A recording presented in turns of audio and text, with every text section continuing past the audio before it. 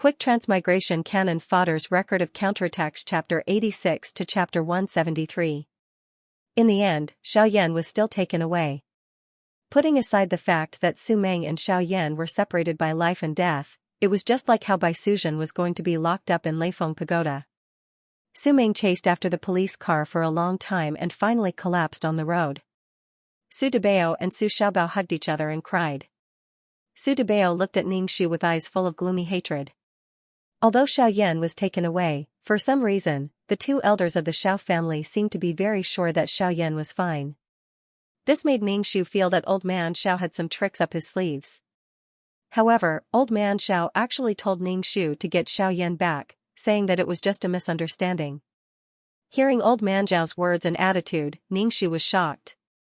Treating the government agency as the servants of the Xiao family, they would let Xiaoyan go just because she said a word. Ningxu didn't pay attention to Old Man Xiao at all and did what she should do. Old Man Xiao was so angry that he hit the floor tiles with his crutch. Ningxu felt that this guy was simply a wooden club. The bank was about to take away the house. Shouldn't he be worried about where to live in the future? Sure enough, not long after Xiaoyan was arrested, the bank came to seal up the whole house. Everything was pasted with a note, indicating that this thing no longer belonged to the Xiao family. Even Mrs. Zhao's jewelry was taken away. Su Meng's small apartment that Xiaoyan gave her was taken away. Su Meng took the two children to the house arranged by Li Shouwen.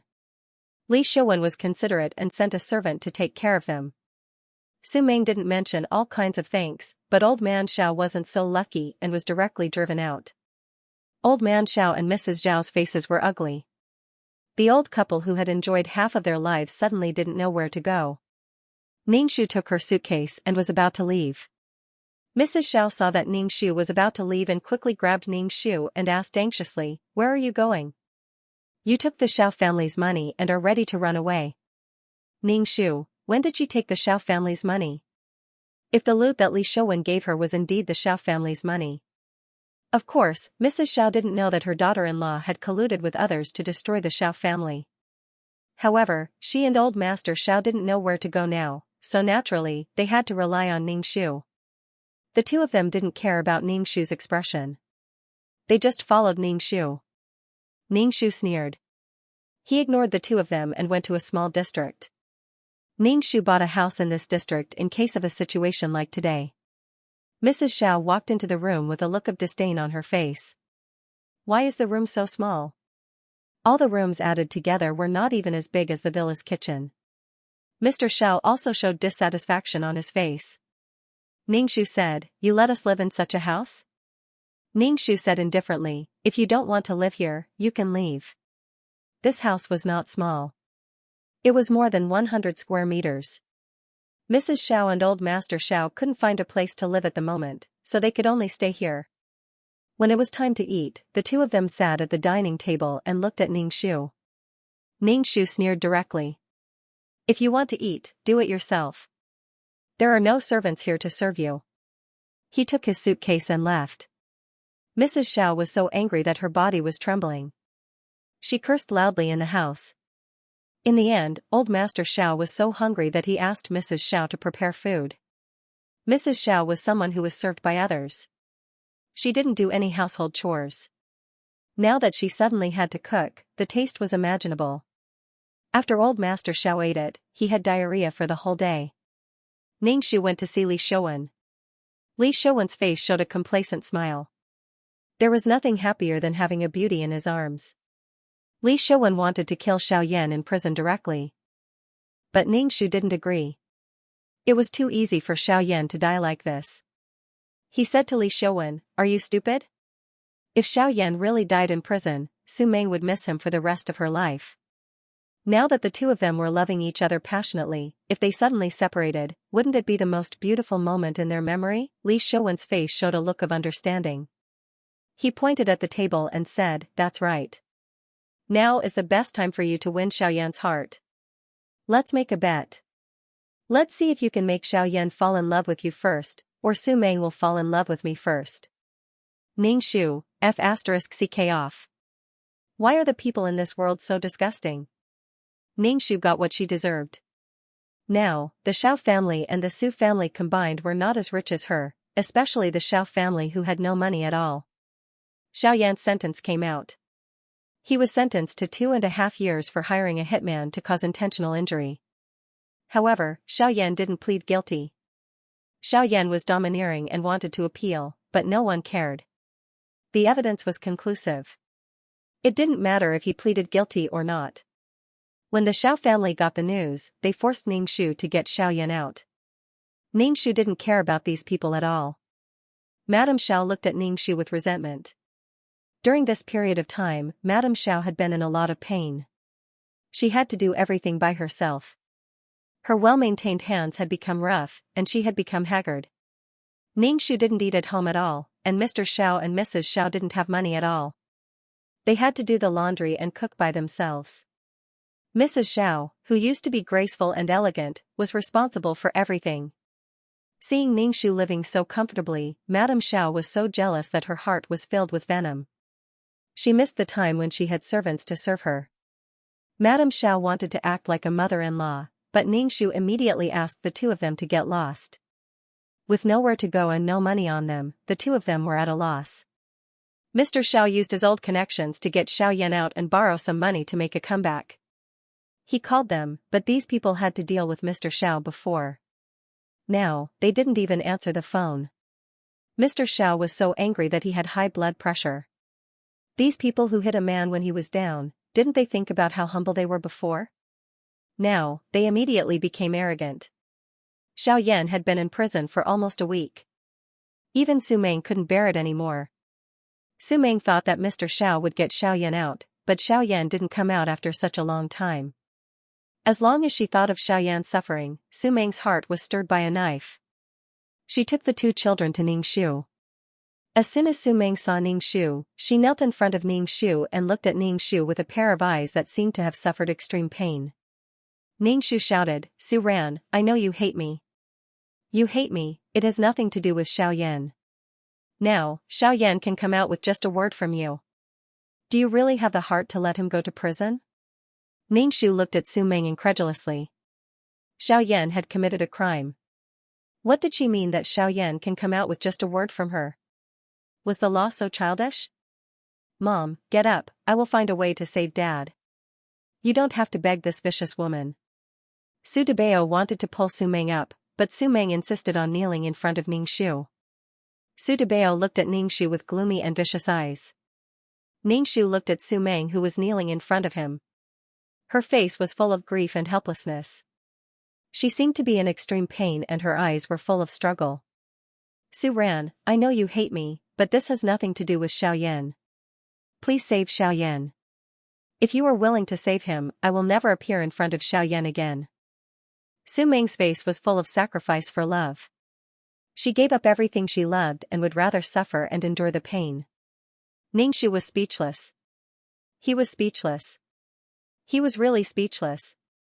Su Meng burst into tears and said, "As long as you promise to let Xiaoyan go, I promise to break up with Xiaoyan." Plop. Mr. Xiao also knelt in front of Ningxu. The muscles on his face trembled as if he had been greatly insulted. He said, "Please find Xiaoyan. In the future, you will be the mistress of the Xiao family and Xiaoyan will not divorce you." When Su Meng heard this, she sat on the ground in a daze. She looked miserable. What was so good about being the mistress of the Xiao family now? First, the Xiao family had no money. Second, Xiaoyan was now a criminal. Even the old couple of the Xiao family had nowhere to go now. What was so attractive about being the mistress of the Xiao family? Why did Mr. Xiao still feel so good about himself? Did he really think that others cared about his son? Ningxu didn't speak and directly called Li Shouwen. After a while, Li Shouwen came. Seeing Su Meng kneeling on the ground, he quickly helped Su Meng up and asked, "Are you okay?" Su Meng shook her head in tears and said sadly, "I'm fine. I'm just too worried about Xiaoyan." When Su Meng said this, Ningxu clearly saw Li Shouwen's face twitch for a moment. Then, he recovered his gentle and considerate look. Was it really okay to mention Xiaoyan in front of Li Shouwen? Was it really okay for Su Meng to provoke Li Shouwen like this? Fortunately, Li Shouwen could hold back. Ningxu said to Li Shouwen, "Tie up your dog." Don't let her run around. Look how crazy she is. Li Xiaowen didn't say anything. He just left with Su Meng, whose body was weak from crying, and Su Debao, whose face was gloomy. Old man Xiao, who had been kneeling on the ground, was already old. After kneeling for such a long time, his legs were numb. Seeing that Ningxu was ignoring him, his face twitched. It was humiliating for a father-in-law to kneel in front of his daughter-in-law. It made old man Xiao, who had been domineering his whole life, feel incomparably humiliated. Therefore, even though old man Xiao was kneeling, he looked at Ningxu with hatred and disgust. Ningxu also felt drunk. Looking at old man Zhao's attitude, a normal person would not save Xiaoyan. Asking for help should have the attitude of asking for help. However, Ningxu really wanted to get Xiaoyan out. 2 years in prison was really too easy for Xiaoyan. What if Xiaoyan became a tyrant in prison and recruited a lot of underlings and became the boss of the underworld when he came out? Xiaoyan was the male lead of this world. He was very lucky. Taking advantage of the fact that Xiaoyan had nothing now, he wanted to get him out and make him completely unable to turn over. Ningxu spent a lot of money and found a lot of connections to get Xiaoyan out. Ningxu looked at Xiaoyan, who was wearing a prison uniform. His head was shaved bald. His appearance had decreased a lot. Xiaoyan's eyes were still unruly, with a sense of superiority. Anyway, Ningxu didn't know where his sense of superiority came from. When Xiaoyan saw Ningxu, his first sentence was, "Su Ran, you vicious woman. Even if you save me, I won't love you." Xiaoyan looked at Ningxu coldly and sat in the car. Ningxu didn't bother to talk to him and drove back to the community. When Xiaoyan walked into the house, his first reaction was the same as old couple Xiao. Old couple Xiao was excited to see Xiaoyan. Mrs. Xiao told Xiaoyan about Ningxu's abominable behavior, which made Xiaoyan look at Ningxu even more coldly. Especially when he heard that Ningxu asked his father to kneel, his eyes were full of murderous intent when he looked at Ningxu. Facing Xiaoyan's expression, Ningxu sneered coldly. Did he really think that all the women in the world loved him and should tolerate him? Xiaoyan was full of depression. He felt like a dragon trapped in shallow water. He locked himself at home and refused to eat. No matter how old man Xiao and Mrs. Xiao tried to persuade him, it was useless. Ningxu looked at the food in front of the door. Since Xiaoyan didn't want to eat, he didn't want to eat. Ningxu directly threw the food into the trash can. Seeing Ningxu's action, Mrs. Xiao was so angry that she gasped, but she didn't dare to say anything. Now the Xiao family had to ask Ningxu for money for everything. If they annoyed Ningxu, Ningxu would refuse to pay and they would starve again. Once, they starved for a whole day. In the end, Mrs. Xiao came to Ningxu to ask for money to eat. Only then did Mrs. Xiao and old man Xiao eat. Every time Mrs. Xiao and old man Xiao looked at Ningxu with hatred and humiliation, but they didn't dare to say anything.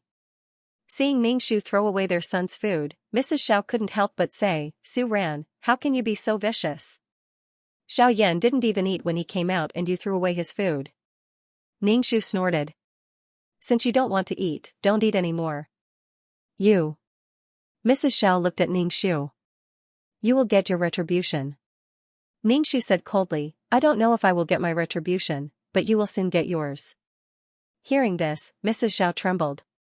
Thinking that she had to take money from Ningxu, she could only swallow her anger. In the end, Xiaoyan came out to eat because he was hungry. Ningxu personally handed the food to Xiaoyan. Xiaoyan looked at Ningxu condescendingly and sneered.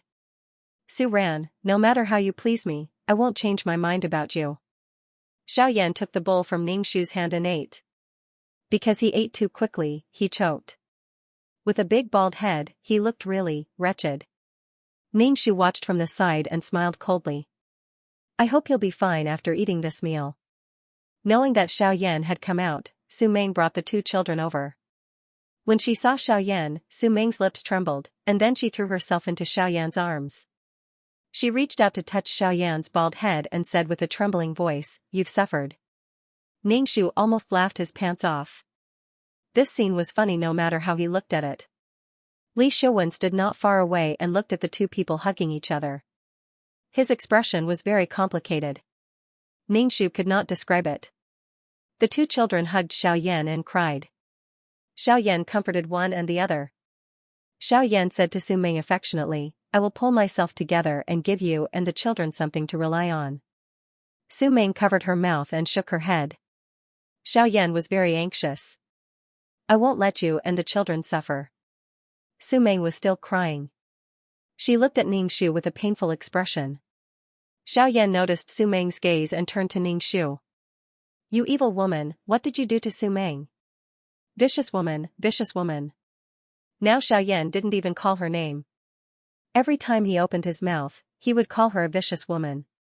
Xiaoyan hugged Su Ming and glared at Ningxu. "If you dare to hurt Su Ming, I won't let you go." Su Ming shook her head at Xiaoyan. "It's none of her business. I decided to leave you. As long as you come out, it's fine." "Xiaoyan, forget me. You are my woman. I won't allow you to run away from me." Xiaoyan hugged Su Ming tightly and roared, with a vicious look in his eyes. "Su Ran, give up. You actually used me to threaten Su Ming. You are vicious." Ningxu didn't know what she had said to Su Ming. It was always Su Ming talking to herself. She was the one who said that she would leave after saving Xiaoyan. Ningxu sneered and tore apart the two people who would never be separated from each other. He directly pushed Su Ming into Li Shouwen's arms, then turned around and slapped Xiaoyan in the face. Then another slap in the face, and then another. Ningxu patted his hands. "Xiaoyan, look at the situation clearly. If you keep calling me a vicious woman, I will let you die miserably, very miserably." Xiaoyan was slapped in the face one after another. From the bankruptcy of the Xiao family, to the imprisonment, and now, even his beloved woman was threatened to leave him. Xiaoyan's heart was burning with anger. Xiaoyan roared and stretched out his hand to hit Ningxu. Ningxu grabbed Xiaoyan's hand and then gave Xiaoyan a handsome shoulder throw. Xiaoyan fell to the ground with a bang. Xiaoyan felt that his waist was about to break. Before he could react, he felt the stiff soles of shoes stepping on his face. Ningxu smiled evilly. He stepped on Xiaoyan's face and rubbed it hard. The people around looked at Ningxu's actions with a dull face. The first to react was Su Debao. He came over and kicked Ningxu, shouting, "Let go of my father, you vicious woman." Ningxu pushed Su Debao away. Su Debao fell to the ground and cried loudly. Su Ming hugged Su Debao. "Su Ran, what did the child do wrong? Why are you treating the child like this? Kids should act like kids. Get out of my house." Ningxu pointed at the door. "Get out of my house. Don't disgust me in front of me." Li Shouwen took Su Ming away. When they left, Su Ming's face was full of pain. She kept looking at Xiaoyan, whose face was bruised and swollen. In the end, she was pulled away by Li Shouwen impatiently. Su Debao turned around and looked at Ningxu, his eyes full of resentment. When Xiaoyan's parents saw their son being beaten like this, they were so angry that they couldn't speak. They didn't dare to say anything, because Ningxu now controlled their lives. Even if they wanted to buy a green onion, they had to ask Ningxu for money. Xiaoyan locked himself in the room again. Then he came out to eat because he was hungry. After eating, he locked himself in the house again. No one knew what he was doing. Old man Xiao was still counting on his son to rise. He found Ningxu and said that he wanted to borrow money from Ningxu to let Xiaoyan do business. Old man Xiao kept saying that the husband and wife should be honored and the couple should work together. Ningxu directly rolled his eyes and ignored Old man Xiao. Old man Xiao was so angry that his heart hurt and his blood pressure soared. He was so humble, but the other party still didn't agree. Not to mention the situation of Xiao family, Su Ming was very sad. She was in pain as if the sky was falling down. Li Shouwen first comforted her. In the end, Li Shouwen couldn't stand it anymore and finally slept with Su Ming. Su Ming felt that the world was about to collapse. This gentleman actually treated her like this when she was the saddest. Su Ming looked like she had nothing to live for. Li Shouwen liked Su Ming in his heart. He was gentle and considerate to Su Ming, but Su Ming still refused to forgive Li Shouwen. Li Shouwen was a little annoyed by Su Ming. Sometimes, he didn't care about Su Ming's feelings and directly pushed Su Ming. After that, Su Ming felt sorry for Xiaoyan and resented Li Xiuwen in her heart. Then Li Xiuwen and Su Ming started a sadistic love story. They slept and cried, cried and slept, slept and woke up again. There was also Su Debao, who had a high IQ. He directly used his hacking skills to invade the bank system and gave a sum of money to Xiaoyan. He wanted Xiaoyan to make a comeback and was determined to let his mother and father be together. Ningxu saw that Xiaoyan, who had been dispirited, suddenly became radiant. He intuitively felt that there was a problem. Then, he beat Xiaoyan very violently and took a bank card from him. After knowing that the money was actually given to Xiaoyan by Su Debao, Ningxu sighed. He was moved by Su Debao's filial piety and then called the police. People like Su Debao, who didn't have a sense of right and wrong, didn't have a country in his heart, and had a high IQ, could definitely become a terrorist. It would be better if the country could control and use him. Otherwise, people like Su Debao would be very dangerous. Probably. Because Su Debao got too much money, the police immediately began to act. No matter how bad Su Debao was, he was only a 6-year-old child. He was caught by a fully armed police. Ningxu knew that Su Debao used a loophole in the bank system to give Xiaoyan hundreds of millions. Hundreds of millions. Su Debao, who was caught, was directly sent to the juvenile detention center. When Su Ming heard the news, she almost fainted from crying.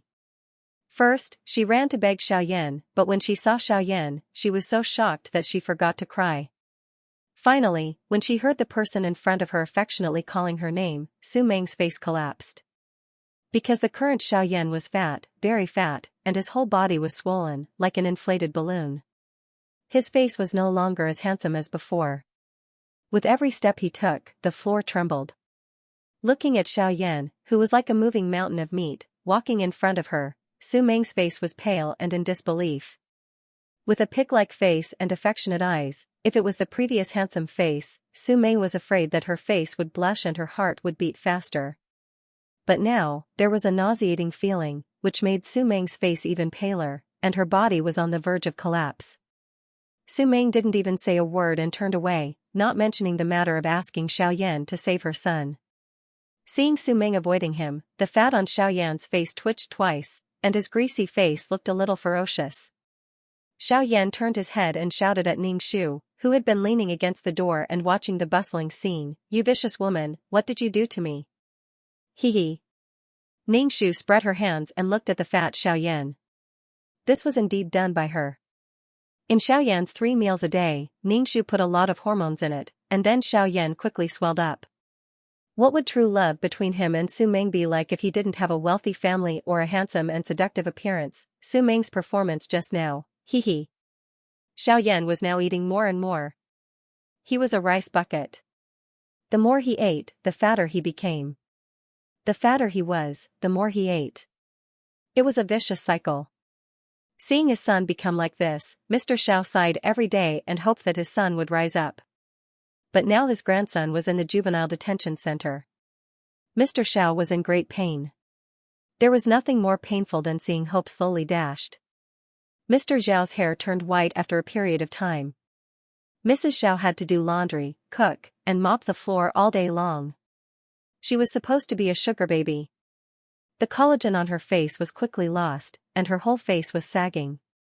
She was no longer as plump and young as before. Now Mrs. Xiao had no time or money to do a facial. The old couple was now struggling at death's door under Ningxu.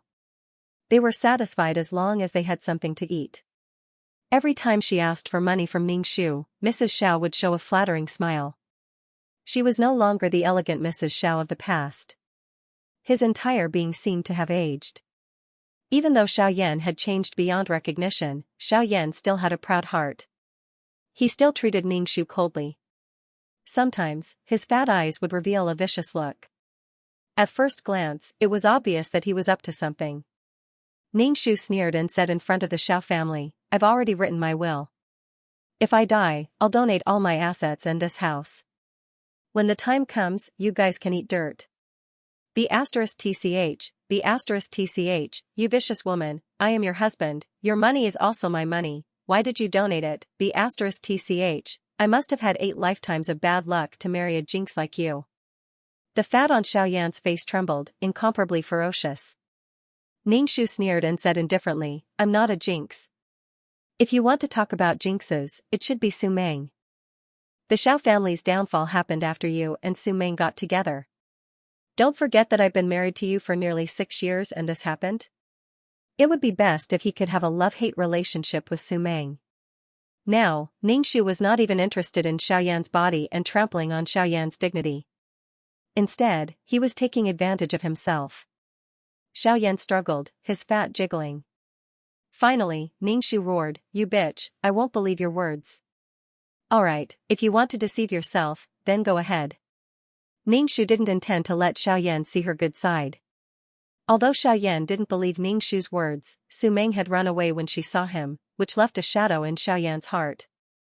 On the other hand, Su Meng wanted to save her son, so she could only beg Li Shouwen. Su Meng put on an expression that said, As long as you save my son, you can do whatever you want. She had sacrificed a lot for the greater good. In her heart, she still felt the pain of betraying Xiaoyan, but she had her own difficulties. In the end, Li Shouwen still went to save Su Debao, but he couldn't even see Su Debao's face. The people in the juvenile detention center directly quarantined Su Debao. They were very strict. Such a young child with such ability, they were determined not to let him into society. Moreover, the people in the juvenile detention center also found that this child's mentality was somewhat twisted. He didn't have a sense of right and wrong at all. He was too dangerous. Even if Li Shouwen had the means to save Su Debao, who was defined as a dangerous person by the country. It would be fine if he could be brainwashed, but if he couldn't be trained, he could only end Su Debao's life at the age of 18. Even Li Shouwen couldn't save Su Debao. Su Meng was completely desperate. She looked like her world was collapsing all day long. She cried and stuttered. Facing a pair of swollen eyelids all day long, Li Shouwen was also a little impatient. The number of times he came to find Su Meng became even less. Su Meng was even more desperate. She felt like she was abandoned by the whole world. She was even sadder. She hugged Su Xiaobao and cried every day. Su Xiaobao's face was wooden and gloomy. He persuaded his mother not to cry. However, after a long time, Su Xiaobao stopped persuading her and just listened to Su Meng cry all day long. Even in such a situation, Su Meng didn't go to find Xiaoyan. It was probably because Xiaoyan's face was too impactful. Then, Li Shouwen got married. The person he married was a rich family's daughter, and not Su Meng. When Su Meng found out about this news, she felt that her world was gloomy. Li Shouwen, that gentle man, also betrayed her. Su Meng felt that God wanted to send all the suffering to her. She was really, really in pain. At the wedding of Li Shouwen and the rich family's daughter, Su Meng asked Li Shouwen with a face full of pain and despair. Why did he betray her? Li Shouwen's face was black at that time. He directly asked people to throw Su Meng out. Ningxu knew that the supporting male lead didn't get together with the female lead. He pursed his lips. Now that he had successfully become the male lead, he actually didn't want to be the female lead anymore. He was so unambitious. Serves him right to be the supporting male lead. However, it seemed that Xiaoyan and Su Meng, the supporting male lead, had been separated. Li Shouwen's halo was also gone. Li Shouwen's new wife was also not a kind person. She directly took back the house that Li Shouwen gave Su Meng and chased Su Meng out. Su Meng, who had nowhere to go, could only find a dirty and small rented house to live. Su Xiaobao, who was already 6 years old, was already at the age of going to school. However, Su Meng didn't seem to have thought of this. She was sad and didn't think of earning money until she ran out of money. Su Meng could only look at Su Xiaobao with a pair of innocent almond eyes. In the end, she said to Su Xiaobao with a strong face, Mommy will definitely work hard to support you. I promise. It wasn't that Su Meng didn't think of looking for Xiaoyan. There was once when she secretly went to look for Xiaoyan. She found that Xiaoyan was now as fat as a pig. Not only that, he was also missing a leg. Because he was too fat, he couldn't sit in a wheelchair and could only sleep on the bed. There was a strange vomit-inducing smell in the house. Of course, the smell was a little unbearable. As for how Xiaoyan lost his leg, it was because Xiaoyan knew that his son was going to be locked up for the rest of his life. He was too anxious, and when he went downstairs, he fell and fractured his leg. It was fine after a plaster cast. When Ning-Shu heard the doctor's words, Ning-Shu exclaimed in surprise. He signed the surgery book and directly said, "Cut it off." After knowing that his leg was gone, Xiaoyan looked as if he had gone crazy. He looked at Ning-Shu with red eyes. "Su Ran, even if I become a ghost, I won't let you go in this life or the next life." Ning-Shu smiled indifferently, looking incomparably cold. However, it made Xiaoyan feel cold to the bone. This woman, Su Meng left and never came to look for Xiaoyan again. When Ning-Shu found out, he just smiled indifferently and didn't say anything. True love was just like that. They didn't have to worry about daily necessities. They had endless money to spend on romance. They didn't have to do anything. They didn't have to worry about "I love you, you love him, and he loves her" all day long. It was an unparalleled and beautiful love that was untainted by the world. Su Xiaobao sat in front of the door of the dilapidated and dirty rented apartment. His face was a little dirty, and he no longer looked as innocent and cute as before. He heard moaning and panting sounds coming from the door. Not long after, a fat man came out. When he saw Su Xiaobao, his eyes were filled with lust. Su Xiaobao walked into the room. There was a strange smell in the room. Su Meng was lying on the bed with a blush on her face. Seeing Su Xiaobao come in, Su Meng passed the money to him, saying that it was for today's meal. Su Xiaobao took the money with a blank face. Ning-Shu knew that Su Meng had walked down the path of Su Ran in the original plot, selling her body to live. He was a little stunned, but it was normal.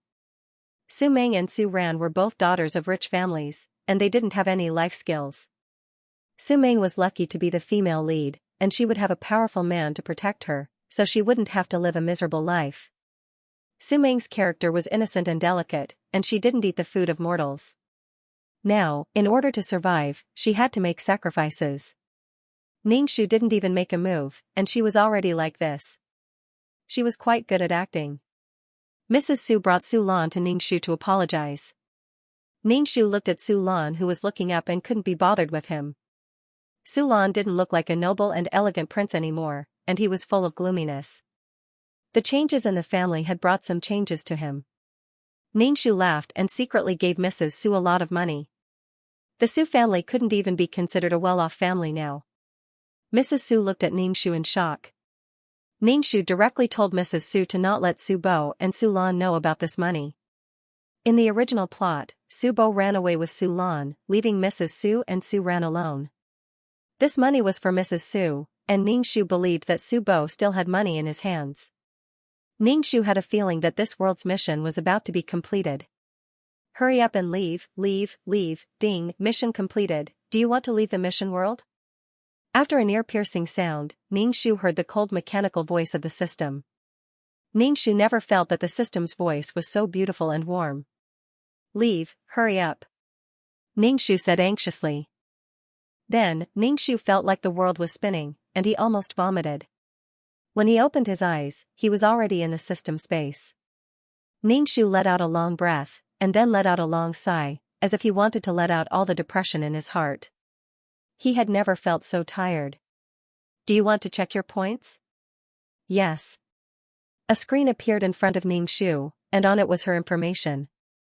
Number, 23333 Name, Ning Age, 27 Age, 27 EXP, 8,600, 8,600/10,000, Soul Value, 60 Health Value, 50 Intelligence, 80 Charm, 1 Luck, 25, 3, Spirit, 121 20 Combat Power, 10 Potential, 24, 2, Merit, 2 Skills, 5 Ring Spear Technique, Trash Fighting Technique, Trash Peerless Martial Arts Beginners Trash Honorary Title, Goddess of War. When Ning-Shu saw that she only had 1,500 points this time, she felt terrible.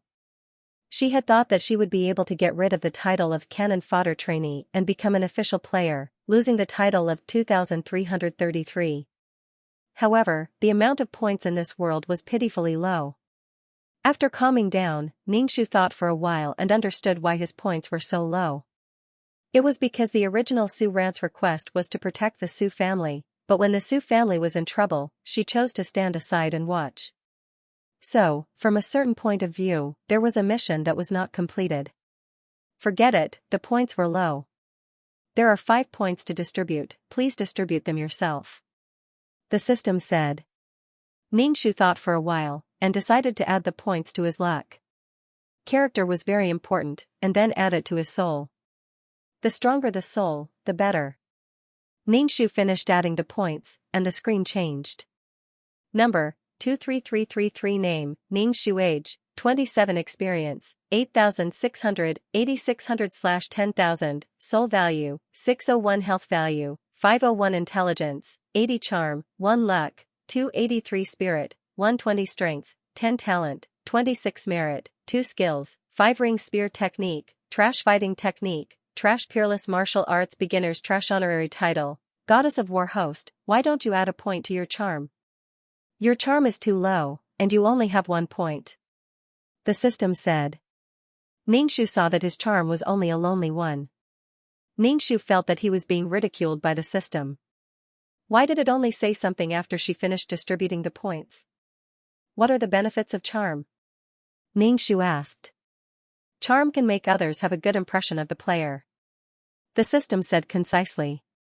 Okay, it sounded like cheating, why didn't it say so earlier? Forget it, if I don't have charm, I'll just use violence to solve the problem. Ningxu sat in the space and began to circulate his peerless martial arts. He began to absorb the matter in the space that could strengthen his soul.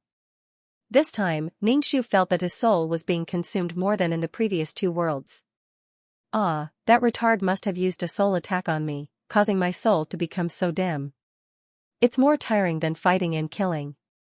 Ningxu closed his eyes, relaxed his mind, and settled his thoughts. After an unknown amount of time, Ningxu opened his eyes and saw that his soul had become a little stronger. There was an indescribable joy in his heart, and he shouted, System, I want to enter the mission world. Wait, I want to ask what the next world is. Ningxu didn't even finish his words when the world started to spin, and his whole body became unwell. By the time Ningxu had almost completely fused with this body, before she opened her eyes, she felt someone kick her leg.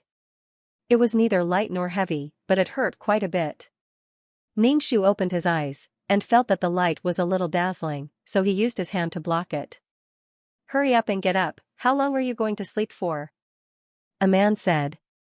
Ningxu put down the hand in front of his eyes, and only then did he see the man in front of him. He looked very ordinary, about 30 or 40 years old, and he was wearing a t-shirt with some dirty things on it. He was so ordinary that if he was thrown into a crowd, he wouldn't attract attention. However, Ningxu's body tensed up, and he felt that the person in front of him was very dangerous. Hurry up and eat, what are you dawdling for? You're the only one dawdling all the way here. The man said to Ningxu in a bad mood. He walked in front and muttered, I don't know why the officer called her here. Ningxu followed behind the man. Now that he had just arrived in this world, and he hadn't accepted the plot, he was really confused. He looked around, and it seemed to be an abandoned factory. Ningxu touched his waist, and he actually felt a gun. Suddenly, his heart was filled with a sense of security, at least he had something to protect his life. Ningxu's nose twitched. She didn't know if it was her imagination, but she felt that the air was filled with a strange smell. When she breathed it into her lungs, it felt as if there was sand scraping against her lungs. There was a burning sensation, and when she looked at the sky from afar, she felt that the sky was always gray. Damn, he had a bad feeling. Ningxu followed the man in front of her into the room. There were 4 other people in the room. Seeing Ningxu enter the room, they just glanced at her and continued eating. Ningxu vaguely sensed that these people were very disdainful of her. Eat something, you're still a child. The man who asked Ningxu to eat before pushed a box of biscuits and a bottle of water in front of Ningxu. Ningxu thanked him and looked around the room. She found that there was another woman in the room. Her expression was very cold. She wore tight clothes that were convenient for movement, outlining her curvaceous figure. She was a cold and elegant woman. She secretly observed the other people and found another man. He was very handsome and had an unrestrained temperament. However, his eyes were cold. When he turned his head and met Ningxu's eyes, Ningxu felt cold all over. This person had a murderous aura towards her. Although this murderous aura was very subtle, Ningxu still felt it. After looking around, except for a man and a woman who were very good-looking, the others were very ordinary. They were so ordinary that one would forget what they looked like after a glance. Ningxu suddenly wanted to find a mirror to see what this body looked like. Could it be the same as the others, the same existence that set off these two people? What's the situation now? The feeling of not knowing anything is really bad. Ningxu took a bite of the biscuit and almost broke her teeth. What kind of biscuit is so hard? Seeing that the others had finished eating the biscuits, Ningxu didn't care whether the biscuits were hard or not. She mixed the biscuits with water and ate them all. Now Ningxu just wanted to find a place to receive the plot. She was dumbfounded. Finished eating, finished eating. Let's plan which direction to go next. The handsome man said. His voice was unexpectedly fancy. How was it fancy? It was just that when he spoke, he had the feeling of a playboy, giving people a romantic feeling. Even so, Ningxu felt that he was very dangerous. Ningxu didn't say anything because she didn't know what to say. One of the men looked annoyed and dissatisfied. This lunatic can really run. Where did he go? Lunatic? What lunatic? Ningxu was dumbfounded and didn't say anything. I think we should keep going forward. If we keep going forward, we'll reach the border. That's where the zombies haven't spread. Madman should have gone there, and he knows that the country is looking for him. The woman's attitude was very cold. Wait, zombies, zombies. Ningxu only wanted to quickly receive the plot. While everyone was discussing, Ningxu didn't say a word. However, the other 5 people didn't care at all. They ignored Ningxu's existence. After the discussion, they all got into the off-road vehicle. Ningxu also got into the car and asked the man sitting opposite him, "What lunatic? Are you really stupid? Usually your brain isn't clear. Now you even forgot the mission after sleeping?" The man sitting opposite him said in a very bad tone. Ningxu immediately closed her mouth. This body's name is Hua Duo, forget it, I'll find a chance to receive the plot. Ningxu looked out of the car for a while. It was clearly a highway, but there were almost no cars on the road. Along the way, there were no cars at all. After looking for a while, Ningxu withdrew her gaze and meditated in the car. She wanted to see if she could cultivate peerless martial arts in this world. In any case, she had to have strength to complete the mission. After an unknown amount of time, Ningxu's body finally had a trace of qi.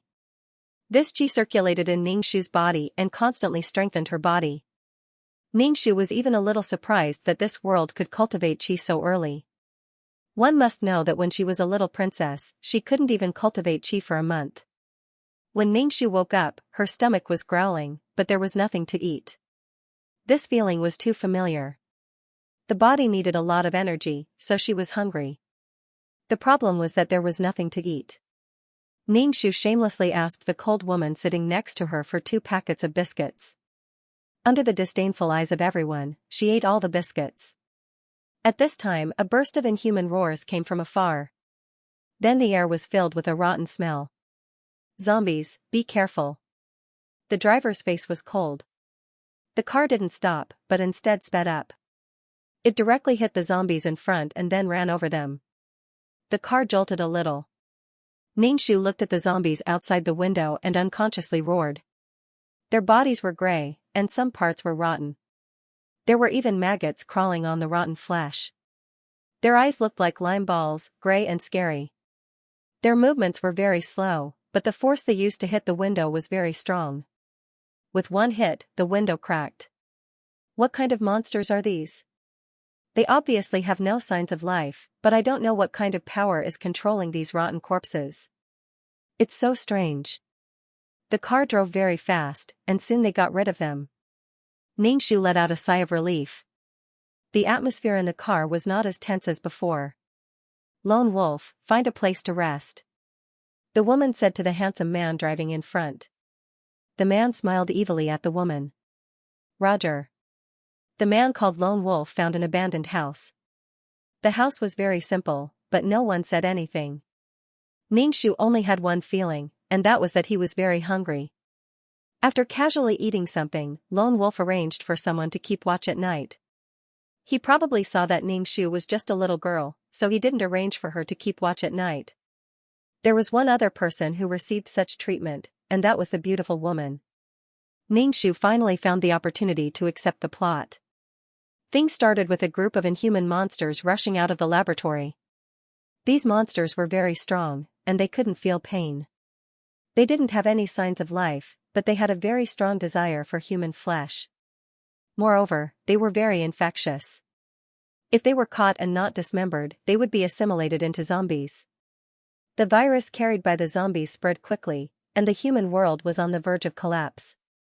But now Ningshu was even more devastated. Because the person who created these monsters was the genetic scientist, the school doctor uncle, who was codenamed Crazy. Uncle, you are so awesome. Is your family man-made? You turned a beautiful school world into a doomsday world. Uncle, why don't you go to heaven? This body was called Flower, and she was a member of the special agent team. She was only 17 years old, and this was her first mission in her life. Her mission was to find this crazy man and seize the gene fluid in his hands.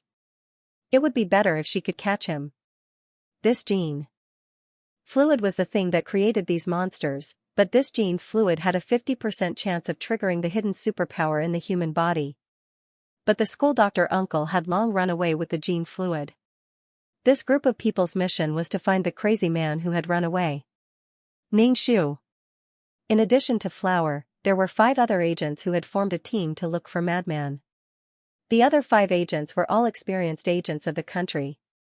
It was the first time this body went on a mission and became a hindrance to the team. Therefore, the attitude of the team members towards Flower was very bad. In fact, Flower did not know that the agents in the team had already turned to codename Lone Wolf and Young Phoenix. They had already betrayed the country. After finding the gene fluid, they directly injected it. Moreover, the 5 of them awakened their abilities and built a base. At this time, more and more people were infected. The country also fell apart, and the bases rose one after another to resist the zombies. Flower was also killed the moment the team obtained the gene fluid. She was thrown into the zombie crowd and dismembered. She did not even have the chance to become a zombie. Well, this little girl could not even be considered a supporting female lead. She could only be considered a small cannon fodder, an insignificant cannon fodder. Then Lone Wolf and Young Phoenix should be the male and female leads. The other agents were ordinary, but Lone Wolf and Young Phoenix were capricious. The male lead was handsome and tall, while the female lead was cold and elegant. The original owner's wish was, 1. To survive in this apocalyptic world. 2. To give the gene fluid to the country and not let Young Phoenix and Lone Wolf take it. Ningshu looked at the 2 people's mission. He felt that it was easier than the previous missions. Easy my ass. Snatching something from the male and female leads was not an ordinary difficulty. Ningshu could also understand why the original owner wanted to give the gene fluid to the country. In fact, the original owner did not have the concept of a country. She only wanted to do it for the leader of the agent team. This leader raised her and trained her. She wanted to work hard to complete the mission to repay the leader's kindness. Well, he felt that this girl was quite naive and cute. She did not even know what was happening in the team. Why was it that every mission was so lousy? Moreover, the plot did not mention what happened to the mad scientist who caused the world to become like this. The team found the gene fluid in a simple laboratory. F***ck, it felt like the school doctor uncle was a transcendent existence. The scourge lived for 1,000 years. The uncle was going to go down in history forever and be infamous for 10,000 years. He directly changed the entire human world. A new favorite had appeared in the world. Then, the previous female lead, Ling Shui, was probably dead. Heaven and Earth's fate would choose a new favorite and redistribute fate. It was a sad story. Ningshu wanted to cry. Mama, this world is so dangerous. Not only are there zombies, but there are also teammates who want to kill her. Hey, wake up. You've been sleeping all day. Ningshu was kicked by someone. When he opened his eyes, the sky was already bright. Ningshu looked at the man. This man's code name was Tarantula, and he was an expert in all kinds of firearms. At this moment, Tarantula looked at Ningxu with an impatient expression. You are an agent. Don't you even have the most basic vigilance? You can sleep until dawn. People like you should be eaten by zombies. Ningxu did not speak. His expression was as ignorant as usual as he followed Tarantula into the team. Today, they were eating hardtack again. Ningxu did not care if he was used to it and finished everything because he was really hungry. Looking around, Ningxu found that Lone Wolf and Young Phoenix were not in the team at all. He could not help but ask Tarantula, where did the captain go? The team leader was Lone Wolf, and Young Phoenix was not in the team. Ningxu guessed very shamelessly that the two of them might have gone somewhere to have sex. Just take care of yourself. Why do you care about others? Tarantula said in a bad mood. The others also looked at Ningxu as if they didn't care about her. Ningxu was thinking in his heart. Should he directly leave the team and look for the gene fluid by himself? However, this plan was a bit risky. He had no supplies, no water, and no food.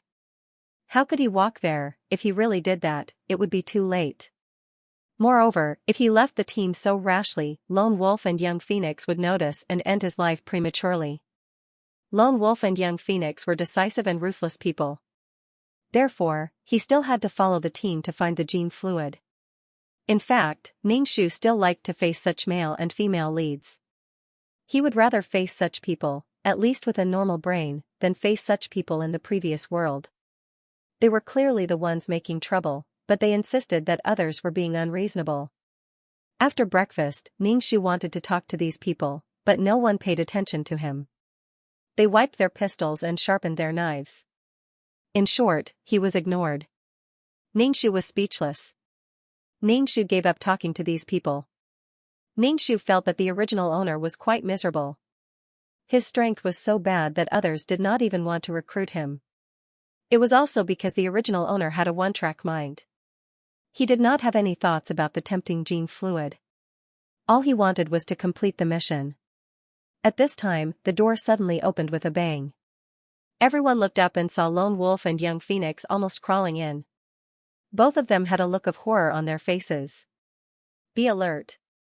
Lone Wolf's face was dignified as he stood in front of Young Phoenix. Captain, what happened? Tarantula asked Lone Wolf, holding a gun in his hand and looking around vigilantly. Ningxu pulled out his gun when the two people came in. He felt a strong pressure coming closer and closer. These two people must have provoked something. The protagonist had a constitution of accidents. When he provoked something he could not resist, he would be miserable. Those who died were all cannon fodder, but the protagonist was fine. Ningxu's forehead was covered in cold sweat. A strong pressure almost crushed his heart. Everyone in the room had a very serious expression. Even Young Phoenix, who had always been noble and cold, had a pale face. Ningxu took a step back and silently hid behind the team. Lone Wolf in front looked at Ningxu with disdain. Ningxu did not care. He was the one who provoked them, so why did he have to look down on others? Just when everyone's nerves were high, a figure suddenly appeared at the door. It was so fast that no one could react. Ningxu took the lead and fired a shot at the afterimage. Ningxu was stunned for a moment, and a human figure appeared in front of her. In front of her was a magnified face with a pale face. At first glance, she knew that it was a zombie, but this zombie was not as rotten as the other zombies, and its movements were more flexible than the other zombies. This was an evolved variant zombie. Ningxu turned around and ran away without thinking. She couldn't fight against this thing. The zombie was entangled by other people, so Ningxu managed to escape the disaster. For a time, darts, hidden weapons, and bullets were thrown at the zombie, but what made everyone collapse was that the zombie dodged them one by one. Ningxu's jaw dropped to the ground. The apocalypse had just begun, and suddenly such a powerful thing appeared. This kind of thing was simply a killing machine. At least for now, humans had no power to resist. Lone Wolf and Young Phoenix were really good at it. Roar, roar, the roar of the zombies came from afar, and it sounded like there were a lot of them. There was still a big guy in front of them that had not been dealt with, and now they were surrounded by zombies. Ningxu looked at the zombies that were using all kinds of skills, but even bullets could not do anything to this zombie, it was really too fast. Ningxu felt that the zombie's eyes were focused on her, it was a kind of naked desire for food. F*ck, this zombie wants to eat me? There were more and more zombies around, and the rotten smell made people want to vomit. Ningxu shot the zombie that wanted to catch her, and looked at the zombie that was entangled by Lone Wolf. Ningxu felt that this zombie was fighting with this team. Did Lone Wolf and Young Phoenix provoke this zombie? Suddenly, Ningxu's hair stood up, and a cold breath came from behind. Ningxu did not think and dodged, rolling on the ground to avoid the zombie's attack. Ningxu and Young Phoenix shouted, "Did you take something?" Young Phoenix quickly shook her head, "No, I didn't." Ningxu felt that something was wrong, since she did not take anything, why did she fight to the death? "Everyone get in the car, get in the car." Lone Wolf shouted to the others, and took the lead to get in the car, and shouted to Young Phoenix, "Get in the car, we can't deal with this zombie." Ningxu quickly got in the car and slammed the door. Everyone was still in shock. Ningxu gasped, looked around, and found that there was one less person in the car, one dead. There was a change in the plot, in the original plot, except for Ningxu, the cannon Fodder, who died, the others were fine, and finally awakened the ability. Young Phoenix tightly bit her lips, her face was pale, and she looked very nervous, excited, and worried. Ningxu intuitively felt that Young Phoenix was hiding something from them. Bang! Suddenly there was a loud noise on the roof, the mutated zombie was actually on the roof. Ningxu had a very bad feeling. Hearing the loud sounds coming from the roof of the car, Ningxu gripped the gun in his hand tightly. Ningxu slammed on the brakes and accelerator, trying to get rid of the zombie on top of the car. The car was very bumpy, and Ningxu almost vomited, but the zombie on top of the car was like a gecko, he couldn't get rid of it. Ningxu turned around and saw a human head outside the car window. It was a gray-white zombie face. Ningxu turned his head stiffly. What was going to happen now? The zombies were going against them. The sound on the roof of the car was still going on. There were cracks on the roof, and the sound was very loud. The windows were also shattered. Ningxu fired a shot at the zombie's outstretched hand. The bullet grazed the gray palm and did not cause any damage to the zombie. Invulnerability. This was too abnormal. How was he supposed to fight? What are you doing? You will only anger him, Young Phoenix, Ningxu shouted. Now that the situation was like this, who cared about anger? F*ck, the car is out of gas, Lone Wolf, who was driving, shouted. Sure enough, the car stopped after a while. The zombie that had been on the roof of the car jumped down and aimed at Young Phoenix's chest. Ningxu was speechless. Was the zombie a pervert? Young Phoenix, who was attacked, turned pale. Facing the zombie's attack, she seemed to have lost the ability to resist. Her expression was blank. Young Phoenix, quickly dodge, Lone Wolf shouted at Young Phoenix and fired at the zombie. Surprisingly, the zombie didn't attack Young Phoenix. Instead, it pulled something out of her neck. Ningxu held her gun and squinted at the thing in the zombie's hand. It was a glass bottle, and it shone brightly under the sunlight. The transparent liquid in the glass bottle was thicker than ordinary water. What was this? The zombie stole the gene fluid. Young Phoenix shouted. Everyone else was stunned. Gene fluid? Young Phoenix found the gene fluid. Ningxu's expression was a bit strange. What did the zombie want the gene fluid for? There was no such thing in the plot. There's no time to explain. Anyway, we have to get the gene fluid back first, Young Phoenix shouted. Seeing that the gene fluid was in its hands, the zombie did not bother with Ningxu's group. It grabbed the gene fluid and planned to leave. Quickly stop it. We have to get the gene fluid, Lone Wolf shouted at the four people. Ningxu rolled his eyes. It was obvious that they could not win. Why should they fight? However, Ningxu's actions were not slow. Shooting at the zombie was useless. Shouldn't they be glad that the zombie did not want to kill them? The zombie seemed to be angered. It roared at the five people with a ferocious expression and rushed toward Ningxu first.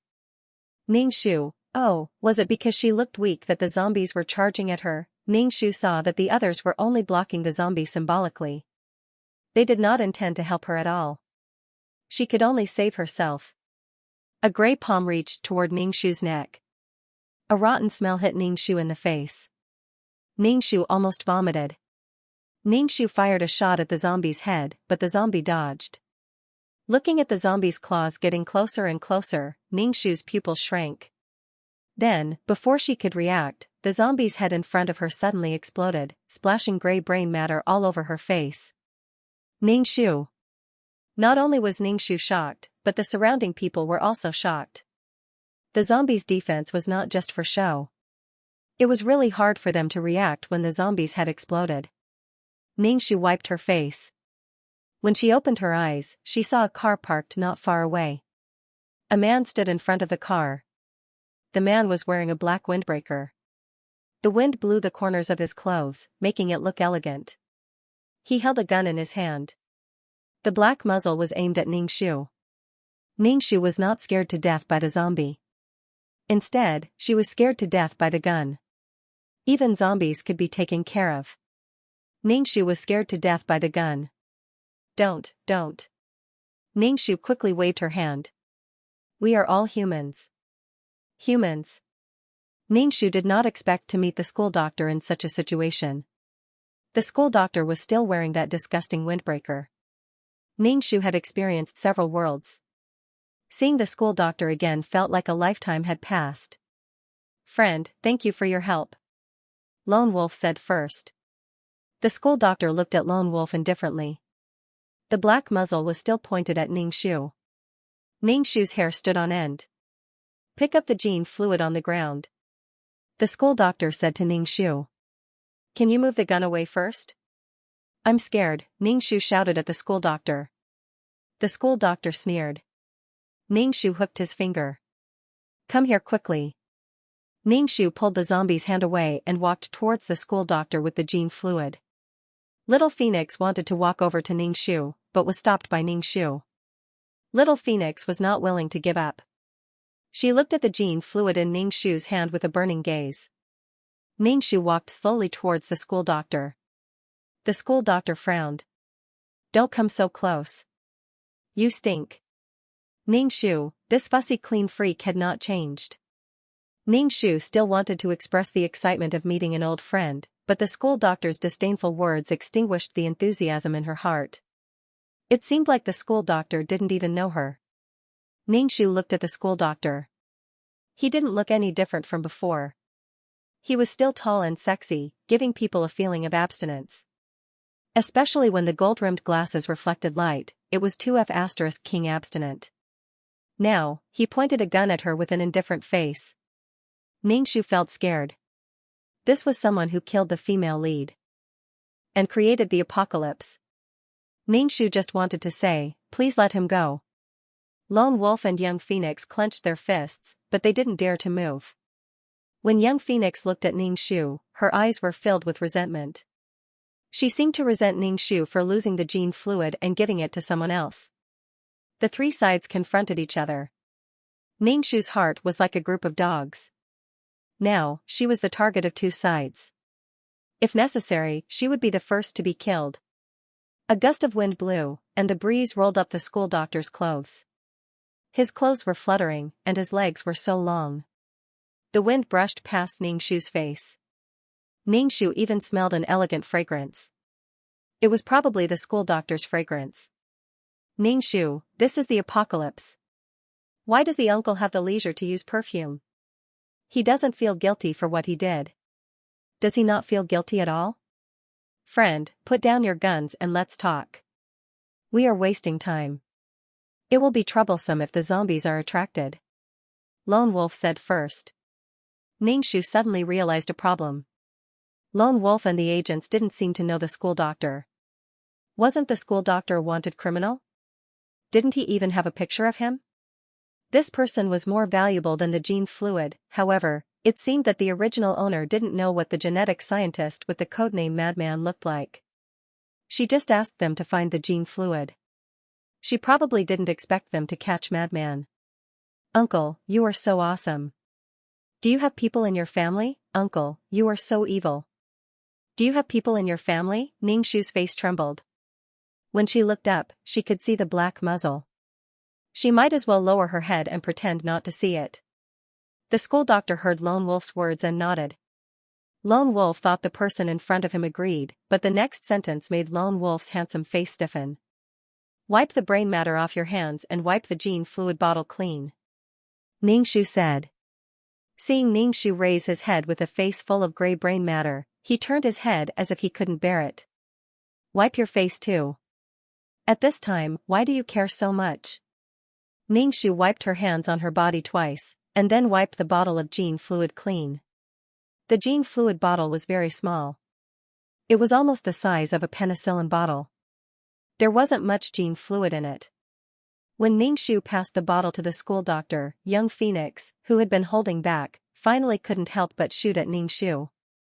Ningxu had been guarding against young Phoenix and Lone Wolf.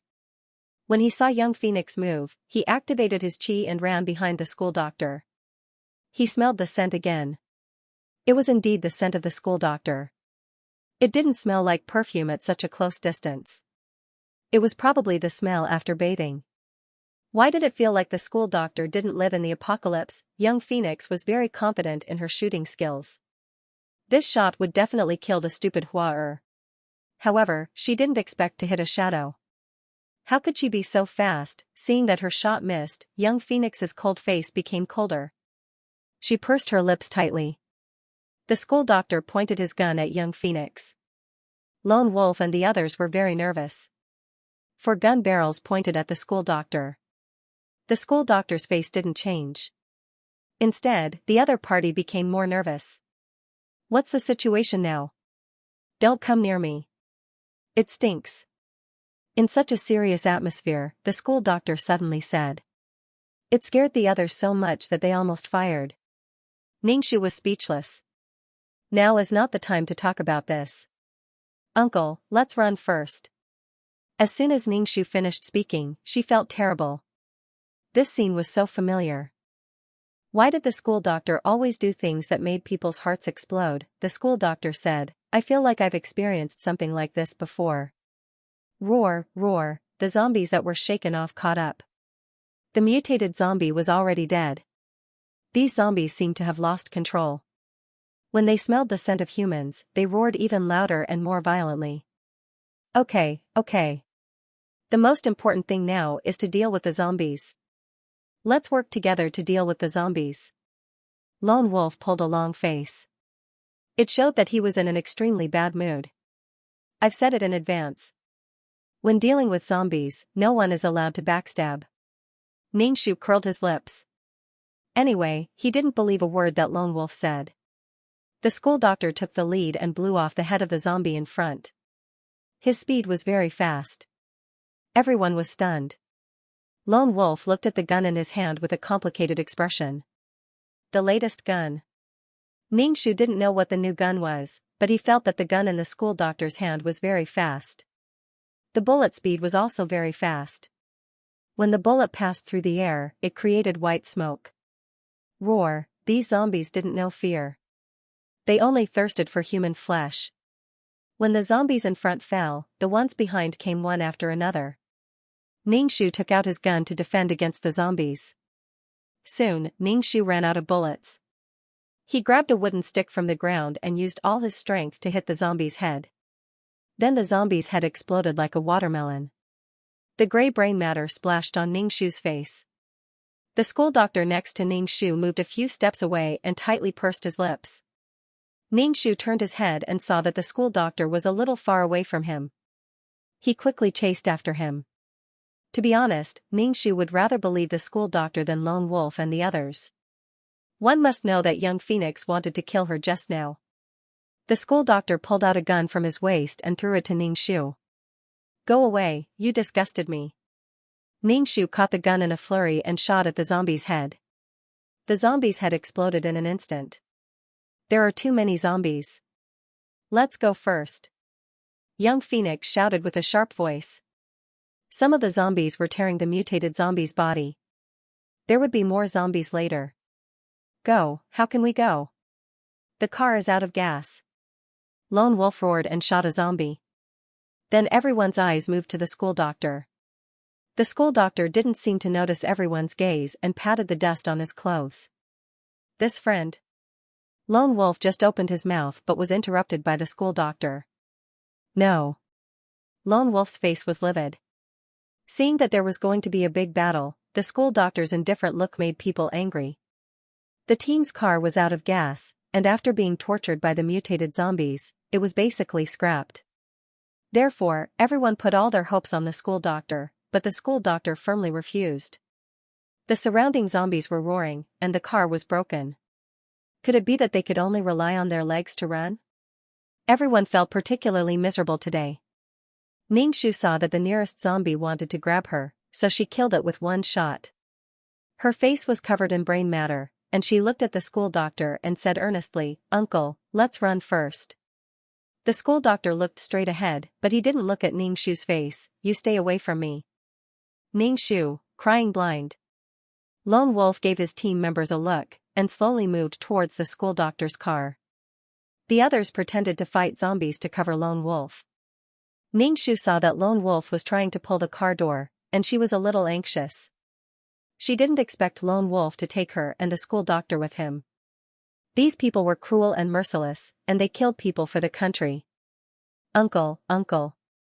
Xianxia wanted to reach out and pull the school doctor's clothes, but the school doctor quickly dodged. Xianxia anxiously said, "Uncle, they're going to take your car." Was it going to be the same as the plot, and get dismembered by the zombies? The school doctor suddenly reached out and grabbed Xianxia's collar, making her stand in front of him. Xianxia didn't have time to react, and then she saw a zombie not far away suddenly explode, and then the brain matter splattered on Xianxia's face. "Xianxia, F***ck, this bitch." Xianxia angrily turned around and saw that the school doctor had already left. She didn't have time to be angry and hurriedly followed him. Lone Wolf was still struggling with the car door, and even wanted to open the hood, but the car couldn't be opened. Young Phoenix and the others were anxious, and they didn't even want to deal with the zombies, so they came to help. Even after using all the skills of the Special Agent Agency, they still couldn't pry open the tortoiseshell out of the car. The school doctor took out the car key, and the car made a sound of unlocking. Lone Wolf thought that it would be a piece of cake to open the door and start the car when the car was unlocked. However, he felt something cold on his head. Lone Wolf didn't want to experience the taste of the gun. He raised his hand, his handsome face a little twisted. "This is a misunderstanding." Lone Wolf squeezed out the words from his throat. The school doctor snorted and took the lead to enter the car. Xianxia shamelessly sat in the front passenger seat. Looking at the enclosed cars, Xianxia suddenly felt very safe. Lone Wolf and the rest saw that the man who had appeared out of nowhere did not seem to want to take them away. Their faces were filled with anxiety as they tapped on the car window. Their mouths opened and closed, but they could not hear what they were saying. The soundproofing effect was amazing. The surrounding zombies surrounded them again. Gulang's heart was burning with anger. Damn it, there was no end to it. Young Phoenix tapped on the car window beside the school doctor. Her cold face was full of anxiety, and there was a trace of begging. The school doctor squinted at the woman. The car window was opened. Young Phoenix quickly grabbed the school doctor's clothes and shouted, "Please take us away, please." Young Phoenix looked at the school doctor pitifully. The school doctor looked at his clothes coldly and silently pressed the window button. The window immediately went up. Young Phoenix was afraid that her hand would be stuck, so she could only let go of the school doctor's clothes. She took back her hand and looked at the school doctor dumbfoundedly. "Isn't this a joke? If you don't want to, why did you open the window?" Only Xianxia knew why. The school doctor's obsessive-compulsive disorder and misophobia acted up. In comparison, Xianxia found that the school doctor was more lenient to her. He only let the zombies splash her face with brain matter. The brain matter was not scary at all. Xianxia looked at the school doctor. His side face was very cold. There was not even a speck of dust on his black coat. His legs looked especially long as he sat on the car seat. His whole body exuded a temperament of abstinence.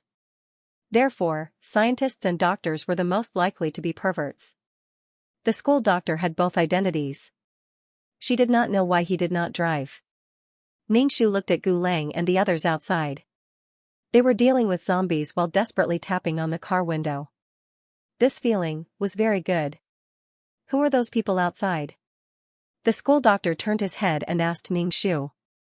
But then he immediately turned his head back and stretched out his slender fingers to take a piece of paper and threw it to Ningxu. Ningxu took the paper and wiped the brain matter on her face.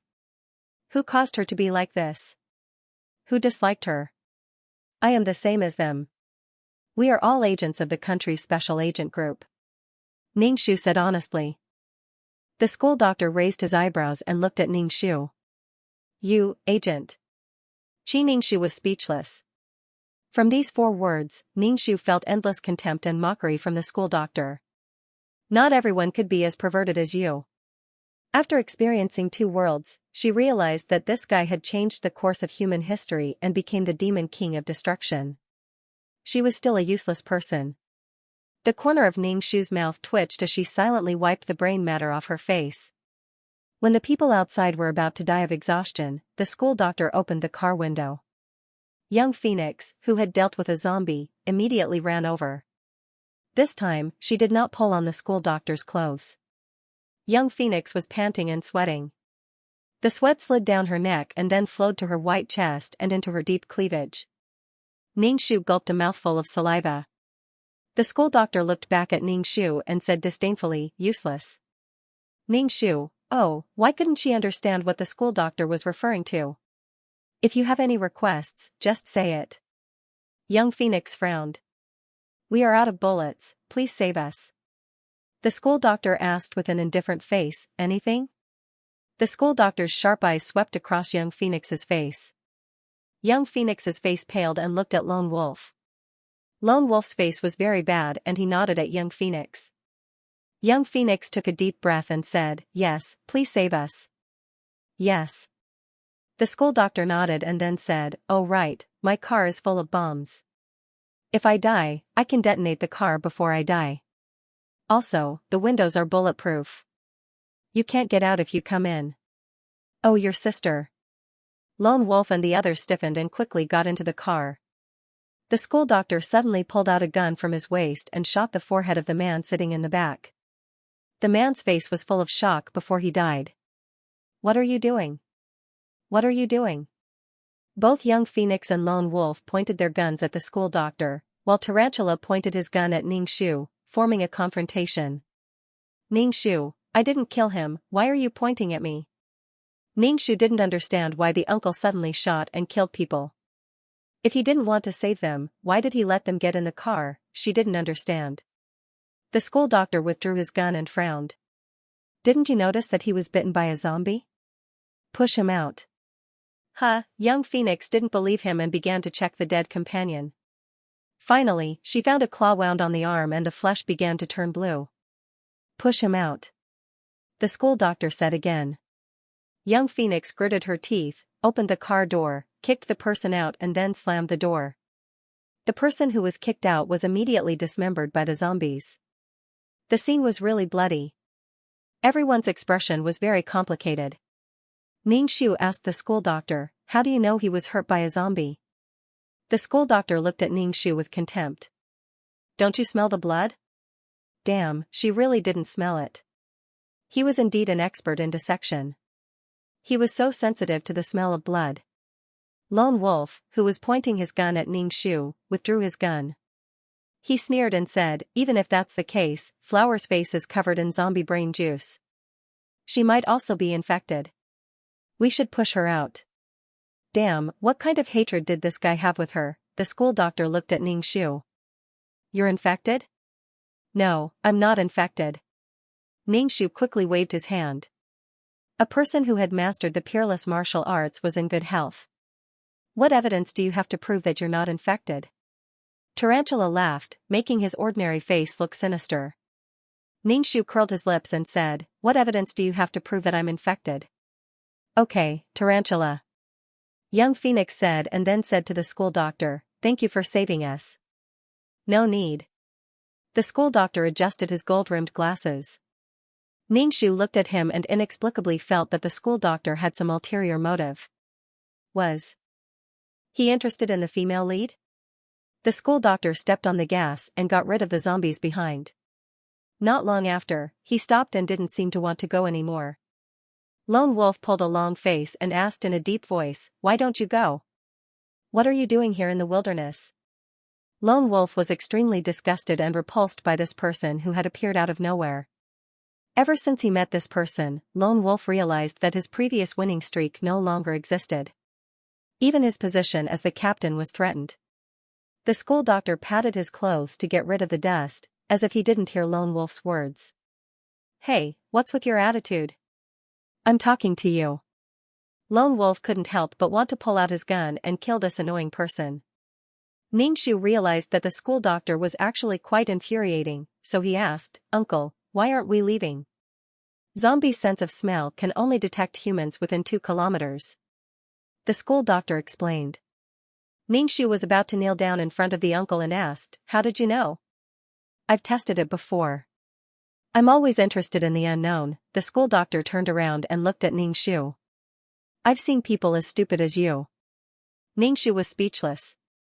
Xianxia laughed dryly and didn't answer. Lone Wolf fidgeted with his hair and said, "Even so, are we just going to stay here and wait for the zombies to catch up? Then run for 2 kilometers and wait for the zombies to catch up?" The school doctor looked at Lone Wolf coldly, his gold-rimmed glasses glowing with a cold light. He said, "If you mess with your hair again and make the car full of dust, I'll kill you." Lone Wolf's hand froze. He wanted to ignore him, but when he saw the gun on the man's waist, he finally put down his hand in annoyance. Xianxia's mouth twitched. "Uncle, you're exaggerating.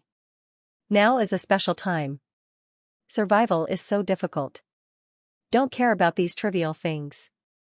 Seeing the man's strength, young Phoenix and Tarantula didn't dare to speak. Young Phoenix held Lone Wolf's hand and asked him to bear with it. Lone Wolf was even angrier. Losing face in front of his woman was really damaging to his self-esteem as a man. "By the way, I don't have any extra food for you, so you have to go back and find your own supplies," the school doctor said lightly. Everyone was speechless. After a while, everyone returned to the place where the battle took place. The zombies were gone, but the broken van was still there. Lone Wolf took the lead to get out of the car to check if the supplies were still there. Xianxia also wanted to get out of the car to help, but he was stopped by the school doctor. "You sit here. You'll only cause trouble if you go out." Xianxia was speechless. However, Xianxia did not get out of the car. She sat in the car with the school doctor.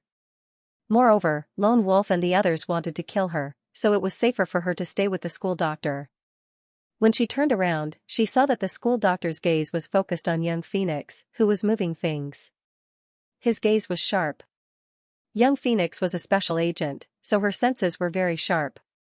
Naturally, she could feel that someone was looking at her, causing her muscles to tense up. This man's eyes were really sharp, so strong that it made people unable to breathe. Xianxia asked, "Uncle, do you like young Phoenix?" "Like?" The school doctor smiled faintly. His face looked a lot gentler, but Xianxia felt that it was even more sinister. "I'm a little interested." The school doctor's slender fingers tapped on the steering wheel. Xianxia had a feeling of wanting to mourn for young Phoenix.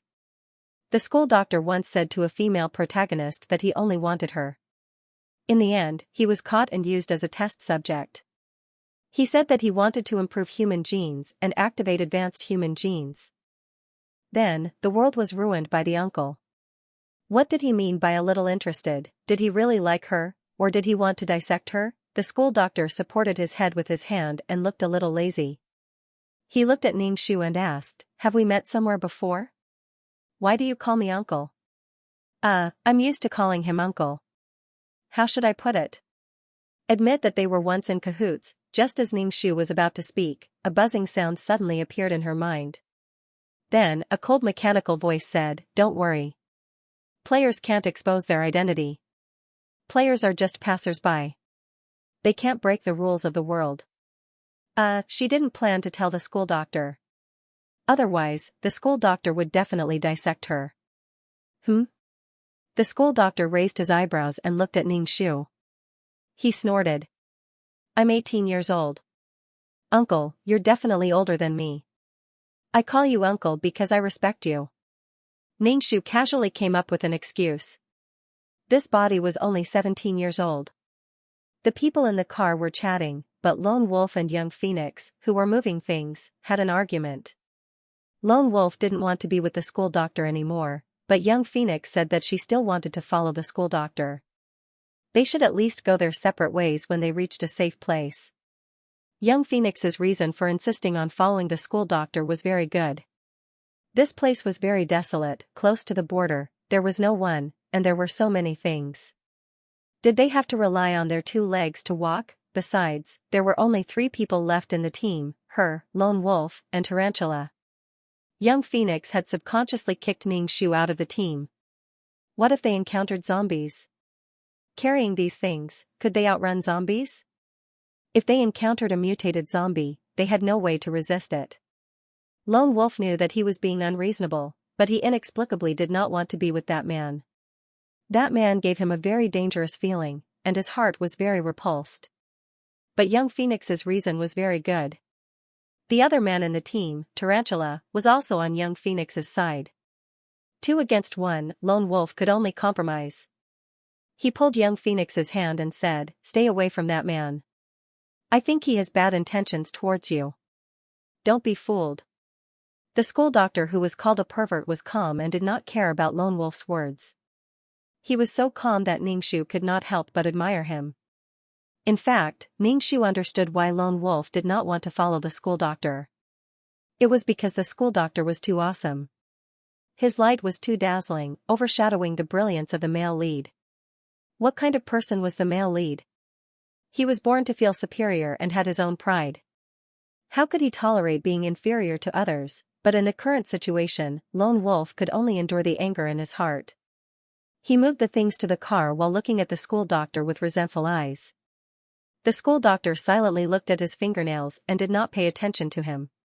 Lone Wolf's handsome face was livid with anger. When the things were moved, the 3 people got on the car. Tarantula saw the leisurely Ningshu and could not help but say, "Some people only know how to eat for free and don't know how to help. What did she do to offend this guy? He was always looking for trouble with her. Didn't you move up?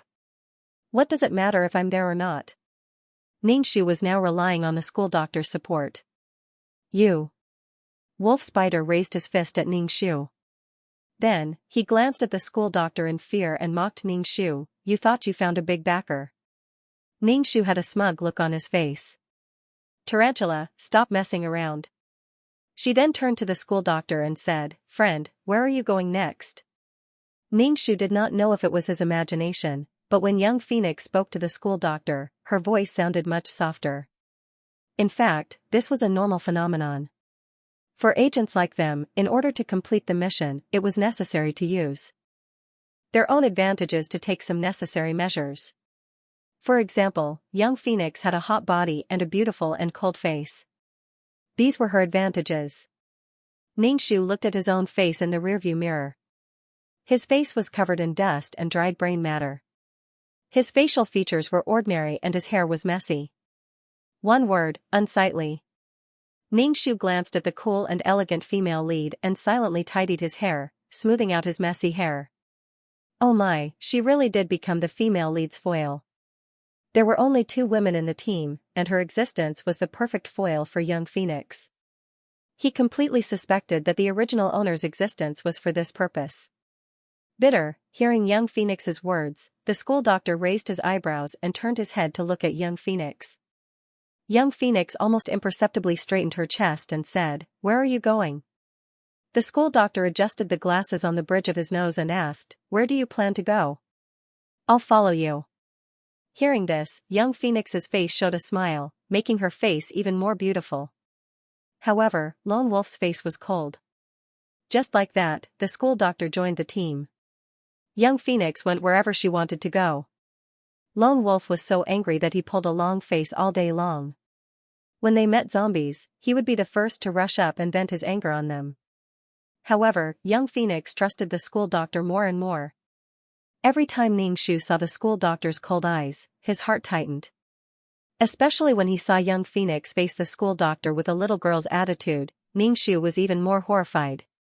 Uncle, you are going to counterattack and become the male lead's rhythm. The apocalypse was so realistic. In such an extreme environment, human nature would be magnified countless times. The primitive rule of human beings was the law of the jungle, and the strong would be respected. Worshipping the strong and submitting to the strong was an instinct. The uncle had advanced weapons in his hands, and he was fast and agile. Every time he faced zombies, he would not panic. What was even more valuable was that this man did not seem to be living in the apocalypse. Clean clothes, neatly trimmed nails, and there was not a speck of dirt on his body, which made him exceptionally charming. On the other hand, Lone Wolf was so angry that he slashed and stomped on zombies all day long. He did not have any elegance. His clothes were dirty, and his whole body smelled of sweat. With such a contrast, Lone Wolf was simply set in the mud, and the male lead's halo dimmed. However, what Xianxia was more concerned about was the purpose of young Phoenix's group. They had been looking for the gene fluid for many days, but they did not find it. Xianxia touched the gene fluid in his pocket. This gene fluid was taken from the mutated zombie. At that time, the school doctor found the bottle dirty, so Xianxia put it away. However, after so long, the school doctor did not ask for it from her. Xianxia naturally would not be stupid to give the gene fluid to the school doctor.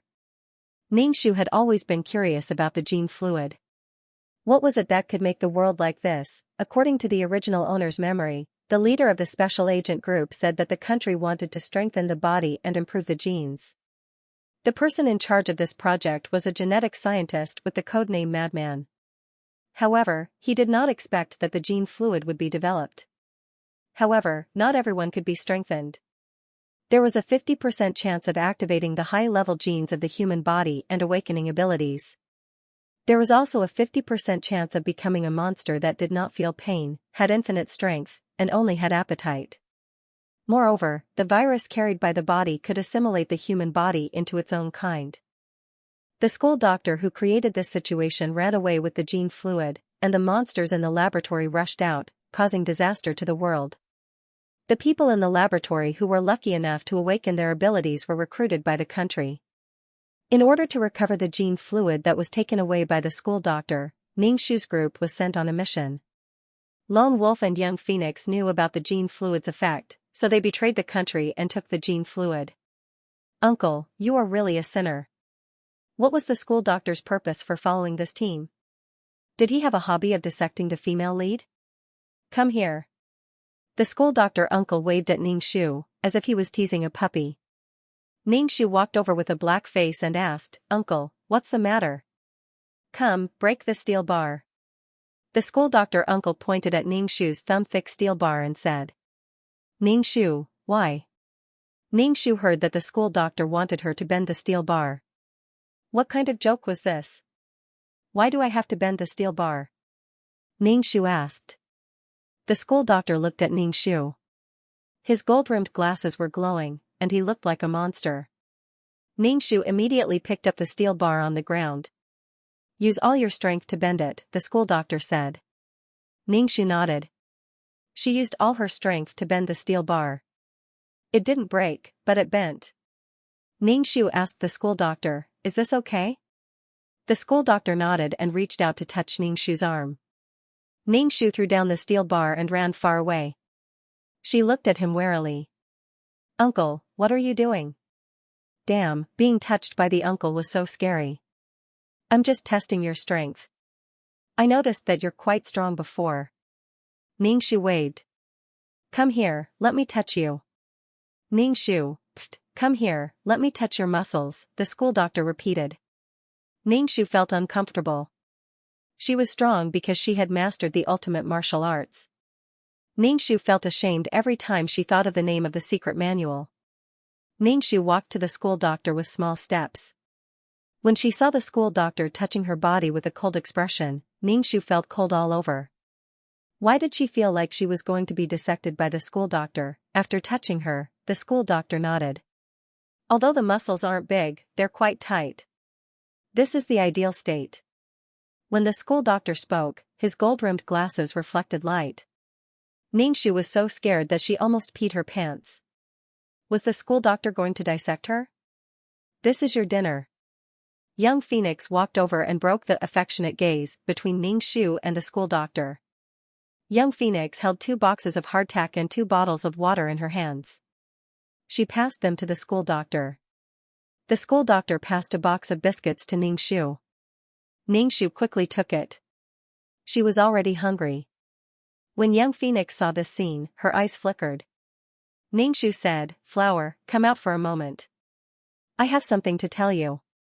Ningxu felt quite confused as to why little Phoenix was looking for her. She followed little Phoenix out of the house.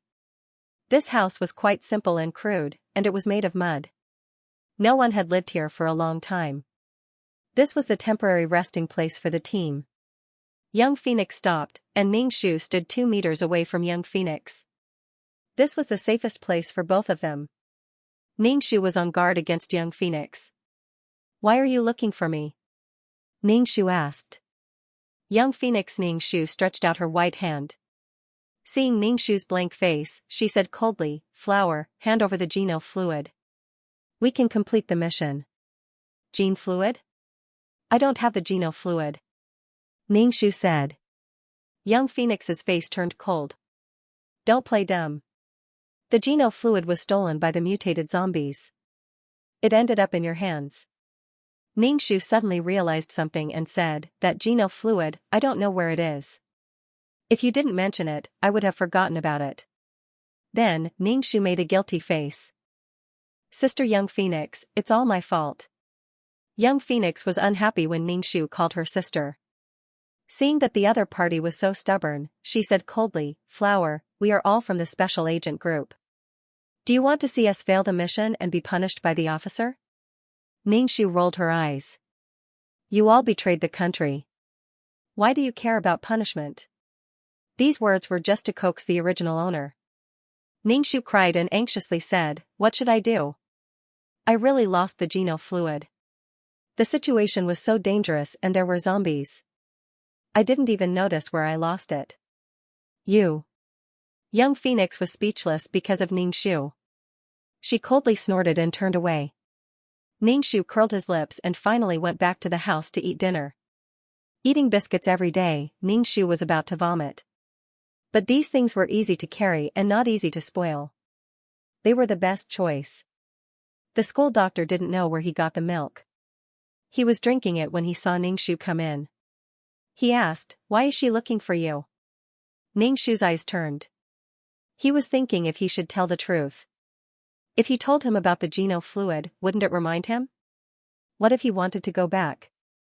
In the end, Ningxu told the truth. "She asked me about the geno fluid." The school doctor didn't say anything.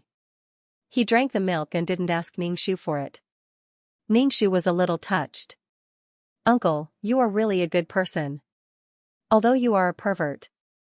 Young Phoenix who just left came back. This time, not only Young Phoenix came, but also Lone Wolf and Tarantula.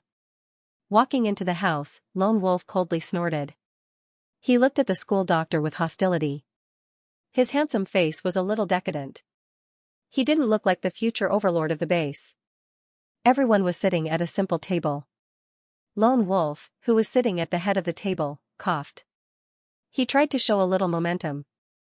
It looked like he was bluffing. "Young Phoenix, you say it," Lone Wolf said to Young Phoenix.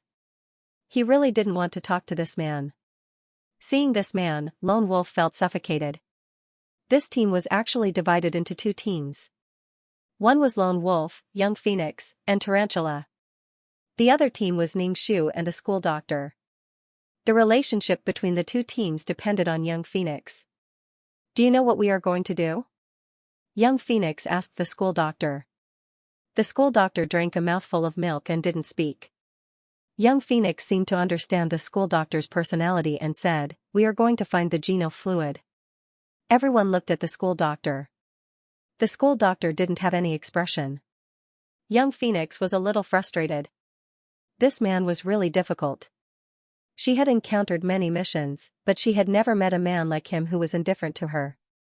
This geno fluid can stimulate people's abilities and strengthen the body. Now that there are more and more zombies, human survival is getting more and more difficult. Finding the Geno fluid can stimulate more ability users to deal with zombies. Young Phoenix said with a serious face. The school doctor finally finished his milk and stuffed the unfinished biscuits into Ningxu's arms. Ningxu silently ate the biscuits left by the school doctor. If you are looking for the Geno fluid, you don't have to. The Geno fluid is half finished, and Madman is dead. The school doctor said lightly. Puff, cough cough. Ningxu, who was eating the biscuits, choked and quickly drank water. Hearing the school doctor say that Madman was dead, he said indifferently that he was dead. What was the school doctor trying to do? Fake death to give the wrong information that Madman was dead? Lone Wolf frowned and coldly asked the school doctor, "How do you know? How do you know that Madman is dead? Who are you? You are the most mysterious person in this team. You don't even have a name." Even young Phoenix's face showed suspicion and asked, "How do you know that Madman is dead?" "I killed Madman," the school doctor said lightly with a look of pity on his face. "He destroyed the Geno fluid." Puff, cough cough. Ningxu choked again and hammered his chest. Listening to the school doctor's nonsense with a straight face, Ningxu felt uncomfortable. This made Ningxu, the only one who knew his identity, feel itchy in her heart. She really wanted to say that this guy was crazy. How could he kill a crazy person? Suicide. The school doctor raised his eyebrows and looked at Ningxu. Seeing her rolling her eyes, he reached out his hand and patted Ningxu's back. He said faintly, "Such a big reaction. Do you have a problem?" Ningxu waved her hand and said, "I don't have any problem." What problem could she have? Seeing the school doctor's cold face, she didn't dare to say anything even if she had a problem. The person who got rid of the gene fluid has the nerve to stay here. How thick-skinned. Don't you feel guilty at all? Young Phoenix retorted. Because of you, many people have been killed and infected by zombies. Ningxu, oh, listening to young Phoenix's accusation, Ningxu reflexively looked at the school doctor. Those words should be directed at the school doctor. The person who created the zombies should feel guilty. Seeing Ningxu staring at him, the school doctor shrugged and said, "I didn't lose the gene fluid. It's useless for you to look at me." Ningxu, pfft. Once again, her understanding of the school doctor was refreshed. The school doctor's face was one of the thickest in the world. "Flower, I'm talking to you. Where did you lose the gene fluid? Do you know how important it is?" Young Phoenix asked Ningxu calmly. Ningxu rolled her eyes. "I didn't even remember where I lost it. There were so many zombies. I didn't even have time to deal with the zombies. How could I remember the gene fluid? Even if you lose your life, you should protect the gene fluid." Young Phoenix accused Ningxu. Damn, there was no end to this. Ningxu slammed the table, and suddenly the shabby table completely fell apart. "Young Phoenix, do you want to fight with me?" Although the young Phoenix did not like her before, it maintained a noble and cold attitude, unlike now when it was fighting with her and trying to suppress her. Ningxu looked at the unperturbed school doctor uncle. Could it be that the female lead was jealous because she was close to the uncle? "Little Flower, I'm not going to argue with you because you're young. Are you done yet? Do you think you're going to be so arrogant just because you have someone backing you up?" Young Phoenix said coldly. She looked at the school doctor with resentment in her eyes. Hua Duoer did not have a good figure. In terms of looks, compared to her, Hua Duoer was simply ugly. Why did this man want to be close to Hua Duoer instead of her? Thinking of this, the young Phoenix's expression became even more bitter. Lone Wolf saw the resentful look on young Phoenix's face, and his face turned ugly. He shouted, "What are you arguing about?"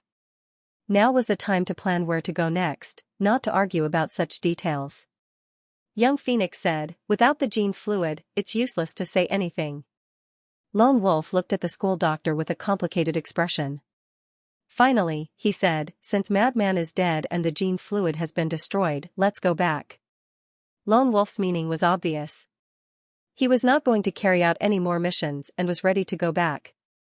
Ningxu did not have any objections. Anyway, the gene fluid was in her hands. When she went back and handed it to the head of the special agent group, her mission would be considered completed. Then, she would have to think about survival. However, she could not show that she wanted to go back. Ningxu said listlessly, if we go back like this, we won't get anything. We'll be punished. Young Phoenix rolled her eyes at Ningxu. Who is this all because of? Anyway. It's not because of her, Ningxu said silently in her heart. In the end, the team unanimously agreed to go back. Now that there was no gene fluid, and Lone Wolf and Young Phoenix had not awakened their superpowers, they naturally needed the power of the country to protect themselves. For the time being, they did not want to betray them. The atmosphere suddenly became silent. Lone Wolf snorted and took the lead to leave. He glanced at Ningxu with impatience and killing intent in his eyes. Ningxu leaned against the school doctor. The school doctor's cold eyes met Lone Wolf's. Lone Wolf snorted and turned to leave. Flatterer. Tarantula mocked Ningxu. The school doctor turned his head. Ningxu sneered. Your teammates. Why is your character so bad? Ningxu, haha, who knows? You're quite strong. Is it natural? The school doctor asked Ningxu as he adjusted his glasses. His eyes reflected the light, giving people a dangerous feeling. How should he answer this question? Why did he feel that the school doctor was up to no good? Uncle loved to dissect and study talented people. Ningxu grinned at the school doctor and said, Uncle, I was born this way. The school doctor did not say anything else. Ningxu waved his hand, and Ningxu immediately moved in front of the school doctor. Don't get so close. The school doctor said. Ningxu curled his lips and took 2 steps back. When will the school doctor change his bad habit? The gene fluid is on you. Have you ever thought about awakening your superpower? The school doctor asked Ningxu. Ningxu almost jumped up. Seeing the school doctor's indifferent face, he gave up quibbling. He shook his head and said, I don't want to. Why? Your teammates all want to get the gene fluid to awaken their superpower? The school doctor raised his eyebrows and looked at Ningxu. Are you afraid of becoming a zombie? To be honest, this 50% probability was really bad. You either become a superpower user or a zombie that only knows how to eat human flesh. Ningxu quickly nodded. I'm afraid of becoming a zombie. The school doctor's expression was very disdainful. You don't even dare to try the 50% probability. Useless. What's the use of trash like you? Ningxu heard the disdain in the school doctor's voice. Ningxu said, you can laugh as much as you want. I still need this gene fluid to complete the mission. Uncle. Ningxu sat next to the school doctor and asked, Uncle, where do you think this gene fluid came from? Ningxu had always been curious about how this gene fluid came about. The school doctor faintly glanced at Ningxu. Why are you so close to me when you want to talk? TSK, bitches are so pretentious. Ningxu moved to the side. Ningxu didn't expect the school doctor to be able to answer her question. The school doctor was just so capricious. The school doctor adjusted his gold-rimmed glasses and said, in fact, supernatural abilities are the same as the cultivation in the legends. They both have attributes. The so-called spiritual root is actually a high-level gene. This gene fluid was actually experimented on by a madman from a woman. He extracted the high-level gene fragments from her body. Some people failed to activate it because they couldn't match the genes in the gene fluid. Instead, their genes were messed up and they became monsters. However, some people could match the high-level genes in the gene fluid and activate the hidden high-level genes in their bodies. Ningxu, oh, uncle, are you crazy? Is your family made? The woman the uncle was talking about was the female lead of the school world, Xianxia. The female lead was treated like this.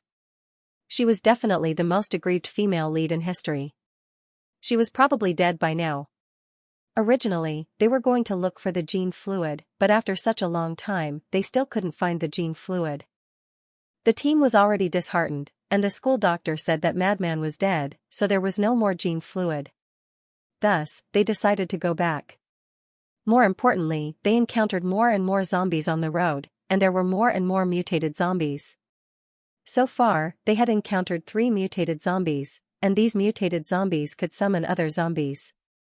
The team was struggling to deal with these mutated zombies, so the decision to go back was basically unanimous. But what Ningxu couldn't figure out was why the uncle followed them back. Was he walking into a trap? Flower, get up. The school doctor used his foot to nudge Ningxu. Ningxu opened her eyes, rubbed her eyes, and followed the school doctor into the car. Young Phoenix originally wanted to sit in the front passenger seat, but Ningxu took the seat first. Young Phoenix stared at her and sat in the back. Along the way, Ningxu felt a chill on the back of her head. Needless to say, this was young Phoenix's gaze. Ningxu was now sure that young Phoenix's attention had shifted to the uncle, and Ningxu heard young Phoenix and Lone Wolf arguing more than once. Anyway, it was about whether or not he would betray her, and then young Phoenix would quibble, and there was no blah blah blah. But the school doctor, as the person involved, was indifferent as if nothing had happened, and he did what he should do. This made Lone Wolf gnash his teeth, and wanted to kill the uncle more than once. Ningxu certainly didn't want anything to happen to the uncle. Once the uncle was in trouble, she would also be in trouble. Didn't he see Lone Wolf's eyes looking at her with killing intent? The school doctor who was driving the car didn't look good, and said faintly, "There are zombies again." The atmosphere in the car suddenly became tense. Damn, is there an end to this? Tarantula cursed. Along the way, they had encountered countless zombies. Everyone had a feeling that there were only a few of them left in the world. They really didn't see a single person. How did the zombies survive? They were running out of supplies and ammunition. Ningxu was now killing zombies with an axe and a stick. The only person in the group who had a gun was the school doctor, but he didn't have any intention of leaving. At most, he would help Ningxu when he was about to be bitten by zombies. Towards the others, it didn't matter if they were there or not. The school doctor said that there were zombies coming. Sure enough, it didn't take long before they heard the roars of zombies. There were zombies around the car trying to surround it. The school doctor's face was cold. He stepped on the accelerator and directly rushed to the zombies in front of the car, and then mercilessly ran over them. Ningxu was about to throw up from the bumpy ride. Dong, a loud sound came from the roof of the car, and then the whole car shook twice. Everyone's face turned ugly as they encountered another mutated zombie. Why are there so many mutated zombies? Ningxu looked at the school doctor uncle. The uncle's face was calm and indifferent, but his tightly pursed lips showed that he was in a bad mood. Ningxu said to the school doctor uncle, "Uncle, why don't we get off the car and kill the mutated zombies?" "Flower, don't talk nonsense if you don't have a brain. There are so many zombies outside. If we go out, we will be surrounded by zombies. There are also mutated zombies. You want everyone to die." Young Phoenix said with a cold face. Lone Wolf and Tarantula looked at Ningxu with an unfriendly face. Ningxu frowned and said, "Now the mutated zombies are on top. What if they break the car? Without the car, we will be torn apart by the zombies in minutes." Did they really think that she was willing to get off the car and face the zombies? Bang bang. The mutated zombies on the roof of the car kept the roof down. The uncle's car was relatively sturdy, so there was no problem for the time being. The uncle madly stepped on the gas pedal to get rid of the low-level zombies. Then he stopped the car and said to the people in the car, "Get off the car and kill this zombie." Everyone had no choice but to get off the car first. They madly fired at the zombies on top of the car, but the zombies were not harmed. Everyone's face showed a helpless look. The gap between the two sides was too big. Ningxu held the gun and shot at the zombies, but the zombies dodged. Damn, where did these mutated zombies come from? The school doctor uncle narrowed his eyes and aimed at the zombies, but he did not shoot. It was estimated that the zombie's speed was too fast. Lone Wolf threw away the gun in his hand and directly used a hidden weapon, but it was useless. Instead, the zombies got close to him and were about to take out his heart. Lone Wolf. Young Phoenix screamed. Quickly shoot. Lone Wolf rolled on the ground to avoid the zombies' attack and shouted at the school doctor uncle. Tarantula and Young Phoenix went up to help, but the zombies seemed to be targeting Lone Wolf. They must kill the male lead first. The school doctor uncle did not shoot. He kept aiming but did not shoot. It was estimated that he was looking for an opportunity. The zombies attacked Lone Wolf again. This time, Lone Wolf was one step slower and did not dodge the zombies' attack. Seeing that Lone Wolf was about to be killed by the zombies, suddenly, Lone Wolf's hand burst out a lightning-like light and hit the zombie's body. The zombie's body immediately emitted white smoke. The mutated zombie was stunned. Apparently, it was shocked by the scene in front of it. Its gray face showed fear. Everyone was stunned as they stared blankly at Lone Wolf's hand. Even Lone Wolf had a blank look on his face. Then, ecstasy filled his face as he muttered, "This is a superpower, a superpower." Taking advantage of the zombie's blank space, the school doctor uncle pulled the trigger and exploded the zombie's head. Although the school doctor uncle killed the zombie, it made Lone Wolf's heart full of anger. He asked the school doctor uncle, "Why didn't you shoot just now?"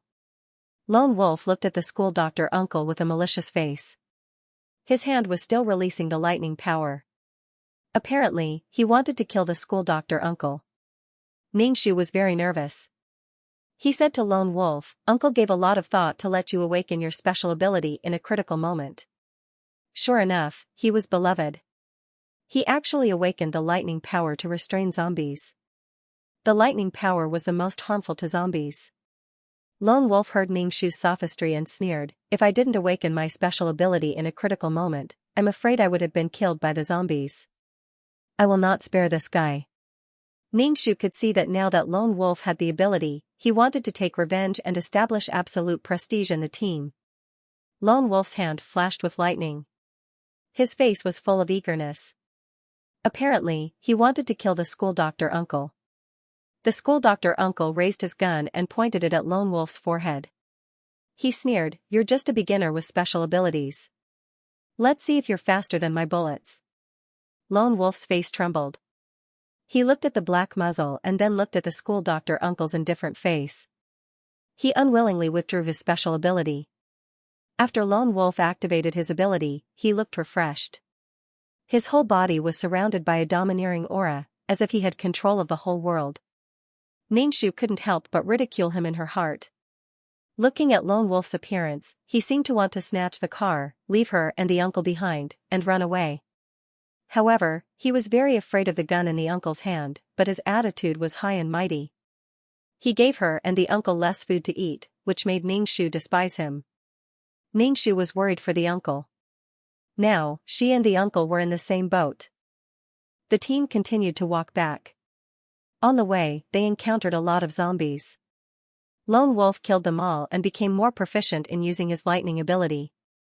During a zombie siege, young Phoenix also awakened her ability, and it was an ice ability. Not long after, Tarantula also awakened his earth ability. Among the 5 people, only Xianxia and the school doctor hadn't awakened their abilities. They felt like the 2 of them were the odd ones out. Xianxia didn't know why she couldn't activate her ability, but her strength was getting stronger and her body was getting lighter and lighter. Obviously, it was due to her peerless martial arts. If she didn't have an ability, then so be it. Xianxia comforted the school doctor and said, "It's okay, uncle. You will awaken your ability one day." The school doctor rolled his eyes at Xianxia and sneered, "You should worry about yourself. Don't get killed by these people." Xianxia sighed. The school doctor could defeat everyone with his weapon. If she had a whip in her hand, then her lethality would be greater. "Uncle, why don't we just run away and not stay with these people?" Xianxia whispered in the school doctor's ear. Xianxia's hot breath blew on the school doctor's ear. The uncle's ear moved and moved to the side. "I hate it when you get so close. Can't we talk properly?" Xianxia's face collapsed. "Uncle, we are discussing important things. Don't worry about these details." "Oh," the uncle said. "But now the other 3 have awakened their abilities. It's because they've all awakened that we have to run." Xianxia said anxiously, "The 2 of us can't beat them." "No." The uncle refused. Xianxia opened his eyes wide and asked, "Why?" "These are 3 good materials," the uncle said. Xianxia, pfft, what did the uncle mean by this? Was he going to dissect those 3 people like a madman? Xianxia really wanted to shake the uncle's body and beg him to give up such a ridiculous idea. "Here, this is your dinner." Young Phoenix threw a box of biscuits and a bottle of water on the ground in front of the school doctor and Xianxia. The water bottle and the biscuit bag were covered with dust. Fortunately, they were still unopened. Otherwise, how could anyone eat them? Ningshu's mouth twitched. Previously, young Phoenix was still a little interested in the school doctor, but after Lone Wolf and she awakened their abilities, her attitude changed. The female lead probably felt that only the strong were worthy of her. Besides, she was also a strong person. The uncle without any abilities really had no advantage. Young Phoenix threw the things down and left, leaving the two of them with a noble and cold back view. The uncle held his glasses and raised his eyebrows as he looked at young Phoenix's back. Ningshu picked up the biscuits and water bottle on the ground, patted the dust on them, and said to the uncle, "Don't look, she doesn't like you now." The apocalypse was reality. The school doctor didn't say anything. He supported his chin with his hand and looked at Ningshu. His expression was very lazy, and he said indifferently, "I don't understand what you are talking about." Ningshu snorted and pretended to be innocent. He didn't believe that the uncle didn't know that young Phoenix was interested in him before. Ningshu tore open the biscuits, wrung out the water bottle, and handed it to the uncle. He said, "Uncle, eat first. Leave some for me." The uncle took the water bottle, drank a mouthful of water, ate some biscuits, and then gave the water bottle to Ningshu. Ningshu didn't avoid the uncle's leftover water and ate the biscuits. The school doctor saw that Ningshu was enjoying the biscuits and sneered. He said, "Eating my leftovers, do you have to be so happy?" PFFF. Cough cough. Ningshu hit his chest. Damn, he choked again. Who the hell liked to eat other people's leftovers? It was the uncle's fastidious habit that really made people's balls hurt. If she ate first, the uncle wouldn't even touch it, but young Phoenix only gave them so little to eat. She didn't mind, as long as they could eat their fill. She was despised by the school doctor again. The school doctor reached out his hand and patted Ningshu's back. He seemed to feel that Ningshu's back was a little dirty. Then, he wiped the dust off his hand on Ningshu's body and withdrew his hand. Ningshu was speechless.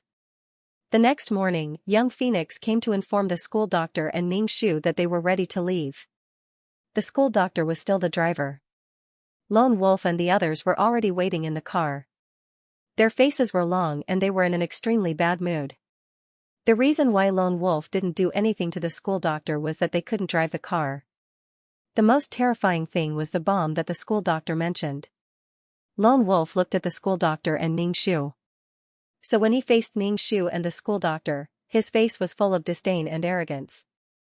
It was as if letting them live was a great gift. Ningshu directly ignored Lone Wolf's expression and turned a deaf ear to Tarantula's ridicule. Her skin was extremely thick.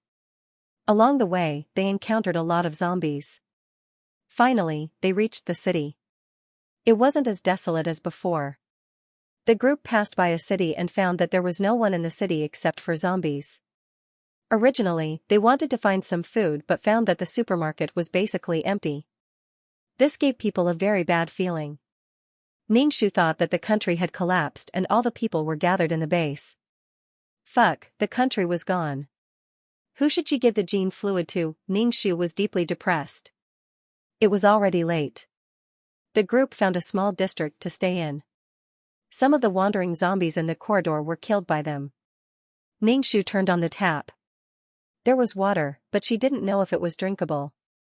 Forget it, it was better not to drink. The virus had destroyed the whole world. Even the water source had become muddy. Ningshu looked at the school doctor. This was really a sin. Uncle! Ningshu shouted. The school doctor looked at Ningshu indifferently. What's the matter? Ningshu grabbed the school doctor's hand and earnestly said, Uncle, you should give up on young Phoenix. The two of us should run away. There are a lot of abandoned cars in the city. Lone Wolf doesn't need you anymore. Didn't he see that after entering the city, Lone Wolf looked at her and the school doctor's eyes with undisguised killing intent? It was already like this, and the uncle was still thinking about young Phoenix. The school doctor looked down at his hand that was held by Ningshu. He pulled his hand back and said, Your hand is so dirty. Wash it. Ningshu wailed, Uncle. The thing that made Ningshu the most speechless was that she was clearly telling the uncle a very serious matter, but the uncle always made Ningshu very angry. Uncle. Ningshu shouted weakly, I'm worried to death, Uncle. The school doctor looked at Ningxu with his chin in his hand. Looking at her twisted face, he said lazily, I don't know why you're so grumpy all day. Girl, can't you be good? Ningxu was speechless. Damn, the uncle still despised her? Haha. The team continued to move forward and finally found a base where humans were gathered. There were many people gathered at the entrance of the base. After walking for so long, they suddenly saw so many people and felt so excited. Ningxu followed behind the school doctor and waited at the entrance to enter the base. The first thing they did when they entered the base was to take a shower. Lone Wolf and Young Phoenix were in front of the line. The people at the base registration looked at the others with a superior look. When it was Lone Wolf's turn, they asked, What's your name? How old are you? Have you awakened your ability? Lone Wolf didn't say anything. Lightning flashed in his hands, and crackling sounds could be heard. The scene looked particularly cool. Lightning ability, it's actually a lightning ability. The person at the registration stood up and looked at the ability in Lone Wolf's hand excitedly. His face became respectful and asked, May I ask, what's your name? So that the base can arrange a place for you to live. The surrounding people looked at Lone Wolf with envy, jealousy, and hatred. Ability users had better resources and a better quality of life. Those who didn't awaken their abilities could only be inferior people. Their lives were very difficult and they could only do some dirty work in the base. Lone Wolf, 28 years old, lightning ability. Lone Wolf said indifferently, looking particularly noble and cold. Next was Young Phoenix. Her ice ability also caused a commotion. Tarantula got his room key and the wood ability of Tarantula. Tarantula got his room key and turned his head to Ningxu and made a throat-slitting gesture. Ningxu shot a glance at the tarantula. She didn't know what she had done to offend this guy to make him hate her so much. When it was the school doctor's turn, Ningxu had always wanted to know his name. The registrar looked at him and asked, What's your name? What's your superpower? Lunatic, the school doctor said. Pfft, cough cough. Ningxu hammered his chest. How could he say his code name so bluntly? The registrar obviously didn't know who Madman was. When he heard the name, he coldly looked at the uncle and said, I'm talking about the name. Your name is Madman? Okay. The school doctor answered with a serious face. What special ability? The school doctor shook his head. No superpower. If you don't have a special ability, then you're an inferior person, the registrar said coldly. The school doctor stood aside and waited for Ningxu. When it was Ningxu's turn, Ningxu said directly, Little flower, no superpower. The registrar shook his head and said disappointedly, Another inferior person. Ningxu was speechless. Ningxu walked to the school doctor's side and asked, Uncle, what should we do now? We're inferior people. We don't even have a place to live. It was good enough that the base could take them in. They would only give them some simple things or live in a shabby house with many people. Lone Wolf and Young Phoenix had already left. They had better accommodation and supplies. But Ningxu and the uncle were more miserable. The uncle didn't care and walked into the base. Ningxu hurriedly followed behind him. Wait for me here. I have something to do. Wait for me here. Don't run around. Wait for me to come back. The school doctor said to Ningxu and turned to leave. Ningxu obediently waited for the uncle to come back. Then, she observed the surrounding environment. The people who passed by her were in two states. One was dead and lifeless. Their faces were gray, as if they could not see any future. They were like walking corpses. One type was people who exuded a powerful aura. Half of these people had awakened their special abilities, and their faces were filled with complacency. These people who had awakened their special abilities looked at Ningxu. They were sizing up Ningxu as if to determine whether he was the same kind or inferior. Little flower? A puzzled voice sounded. Ningxu turned and saw a man in military uniform walking over. He looked at Ningxu and said with surprise, You're still alive? Ningxu knew from the original owner's memory that this middle-aged man in military uniform was the officer of the special agent team. When Ningxu saw the officer, he was surprised and surprised. He saluted him. Sir. Where are the others? The officer looked at Little Flower. Ningxu said, Lone Wolf and the others have returned. 2 people were sacrificed. The officer looked at Ningxu with a rare kindness in his eyes. He sighed and said, not long after you left, the country also collapsed. Ningxu didn't know what to say. He thought about it and gave the gene fluid to the officer. This is the gene fluid I got. Lone Wolf and the others don't know about it. The officer shook his head and said, keep this gene fluid. Have you awakened your special ability? Now that humans can awaken their special abilities, the gene fluid doesn't have much use. If you haven't awakened your special ability, use the gene fluid. The officer looked melancholy. The apocalypse is cruel. You have to protect yourself. When Ningxu heard this, she sighed in her heart. This man had taken the original owner out of the orphanage, raised her up, and taught her skills. In the original owner's heart, he was probably the most important person in her life. Sir, this gene fluid is for you. This is Little Flower's first mission. Little Flower wants to complete the mission given by you. Ningxu said seriously and gave the gene fluid to the officer. The officer didn't say anything. He took the gene fluid and asked, do you have a place to stay now? Ningxu shook his head and said, not yet. I don't know where to stay. I'll arrange a place for you. The officer said. Ningxu was about to nod when he heard the school doctor's voice. Little Flower. Ningxu and the officer looked at the school doctor. The school doctor was walking towards them. He was wearing a black windbreaker. When he walked over, everything was blurred. They could only see the school doctor walking towards them. Soon, the school doctor was in front of Ningxu. Ningxu introduced him. Uncle, this is my officer. The school doctor looked at the smile on Ningxu's face indifferently. He reached out his hand to shake the officer's hand and said, hello. The senior officer looked at the school doctor and scanned his face. He frowned and looked puzzled. You look familiar. The school doctor didn't say anything. Ningxu raised the key in his hand and said, I found a place to stay. Ningxu saw the school doctor walk around and find a place to stay. Ningxu looked at the key in the school doctor's hand and said to him, Uncle, I found a place to stay. The officer said he would find a place for me to stay. The officer was a trustworthy person. To the original owner, the officer was like a father. So when Ningxu saw the officer, he couldn't help but want to get close to him.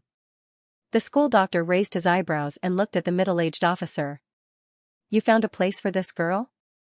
Before the officer could speak, the school doctor said to Ningxu, this room is the best in the base. Ningxu blinked and said, thank you, uncle. Since they were already at the base, Ningxu felt that he shouldn't trouble the uncle. The uncle had helped him a lot along the way. The leader of the special agent group patted Ningxu's shoulder and said, since you already have a partner, then follow your partner. Although I'm one of the higher-ups in the base, it's not good for me to show favoritism. The apocalypse is cruel. It's good to have someone you can rely on. The officer walked away with his hands behind his back. Just like that, he left. Ningxu turned his head stiffly and said to the school doctor awkwardly, my officer is quite humorous. The school doctor held the key and looked at Ningxu. He sneered and said, useless. Let's go. The school doctor said to Ningxu and turned to leave. Ningxu's face twisted as she followed behind the school doctor. When they arrived at the residential building, the house was indeed quite nice. Uncle, how did you get this room? Ningxu asked. When they reached the door, the uncle opened it and glanced at Ningxu. You want to know? Can't I say? Ningxu's mind immediately conjured up the scene of killing and robbing. This kind of thing was too common in the post-apocalyptic world. The strong were the truth. Ningxu and the uncle were still talking when the door beside them opened. A person walked out from inside. They looked at each other and were quite surprised. Ningxu was surprised by the uncle's ability to choose a room next to the female leads. But young Phoenix was surprised by the fact that 2 lowly people without abilities were staying here. Young Phoenix sized up Ningxu and the school doctor and asked, why are you here? Ningxu shrugged her shoulders. She didn't know why she was here. Seeing young Phoenix's expression as if she had swallowed a fly, Ningxu was puzzled. Why couldn't she and Uncle come here? Young Phoenix's expression made it seem as if they had sullied her. The school doctor glanced at young Phoenix indifferently. He pulled Ningxu's arm and pulled Ningxu into the house. Then, he slammed the door shut, making young Phoenix angry and hateful. He was just a lowly person without abilities. That man had ignored her before. Now that she had awakened her ability, that man still ignored her. To put it bluntly, young Phoenix felt that her charm had been thwarted by the school doctor, so she resented him. Why don't you like me? What qualifications do you have to not like me? Young Phoenix's heart was full of resentment. Ningxu sized up the room. Before the apocalypse, this kind of room could only be considered ordinary. The room was not very big, at most 70 or 80 square meters. But now, this kind of room was really good. It could even be considered a mansion. After all, the base was only so big, but there were so many people gathered here. It was even more valuable to have a private room. Ningxu was even more curious about how this room came about. I'm going to take a shower, Ningxu said and went into the bathroom. The door was a little low, so the school doctor had to lower his head when he went in. Ningxu nodded and cleaned the room. He then wiped his sweat and heard the sound of the bathroom door opening. He turned around and saw the school doctor coming out of the bathroom. Ningxu quickly covered his nose, afraid that he would have a nosebleed. The school doctor came out with a bath towel wrapped around his waist. The towel was loosely wrapped around his body, and his Apollo's belt was exposed. Long legs and a muscular body. Ningxu's mouth was dry. Although this body was young, Uncle, you shouldn't be so casual. The school doctor used a handkerchief to wipe his wet hair. The wet hair formed a shadow on his forehead, looking blurred and sexy. Ningxu was speechless. F***ck, I really want to pounce on this person. The school doctor saw Ningxu's dazed look and frowned. Why aren't you taking a shower? Do you know that you're dirty? I've been tolerating you for a long time. Ningxu, it's heartbreaking to say such things to a lady. After all, she was a woman. Although she was young, the school doctor didn't treat her as a woman but as a child. Ningxu snorted. Although this body was young, his mental age might be older than yours. Ningxu went to the bathroom to take a shower. There were a lot of bathing items on the counter. Did these all belong to the school doctor? His worldview was refreshed again. The school doctor's obsession with cleanliness had reached the point where both humans and gods hated him. Ningxu took a comfortable shower and smelled the fragrance. When he came out, he purposely walked a few rounds in front of the school doctor. The school doctor looked at Ningxu and frowned. You're still so ugly even after you've washed yourself clean? The school doctor's tone was a little strange. Ningxu felt his knees hurt. Uncle, can't you be more considerate when you speak? It's too hurtful, too vicious. His heart was tired. Do you know how to cook? The school doctor asked Ningxu. Ningxu looked at the school doctor with a face full of ignorance. He said shyly, Uncle, I don't know how to cook. The school doctor looked at him with disdain. Aren't you a special agent? If you're in an extreme environment and there's no food, won't you starve to death? I've never seen such a weak special agent. Damn, is the school doctor in dissing mode? He criticized her from her toes to her hair. The conclusion was that she was really a scumbag. In the end, the school doctor saw that Ningxu didn't care about anything. He put on his clothes and was about to leave. He said, I'm going out to find food. Don't run around. If you get killed, you deserve it. Ningxu nodded. He wondered if the school doctor was going to rob people again. After a while, the school doctor came back with a bag of things. The way he carried the bag was very handsome. Ningxu took the bag from him and opened it. It was actually rice. He asked, Where did you find this? Someone gave it to me. The school doctor patted the dust off his clothes and said indifferently. Resources were scarce in the apocalypse. Who would give you things? Cook. The school doctor said to Ningxu. Ningxu was dumbfounded. He had spent half his life in the hospital. When he entered the mission world, he had never cooked. Was he going to get a new skill? In the end, Ningxu didn't cook. The school doctor looked at Ningxu's twisted and guilty face and said straightforwardly, "Cooking is a waste of food." Then the rice was cooked by the uncle. There was also steamed meat. The meat was cut very evenly, as if it was made from the same mold. The uncle's OCD was really a disease. Ningxu ate the rice mixed with meat and burped. She was so moved that she almost cried. The apocalypse was really torturous. When she was a little princess, she ate all kinds of delicacies, but none of them were as delicious as this rice. Especially when she had eaten so many hardtack biscuits that her taste buds were about to disappear. Now that she was suddenly eating rice and oily meat, Ningxu even wanted to hug the uncle's thigh without any shame. The uncle didn't eat the meat, but slowly ate the fried vegetables. His movements were slow and elegant, which was a sharp contrast to Ningxu's ravenous eating. The school doctor frowned and looked at Ningxu's oily face. He pulled the corner of his mouth and turned his head away. He couldn't bear to look at her.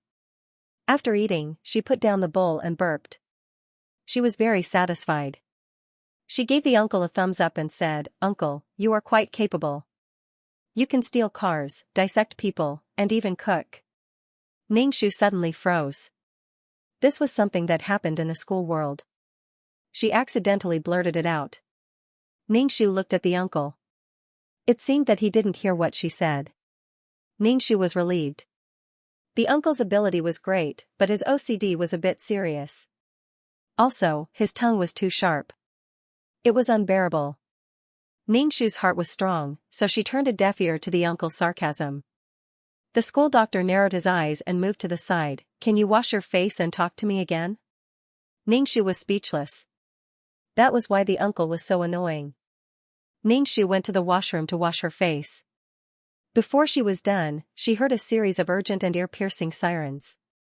It was so loud that it almost pierced her eardrums. Ningxu quickly came out of the bathroom and asked the uncle, "What's wrong?" The uncle frowned and said, "Zombies are coming to attack the base. Take something to defend against the zombies." "Do I have to go too?" Ningxu pointed at herself and asked. The school doctor rolled his eyes at Ningxu. "You have to show your value if you accept the base's protection, little girl." Ningxu looked at the school doctor in surprise. When did the uncle have such an awareness? The sirens were getting louder and louder. The uncle handed Ningxu a gun and said, "Be careful. Don't rush into the zombie crowd. You don't have a superpower. You can't fight so many zombies even if you have great strength." Uncle's words. Ningxu she patted her chest and said, "If there is danger, I will run." The school doctor was speechless. The sirens became more urgent. The uncle and Ningxu went out the door, and they ran into Young Phoenix and Lone Wolf next door. Gu Lang's cold face was full of sarcasm. "A lowly person without a superpower has to fight against zombies. Don't turn into a zombie in the end." The school doctor looked at him coldly. Gu Lang released his superpower and looked at the uncle warily. The uncle snorted and pulled Ningxu's arm. They walked past Gu Lang and Young Phoenix. How domineering. Gu Lang's handsome face was very long. He realized that he, a superpower user, was afraid of a lowly person without a superpower. It was really humiliating. Young Phoenix looked at the school doctor who was wearing a black windbreaker. Although this man did not have any special abilities, he was actually quite charming. However, in this post-apocalyptic world where the strong were respected, charm alone was not enough. One had to have strength. What made Young Phoenix angry was that this lowly person without a superpower was so rude to her, but he was so nice to Flower. Flower was not comparable to her. The competitive Young Phoenix tasted defeat in front of the school doctor. She was thinking about the uncle and wanted to subdue him to wash away her failure. In short, Young Phoenix had the uncle in her heart. Flower's hands were covered in frost. She looked at the back of the school doctor and Ningxu. What was so good about Flower who had nothing? Ningxu followed the uncle to the base's entrance. He saw an overwhelming number of zombies rushing towards the base's entrance. The rotten smell made people faint. The base's walls were filled with cannons, bombs, and all kinds of new weapons. They were bombarding the zombies. Although they were lethal, they were not enough compared to the number of zombies. Even the people without superpowers in the base used stools and hose to fight against the zombies. However, the result was tragic. The ordinary people without superpowers were torn apart by the zombies. The zombies did not care about anything else. They tore apart the corpses on the spot. The scene was very bloody. The officer commanded the army to kill the zombies. He turned his head and saw Ningxu. He frowned. Ningxu shouted, "What are you doing here?" The sound of artillery shells was very loud. Ningxu tried hard to hear what the officer said. He then shouted to the officer, "I'm here to fight against the zombies." The officer saw the school doctor next to Ningxu. He did not say anything and continued to command the army to kill the zombies. There was also an even more dazzling scene, which was the ability users. All kinds of abilities were incomparably gorgeous, and they easily killed the zombies, especially Lone Wolf's lightning ability. When he struck the zombies' heads, the zombies immediately fell down. His destructive power was extremely dazzling. Countless people looked at Lone Wolf with amazement, admiration, and admiration. Lone Wolf felt the eyes of the people around him. His hands moved faster. The lightning in his hands shone brighter. It felt like he was deliberately showing off his skills. Ningxu retracted his gaze and shot the zombie's head. The school doctor stood beside Ningxu and did not move. Ningxu said, "Such a large-scale attack. The zombies behind this are probably not weak. When this kind of zombie comes, you run first. You can't deal with it." The school doctor said lightly. He did not feel ashamed of running away. Ningxu frowned and asked, "Is it a mutated zombie?" The school doctor nodded. "It is a mutated zombie. But it is stronger than the ones we have encountered before. Zombies evolve much faster than humans." The school doctor placed his hand on the group of paranormals and muttered to himself, "If I can dissect a few paranormals and observe their DNA, the gene fluid should not be just a half-finished product. It should be able to fully activate a person's superpower." Ningxu was shooting while listening to the school doctor's mumbling. He pointed his ears and asked the school doctor, "Uncle, what are you talking about?" "The zombies are coming," the school doctor said lightly. Ningxu nodded and began to kill the zombies. Finally, when the zombies were getting closer, Ningxu directly picked up a long stick or a hoe on the ground and directly hit the zombie's head. Then the zombie's head exploded. Now Ningxu learned to be smart. When the zombie's head exploded, he immediately moved away to avoid being splashed in the face by the zombie's brain. The school doctor stepped back and watched Ningxu kill the zombies. He casually killed the zombies that came close to him. The scene was in a stalemate. Everyone was trying their best to kill the zombies to keep themselves alive. Roar, an extremely penetrating roar sounded, and the zombies who heard this roar became even more violent, desperately rushing towards the entrance of the base. More and more people died. The air became more and more turbid. The stench, the smell of blood, the dust. Roar, another roar was heard. This sound made people's heart beat in disorder, their blood was surging, and they felt extremely dizzy. When the zombies heard this roar, they became restless. It was as if they had been blessed by some kind of power. They were restless and full of energy. Everyone was very uneasy. The officer commanded everyone and shouted, "Return to the base, quickly. Flower, quickly come in." Officer Ningxu shouted. Ningxu killed the zombie in front of him with a stick, turned around and ran into the base, standing next to the school doctor. The zombies scratched the base's walls and doors, trying to get in. Looking at the tide of zombies, Ningxu had goosebumps all over his body. "It's coming," the school doctor said in a low voice. Ningxu turned his head and saw a black dot. It was growing at a speed visible to the naked eye, moving quickly, and finally floating in the air above the base. This was a zombie. This zombie seemed to be no different from a normal person except for its blue face, and its eyes were moving. Obviously, it was different from ordinary zombies, it obviously had vision. Ningxu's jaw almost dropped. He turned his neck stiffly, looked at the uncle and stammered, "Uncle, uncle, it can fly." It completely violated Newton's law of gravity. The mutated zombies they encountered before only had good jumping ability and fast speed, but floating in the air like this was simply challenging people's worldview. The uncle squinted his eyes, looked at the zombie floating in the air, and said, "Is it easier to evolve into a zombie?" Such a human-like zombie caused a commotion in the base, especially when it could fly like an immortal. It made the people in the base feel shocked and helpless. This zombie was really too powerful. An atmosphere of despair filled the air, making people's hearts more panicked. "Fuck, I'll fight you." A paranormal released a golden beam of energy towards the zombie, but the zombie didn't even try to dodge. Xianxia was stunned for a moment. This zombie couldn't be so weak, right? It looked like a cow, but it was about to be hit. The power directly passed through the zombie's body, and people found that the power hit only an afterimage. So where did the zombie go? A mournful voice sounded, and people turned around to see that the zombie had directly passed through the chest of the paranormal who released the power. The zombie's bloody hand was still holding a beating heart.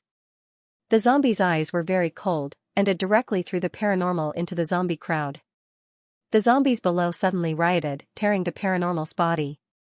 The mutated zombie floating in the air, biting the bloody heart. Xianxia stretched his neck and swallowed a mouthful of saliva. This scene was really bloody and disgusting. Everyone felt that their hearts were being gnawed by the zombies. With the previous impulsive unlucky guy as an example, they didn't dare to move for a while, and it was even more impossible to rush. He was simply courting death. There were so many people, but the scene was silent, and the rapid sound of the alarm was more ear-piercing. The mutated zombie gnawed the heart in its hand, and stretched out its tongue to lick the blood at the corner of its mouth. Its eyes looked at the group of paranormal, looking at them as if they were food, and it made people scared. Xianxia thought that the mutated zombie was more interested in the paranormal who was full of energy. "Uncle, what should we do now?" Xianxia approached the school doctor uncle. Why were they in a deadlock now? The school doctor uncle stared at the zombie. "What else can we do? Run." Xianxia was speechless. Although he said that, he didn't dare to move. What if the zombie took out his heart if he moved, especially the paranormal? These people were the focus of the mutated zombie. The zombie looked at them with a pair of cold and ruthless eyes, as if it was trying to guess the taste of its food, and it was really stressful. "There's no other way, let's go together." Lone Wolf said with a cold face, "Let's go together."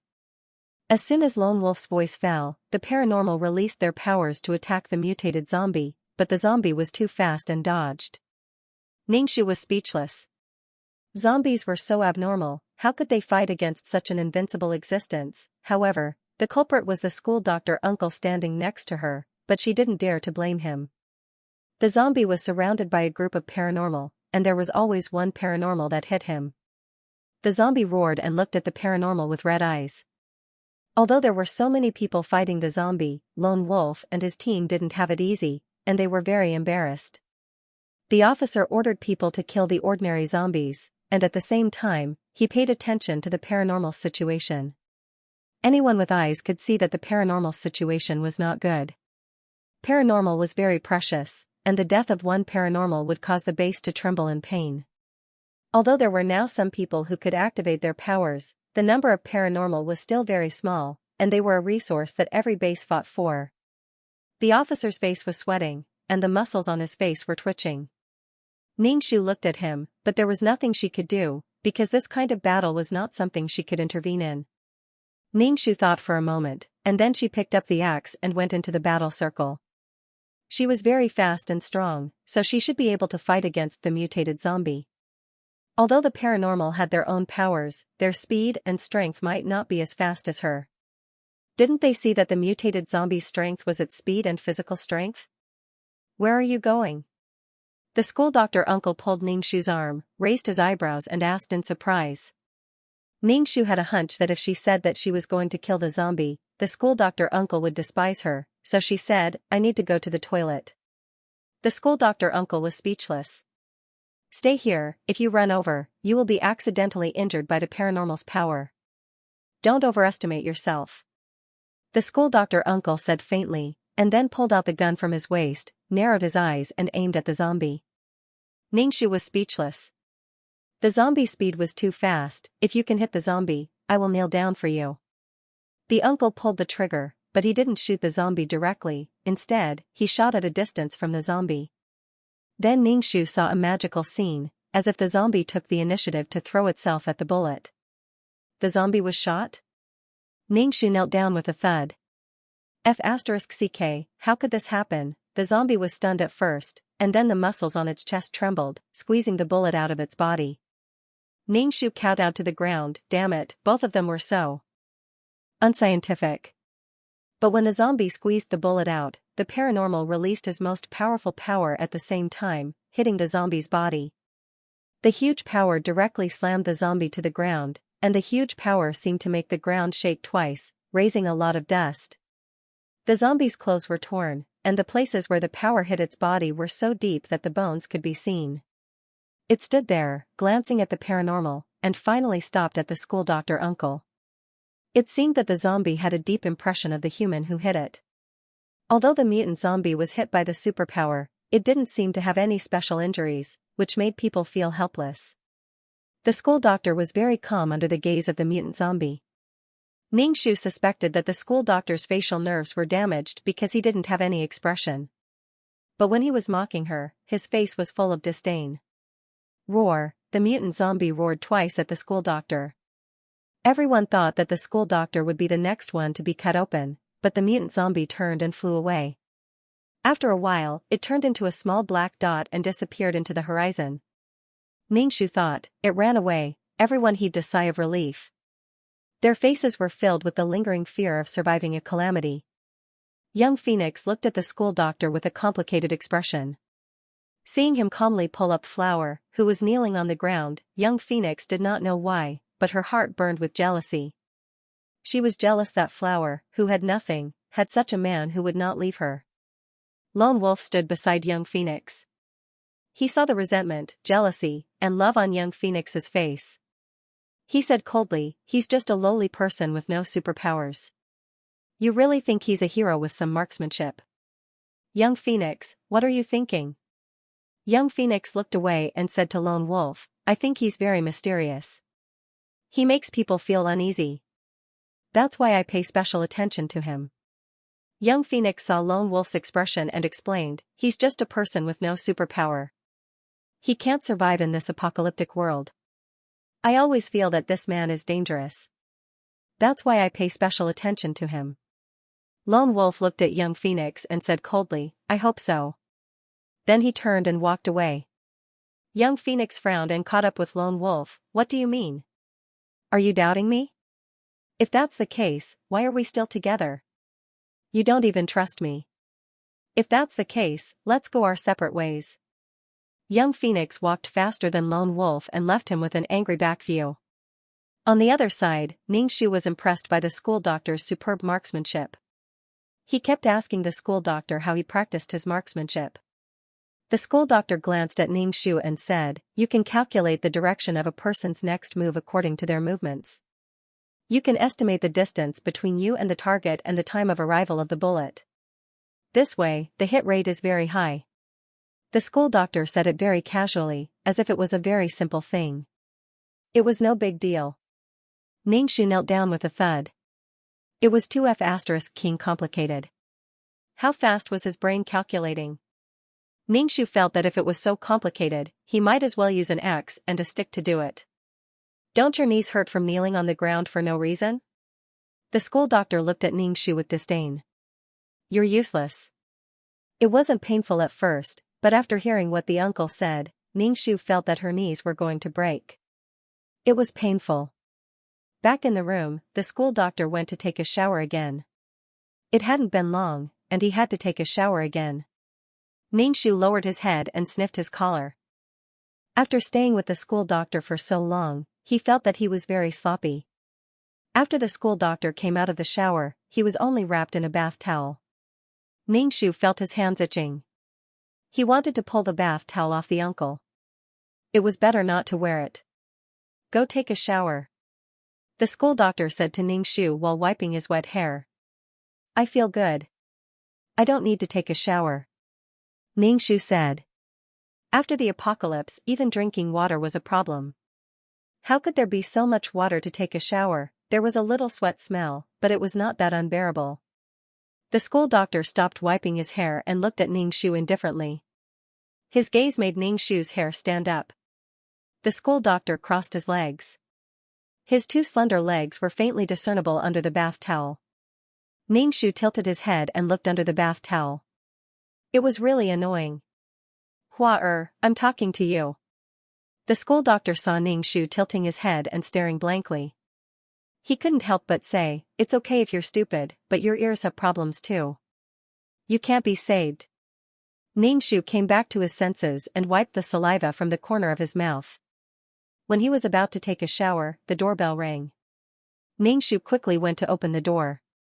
There was an officer in military uniform standing at the door. When he saw the officer, Ningxu was surprised. He asked, "Officer, why are you looking for me?" "I'm not looking for you. I'm looking for your partner," the officer said and entered the room. He looked around but didn't see anyone. Ningxu asked, "Where is he?" The school doctor was still there. Ningxu said, "He probably went to get dressed." The school doctor was only wrapped in a bath towel. The officer looked at Ningxu and said, "You're still young. You're already with him?" Ningxu was speechless. What did he mean? Did the officer think that the uncle was naked because he did it with her? Ningxu's mouth twitched. "You're thinking too much. The uncle was such a pervert." It was still a question whether he liked women. After a while, the school doctor came out of the room. He was wearing a white shirt and a black windbreaker. When he saw the officer, his face was indifferent. "Well, I have something to talk to you about." "Let's go out and talk," the officer said to the school doctor. He was very respectful to the school doctor.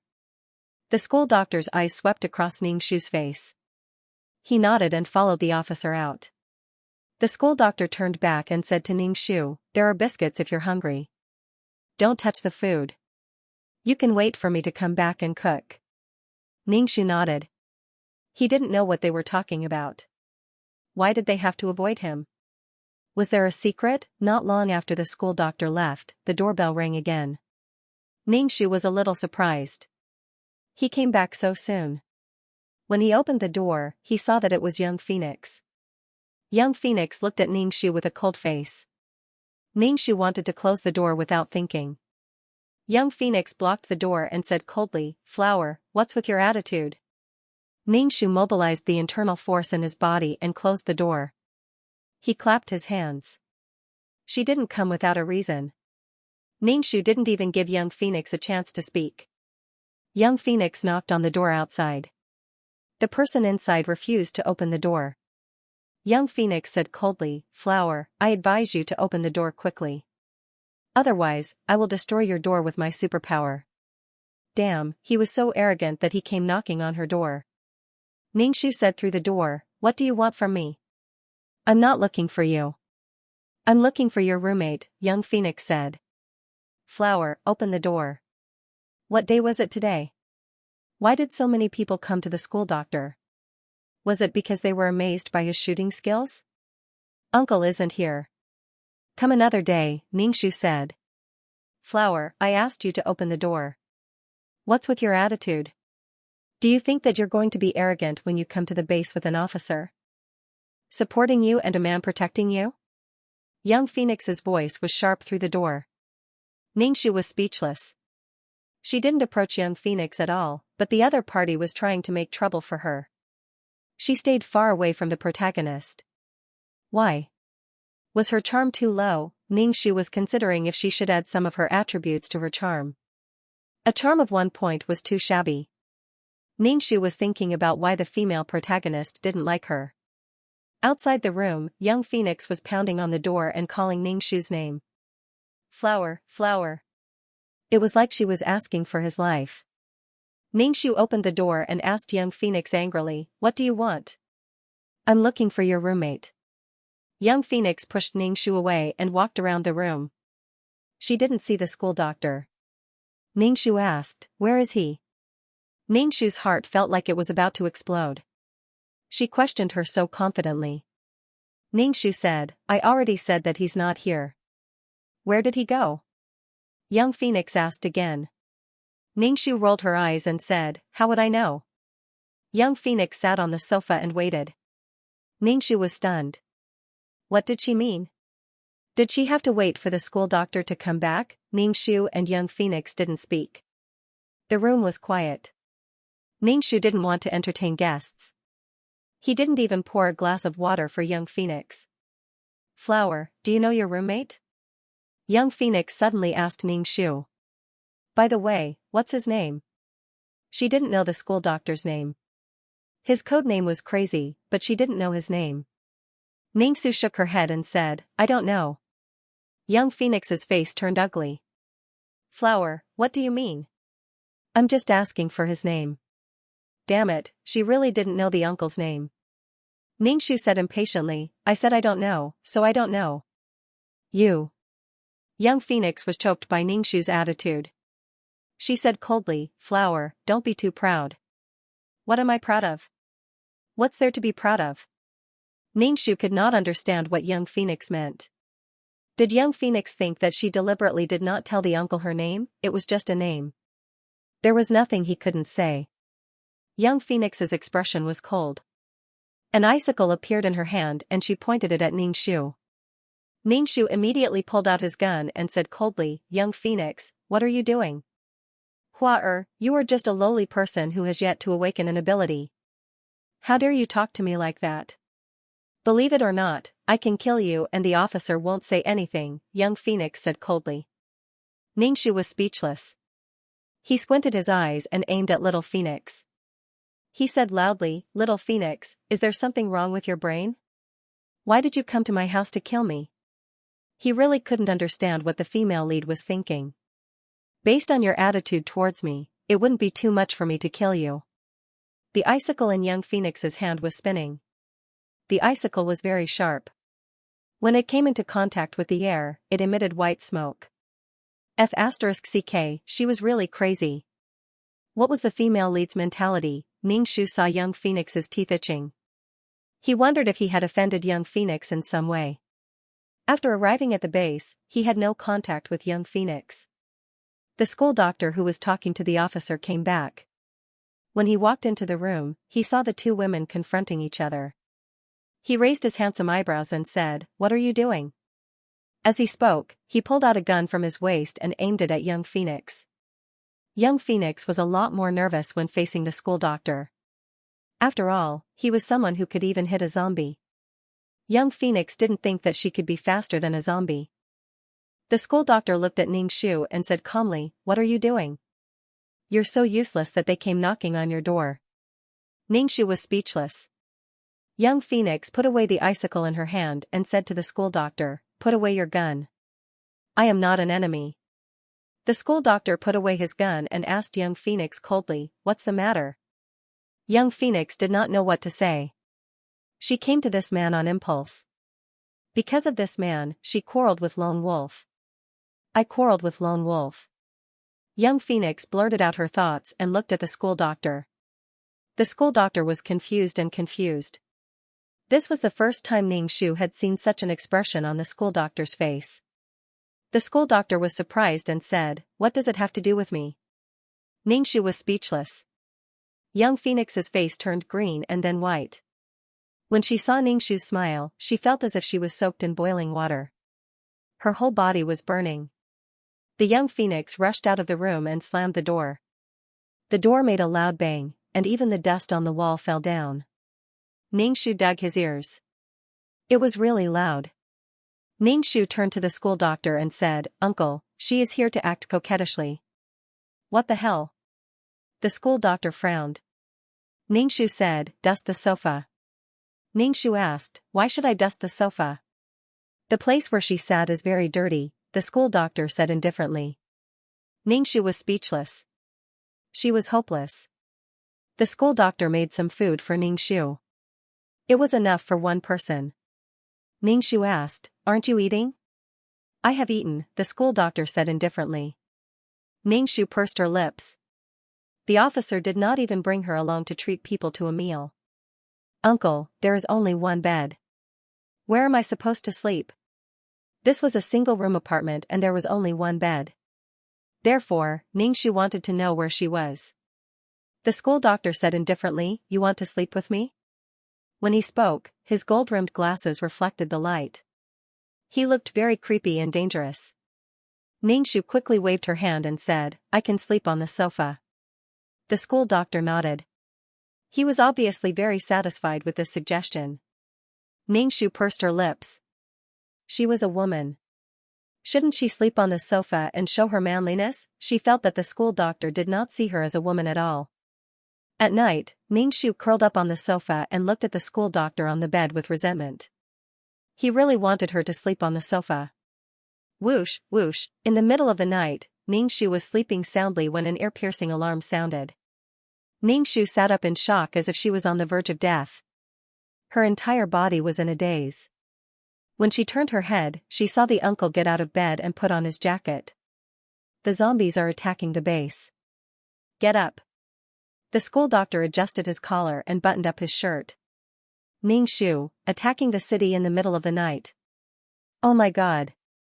Ningxu jumped off the sofa and picked up the guns, sticks, and axes on the table. She followed the school doctor out the door. Many people rushed to the entrance of the base. Some people did not even put on their clothes.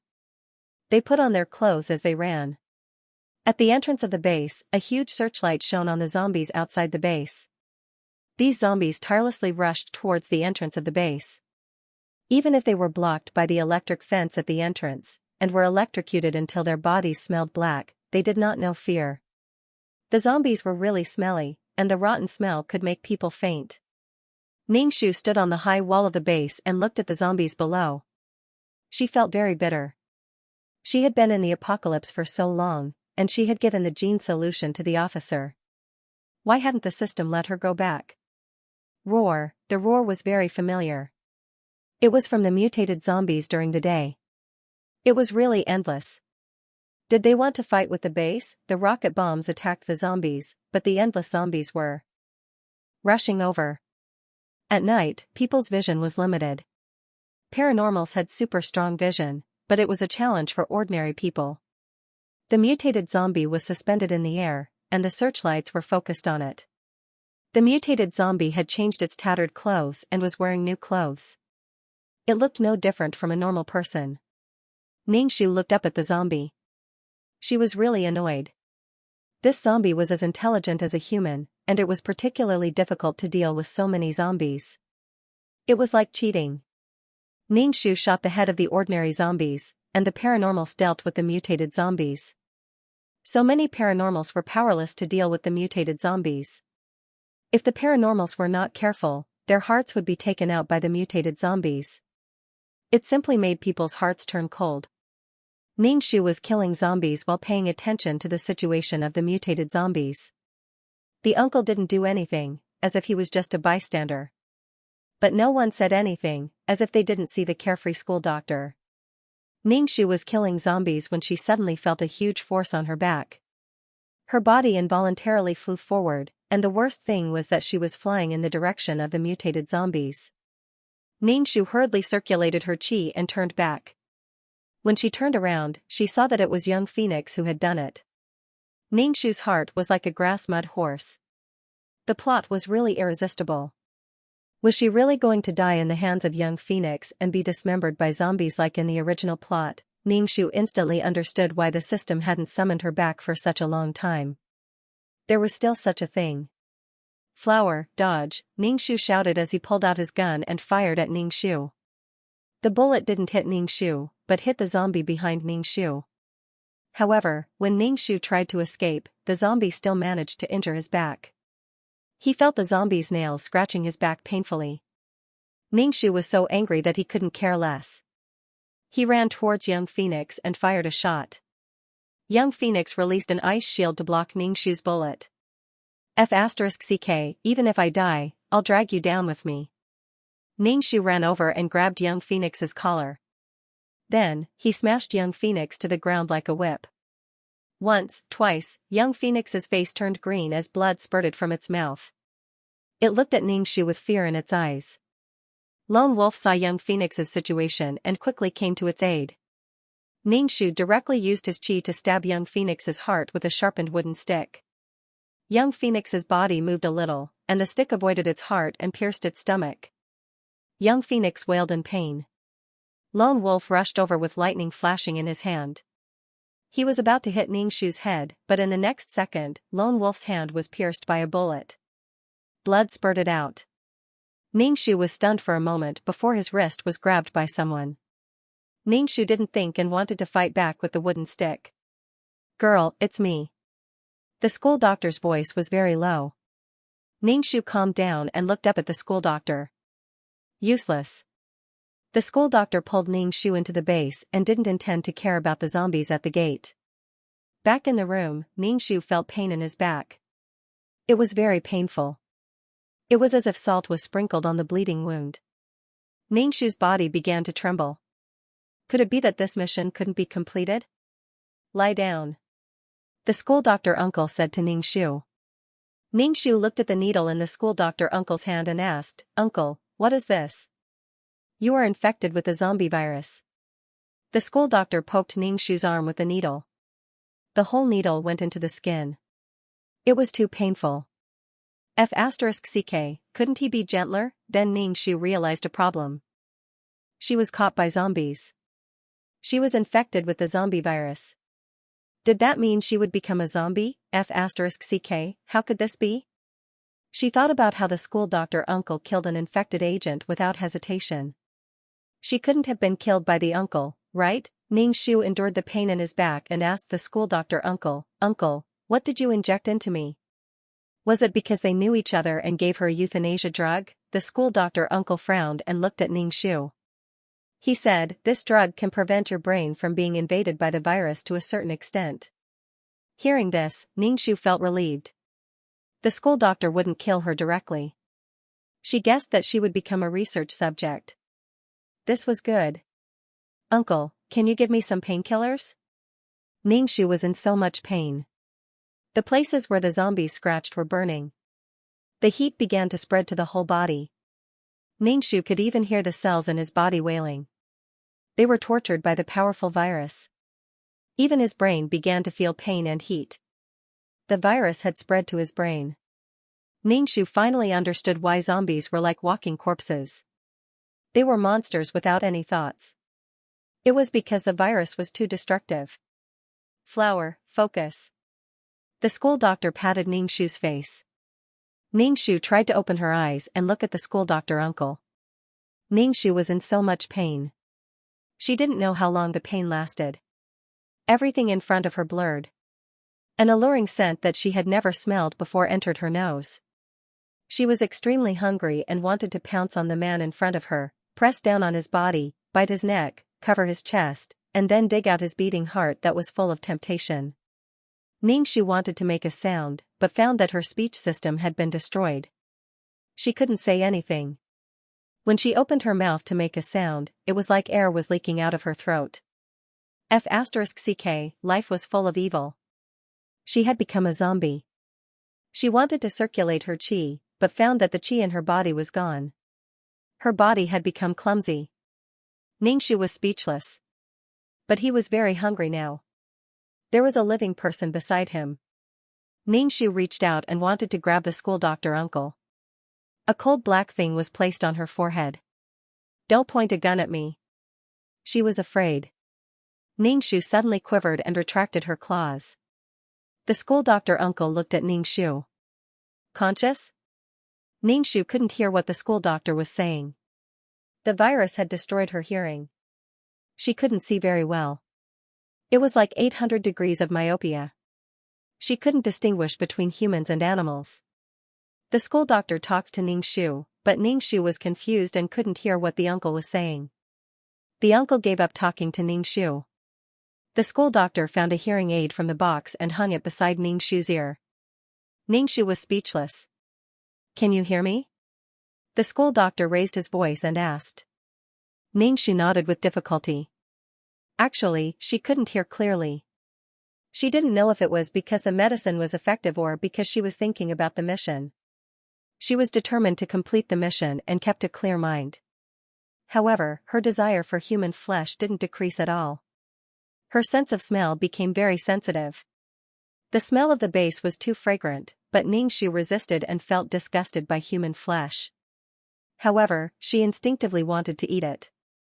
Damn, the struggle in her heart was really intense. After a difficult night, Ningxu completely turned into a zombie. She couldn't speak, her movements were slow, and she was in a state of hunger.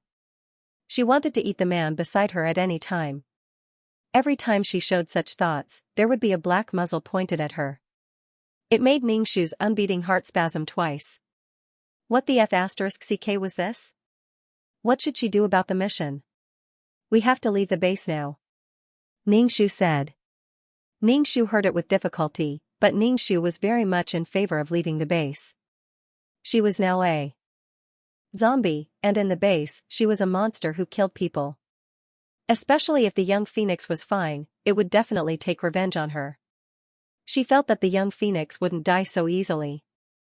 In any case, it was the world's favorite and had a lot of luck. However, Ningxu couldn't walk fast at all. Looking at the school doctor in front of her, she couldn't catch up. The school doctor turned around and saw Ningxu's slow movements. He squatted down and said loudly to Ningxu, "Come up, I'll carry you." Ningxu looked at the uncle's white shirt and black windbreaker. If she dirted them, the uncle would kill her. Hurry up. Let's leave while everyone else is busy. The school doctor turned around and saw that Ningxu was not moving. He pulled Ningxu's hand and put it behind his back. Ningxu was very touched. Then, he started to drool, especially when he saw the uncle's snow-white neck. He really wanted to take a bite. It was too fragrant. He had never felt that the uncle was so charming. "Little flower, if you drool on me, just wait for your head to explode," the uncle said coldly. Ningxu felt wronged. She was now a disabled person. Her brain couldn't control things like drooling. The uncle shoved Ningxu into the car and drove away from the base. No one knew what was going on. Lone Wolf's hand that was shot by the uncle was bandaged. He came to find trouble but found that the building was empty. Lone Wolf was so angry that he destroyed everything in the building. The school doctor ran far away from the base. Ningxu wanted to ask the uncle where he was going, but she couldn't speak. Every time she opened her mouth, the uncle would think that she was going to bite him. The gun was pointed at her head, making Ningxu feel very stifled. She just wanted to talk. The school doctor brought Ningxu to a laboratory. The laboratory was very desolate. The entrance was under an old withered tree. However, the more Ningxu walked, the more familiar it felt. She had been here before. Was this the uncle's nest? Ningxu saw a corpse soaked in a huge glass bottle. It was the corpse of a beautiful woman. Her body was curvaceous. Ningxu was shocked when she saw her face. Wasn't this Ling Shui? The facial muscles were twisted. It seemed that she suffered a lot before she died. Ningxu felt a chill in her heart. She felt that the school doctor brought her here with bad intentions. Could it be that he didn't want to dissect a human and wanted to dissect a zombie? Ningxu looked at the school doctor with a pair of blurred, myopic eyes. The school doctor took off his black windbreaker and changed into a white coat. Coupled with his glowing gold-rimmed glasses, Ningxu was so scared that she almost peed her pants. He looked even more like a perverted scientist. "Lie down." The school doctor adjusted the glasses on the bridge of his nose. "Ningxu, what are you talking about? I can't hear you. I can't hear you. I can't see you. Lie down on the operating table." The school doctor shouted at Ningxu again. This time, his voice was louder. The whole laboratory echoed. Ningxu was still confused. She didn't hear anything. Lie down and let him dissect her? You're good at pretending to be stupid. Ningxu walked over.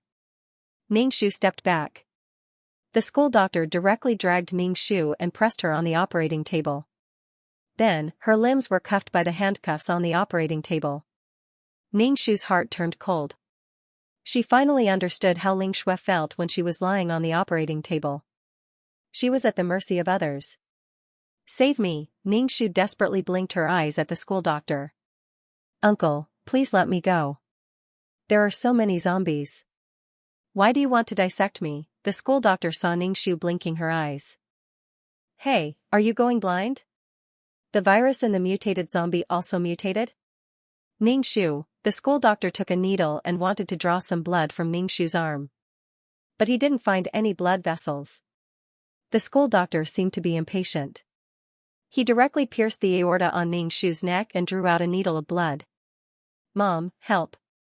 The uncle is so perverted." Although the virus destroyed her nerves and she couldn't feel pain, the feeling was too horrible.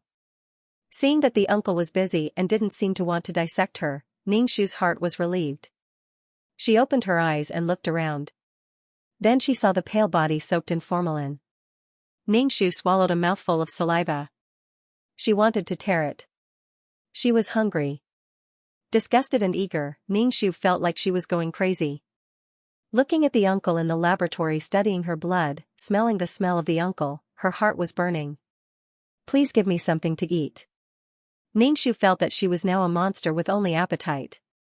After a while, the uncle washed his hands several times. Then he sat next to the operating table. He looked at Xianxia and said, "Girl, stay rational." Xianxia wanted to cry.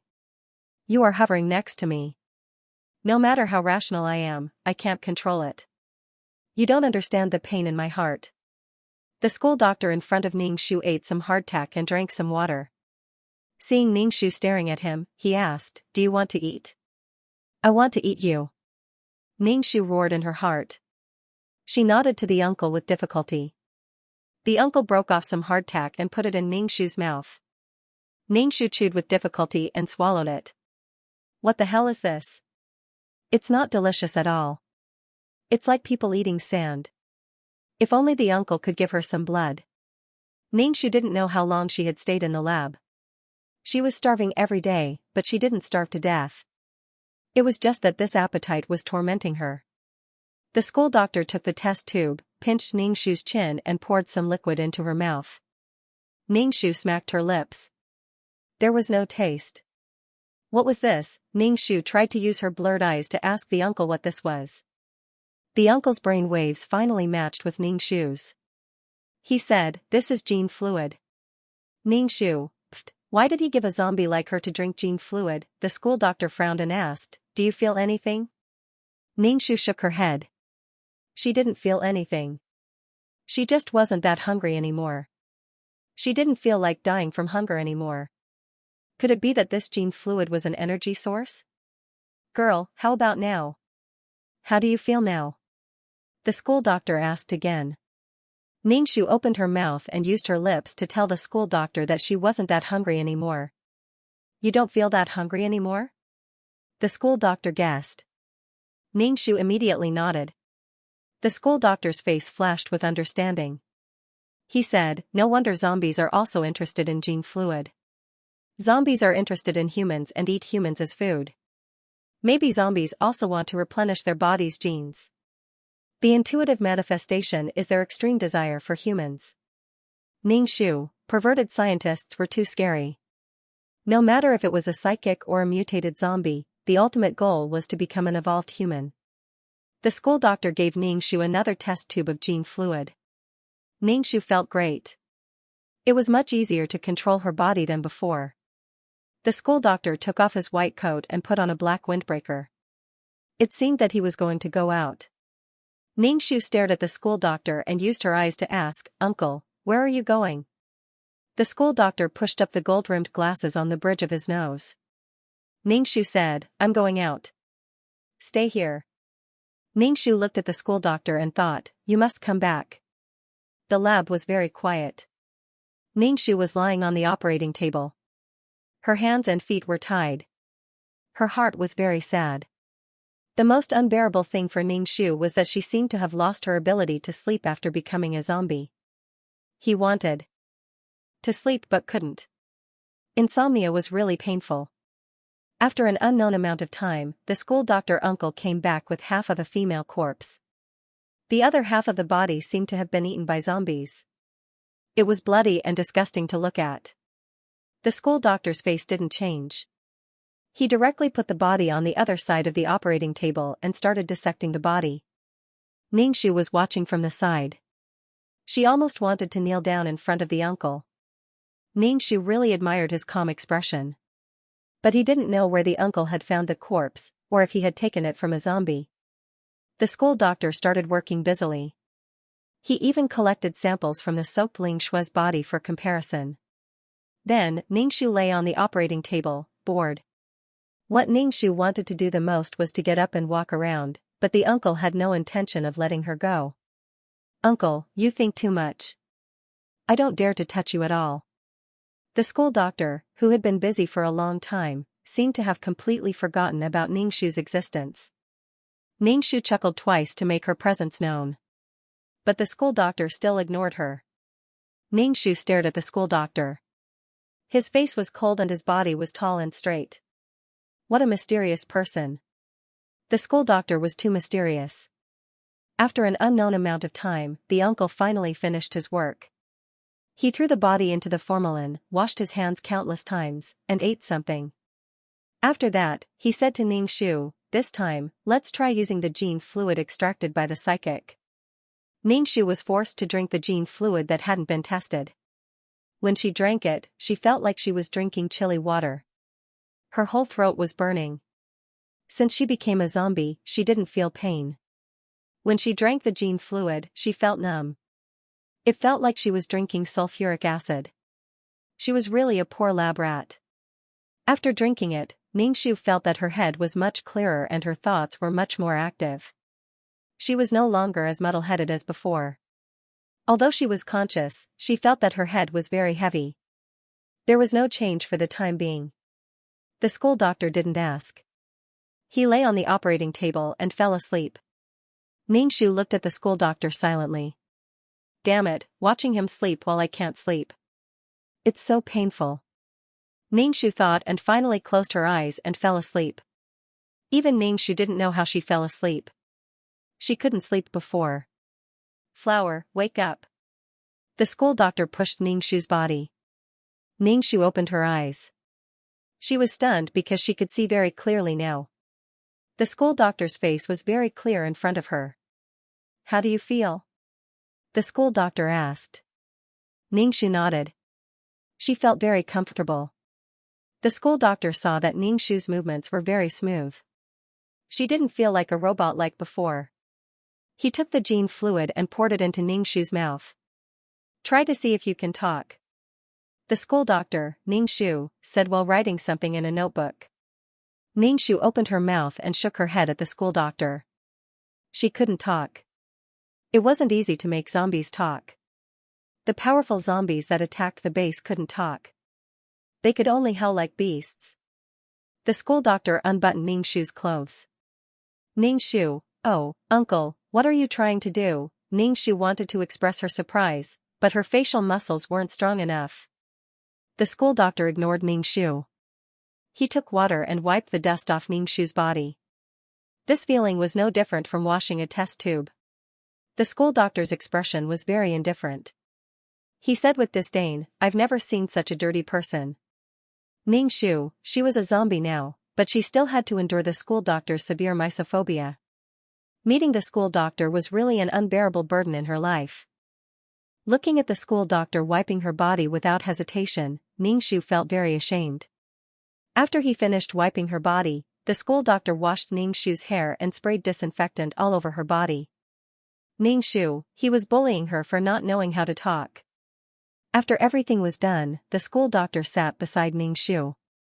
He looked at Ningxu lazily and said, "Do you want to get up?" Ningxu quickly nodded. She really wanted to get up. She didn't want to lie in the operating room. This feeling was too horrifying.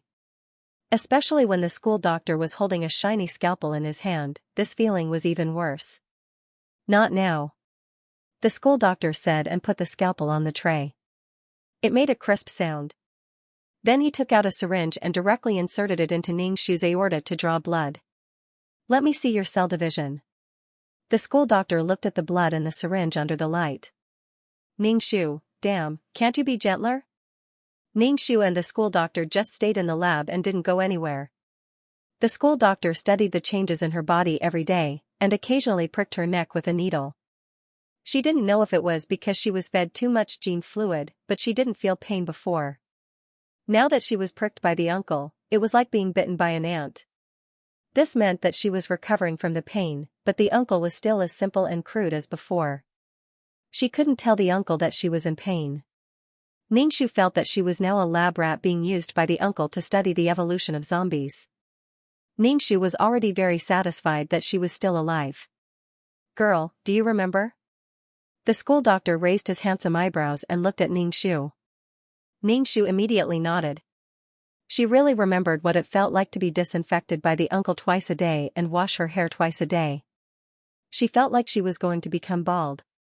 The uncle unlocked the chain and said, "If you dare to break the things in the lab, you can wait for your head to explode." Ningxu was speechless. After unlocking the chain, Ningxu moved, and then the bones all over her body made a crackling sound, as if they were rusty. Standing up, Ningxu walked 2 steps and then jumped. Her body was very agile, and her jumping ability was very good. So she was now a mutated zombie? What a colorful life. "How do you feel?" the school doctor asked Ningxu. Ningxu gave him a thumbs up, but when he retracted his hand, he bumped into the shelf. Then, the shelf fell down with a crash. The flasks and test tubes used for experiments all fell to the ground and shattered into pieces. Ningxu was speechless. She just bumped into the shelf, how could it fall down? Ningxu looked at the school doctor's indifferent face, expressionless, and the gold-rimmed glasses reflected a cold light. Ningxu wanted to explain, but the moment she opened her mouth, she could only chuckle. She could only bend down and pick up the medicine on the ground. Then, she casually pinched it, and the medicine inside burst open. The chemicals inside sprayed out. Ningxu was speechless. Was she that strong? Even those who had mastered peerless martial arts would not have such great strength. The school doctor looked at Ningxu indifferently. Ningxu felt bitter, especially when he saw the school doctor touching the gun at his waist. Ningxu almost knelt down. Damn it, if she said it was an accident, would the uncle believe her? The uncle picked up the things on the ground. Ningxu wanted to help, but the school doctor looked at her indifferently. Ningxu immediately withdrew her hand. Emma, now she must learn to control this body. After tidying up the lab, the school doctor led Ningxu out of the lab. Ningxu used his eyes to ask the uncle where they were going. The school doctor ignored Ningxu and drove as if he was looking for something. Ningxu's ears twitched. There were zombies nearby. Ningxu wanted to remind the uncle, but the uncle glanced at her and said, "I don't want to talk to you now." Ningxu was speechless. The uncle was still angry about the lab. It was an accident. Roar, the roars of the zombies were getting closer. Ningxu looked at the uncle's indifferent face. Ningxu wondered if the uncle was deaf. After a while, the zombies surrounded them. The school doctor was not in a hurry. He was just taking a walk and even stopped the car. Seeing so many zombies, Ningxu's heart trembled. She quietly approached the uncle. The uncle pushed Ningxu away, opened the car door and kicked Ningxu out. Ningxu was speechless. Ningxu was in a mess. What was the uncle doing? Why did he throw her into a group of zombies? Help, there are so many zombies. Ningxu looked at the zombies around her and slapped the car window. Uncle, help. She could not deal with so many zombies. She would be torn apart by them. Hua you are a zombie, not a human. The school doctor saw Ningxu's panicked look. Ningxu was speechless. She still felt that she was a human and not a zombie. Ningxu looked around and found that the zombies did not attack her. The zombies around her did not dare to come close. Ningxu let out a sigh of relief. Oh my god, that was so scary. I thought I was going to be torn apart by the zombies. Hua go kill the zombies and control your strength. The school doctor sat in the car and said to Ningxu. Ningxu was stunned for a moment and then excitedly went to kill the zombies. The zombies seemed to have felt Ningxu's breath. When they saw Ningxu coming over, they turned their heads and went in another direction. They seemed to be deliberately avoiding Ningxu. Ningxu looked at the zombie's head and squeezed it hard. The zombie's head was like a piece of tofu in her hand. She squeezed it easily and the gray brain matter splashed on her face. Ningxu stared blankly at her filthy hands. Why was she so strong? Hua I don't have enough disinfectant to wash your body. Pay attention to your hygiene. The school doctor looked at Ningxu's face that was covered in brain matter and could not bear to look at it. You looked like this when you were a human. You still look like this after becoming a zombie. Ningxu had a certain understanding of her own strength. She picked up a wooden stick from the ground and smashed it on the zombie's head. Then, the zombie's head exploded, just like a hammer smashing a walnut. It felt very good. Okay, you can come back. The school doctor uncle shouted to Ningxu. Ningxu heard the uncle's voice and immediately opened the car door. She wanted to sit in the car but the door was pulled down by her. Ningxu looked at the car door in her hand and then looked at the school doctor uncle's indifferent face. The school doctor uncle's eyes reflected a dangerous light. Ningxu was speechless. She suddenly became a strong woman. It felt so complicated. Take the car door and sit on the roof. The school doctor uncle said indifferently and pointed at the roof. Ningxu curled her lips. She held the car door with one hand and climbed onto the roof of the car. She sat on the roof. Sigh, there was so much dust on the roof. When they returned to the laboratory, the uncle threw Ningxu into the pool to wash up. He then started to eat. Ningxu saw the uncle eating and swallowed a mouthful of saliva. Of course, it wasn't because of the biscuits in the uncle's hand. It was because of the uncle's neck. She wanted to take a bite and drink some warm blood. Ningxu silently approached the uncle and took a deep breath. It smelled so good. Ningxu slowly approached the uncle's neck. The uncle turned his head and his lips brushed past Ningxu's face. He spat in disgust and took out a gun and pointed it at Ningxu's forehead. Ningxu was immersed in the aroma when she suddenly felt something cold on her forehead. She shuddered and looked up to see the black muzzle of a gun pointed at her. Ningxu pretended to be at a loss and innocently moved to the side, away from the uncle. The uncle took out a bottle of gene fluid and threw it to Ningxu. Drink this. Ningxu gently opened it and gulped down the gene fluid. It was like drinking chilly water. It tasted very good. Every time Ningxu drank the gene fluid, she didn't feel hungry, and the smell of the school doctor's body was no longer attractive to her. This gene fluid was really a treasure. From now on, would her food be the gene fluid that tasted like chilly water? It seemed that this kind of thing was very rare, and the uncle didn't have much. Ningxu burped, sat on the ground and leaned against the wall for a while. Every time she drank the gene fluid, she seemed to be a little sleepy. Flower, how do you feel now? The school doctor asked Ningxu. Ningxu lifted her eyelids and made a gesture of wanting to sleep. The uncle wrote something in his notebook, and Ningxu said, "Sleep on the operating table." You can sleep anywhere, you don't look like a woman at all. Ningxu was speechless. Uncle, sleeping on the operating table would be weird. She was a zombie now, and the term woman should have nothing to do with her. Sleep on the operating table. The school doctor pointed at the operating table. Ningxu could only climb onto the operating table to sleep, and then the school doctor inserted a needle into Ningxu's neck. The school doctor looked at the purplish-black blood and said, "Hua-er, your lifespan will be very long." Ordinary zombies have a very long lifespan, but they have to endure the endless torment of appetite. The lucky zombies that have evolved are all advanced humans. Superpowered people and zombies have the same goal, they both want to evolve themselves. The school doctor shook the blood in the test tube. Your cell division is very slow, and there is basically no cell death.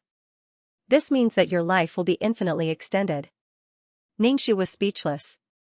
So complicated, she was a child who had never been to school, and Ningxu, who only had elementary school knowledge, didn't understand what the school doctor was talking about. The school doctor went to study the blood, and Ningxu was sleeping on the operating table. She didn't know how long she slept, but when Ningxu woke up, she felt very good. She didn't feel like a zombie at all. She looked in the mirror, and her face was a little green, and her skin was dry. Let's go out. The school doctor Uncle Ningxu said. Seeing Ningxu looking in the mirror, he glanced at Ningxu's face and said faintly, "TSK, I feel that there is no difference between a human and a zombie. You don't look good." Ningxu felt as if an arrow had pierced through his heart. Even when speaking directly, he had to consider whether others would be able to take it or not. He followed the uncle out of the lab. Were they going to kill zombies again? Sit on the roof of the car, Uncle Ningxu said. Ningxu, why? Isn't your car door fixed? Under the gaze of the school doctor, Ningshu silently climbed onto the roof of the car. This was definitely discrimination against a zombie like her, not even allowing her to get on the car. This time, the uncle didn't seem to specifically look for zombies. Instead, he brought Ningshu to a tall building, and then a human and a zombie climbed onto the highest floor of the building. Ningshu looked down. It was quite high, more than 20 meters. She was afraid of heights. Ningshu took 2 steps back and looked at the school doctor uncle with a puzzled expression. What were they doing on the roof? Overlooking the world? The school doctor uncle looked at Ningshu. Ningshu's heart suddenly surged with a bad feeling. She took 2 steps back and looked at the uncle vigilantly. The school doctor uncle grabbed Ningshu's hand. Ningshu was confused. What was he trying to do? The school doctor uncle directly threw Ningshu down the building. Ningshu held the uncle's hand tightly and looked at the uncle with a pitiful expression. Uncle, don't let go. Fuck, the uncle was going to push her down the building. Please let go, I'm going to die. Let go. The school doctor uncle swung his hand twice, but didn't manage to get rid of Ningshu. He repeated, let go. Ningshu shook her head. If she fell from 20 meters, she would become a meat patty. You're a zombie. Even if you fall, you won't die. The school doctor uncle said, now you should be able to overcome gravity and float in the air. Ningshu, oh, fuck, he didn't have to directly throw her down the building. What if something happened? Let's see how you feel when I throw you down the building. Useless. The uncle pulled Ningshu up. Ningshu patted her chest in fear. The school doctor uncle looked at Ningshu. Ningshu immediately pretended to be at a loss. Since you're afraid of heights, let's go to a lower floor. The school doctor uncle looked at her with disdain. Again, Ningshu bitterly followed the uncle downstairs. At 15 meters, the school doctor uncle looked at Ningshu. Ningshu quickly shook her head. It's too high. The school doctor uncle looked indifferent. His gold-rimmed glasses reflected a dangerous light. Ningshu lowered her head and didn't look at him. Fuck, this uncle is too evil. Then the uncle took Ningshu to the 10-meter floor. Then he looked at Ningshu. Ningshu shook her head with difficulty. It's still a bit high. After that, they reached the 5-meter floor. The school doctor uncle's thin lips were tightly pursed. He raised his chin and looked at Ningshu. The uncle's body was very oppressive. If she still thought it was too high, the uncle would probably go berserk. What do you think about this height? The school doctor uncle asked indifferently. Ningshu stretched her neck and looked outside. She really wanted to ask if it could be on the 2nd floor. Under the uncle's gaze, Ningshu nodded with difficulty. Then, before Ningshu could react, she was kicked down the stairs by the uncle. Help! Ningshu's heart was roaring. Her ears were filled with the whistling of the wind. Mama, she was so scared. Plop. Ningshu fell into the garden. She raised her head and spat out the soil in her mouth. She was really unlucky. Flower, come up quickly. The uncle's voice was like a demon's. Ningshu got up and checked her body to see if she was injured. She checked again. Luckily, there were no injuries. Wait, she wasn't injured. Did the representative have to continue? Girl, come up. The uncle's voice sounded again. Ningshu slowly prepared to climb up the stairs.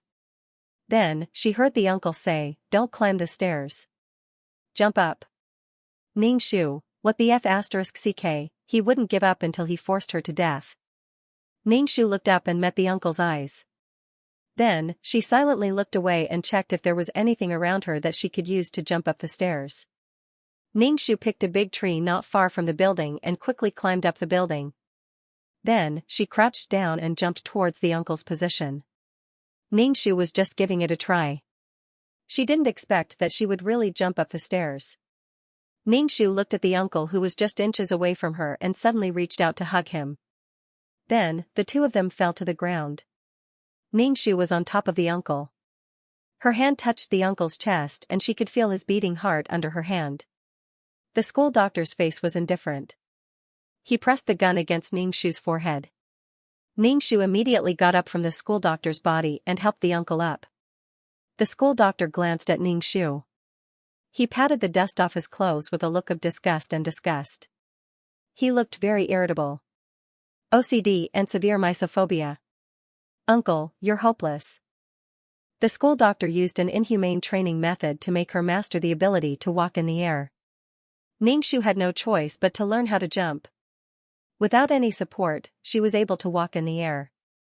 This was something that went against science, but the uncle, a scientist, still tried his best to make her practice. The key point was that the uncle was not a good teacher. Every time she did not do well, he would disdain and humiliate her in all aspects. Why hadn't she left this world yet? F***ck, when would these days come to an end? Ningshu felt uncomfortable as she watched the uncle record data in his notebook every day. The school doctor looked at Ningshu, shook his head and said disdainfully, "A zombie that retains consciousness is really incomparable to a zombie that regains consciousness." Ningshu was speechless.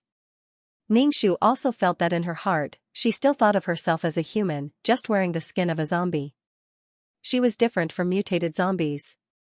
Fortunately, Ningshu's speed was very fast now, and she could walk in the air. Back in the lab, the uncle gave Ningshu a small bottle of gene fluid. Ningshu was very grateful to the school doctor uncle and showed a ferocious smile. The school doctor uncle turned his head and ignored her. Ningshu drank the gene fluid.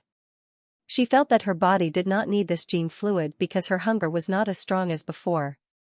She also felt that this body had entered a bottleneck. It should be able to evolve, but she did not know how to evolve. This body was already very strong, with infinite strength. It could fly without wings and walk in the air. Ningshu tried to open her mouth, but could only make simple syllables. Now Ningshu had to learn to speak like a child. The school doctor uncle ate the biscuits, turned his head and looked at Ningshu, but did not speak.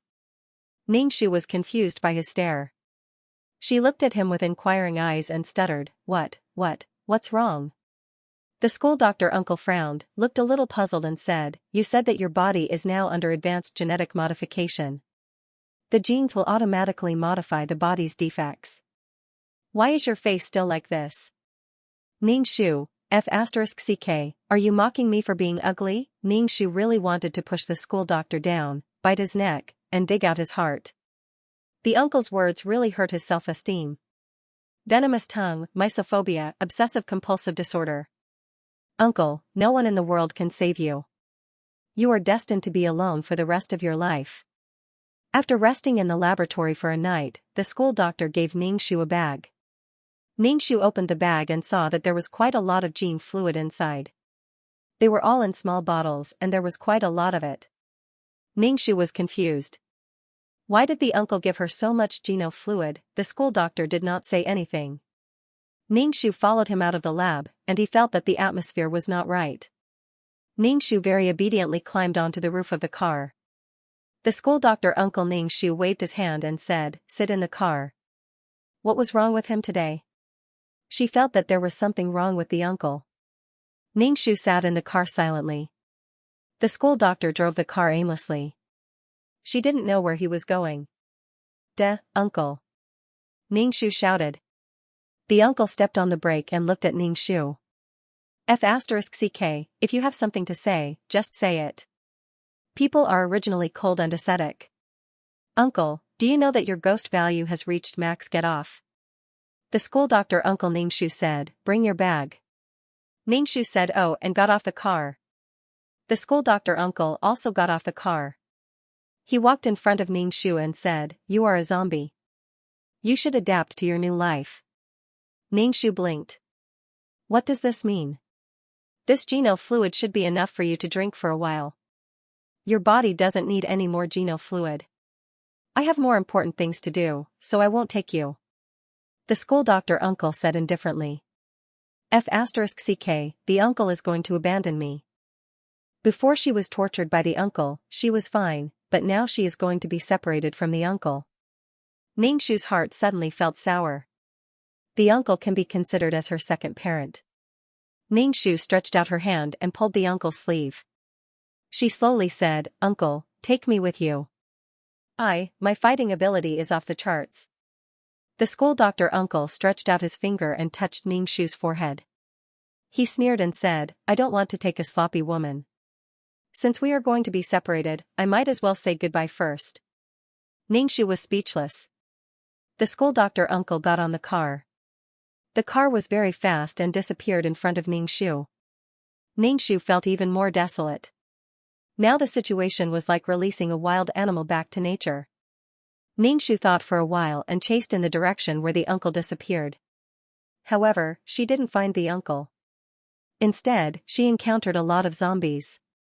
These zombies didn't attack Ningxu. Obviously, they treated her as one of their kind. Maybe it was because Ningxu was more advanced than these zombies. Some of the zombies actually followed behind Ningxu. Ningxu used all the horsepower to get rid of these zombies. She didn't want to be followed by a group of roaring zombies wherever she went. It was a torture to her ears. It wasn't easy to find the laboratory that she was in before. However, there was no one in the laboratory. Some of the things had been destroyed by the uncle. The laboratory was empty. Ningxu deeply sighed. Where did the uncle go? Then where should she go now? Ningxu was suddenly at a loss. She didn't know where to go. The mission had been carried out until now. Why didn't they let her go back? Ningxu left the laboratory. She didn't have a specific destination. She had to find a target for herself. Ningxu thought for a while and decided to find young Phoenix for revenge. With a target in her heart, she felt more at ease. Ningxu wandered around every day, looking for human bases. Occasionally, she would encounter mutated zombies. If they didn't provoke Ningxu, Ningxu wouldn't fight with them. What made Ningxu speechless was that there were always zombies wandering behind her. What was attracting these zombies? Ningxu touched the bag on her waist. Yes, it was the gene fluid. Now this thing was her food. She didn't want to share it with other zombies. Moreover, she didn't know where the school doctor uncle went. She didn't even know if she could see the gene fluid again in the future. Now, Ningxu wouldn't be hungry for half a month. When she was really hungry, she would drink a little of the gene fluid. Ningxu walked unsteadily. She actually had the feeling of walking the world with a sword. Sometimes, she looked coldly at the battle between humans and zombies. Seeing humans being torn apart by zombies, Ningxu didn't feel anything in her heart. From Ningxu's point of view, zombies and humans were all for each other's survival. They restricted and balanced each other. There was no major right or wrong. Ningxu originally wanted to drive. Although walking didn't make her feel tired, it was very boring. However, she didn't have the same skill as the uncle to steal a car. Roar, a very familiar roar came from far away to Ningxu's ears. Ningxu suddenly became alert. Fuck, if I can't find young Phoenix, I'll take revenge on you. Ningxu ran in the direction of the roar, looking for the mutated zombie to take revenge. When Ningxu found the place, she saw the mutated zombie floating in the air from a distance. Seeing this zombie, Ningxu's eyes turned red. When enemies meet, their eyes turn red. F***ck, she had never suffered such a big loss. Below the mutated zombie was an army of zombies. A team of humans was surrounded by zombies. The paranormals in the team struggled to kill the zombies and protect the supplies in the truck. Ningxu casually glanced around and saw young Phoenix in the team. Young Phoenix was wearing tight black leather pants that accentuated her curves. When she was killing zombies, her black hair fluttered in the wind, making her look devilish and sexy. She really didn't die. At that time, her wooden stick had already pierced through young Phoenix's body, but she was still fine. Ningxu sneered. It was really a small world. She looked around, except for young Phoenix, she didn't know anyone else in the team. Young Phoenix actually came out to look for supplies? Roar, the mutated zombie floating in the air suddenly turned its head and roared twice at Ningxu. Ningxu listened to the roar of the zombie and felt that it had a certain frequency, transmitting some kind of message. Roar, the mutated zombie roared twice at Ningxu, this time the roar was a lot more urgent. Ningxu understood that the zombie wanted her to fight. Fight your sister, I am here to duel with you. The actions of the mutated zombie attracted the attention of the humans. Young Phoenix looked over and saw Ningxu. She looked surprised and killed the zombie in front of her with an icicle. She looked at Xianxia with vigilance. Xianxia's body floated up and walked toward the mutated zombie. The mutated zombie looked at Xianxia with a tilted head, its nose moved, and looked a little puzzled. It was sure that the person in front of it was the same kind. Xianxia floated in the air and looked at young Phoenix below. She smiled and said to young Phoenix, "Long time no see." As soon as Xianxia spoke, the young Phoenix's expression became even more surprised. She shouted, "You're still alive." Young Phoenix looked around and didn't see the man who used to be with Xianxia. Now that she saw Xianxia walking in the air like a zombie, young Phoenix's face twisted. "What the hell are you?" Young Phoenix asked Xianxia. Zombies couldn't speak, but Flower could. Xianxia crossed her arms and looked at young Phoenix, saying, "Guess." "Flower, you've become a zombie. Even if you've become a mutant zombie, the nucleus in your head is mine. You used to be a good-for-nothing person. Even if you've become a zombie, you're still a good-for-nothing. I'll kindly accept your nucleus." Young Phoenix raised her eyebrows. Her whole body seemed to be unusually cold and her temperament was ice-cold. Xianxia touched his head with some doubts. "What is a nucleus?" He felt that after not going out for a while, he could keep up with the changes in society. The icicle in young Phoenix's hand shot toward Xianxia. Xianxia just moved his body slightly and dodged her attack. When young Phoenix saw that Xianxia had dodged her attack so easily, her face turned cold. She bit her lip and reached out to touch her abdomen. There were still scars on her abdomen. She almost died that time. If it wasn't for Lone Wolf's efforts to save her, she really would have gone to see the King of Hell. Now that she saw Xianxia, especially when she saw that Xianxia had become stronger, her heart was particularly angry. She continued to attack Xianxia with her icicles. Xianxia flashed directly in front of young Phoenix. Then he clenched his fist and hit young Phoenix's head. Young Phoenix's pupils shrank. She immediately condensed an ice shield to block Xianxia's attack. Xianxia sneered and used more strength. He directly broke the ice shield and then hit young Phoenix's head. Young Phoenix's face turned pale. Looking at the fist in front of her, young Phoenix's face uncontrollably became ferocious. It was too fast. She didn't even have a chance to dodge. Just when Xianxia thought that his fist would explode young Phoenix's head, a person suddenly appeared in front of him. He hugged young Phoenix and used his back to block Xianxia's fist. Xianxia was stunned. He wanted to retract his fist, but it still hit the person's back. The man and young Phoenix rolled a short distance away. Xianxia frowned and looked at the man who was protecting young Phoenix in his arms. The man was vomiting blood, but he anxiously asked young Phoenix how she was. Young Phoenix was shocked. She wiped the blood from the corner of his mouth in panic. Her voice trembled as she cried, Lin Wen, why are you so stupid? As long as you're okay. It's good that you're okay. Lin Wen's mouth kept bleeding as she spoke. Young Phoenix turned her head and looked at Xianxia with hatred in her red eyes. Flower, I want you dead. How dare you hurt him? I want you dead. Xianxia was speechless. Xianxia inexplicably felt that he was a villain. Then, the man who risked his life to save young Phoenix should be the supporting male lead. Therefore, every time the male and female leads were in danger, someone would come to their rescue. In the end, justice prevailed over evil. Bah, she was not evil. There was no such thing as evil or not. It was just that she was in a different position. Should she wait for the female lead to take the crystal nucleus out of her head, a strong force erupted from young Phoenix's body.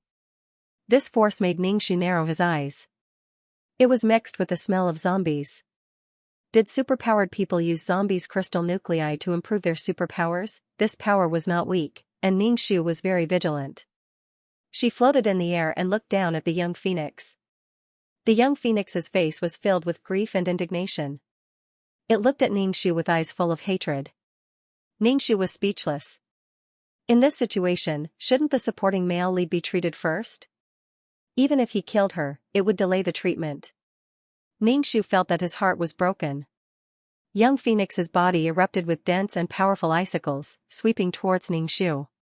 Xianxia increased his speed to avoid these icicles. Flower, if you have the ability, don't dodge. Fight me one-on-one. Young Phoenix shouted angrily. Why don't you dodge? You're just a target. Ningxu sneered in his heart. Ah. A mournful and painful voice sounded. Ningxu looked over and was stunned. The supporting male lead abandoned by Young Phoenix could not be saved. Young Phoenix turned around and saw that Lin Wen's heart had been taken out by another mutated zombie. Young Phoenix's eyes were bloodshot. Her face was filled with grief and anger as she released icicles towards the mutated zombie. However, the mutated zombie casually dodged and floated in the air. He held the heart in his hand and looked indifferent. Lin Wen, Lin Wen. The noble and cold Young Phoenix held the man's body and cried. Young Phoenix, you must be happy. The man's head tilted and then he stopped breathing. Ningxu witnessed a touching scene where the supporting male sacrificed his life for the female lead. Ningxu's heart was filled with an indescribable feeling. In Ningxu's view, this person called Lin Wen was just a tool to stop her, a tool to save the female lead. If Young Phoenix didn't insist on killing her and ran away with this man, she might not have died. There was really someone who sacrificed so much for the person he loved. He didn't ask for anything, and when he died, he still wanted the person he loved to be with another man. Really, stupid, so selfless. It felt like a person who lived for the female lead. Didn't he have his own thoughts? Ningxu was also drunk. Someone was injured, yet he insisted on taking revenge at this time. Saving a life was more important than anything else. Ningxu looked at the mutated zombie in front of her. The mutated zombie was holding a heart that was still dripping blood. Ningxu was speechless when she saw this. At this time, not far away, there was an army green tank driving towards them. Ningxu was stunned for a moment. F***K, it was actually a tank. Moreover, these tanks were actually equipped with long-range rockets. Ningxu's heart spontaneously felt a sense of danger. The mutated zombie also roared, and the ordinary zombies immediately rushed towards the tank. However, this tank was very domineering and directly ran over. When Young Phoenix saw the tank, her face suddenly showed a surprised expression. Then she raised her face and looked at Ningxu. She said in a fierce voice, Flower, your time has come. You killed Lin Wen. I will avenge Lin Wen. Ningxu pointed at the mutated zombie and said, I didn't kill her. He killed her. Can't you see that your spare tire's heart is still in his hand? The mutated zombie that was pointed at by Ningxu turned his head. Ningxu roared. Today, all of you will die. Young Phoenix was so angry that her face turned red. Flower, I will not only dig out your head, I will also throw you into the research institute and make you suffer. Ningxu patted his chest. He was so scared. Ningxu looked at the approaching tank, especially the black rocket launcher. The sense of danger in Ningxu's heart grew stronger. He turned around and ran. Flesh and blood could not withstand firearms, especially high-temperature weapons. They could directly vaporize a person. Flower, why are you running? Aren't you very capable? Young Phoenix shouted angrily when she saw Ningxu run away without any integrity. Ningxu simply ignored Young Phoenix's words. If he didn't run, he would die. The colossal zombie saw Ningxu running away and hesitated for a moment before chasing after Ningxu. Ningxu turned his head and saw the colossal zombie. He almost fell from the sky. F***ck, I haven't even settled the score with you yet, and you've come here yourself. That's good, I won't have to look for you everywhere in the future. Ningxu sped up, and the colossal zombie also sped up. After running for a long time, Ningxu found an abandoned warehouse and planned to live there. Although he was now a zombie, he was still a human. There was no way to eat and sleep in the open. The colossal zombie followed Ningxu into the warehouse. Ningxu turned his head and looked at the colossal zombie. His expression was very cold. Zombies have a numb expression, and a pair of gray eyes gave people a feeling of horror. The colossal zombie handed the bloody heart in his hand to Ningxu. It seemed that he wanted to be friends with Ningxu. Ningxu shook his head and did not take the heart. He was a zombie that had broken away from vulgar interests. He absolutely would not eat this thing. Roar. The variant zombie roared at Ningxu. Ningxu ignored him. The colossal zombie saw that Ningxu really did not want it, and then he ate the heart himself. Ningxu stretched his neck and swallowed a mouthful of saliva. It was too king disgusting. I said, don't eat this. It's useless. Ningxu could feel that the colossal zombie had evolved to a bottleneck like her. It was not enough to just eat the corpses of human paranormals to supplement the missing genes. The colossal zombie did not understand what Ningxu was saying. After eating the heart, Ningxu roared. Ningxu stretched out his hand and punched the colossal zombie's face. The result was like punching a piece of iron, very hard. Ningxu stretched out his foot and kicked the colossal zombie's stomach. The man was sent flying with a kick. He crashed into the wall, causing it to crumble. Roar. Ningxu roared angrily. It seemed to be questioning Ningxu why he attacked him. The colossal zombie probably felt wronged.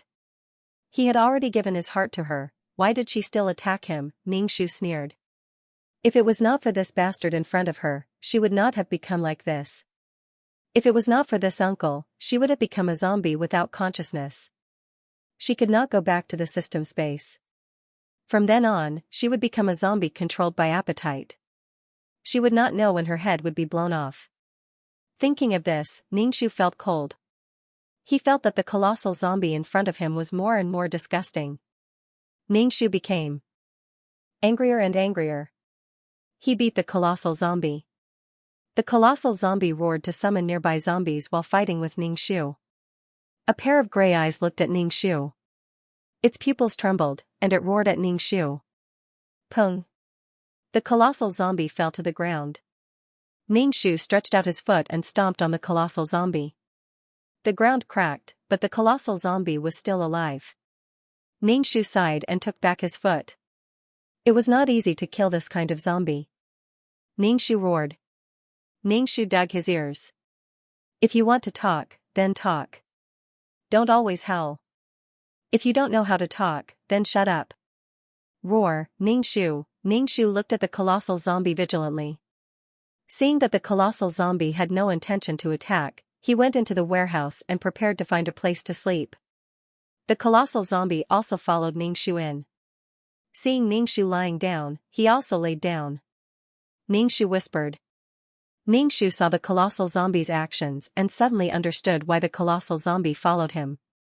It was to learn. Although the colossal zombie had powerful abilities and was rational, but it acted based on instinct. F***ck, why do I feel like I got into trouble again? I don't care about the grudge of the claw, you should hurry up and leave. Ningxu turned over, and the colossal zombie next to him also turned over. Ningxu, what the hell, what is this? Ningxu was especially angry. He sat up and stared at the colossal zombie. The colossal zombie turned his head and looked at Ningxu. Hurry up and leave. Ningxu roared. Play. The colossal zombie's pronunciation was not accurate. His eyes were staring at Ningxu's lips. Ningxu, go. When Ningxu spoke, his lips moved exaggeratedly to let the colossal zombie see clearly. Beat. When the colossal zombie spoke, it was like air was leaking from his throat. He always made a sound. Zo, go. Ningxu roared. Go. This time the colossal zombie finally pronounced the words correctly, but it felt very awkward. Ningxu felt very tired and laid down. The colossal zombie next to him kept repeating, go, beat, go. Beside Ningxu was a repeater. Whatever Ningxu said, it would repeat. Over and over again, it made Ningxu's head hurt. Why did she always meet such a weirdo? And no matter what she did, the mutated zombie would follow. She couldn't kill it, so it followed her every day. It made Ningxu feel so bad. Her hair that was washed by the uncle was now in knots. She missed the uncle so much. She suddenly understood that the uncle's feelings towards her were the same as her facing this zombie. It was so stupid that she wanted to strangle him. Compared to the mutated zombie, Ningxu felt that she was quite smart. If the school doctor uncle faced this zombie, Uncle would have killed this zombie a long time ago. Flower, my name is Flower. Ningxu pointed to herself and said to the mutated zombie word by word. Flower. The mutated zombie followed. Flower, duo, air. Ningxu repeated. The mutated zombie, flower, air. Well, these 3 words were too difficult for the mutated zombie. Ningxu was too lazy to correct him. Flower is flower. Flower, flower. As long as the mutated zombie learned a word, it would keep repeating it, just like the band tightening spell. Sometimes the mutated zombie would run out and come back with a bloody heart for Ningxu to eat. Ningxu, after explaining to this guy for a long time, he finally understood that she didn't eat this thing and didn't give her bloody heart. Ningxu saw him like this and didn't reject him.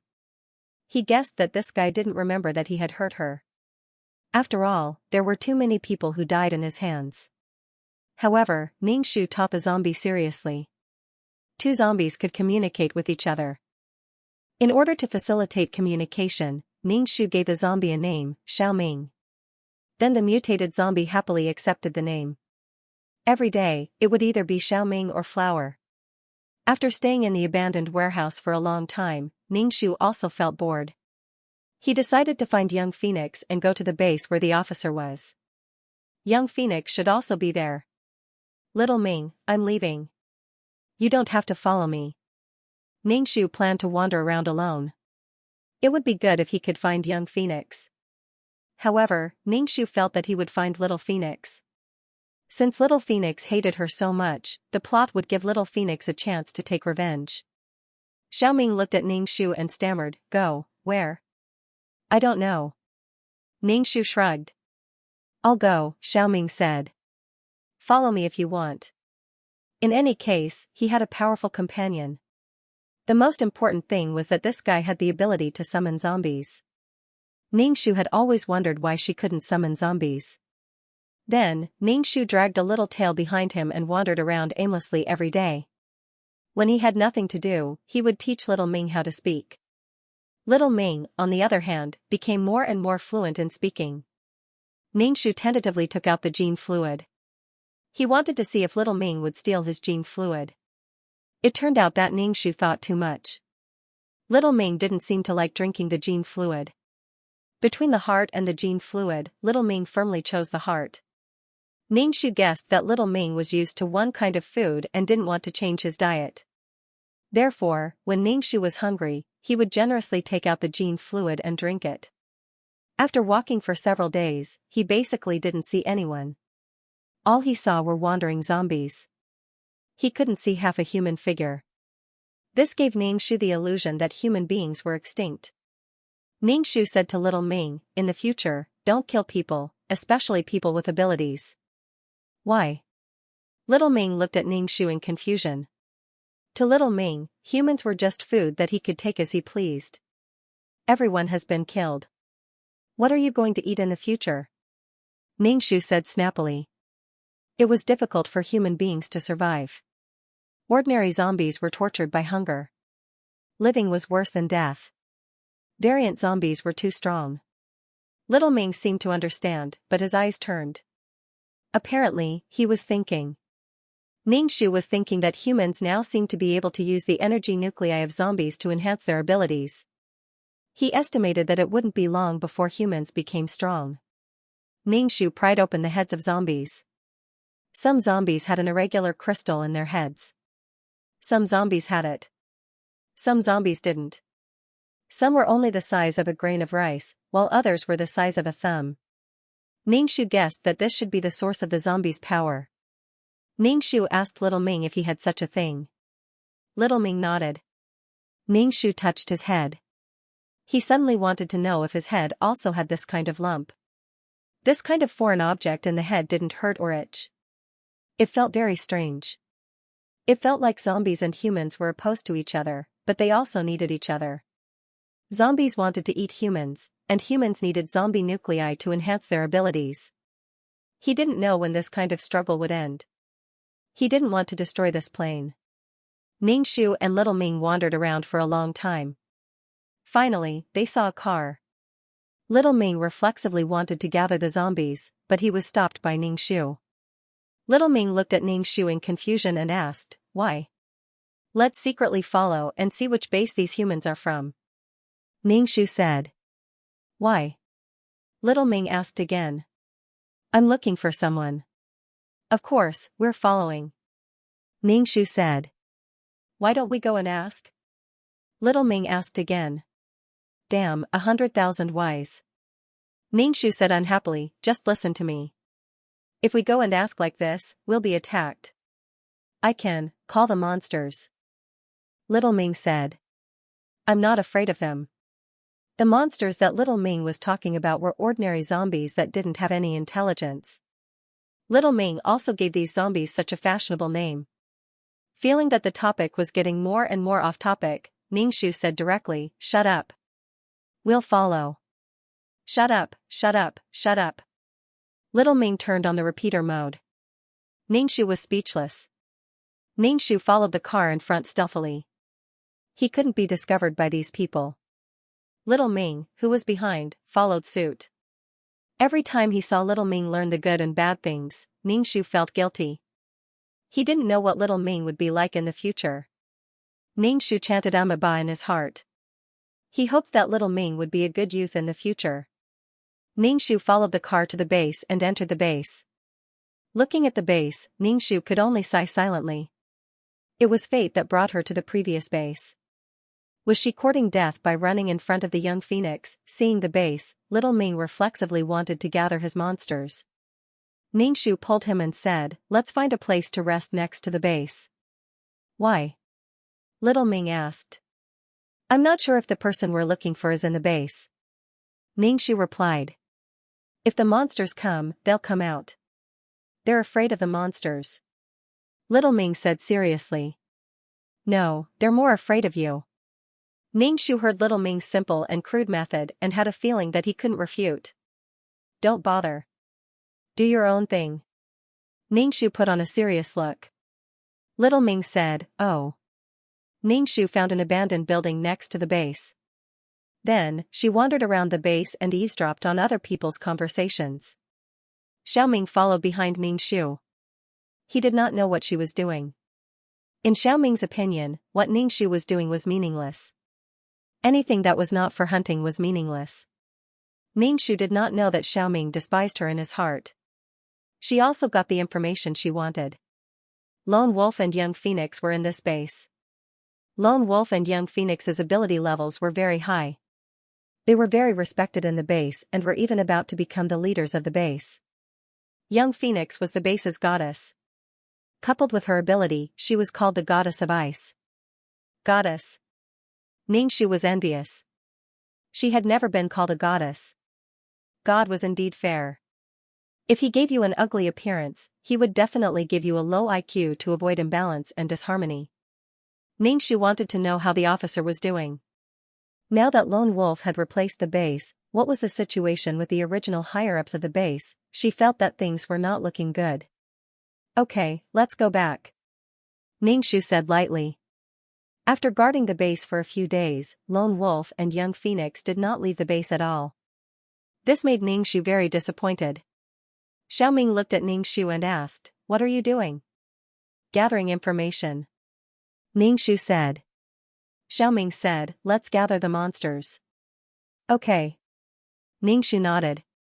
Hearing that Ningxu had finally agreed to gather the monsters, Xiaoming's pupils trembled.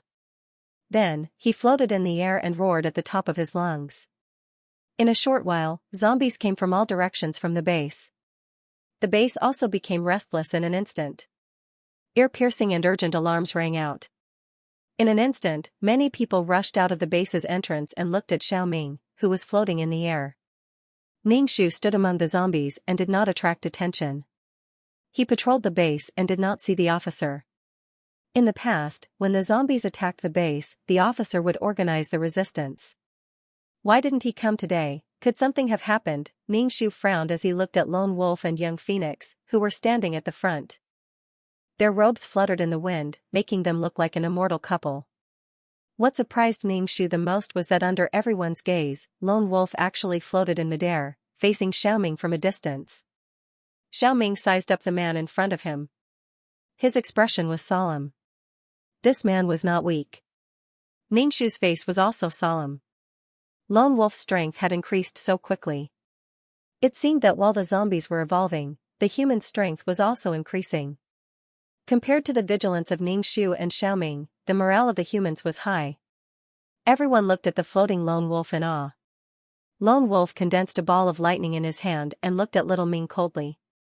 Little Ming looked at the energy ball in Lone Wolf's hand with caution. Lone Wolf, this is the zombie that killed Lin Wen. Young Phoenix pointed at Little Ming and shouted at Lone Wolf with a face full of hatred. Lone Wolf squinted his eyes and released his superpower at Xiaoming. Lightning flashed and looked very dangerous. Xiaoming dodged the lightning-like superpower, but the superpower hit an ordinary zombie and turned it into black ash. Ningxu was speechless. It was not directly burned, but directly turned into ash. The power was too terrifying. Little Ming looked at the unlucky zombie that was left with a handful of black ash, and then looked at Lone Wolf with unprecedented vigilance. Ningxu made a gesture to Little Ming to run. Little Ming was confused. Ningxu saw that he did not pay attention to him at all, so he shouted at him, "Let's go." Ningxu's voice suddenly attracted Young Phoenix's attention. Young Phoenix saw Ningxu in the group of zombies and roared, "Flower! Flower, come here and die." Young Phoenix's face was ferocious. Ningxu roared, "I want to avenge Lin Wen." Ningxu rolled his eyes and shouted at Little Ming, "Let's go." Little Ming turned around and rushed to Ningxu's side. He was ready to run with Ningxu. Lone Wolf saw that the target was running away and wanted to chase after them. This zombie must be very powerful. If he got the crystal, his power would be upgraded again. Little Ming looked back and saw that the human was chasing after them. He quickly roared and urged the ordinary zombies to attack the base. Lone Wolf saw that the base was about to fall, so he could only turn back to kill zombies. Ningxu and Little Ming ran for a while and stopped. Ningxu sat on the ground and Little Ming also sat on the ground. They took a wooden stick and wrote on the ground. "Flower, the human today is very strong," Little Ming said to Ningxu. Ningxu nodded. He was very strong. His cultivation was like sitting on a rocket. Ningxu said, "Don't go to the base if you don't have to." "Flower, have you found him?" Little Ming didn't forget their purpose. Ningxu shook his head. Today, the zombies attacked the base, but the officer didn't show up.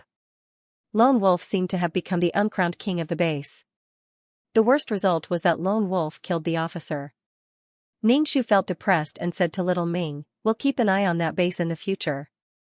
Little Ming said, "I want to eat that human's heart." Ningxu was speechless. Good ambition. Then Ningxu and Little Ming formed a wretched two-man team and wandered around the base. As long as the humans in the base left the base, they would play all kinds of tricks.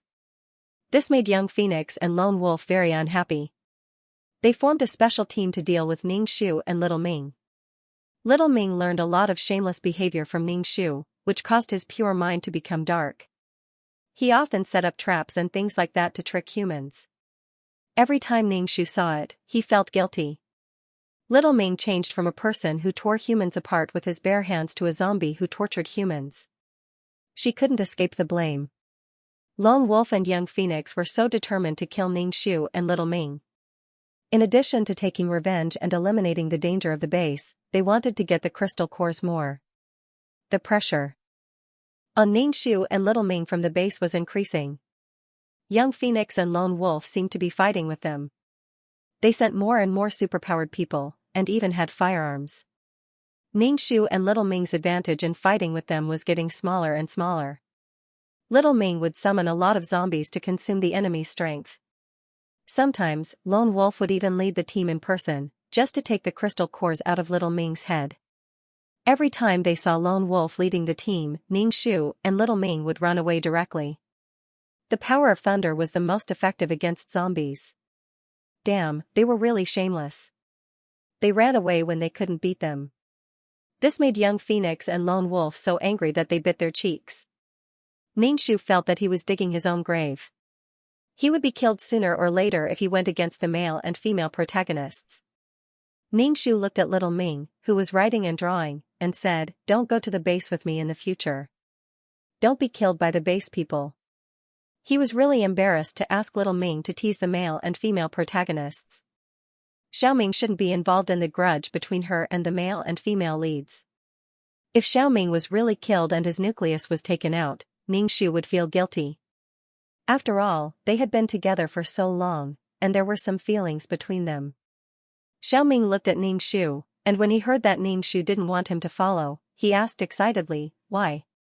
"You will die," Ningxu said. "I won't." Xiaoming said seriously, "I won't die."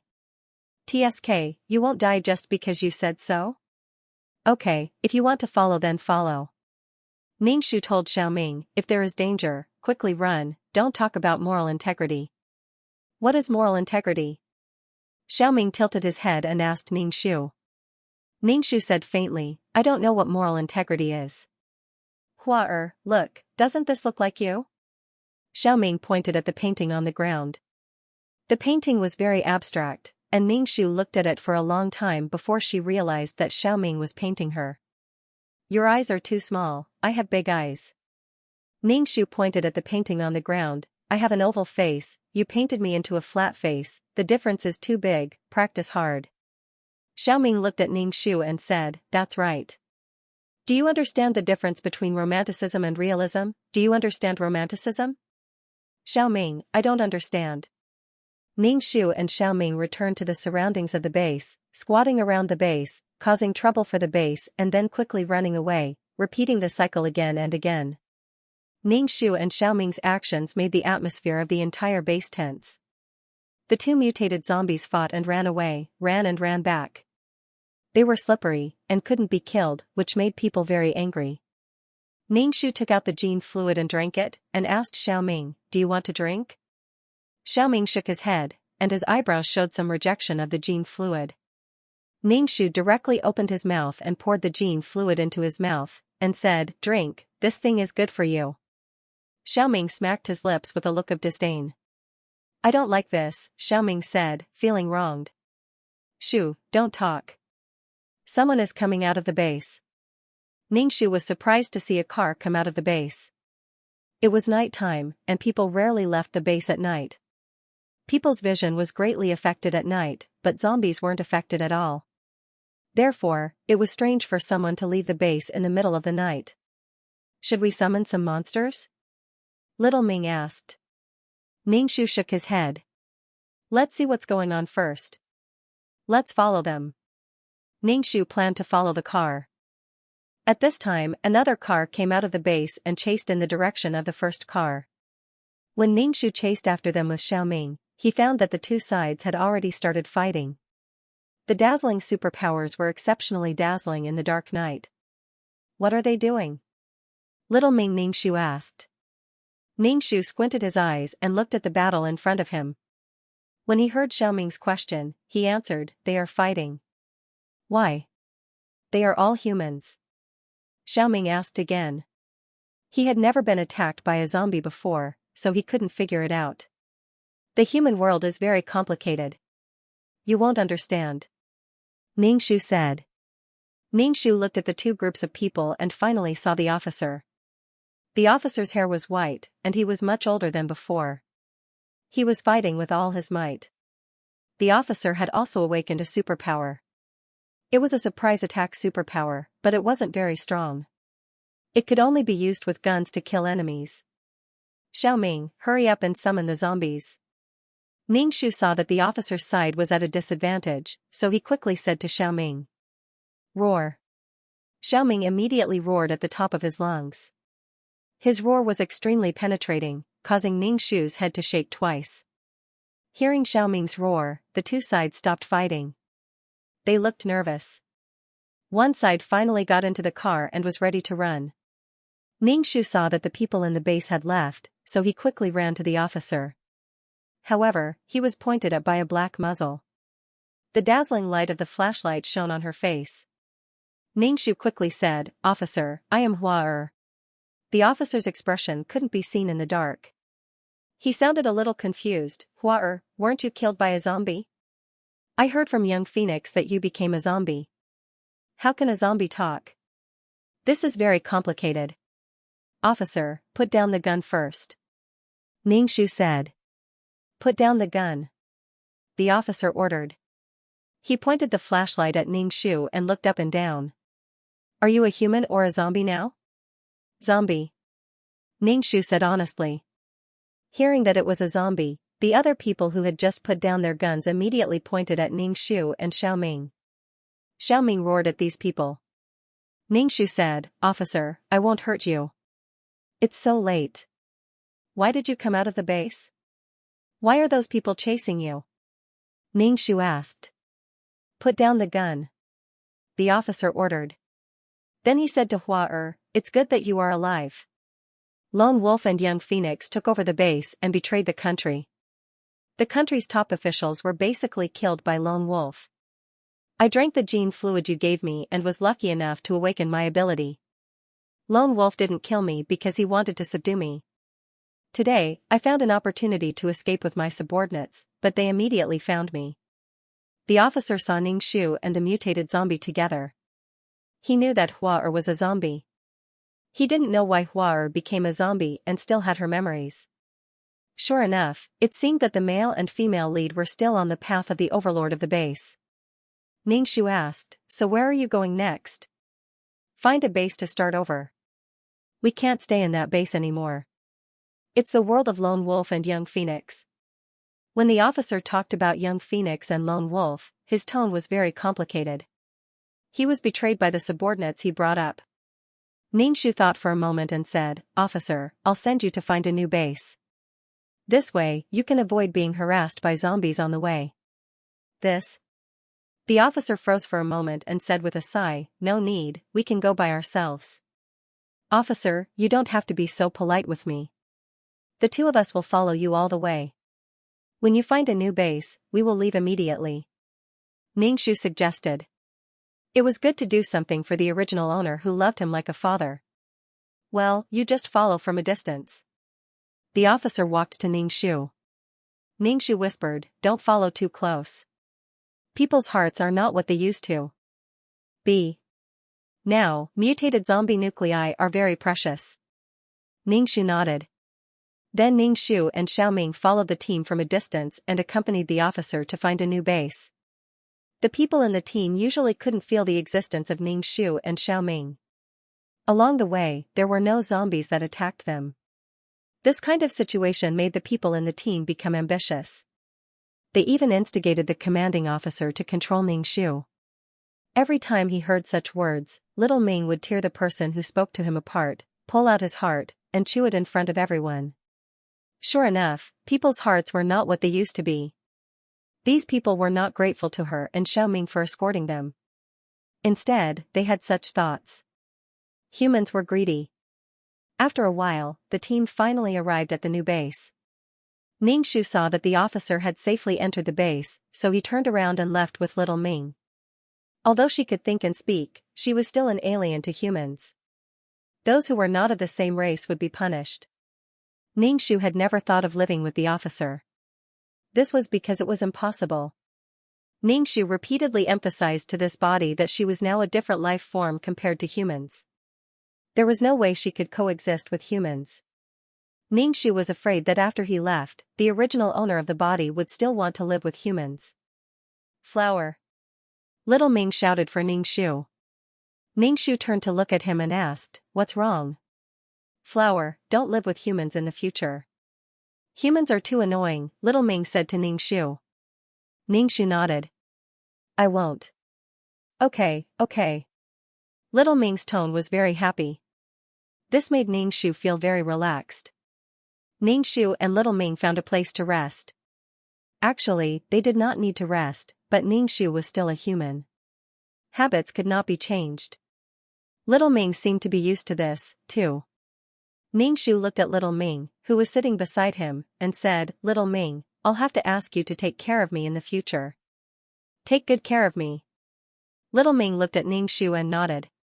"I'll take care of you. Please don't let me live with humans.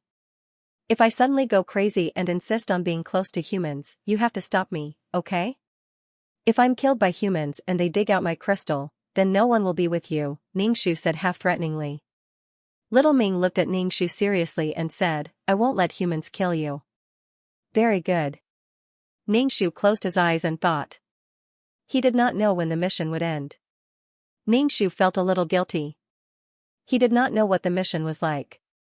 He felt that the system had completely disappeared. It had not spoken for a long time.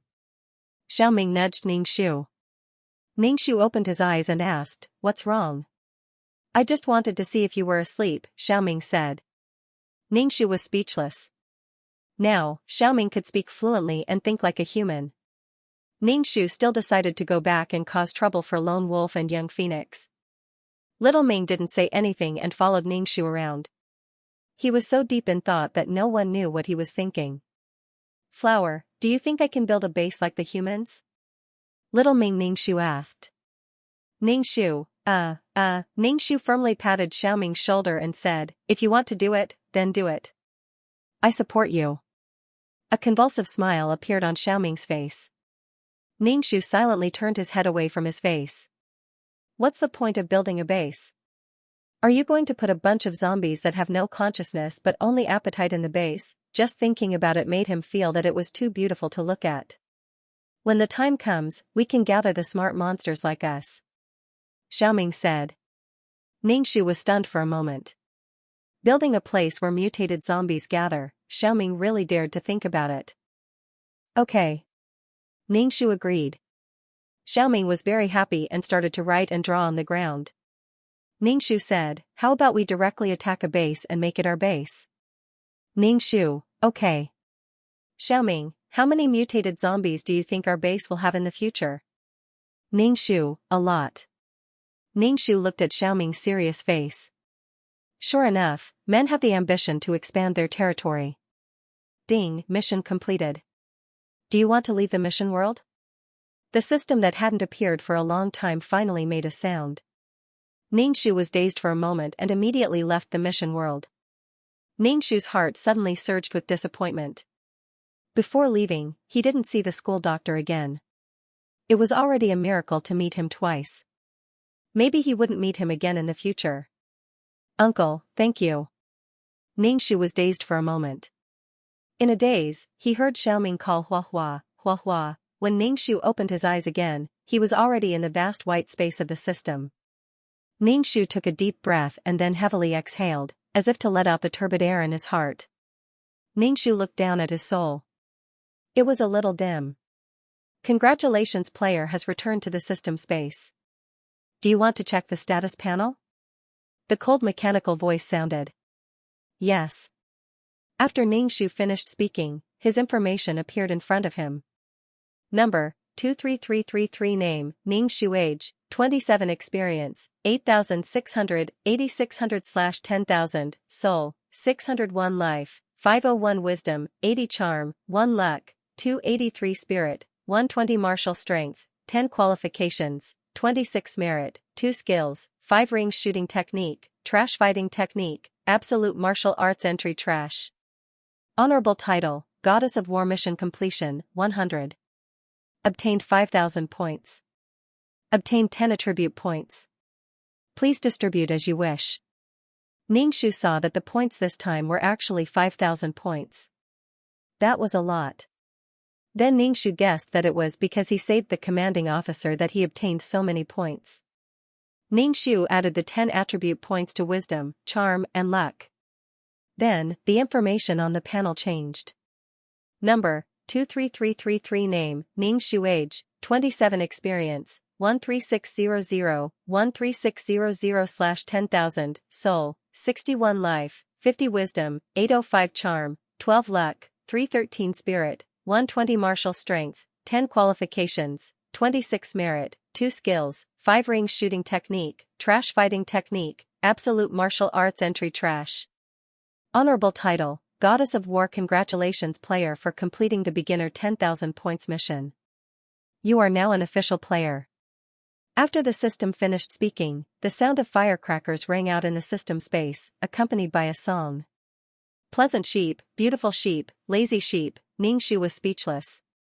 The system was definitely broken. After the song was finished, the system said, "The system needs to be upgraded. Do you want to clear the mission points to upgrade the system? Clear the mission points to 0? 10,000 points to upgrade the system?" Ningxu thought for a moment and said, "No." Ningxu's heart ached for the mission points. "You must upgrade." After becoming an official player, you have to deal with more things. The system is too low level and will drag you down. Also, the upgraded system will be more intelligent. The system said. Damn, it's mandatory. Then what are you talking about? Ningxu gritted his teeth and said, upgrade the system. Please wait, the system is upgrading. Ningxu's heart ached. A few world points in exchange for an upgraded system. Who knows what kind of system it is? The system was upgrading. Ningxu also sat down and began to absorb the unknown substance in the space to enrich his soul. Ding, the system upgrade is complete. Ningxu opened his eyes and looked around. It was still a vast expanse of white. Nothing had changed. System sir, you're still here? Hello, I am System 2333. I am very happy to serve you. A voice rang out in the space. This voice was not as cold as the previous system. Ningxu was very angry and shouted, why is it still 2333, 2333 your sister? Why was it 2333? Ningxu did not like the title of 2333. He thought that he would be able to get rid of 2333 after his internship ended. But now that the system called itself 2333, Ningxu wanted to vomit blood. 2333 is at your service. From today onwards, 2333 is the player's exclusive system. 2333 is required to serve the player in all aspects, including the player's mental state. When the player is unhappy, 2333 is responsible for making the player happy. When the player is happy, 2333 is responsible for making the player happy. Ningxu was speechless. Why did he have a bad feeling about this? He would rather have the cold and emotionless system than this weird one. Ningxu rubbed his forehead and said, that, 2333, is there anything the player needs? 2333 quickly said. He was like a small employee who was eager to impress his boss. Explain the situation to me first. Ningxu said. What situation? 2333 asked. I am now an official player. I want to know the situation of the other players. Ningxu suppressed the anger in his heart. He spent more than 10,000 points to exchange for this piece of trash. Ningxu was really frustrated. 2333 seemed to have sensed that Ningxu was not too happy. He quickly said, the player does not have the right to know the situation of the other players. Then what can I know? Ningxu squinted his eyes and asked. You can know your quest and the origin of the system. 2333 said, the reason why players are chosen is that their souls are stronger than ordinary people. They can withstand the damage caused by teleportation. The player's job is to help those who have great resentment and have sacrificed their souls or important things to turn their lives around. The player's job is to repair the plane, the tinker of the world. 2333 said. Ningxu nodded and said, I understand. Oh right, is there a secret book that can cultivate the soul? I feel that my soul is still too weak. When it came to things like the soul, the stronger the better. There is, but the player does not have points. You can't exchange for it. 2333 said. F***ck, I really want to choke 2333's neck and make it spit out the points. I feel like this system is useless. Right, what do you look like?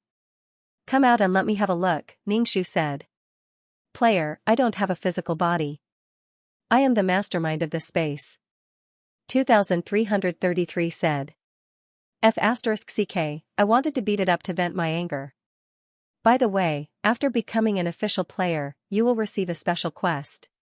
It is to identify the behavior of the player's family members. In the future, when you assign quests, try to match the player's personality. 2333 said. Sure, Ningxu said.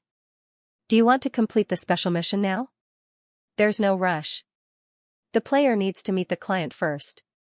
2333 said. Ningxu felt awkward hearing 2333 calling him a player, so he said, you can just call him by his name, Ningxu. Okay, Ningxu. 2333 replied cheerfully and asked, do you want to meet the client now? Okay. As soon as Ning Shu's voice fell, a figure slowly appeared in the space. The soul was a little thin, just like Ning Shu's soul. It was an ancient woman wearing ancient clothing. She had a rough hairpin on her head and the fabric on her body was not very good. Her face was very pale, but she was very beautiful.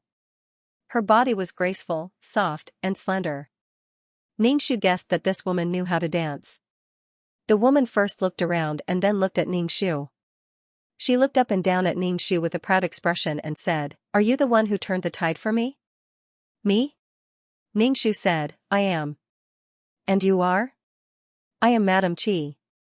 When the woman said her identity, she straightened her back and looked very proud. Ning Shu was dumbfounded. Looking at this woman who called herself Madam Qi, he felt like he should know her, but he really didn't know this Madam Qi. 2333 reminded Ning Shu, "You are the Madam Qi who was made into a human swine in history." "Oh." Ning Shu suddenly realized and asked, "Haven't you been dead for 2,000 years?" A person who had been dead for more than 1,800 years was standing in front of him. Although she was just a soul, Ning Shu felt very surprised. "I don't want to. I don't want to be made into a human swine by that evil woman Lu Ji. Do you know how painful it is?" When Madam Qi talked about human swine, her face twitched and her soul trembled. Human swine was a kind of torture that turned people into pigs. It was to chop off their limbs, gouge out their eyes, inject copper into their ears to make them deafened, pour poison down their throats, cut off their tongues, and destroy their vocal cords so that they couldn't speak. Then, they were thrown into the toilet. Some had to cut off their noses, shave their hair, and shave their eyebrows, not only their eyebrows and hair, but also their eyelashes. Then, a medicine was applied to destroy their hair follicles. After the hair follicles fell off, they would no longer grow hair. Then, they would be pulled out one by one. Some were too tired, so they would be pulled out together. If their skin fell off, they would die during the execution. Those who didn't die were put in the toilet and made into human swine. The most famous one was that Empress Dowager Lu of the Han Dynasty had made Madam Qi into a human swine. She had even arranged for someone to take care of her before throwing her in the toilet and letting her die in pain. Her ears were cut off, and even her face was scratched. This was a kind of torture invented by Empress Lu to deal with Madam Qi. Ning Shu looked at Madam Qi and asked, "Then what do you want?" Hatred burst out of Madam Qi's eyes as she said fiercely, "I want Empress Lu to taste the pain of being made into a human swine. My son, Rui, was still so young, but he was killed by that woman." Ning Shu looked at Madam Qi's twisted face and said indifferently, "You can go." "I won't accept this mission." Madam Qi was stunned. "Why?" "As long as you help me counterattack, I will give you half of my soul power." 2333 also said, "Ning Shu, why?" The main reason was that Ning Shu didn't want to go against Empress Lu, a woman who had been in power for more than 10 years. This woman was ruthless and cunning. Secondly, Ning Shu didn't have a good impression of Madam Qi, and he didn't have a good impression of Liu Bang, the rogue emperor. Liu Bang was exactly the kind of person who was called a scumbag. Although Madam Qi's end was very miserable, Ning Shu didn't sympathize with her at all. It was completely self-inflicted. She was ambitious and didn't have the strength to match it. This had always been the case in the harem. 2333, can you reject this mission? I don't want to do this mission, Ning Shu said through the system. Yes, but you can't reject the next mission, 2333 said. Madam Qi's soul began to dim. She was probably going to leave the system space. Ning Shu roared, "Why? Why can't you counterattack for me? Do I deserve to be tortured by that vicious woman, Empress Lu? I don't want to, I don't want to." When Madam Qi heard that Ning Shu refused to help her, her face twisted. Ning Shu shouted bitterly, "Why?" Ning Shu said indifferently, "Your son, Lu Rui, was killed by you. As a mother, you don't know how to protect your son. You only care about glory and wealth. No, Rui was killed by Lu Zhijiu." Madam Qi heard Ning Shu's words and refuted fiercely. "Although your son can't be the emperor, he is still a prince. However, you want to uphold justice for your son. It would be strange if Lu Zhijiu let your son go." Ning Shu said indifferently. After Liu Bang's death, Madam Qi was forced by Lu Zhijiu to wear prison clothes and iron shackles. She was locked in Yongchun Alley and pounded rice day and night. Madame Qi couldn't stand it anymore and made a song. She wanted her son to uphold justice for her and leave here. Madame Qi's soul became dimmer and dimmer. It was estimated that she was about to leave the system space and disappear completely. The system echoed Madame Qi's roar. It's not like that. It's not like that at all. Ningxu let out a long breath. Ningxu didn't want to care about this kind of mess. Also, Ningxu was definitely on the side of the legal wife. Even if it was reasonable and legal in ancient times, Ningxu was still very disgusted.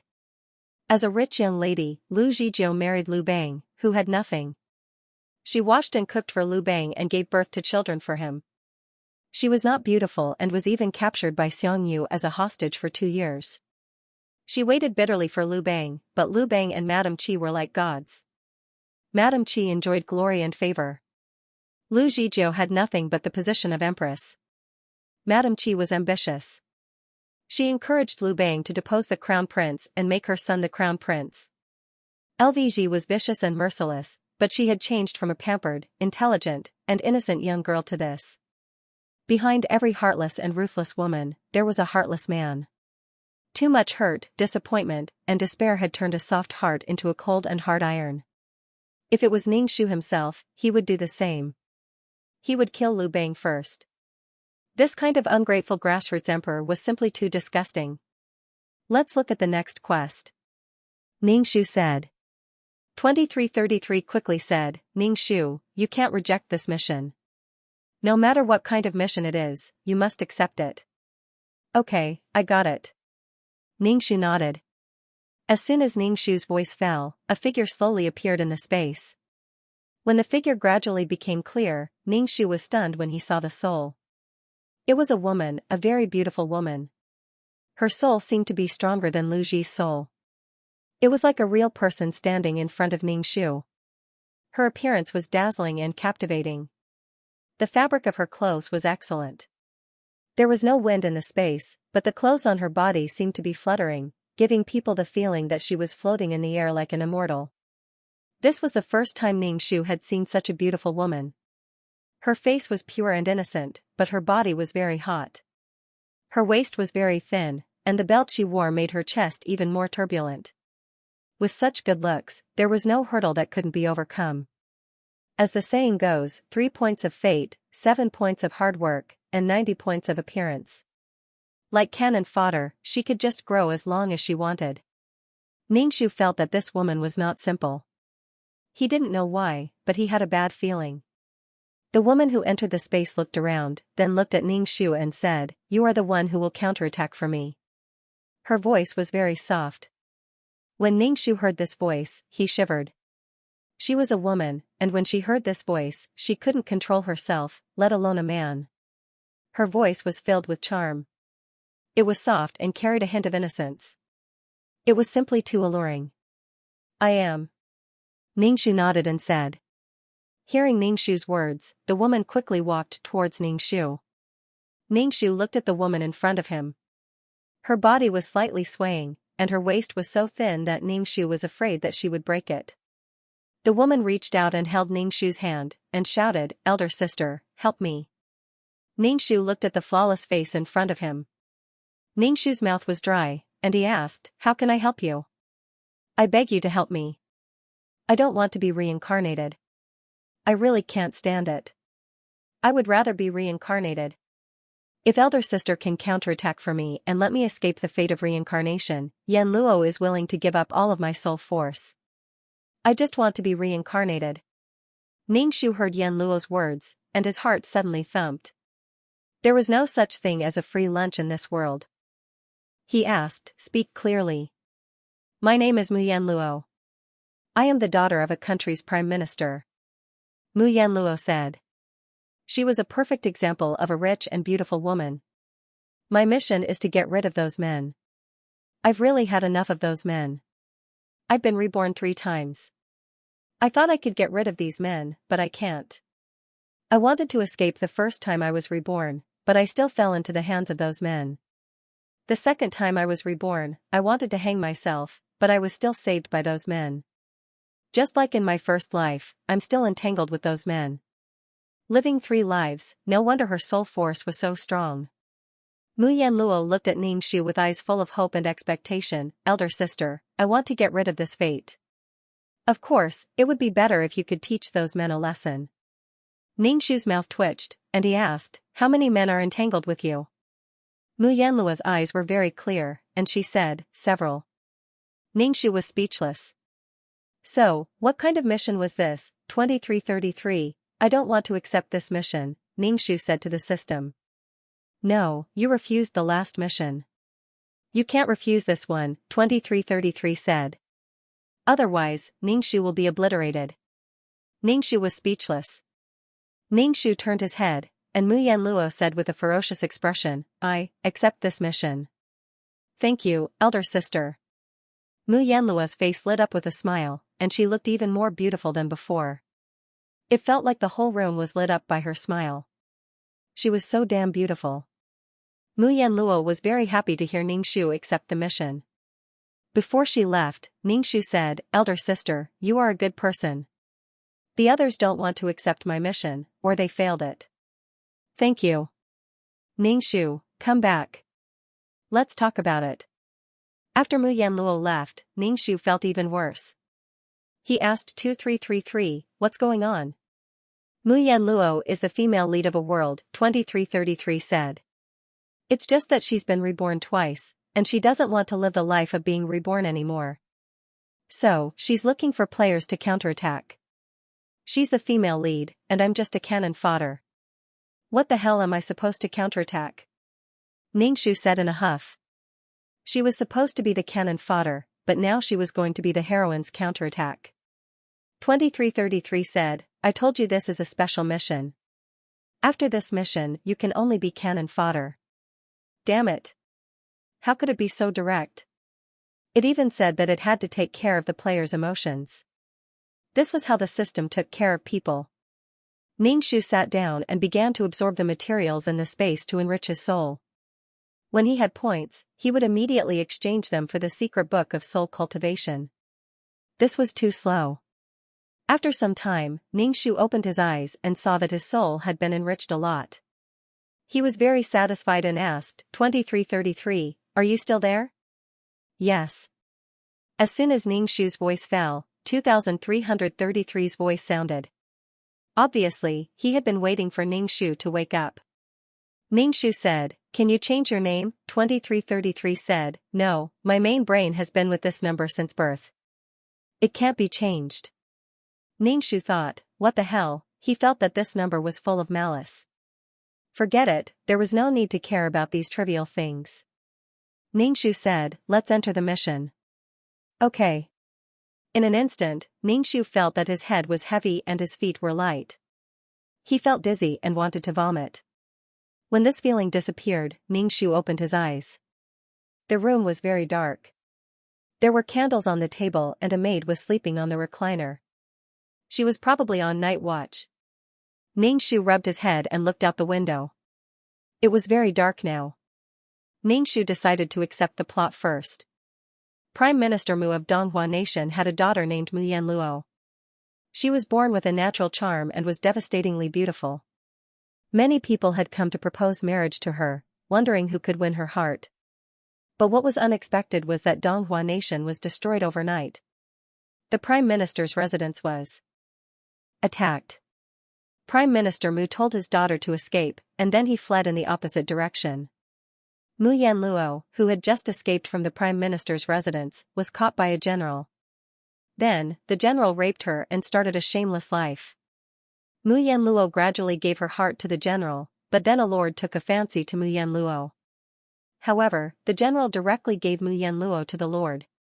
Mu Yanluo was so heartlessly tortured by the general that her heart, liver, spleen, lungs, and kidneys were all moved.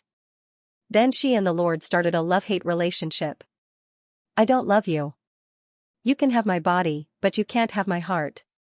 The general, who lost Mu Yanluo, found out that he loved Mu Yanluo. The general negotiated with the lord, and then something even more shameful. Ningxu, Mu Yanluo was heartbroken. She ran away and met many men along the way. There were imperial merchants, divine doctors, martial arts alliance chiefs, scholars, and demonic sect leaders. Towards the end of the story, these men all fell in love with Mu Yanluo. After a discussion, they decided to share Mu Yanluo and live a more shameless life. F***ck, Ning Shu shuddered at the sight of this string of people. Most importantly, every man Mu Yanluo passed by was tormented both physically and mentally. Then, the men would come to their senses and realize that the one they loved was Mu Yanluo. They no longer had any feelings for other women. It was heartbreaking, miscarriages, misunderstandings, and physical abuse. It was simply too tragic. This was a world of NP meat. It was a world of literary abuse. No wonder Mu Yanluo was able to counterattack. After experiencing such a life 3 times, these men were definitely masochistic, and Mu Yanluo was definitely a masochist. Even in such a situation, they could still live happily together. Ning Shu counted with his fingers how many men there were. The valiant general, the overbearing lord, the black-bellied imperial merchant, the indifferent divine doctor, the coquettish sect leader, the righteous leader, and the scholar. Well, there were 7 in total. 1 night per person, just enough for a week. Ning Shu wanted to go home. This world of filth. Ding. Ning Shu, Mwax, I am 2333. A voice suddenly appeared in Ning Shu's mind. Lost in thought, Ning Shu almost jumped out of bed. What is it? Ning Shu asked coldly. Mwax? Ha ha ha. 2333 didn't waste any time and said, since you are helping Mu Yanluo to escape her fate, you can't let these men take advantage of her. Mu Yanluo's 3 lives have been tortured by these men. So Ning Shu, if you want to get more points, you better torture these men too. The higher the torture, the more points you will get. This mission is difficult because the rules of heaven and earth are strong. Mu Yanluo is set in stone.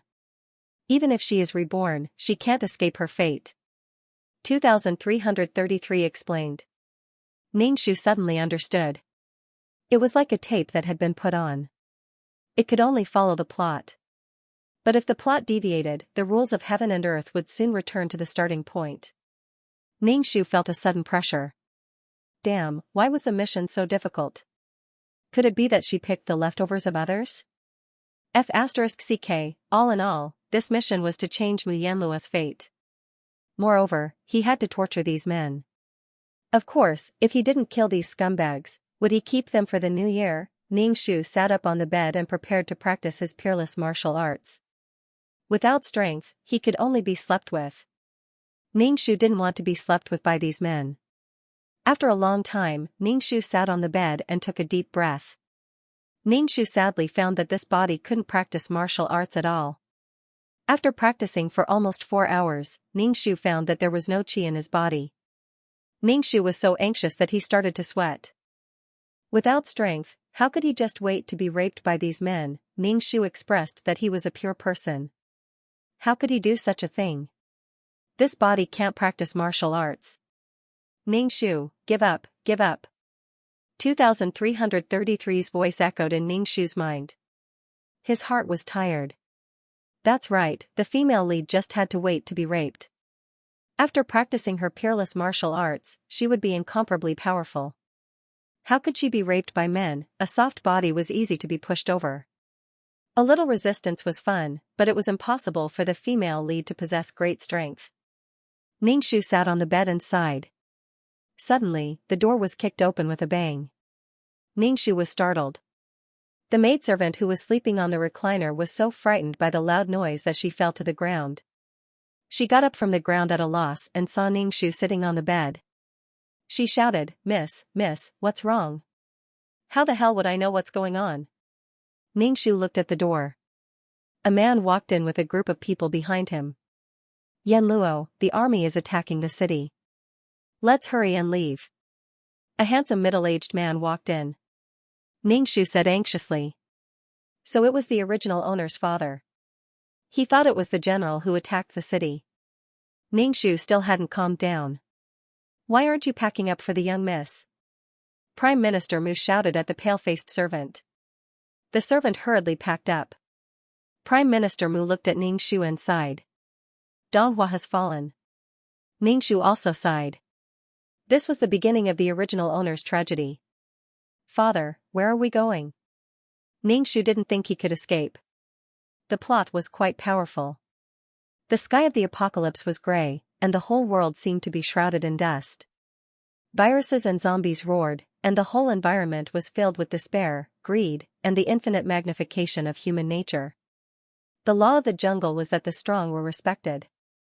Struggling to survive, the strong became stronger, and the weak were eliminated. In front of the base, there were zombies roaring without reason in all directions, and crazily rushing toward the base. Human and human-like zombies were floating in the air above the base. Young Phoenix looked at Hua Duo and scolded, Hua Duo, do you have any shame? You come here every day to attack our base. What do you want? Xiao Ming, who was in a suit, stood next to Hua Duo. Xiao Ming ignored Young Phoenix and turned to Hua Duo and said, Hua Duo, move aside. I'll deal with this woman. Hua Duo shook her head and looked at Young Phoenix. She said, I'll do it myself. Young Phoenix pushed her into a group of zombies and wanted to kill her, so she went against Hua Duo. Hua Duo only remembered being pushed into a group of zombies when they found the gene fluid. She didn't know how she became a zombie, and there was a zombie called Xiao Ming beside her. She didn't know who gave him the name, but Xiao Ming said she gave him the name. Hua Duo said she wouldn't give him such a name. Xiao Ming might as well be called Xiao Dong. Xiao Ming nodded and said to Hua Duo, if you can't beat her, run. Don't fight with this woman. She's stronger than before. I'll run. Hua nodded. Although Xiao Ming was a zombie, he was very black-bellied and was a thick-skinned person. Young Phoenix, you pushed me into a group of zombies. I'll take revenge today. Hua Duo raised her fist and punched Young Phoenix. Young Phoenix sneered, you're just lucky to become a mutated zombie, and you think you've become Superman. No matter what you become, you're useless. You're just giving me nuclei. Hua Duo didn't say anything. She dodged Young Phoenix's icicles and fought with Young Phoenix. Hua Duo couldn't understand. They were all from the special agent team, and they were all trained by the officer. How could Young Phoenix and Lone Wolf attack the officer? He was simply a human-faced beast. You're nothing but a slut. You're even called a goddess by others. Don't you feel guilty? Why are you pretending to be so pure? Hua Duo cursed as she fought with Young Phoenix. Young Phoenix's eyes turned red when she heard Flowerer's words. This was because she had to sacrifice her body when she was doing quests. It was not even her first time. In order to complete quests, this was necessary. In the past, Young Phoenix did not care, but now that she was the goddess of the base, Young Phoenix was very concerned about such a dark history. She was now a strong person of the base, so how could she have such an imperfect history? Hua if you continue to talk nonsense, do you believe that I will tear your mouth off? Young Phoenix said through gritted teeth. Especially when she saw the strange look in the eyes of the people around her, Young Phoenix gritted her teeth and looked at Flower Duo with resentment. Hua smiled as she looked at the angry Young Phoenix. When she saw Young Phoenix send out dense and large icicles, she quickly dodged and shouted to Xiao Ming, I can't beat her. Let's run. Xiao Ming was fighting with Lone Wolf. Then, he turned around and ran. He pulled Hua and ran quickly. In an instant, they were out of sight. Young Phoenix was so angry that her face turned red. Looking at Hua who ran away, she was so angry that she started to bombard the zombies below. Hua if I don't kill you, I, Young Phoenix, am not human. Young Phoenix was almost angered to death by Hua For no reason, she would bring a large wave of zombies to harass the base. When the situation was not right, she would immediately run away. Lone Wolf frowned and said to Young Phoenix, this zombie and Hua even built a base. It seems that the one just now should be the zombie king. Young Phoenix was even angrier. This is so annoying. Moreover, the base built by Hua and the zombie king was not far from here. Young Phoenix felt that Hua did it on purpose. However, humans were no match for the endless and tireless zombies. Otherwise, Young Phoenix would have attacked them long ago. Xiao Ming and Hua ran for a while and stopped. Then, they slowly walked towards the base. Hua saw a car parked not far in front of him. A person leaned against the car door and looked up at her and Xiaoming. His expression was very cold. He wore a pair of gold-rimmed glasses on the bridge of his nose. He was tall and slender, and his black windbreaker swayed with the breeze. Hua Duo'er felt his sharp gaze grazing her face. Hua Duo'er even had the feeling that she was being seen through.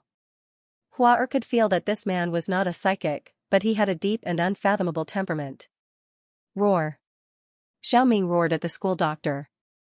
He looked at him warily. After a moment of hesitation, he was ready to pounce on the school doctor and take out his heart. Hua grabbed Xiaoming, who was about to rush over. Xiaoming turned his head and looked at Hua. Hua said, "He didn't attack us. Let's let him go." Xiaoming frowned. In the end, he did not make a move. However, he looked at the person leaning against the car with a serious expression. His muscles were trembling, ready to attack at any time.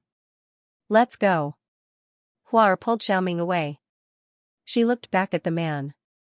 He slightly pushed the glasses on the bridge of his nose. Under the sunlight, the glasses reflected a white light. The school doctor raised his eyebrows and finally sneered. He opened the car door and started the car. The car kicked up a cloud of dust. After a while, the car disappeared. Hua sighed in relief when they were far away from the strange man. Although she did not know why, she felt uncomfortable when she saw the man. Xiaoming and Hua walked into the base. This base was built by Xiaoming. It was filled with mutated zombies.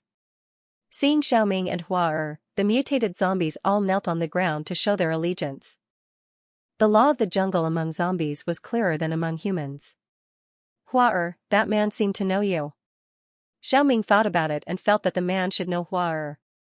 Hua shook her head and said, "I don't know him."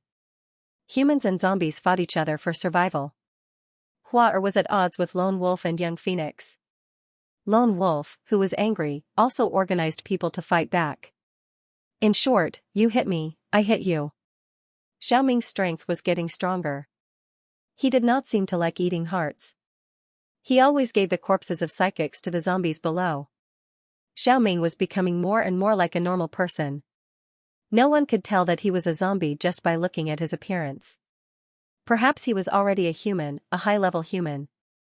Also, why do we have to run? Can't we just surrender? Ningxu asked. With Prime Minister Mu's status in Donghua, there was still a way out if they surrendered. Prime Minister Mu's handsome face stiffened.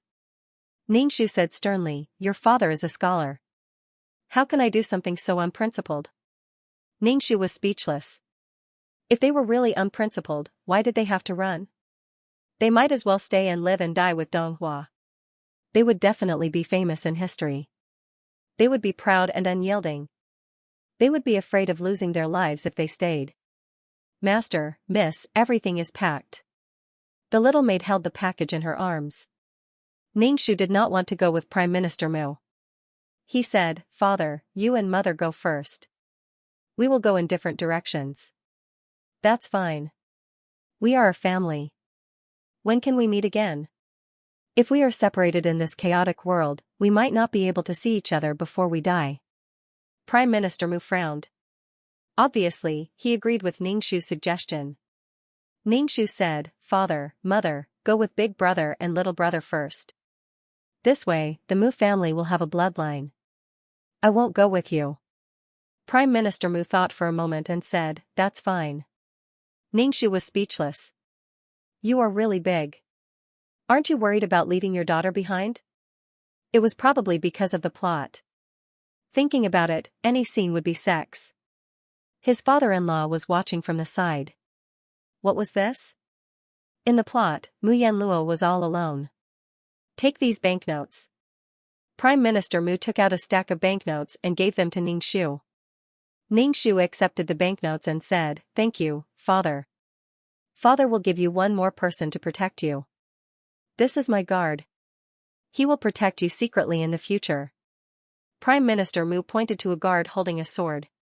Ningxu looked at the guard. This guard looked very special. He had a square face and a wide chin. There was no such guard in the plot. Ningxu recalled the plot and found that the guard had appeared once before, but he didn't appear after that.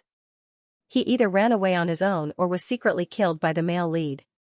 He will protect you in secret. This girl will also follow you. Prime Minister Mu hurriedly finished his words. Then, he looked at Ningxu with sorrowful eyes. Daughter, father is leaving. You must take care of yourself. The army is coming.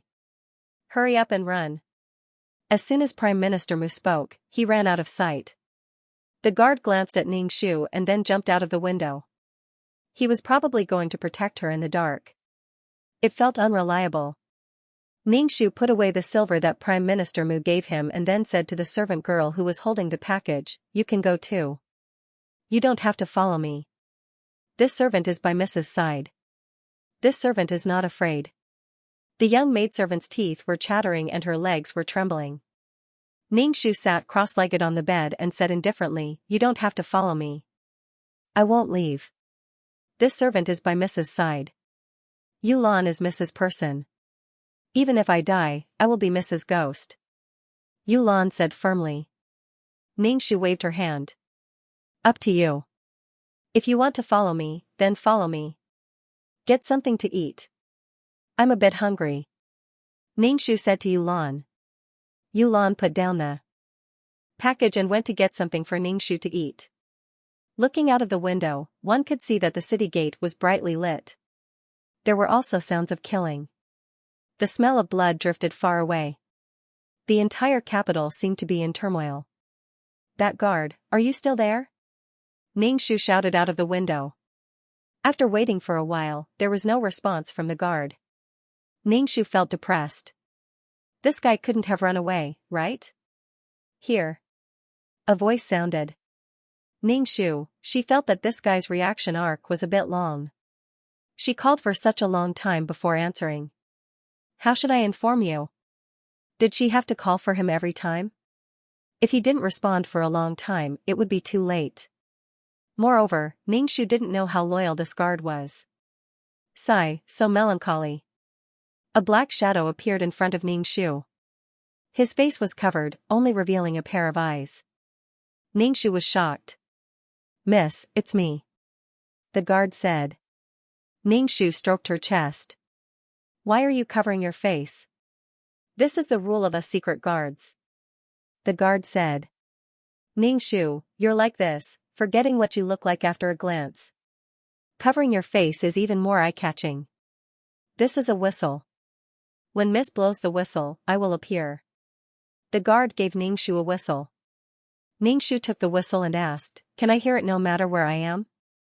This question was a bit difficult. The guard didn't answer for a long time.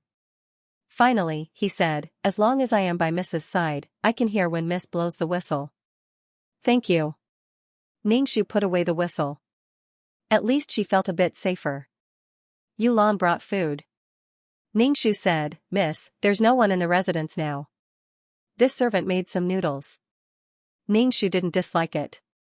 She ate some of the food that Yulan brought and said, "You can also make some food yourself." Ningxu rubbed her stomach and waited for the general to come. She waited until Ningxu was about to fall asleep. Finally, someone broke into the Prime Minister's residence. Messy footsteps came over. Pung, the door was kicked open. Then, the door fell to the ground with a creak. It fell to the ground and splashed up dust. It was completely ruined. Ningxu was speechless. Couldn't they open the door properly? All of them liked to kick the door open. Ningxu remained silent and sat on the stool without moving. She looked at the man walking at the front. This man was tall and strong, and he was wearing armor. The moment he walked into the room, the entire room was filled with the thick smell of blood. Ningxu looked at him. This was Mu Yanlua's first man, Situ Qingyu. "Wow, General, there's a beauty here. So beautiful, so beautiful." When Ningxu saw these people looking at her with lustful and disgusting eyes, she cursed in her heart. She had never enjoyed such treatment before. She felt like she had been raped. Sure enough, she was used to being an ugly little cannon fodder. "All of you, get out," Situ Qingyu said to the soldiers behind him. His voice was deep and forceful like a powerful army, majestic and cold. Seeing Ningxu, a great beauty, these soldiers and officers were reluctant to leave. One of them cupped his fists and said, "General, this beauty must be the famous beauty Mu Yanluo of Donghua Nation. We have worked hard for the whole night. General, what do you think?" I said, "Get lost." Situ Qingyu directly pulled out the big saber at his waist and said coldly, "What's wrong? My words don't matter, or do you want to go against the military order?" Everyone immediately understood that the general had taken a fancy to this beauty and wanted to have sex with her first. The eyes of the men blocking the door were glued to Ningxu. They couldn't look away and some of them even drooled. However, with Situ Qingyu around, they couldn't think of this beauty. Situ Qingyu was very powerful and these men were very afraid of him. In the end, they all left reluctantly, leaving Situ Qingyu alone. After the other soldiers left, Situ Qingyu walked over to Ningxu and threw the sword on the table. The little girl, Yuelan, was so scared that her legs turned to jelly.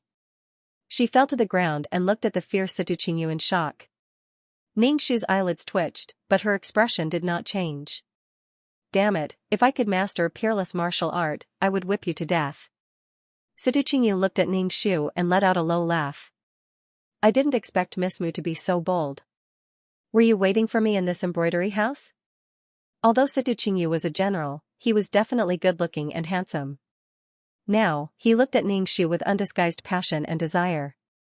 Ningxu coughed and tried to make her voice sound a little rougher. "General, are you going to kill women and children now?" "Kill you? How could I bear to kill you?" As Situ Qingyu said this, he suddenly twitched the saber at his waist. The saber reflected a white light that shone on Ningxu's face. Situ Qingyu stabbed the saber at Ningxu's head. Ningxu did not dodge and just stared at Situ Qingyu in a daze. "Miss!" Yulan shouted, her face deathly pale. Situ Qingyu glanced at Ningxu, whose expression did not change. With a flick of his wrist, he took the hairpin in her hair and held it in his hand. Then, he put the hairpin to the tip of his nose and sniffed it. He said in a low and sexy voice, "It smells so good." Ningxu grinned and did not say anything. She had to maintain a noble and elegant appearance to reduce the seductiveness of her body. Mu Yanluo's body was emitting hormones at any time and anywhere, sending out signals that said, "Come on me, come on me." No man liked a woman with a cold face. Situ Qingyu put the hairpin back into Ningxu's hair bun. This hairpin suits you best." "Yeah, he's a master at flirting." In the plot, Situ Qingyu raped Mu Yanluo and was mesmerized by her body. The Prime Minister's residence was a place for pleasure at any time and place. Women would always have some special feelings for their first man. Moreover, after a long time together, Mu Yanluo's heart had been given to Situ Qingyu. Mu Yanluo had thought that Situ Qingyu also loved her. After all, if he didn't love her, how could he roll around with her every day? Moreover, he was so passionate. However, he did not hesitate to give her away as if she was a brothel girl. Mu Yanluo was truly beaten to a pulp. Situ Qingyu saw that the beauty was ignoring him. She was indifferent to whatever he did. Situ Qingyu revealed a faint smile and said lightly, "Interesting, very interesting." "Ningxu, that's a classic line for picking up girls. So, are you going to say, 'Woman, you've successfully attracted my attention?' Very well, you've attracted my attention." Situ Qingyu bent over slightly and lowered his head to get closer to Ningxu. This action was very ambiguous, as if he was going to lean over and kiss her. At the same time, Situ Qingyu had an extremely strong aura and oppression that would make a woman's heart pound wildly.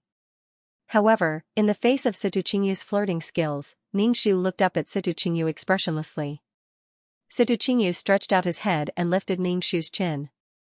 Situ Qingyu's face was getting closer and closer, and it looked like he was going to kiss her. "TSK, TSK." There was a bloody smell on him. Ningxu instantly felt that this guy had come back from slaughtering pigs and hadn't even taken a shower.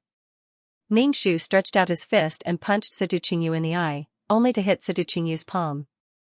Situ Qingyu looked at Ningxu with a faint smile and grabbed Ningxu's fist with his slender and broad hand. "I like this frosty look of yours even more. It's even more mesmerizing to see a frosty look turn into a passionate one when you're about to give pleasure."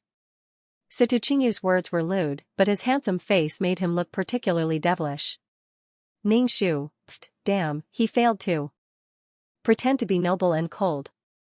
Situchingyu lowered his head and wanted to kiss the hand in his palm. Ningxu withdrew his hand and picked up the whistle hanging in front of his chest. He took a deep breath and blew the whistle as loudly as he could. Bang! A black shadow jumped in through the window. He was dressed in black and had a mask on his face. He was very conspicuous in this brightly lit room. Beat him as hard as you can. This bastard dared to take advantage of me. Cut off his penis. Ningxu pointed at Situchingyu and cursed. She didn't look noble and cold at all. Situchingyu was stunned for a moment. Obviously, he couldn't figure out why the beauty suddenly changed her style. Situchingyu raised his eyebrows and looked at Ningxu. He said in a low voice, "So you have a helper." "Beauty, I like to hear you speak. Even if you're cursing, it sounds like you're pleasing me." Ningxu, damn. Ningxu wished he could poison himself into a mute. This was the female lead of an erotic novel. It was obviously a very painful thing, but the expression on her face was both joyful and painful. It made men want to torture her even more and tear her apart. Ningxu pinched her own neck and tried her best to make her voice sound less seductive. She shouted at the secret guard, "Cut off his dick." Situchingyu and the secret guard fought. Sand and stones flew everywhere. The chairs and benches in the room were swept by the aftermath and turned into wreckage. Yuelan's face was pale. She moved to Ningxu's side and watched the fight. She asked in a trembling voice, "Miss, what's a dick?" Ningxu, plop. A figure fell at Ningxu's feet. Ningxu felt uncomfortable when he saw that it was the secret guard. The secret guard stood up with a hand on his chest. Ningxu said, "Miss, this person is not weak. I can't beat him. I'll go and treat my injuries first." With that, the secret guard jumped out of the window and ran away. "Damn, you're so useless. What's the point of keeping you? If you want to run, you have to run with your master." Ningxu pretended to be noble and aloof as she raised her chin and looked at Situchingyu. Situchingyu's arm was injured and was bleeding profusely. "General, what's wrong?" a guard outside the door asked. Ningxu smiled, revealing his white teeth. He said indifferently to the door, "It's nothing." The battle was a little intense. Situchingyu's words were very ambiguous. The person outside the house immediately let out a wretched laugh and left again. Ningxu beckoned Situchingyu with his finger. "Come here and bandage my wound." He didn't know how to bandage a wound. Ningxu didn't say anything. "Since you're not coming over, I'll come over. I'm not just here to bandage my wound," Situchingyu said as he asked Ningxu to come over. "Damn it." Ningxu cursed in his heart and walked towards Situchingyu. When he walked, Ningxu found that his body was habitually twisting his waist. It was completely spontaneous. Her body automatically made the most seductive movements. When her waist moved, it was the most comfortable position. Ningxu clamped her buttocks, not allowing her waist to move. Her entire body stiffened as she walked towards Situchingyu. Situchingyu took off his shirt without hesitation, revealing his muscular body. The only thing that ruined the scene was the bloodstain on his arm. Situchingyu said indifferently, "Help me bandage my wound." Ningxu said directly, "I don't know how to." Situchingyu narrowed his eyes and looked at Ningxu dangerously. "Don't you know how to bandage a wound? You really are a lady from a noble family." Situchingyu's voice was full of sarcasm as he said coldly, "You ladies from noble families have your eyes in the sky. You are my captive now. Whatever I say goes." Ningxu pursed his lips and wrapped the cloth that Yuelan had torn around Situchingyu's arm. Situchingyu seemed to have thought of something bad and looked at Ningxu with ferocity and disgust. "Shouldn't you clean the wound first? You really don't eat the food of mortals." Ningxu used the cloth to wipe his wound. Situchingyu hissed in pain and looked at Ningxu coldly. "Did you do it on purpose?" "No," Ningxu said indifferently. "Sure enough, you ladies from noble families are all whores." Situchingyu became irritable and his words became more and more unpleasant. Ding. Abuse points, 5. 2333's voice suddenly appeared in Ningxu's head. Ningxu was dumbfounded. What did she do? She was the one who was scolded by Situ Qingyu. How did she abuse him? Ningxu was very confused, but his hands were not slow. After tying the cloth for Situ Qingyu looked at Ningxu with a gloomy face. Ningxu was confused. What was wrong with him? Situ Qingyu stood up. The muscles on his body were bulging, and his entire body was filled with the smell of hormones. Get out. Situ Qingyu growled at Yuelan in a low voice, and the whole room shook. Yuelan was so scared that she fell to the ground and looked at Ningxu with tears in her eyes. You can leave. Ningxu Yuelan said calmly. But miss, if this servant goes out, miss will face this barbarian alone. This servant is afraid that something will happen to Mississippi. Although Yuelan was afraid, she was still determined to stay and accompany Ningxu. Yuelan shouted at Situ Qingyu, let go of my miss and come at me. Yuelan puffed out her chest as she spoke. Ningxu was speechless. Scram. Situ Qingyu looked at Yuelan with killing intent. Get out. Ningxu said. Yuelan left while crying. After Yuelan left, Situ Qingyu lowered his head and looked at Ningxu. Ningxu looked at him indifferently. There was a pair of scissors hidden under the sleeves of his deep robe. Ningxu had secretly hidden the scissors when he was cutting the cloth. If Situ Qingyu really dared to make a move on her, Ningxu would not hesitate to stab the scissors into his heart. So what if he was handsome? He was still a rapist even if he was handsome. I hate young ladies like you the most in my life. In front of others, you look pure and innocent, but behind others, you are vicious and arrogant. Situ Qingyu pinched Ningxu's chin and said viciously, so, when I meet a young lady like you, I will first rape and then kill you. F***ck, this guy was a psychopath. He mourned for Muyan Luo. Although she was raped, she was not killed. Ningxu's expression did not change. Situ Qingyu looked at Ningxu and asked, what do you think I should do to you? Kill and rape?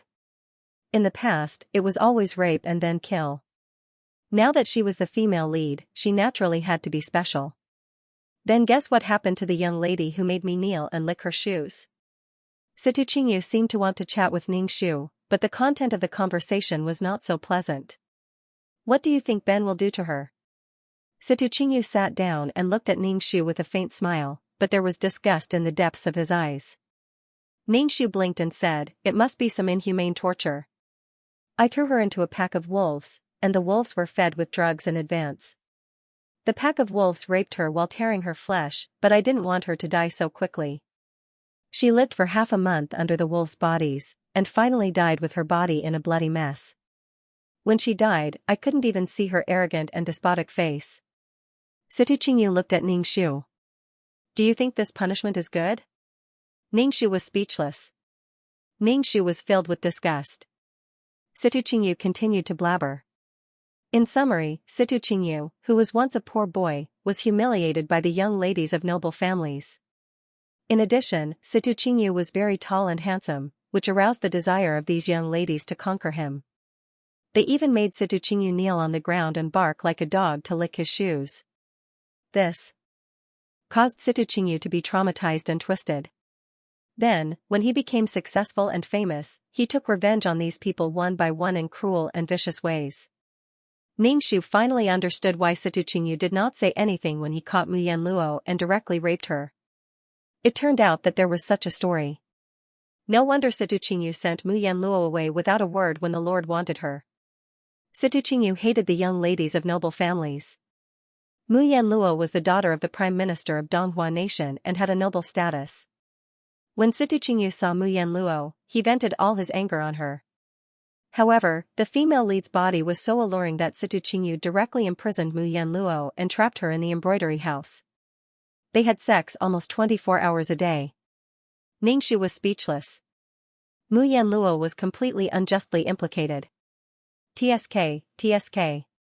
Sure enough, Situ Qingyu wanted to take revenge on society and women. He was a scumbag who felt that he had been wronged. Situ Qingyu saw Ningxu's disdainful look and his face darkened. What's with your expression? Are you looking down on me? Do you really think you're a high and mighty young lady? TSK. I didn't say anything. What are you trying to say? Ningshu shook his head and said, "Are you trying to get back at a woman?" "Huh, get back at a woman? You think too highly of yourself. I heard that you're the most beautiful woman in Donghua Nation." "Let me think, what would it be like if the most beautiful woman in Donghua Nation were to be pleasured by me and end up as a promiscuous military prostitute?" Situ Qingyu's voice was filled with doubt, but he looked at Ningshu with malicious eyes. "What a perverted lunatic." Ningshu said expressionlessly, "How would I know what it would be like?" "Try it and you'll know." Situ Qingyu's voice was very evil. He looked at Ningshu with naked desire and malice. When Ningshu saw Situ Qingyu's expression and the deep desire in his eyes, she knew what this guy wanted to do. Not to mention this mission, even Ningshu herself did not want to roll around with such a lunatic. "What do you want to do?" Ningshu looked at Situ Qingyu coldly with a murderous look in his eyes. Situ Qingyu met Ningshu's eyes and said sarcastically, "Don't look at me with such a high and mighty look. Do you believe that I will dig your eyeballs out? Those bitches looked at me like that and they will never be able to see again." TSK, what a sensitive pervert. "Why are you asking me? What can a man and a woman do in a room?" Situ Qingyu said evilly. "You will be F***ked by me like AB***tch. Ningshu was speechless. Damn, even the male lead of a pornographic novel spoke so vulgarly? But he was good-looking and had a special charm when he said something only a hooligan would say. "Like AB***tch? Shen Qingqing sneered. "You were also born by AB***tch. This idiot hated women so much that he wanted to exterminate them. You have a sharp tongue. I will let you know that you will not have a good ending if you anger me." Situ Qingyu bared his teeth, which reflected a white light. "The entire Prime Minister's mansion is my people. Do you think you can escape? Do you think you are invincible just because you have a secret guard?" Ningshu lifted his chin slightly and looked at Situ Qingyu proudly. He said disdainfully, "You are just like a bug. You are amazing after climbing to a high position." Since Situ Qingyu cared a lot about those days of being treated badly, Ningshu's action was to tear open his scars and then sprinkle salt on the wound. She even rubbed it hard twice so that it would be easier for the taste to seep in. Situ Qingyu's eyes turned red at Ningshu's condescending attitude. His face trembled and he gritted his teeth. "You are courting death." Ding. Abuse points, 10. Current abuse points, 15. The sound of 2333 suddenly rang in his head. Ningshu instantly felt that this was the right move. Situ Qingyu really cared about that past. "Even if I die, I still look down on people like you. No wonder those women despise you. It's all because of you. People like you deserve to be bullied." Ningshu's face was full of disdain.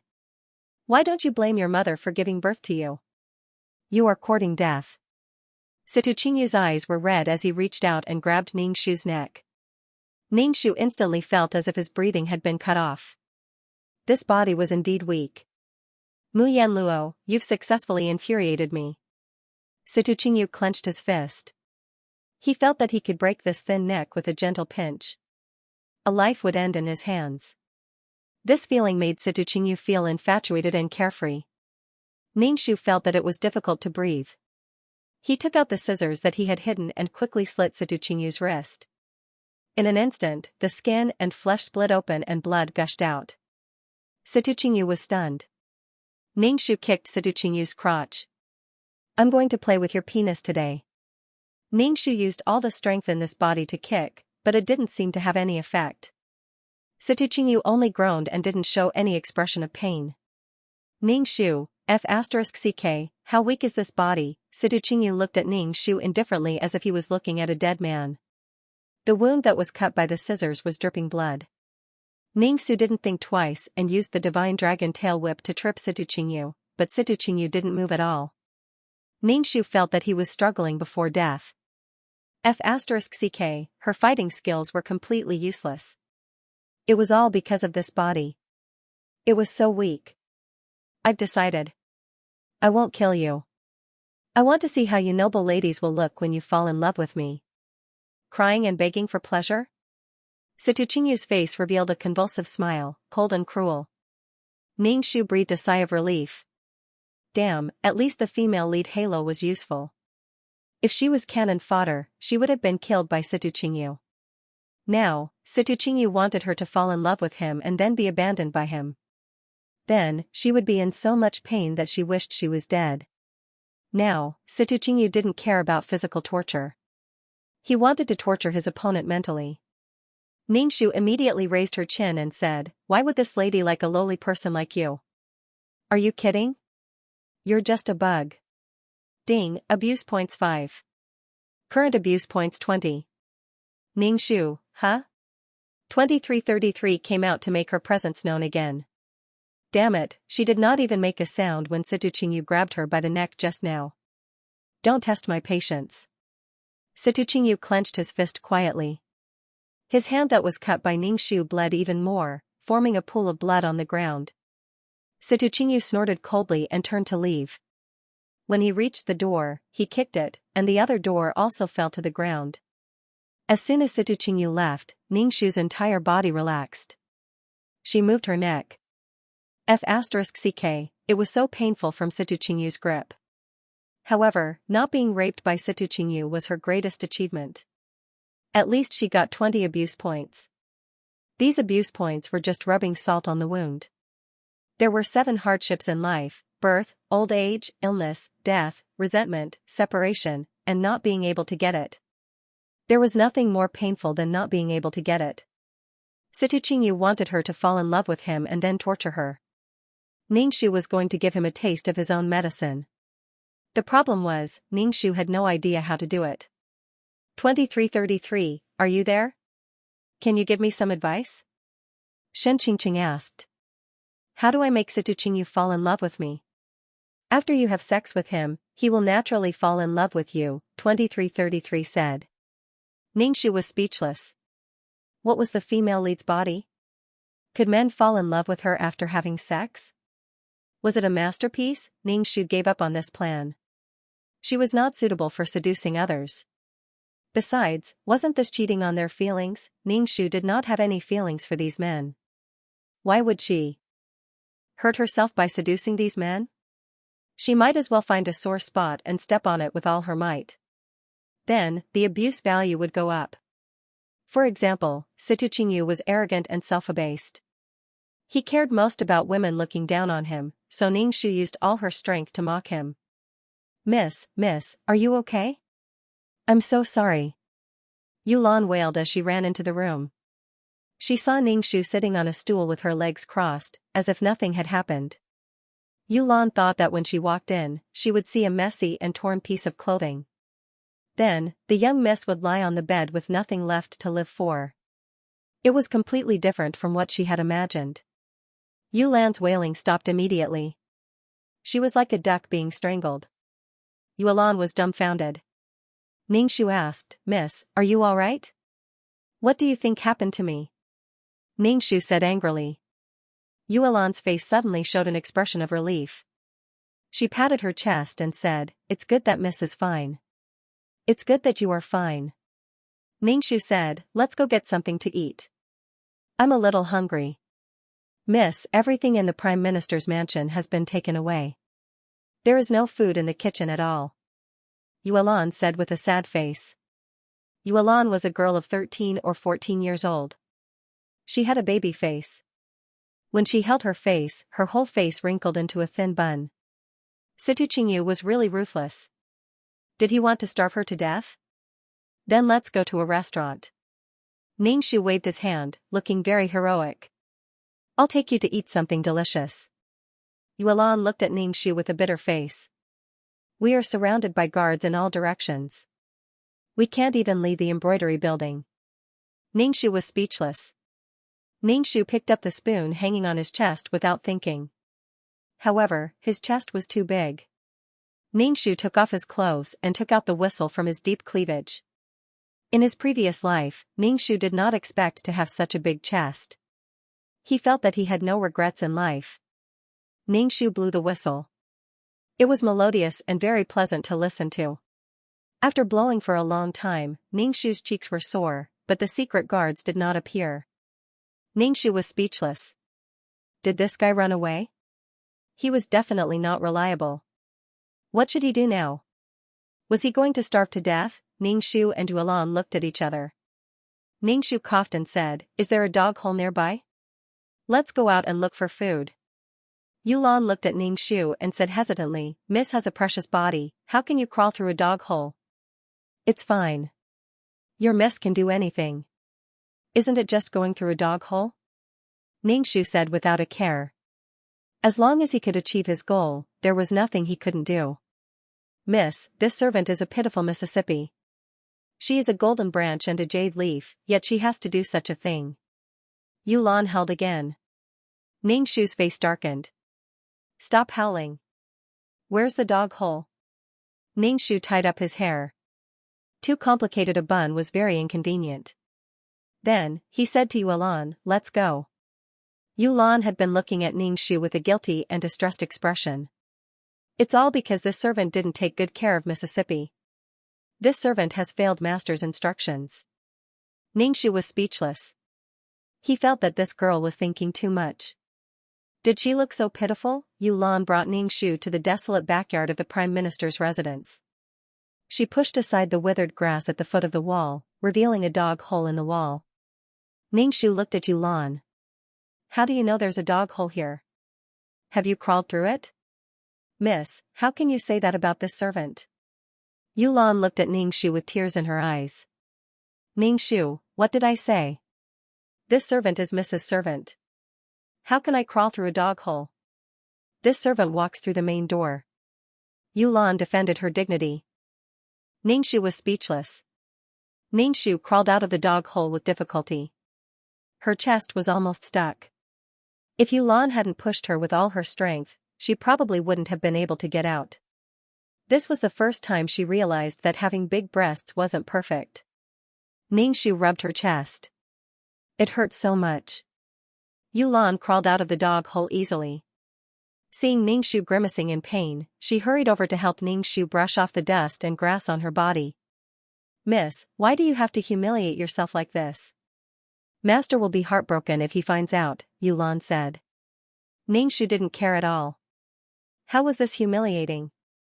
Mu Yanluo in the plot was the one who was humiliating herself. She humiliated herself, and men humiliated her too. Moreover, it wasn't a man. "Look, this is the noble and beautiful miss of a big family. How does it feel to crawl through a dog hole?" Situchingyu's voice suddenly rang out. Ningxu looked around but didn't see Situchingyu anywhere. "Miss, he's up there." Yulan's teeth were chattering. Ningxu looked up and saw Situchingyu standing on the wall in a blue robe. His long hair fluttered in the wind and he looked very pretentious. Ningxu brushed his messy hair and said indifferently, "It feels very convenient." "Very good." "Humph." Situchingyu snorted coldly.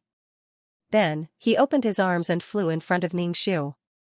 He really looked like a birdman. Ningxu took a step back. Situchingyu stood in front of Ningxu and said coldly, "You're very bold. How dare you sneak out of the mansion without my permission? Tell me, how should I punish you?" Ningxu pulled Yulan back a step and said, "Rape first and then kill first and then rape?" Situchingyu's face twitched.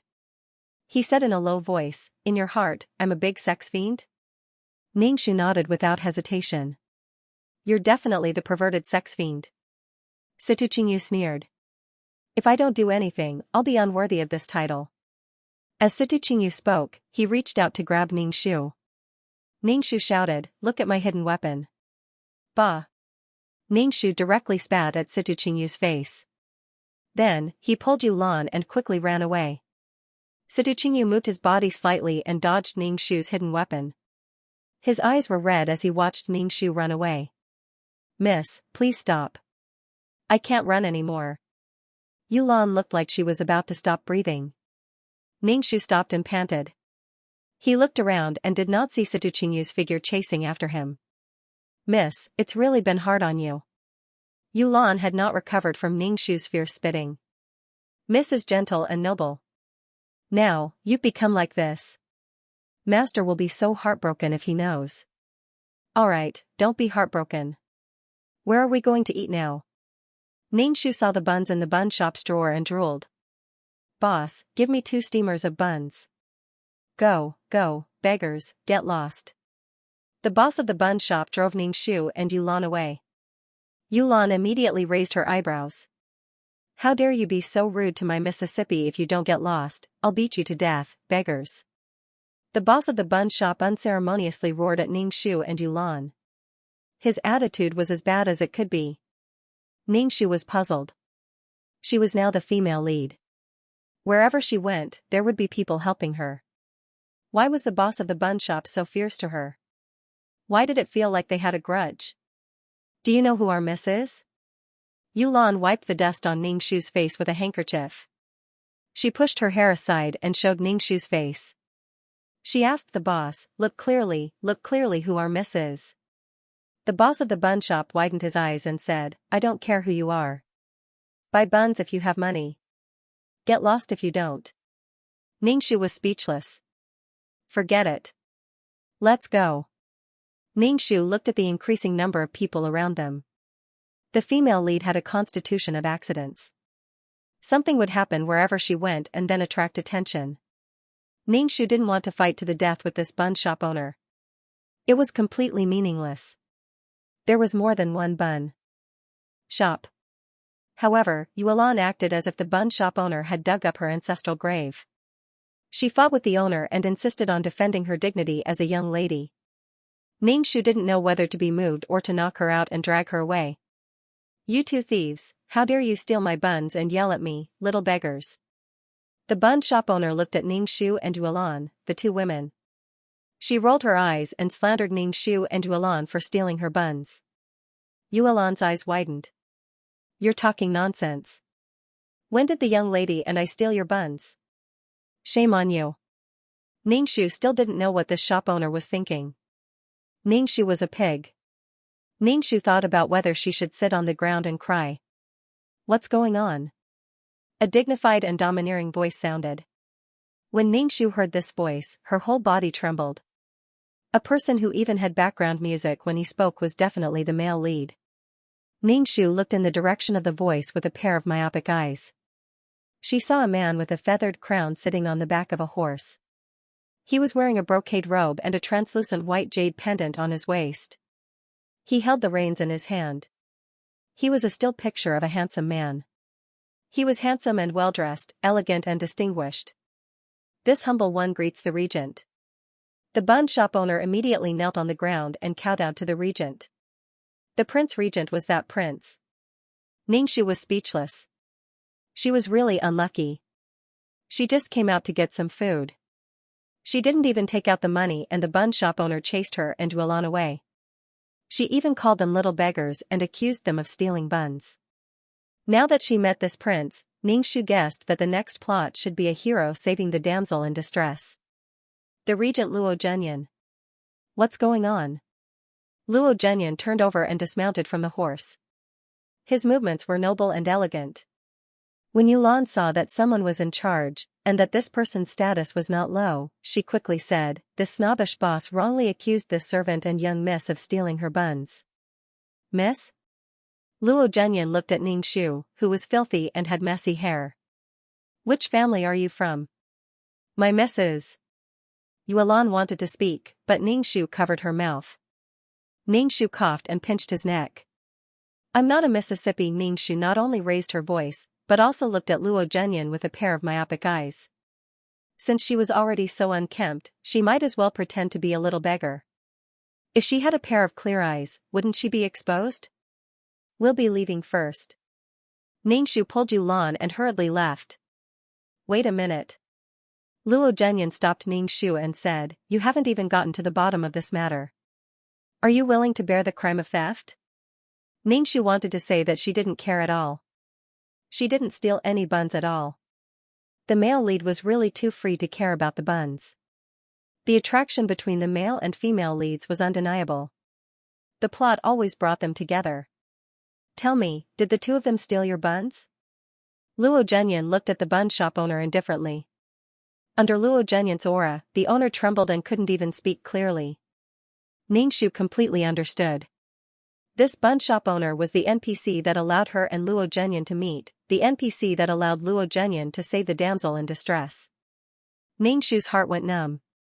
The plot was indeed powerful. She hadn't been sent to Luo Zhenyan by Situ Qingyu yet.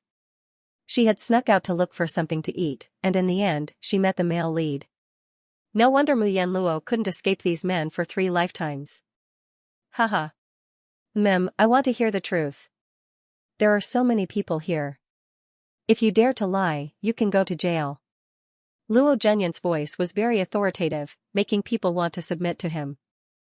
The bun shop owner knelt on the ground, his face pale. He stuttered and said, "They didn't steal the buns. This commoner is framing them." You're really bad." "I knew it." Yuelan was full of contempt for the shop owner. Ningshu said, "Now the truth is out. Miss, how do you think we should punish this black-hearted shop owner?" Ningshu's eyes widened, but she didn't say anything. "Miss, don't be afraid. I'll make the decision for you," Luo Zhenyan said calmly.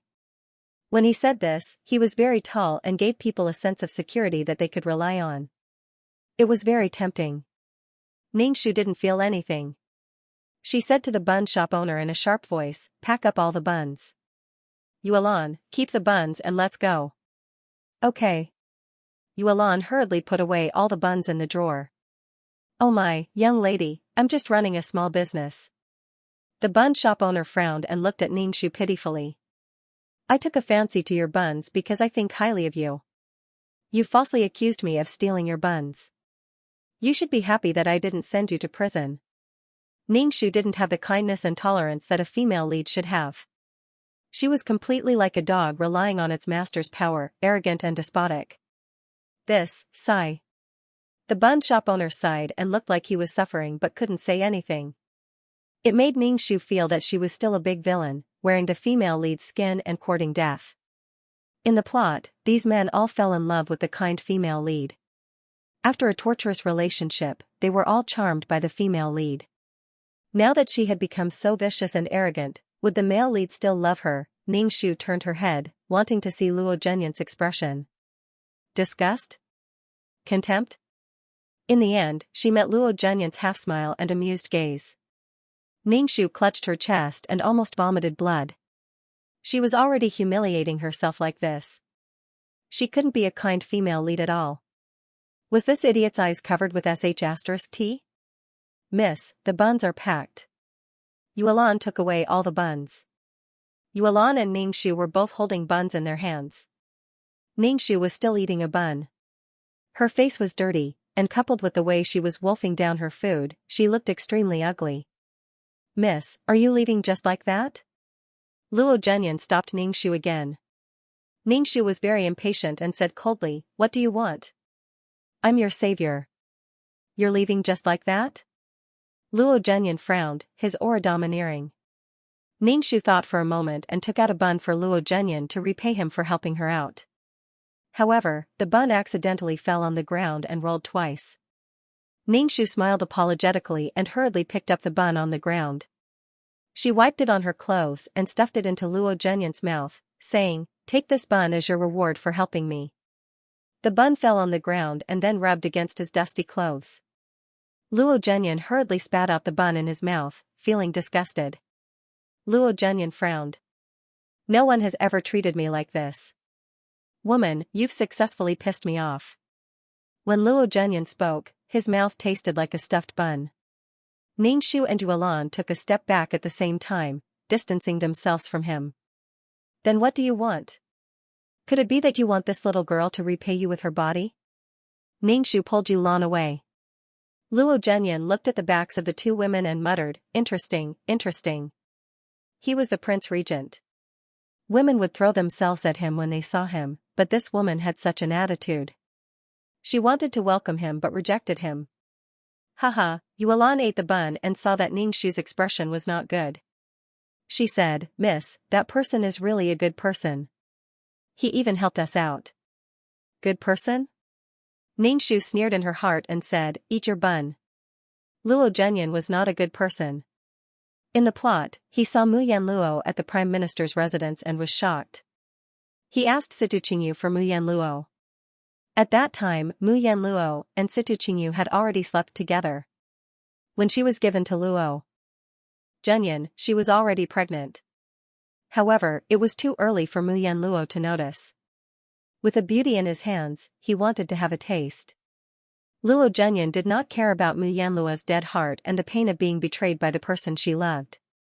He immediately slept with Mu Yan Luo, only to find out that she was no longer a virgin. He immediately pulled out heartlessly. It was an extreme insult to Mu Yan Luo, and he even whipped her. To Luo Zhenyan, he was a prince with a noble status and had slept with many women. In the end, Mu Yan Luo ended up being called a chastity demon. It was a disgrace. Luo Junyan continued to torment Mu Yan Luo. Luo Junyan felt that Mu Yan Luo was an unclean and slutty woman. To think that he had been infatuated with Mu Yan Luo's beauty. In the end, all he got was a broken shoe. Luo Zhenyan never thought that Mu Yan Luo, a woman, could not control her own fate. She was raped by Situ Qingyu and did not even have the strength to resist. Luo Junyan would only blame Mu Yan Luo for losing her virginity. His pride as a man made Luo Junyan furious, and he vented all his anger on Mu Yan Luo. Later, when he found out that Mu Yan Luo was pregnant with a bastard's child, he was so angry that he wanted to die. He immediately F***ed Mu Yan Luo cruelly, causing her to have a miscarriage. Luo Junyan did not stop his assault on Mu Yan Luo. Instead, he stared at the blood and became even more excited. He felt an unprecedented excitement. It was a pity that Mu Yan Luo had suffered. She had lost her child and was raped by someone else. She couldn't be more miserable and had almost died. But the female lead would be fine no matter how much he tortured her. The prince carried the unconscious Mu Yan Luo and roared at the imperial physicians, "You must cure her. If you can't, you will be buried with her." The female lead's body was like a poison. As long as they had sex, a man's heart would only have the female lead. After having sex with other women, they would lose interest. They were just short of impotence. Although Mu Yan Luo had been cured, her heart was already riddled with holes. She had been betrayed by her lover, lost her child, and was raped by another man. Mu Yan Luo was a woman from ancient times and valued her chastity very much. But fate was cruel. Mu Yan Luo hated Luo Junyan to the core and started a torturous love story.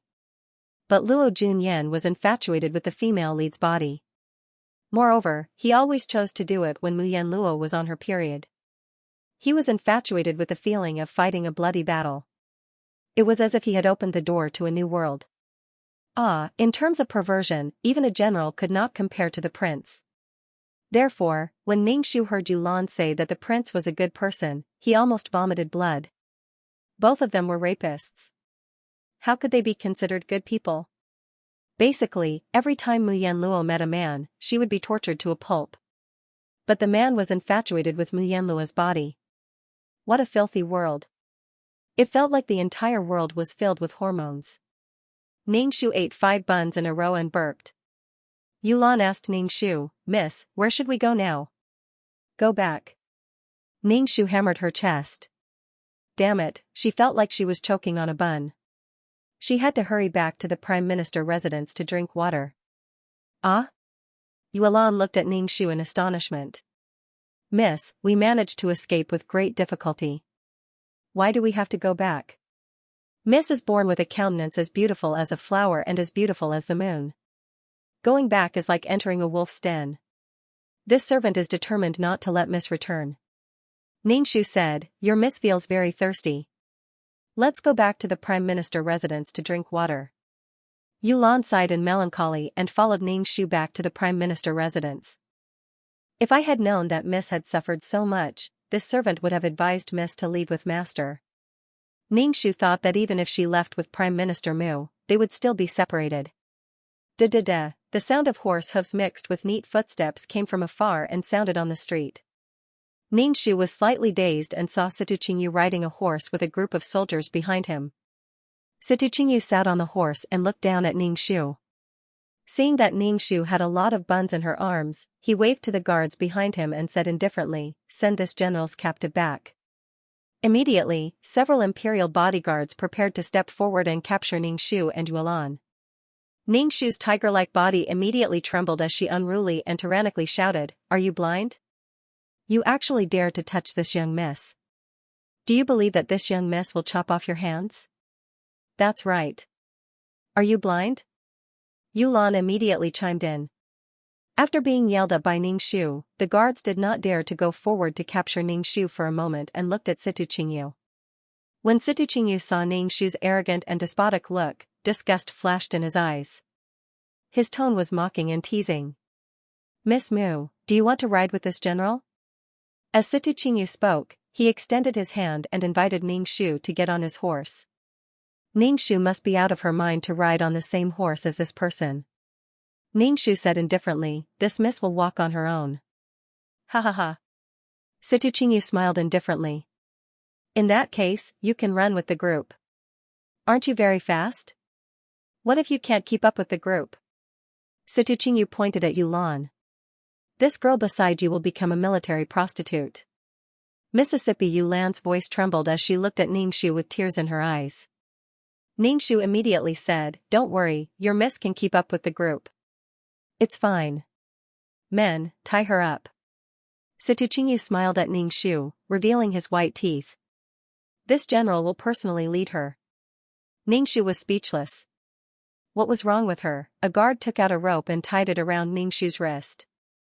He tightened it and tied a knot before handing the other end of the rope to Situ Qingyu. You can run behind this general. If you can't run fast enough, this general can only drag you along. That would be a pity for your porcelain skin, Situ Qingyu said indifferently as if he was saying that the weather today was not very good. When Ningxu heard that this bastard was going to drag her along, she ran behind with her own 2 legs. If she couldn't run fast enough, she would be dragged along. If she rubbed against the ground, she might even lose her life, not to mention her skin. This was definitely revenge for her spitting on him. As a general, being spat on, even with Situ Qingyu's overflowing self-esteem, he would still kill her. She was wrong. How could Luo Zhenyan compare to Situ Qingyu's perverted personality? There was always someone better. Situ Qingyu's mentality was definitely more twisted than Luo Zhenyan's. It's not too late to beg for mercy, Miss Mu. You don't seem to realize your status. You're no longer the daughter of the high and mighty Prime Minister, but my captive. I can decide your life and death, so don't do anything that makes me unhappy. Situ Qingyu's pupils trembled slightly. It was obvious that he was not as calm as he appeared to be. He was probably angry inside. Ningxu hated this man to death. So what if he was capable? He only knew how to bully women and children. What was so great about him? Ningxu called out to 2333 in his heart. 2333, give me a gun. I want to kill this bastard. Ningxu, moi, you have a gun. 2333's voice rang in Ningxu's head. Ningxu was very happy.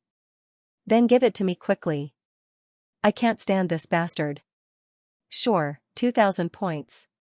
You don't have any points, so you can't exchange for it, 2333 said directly.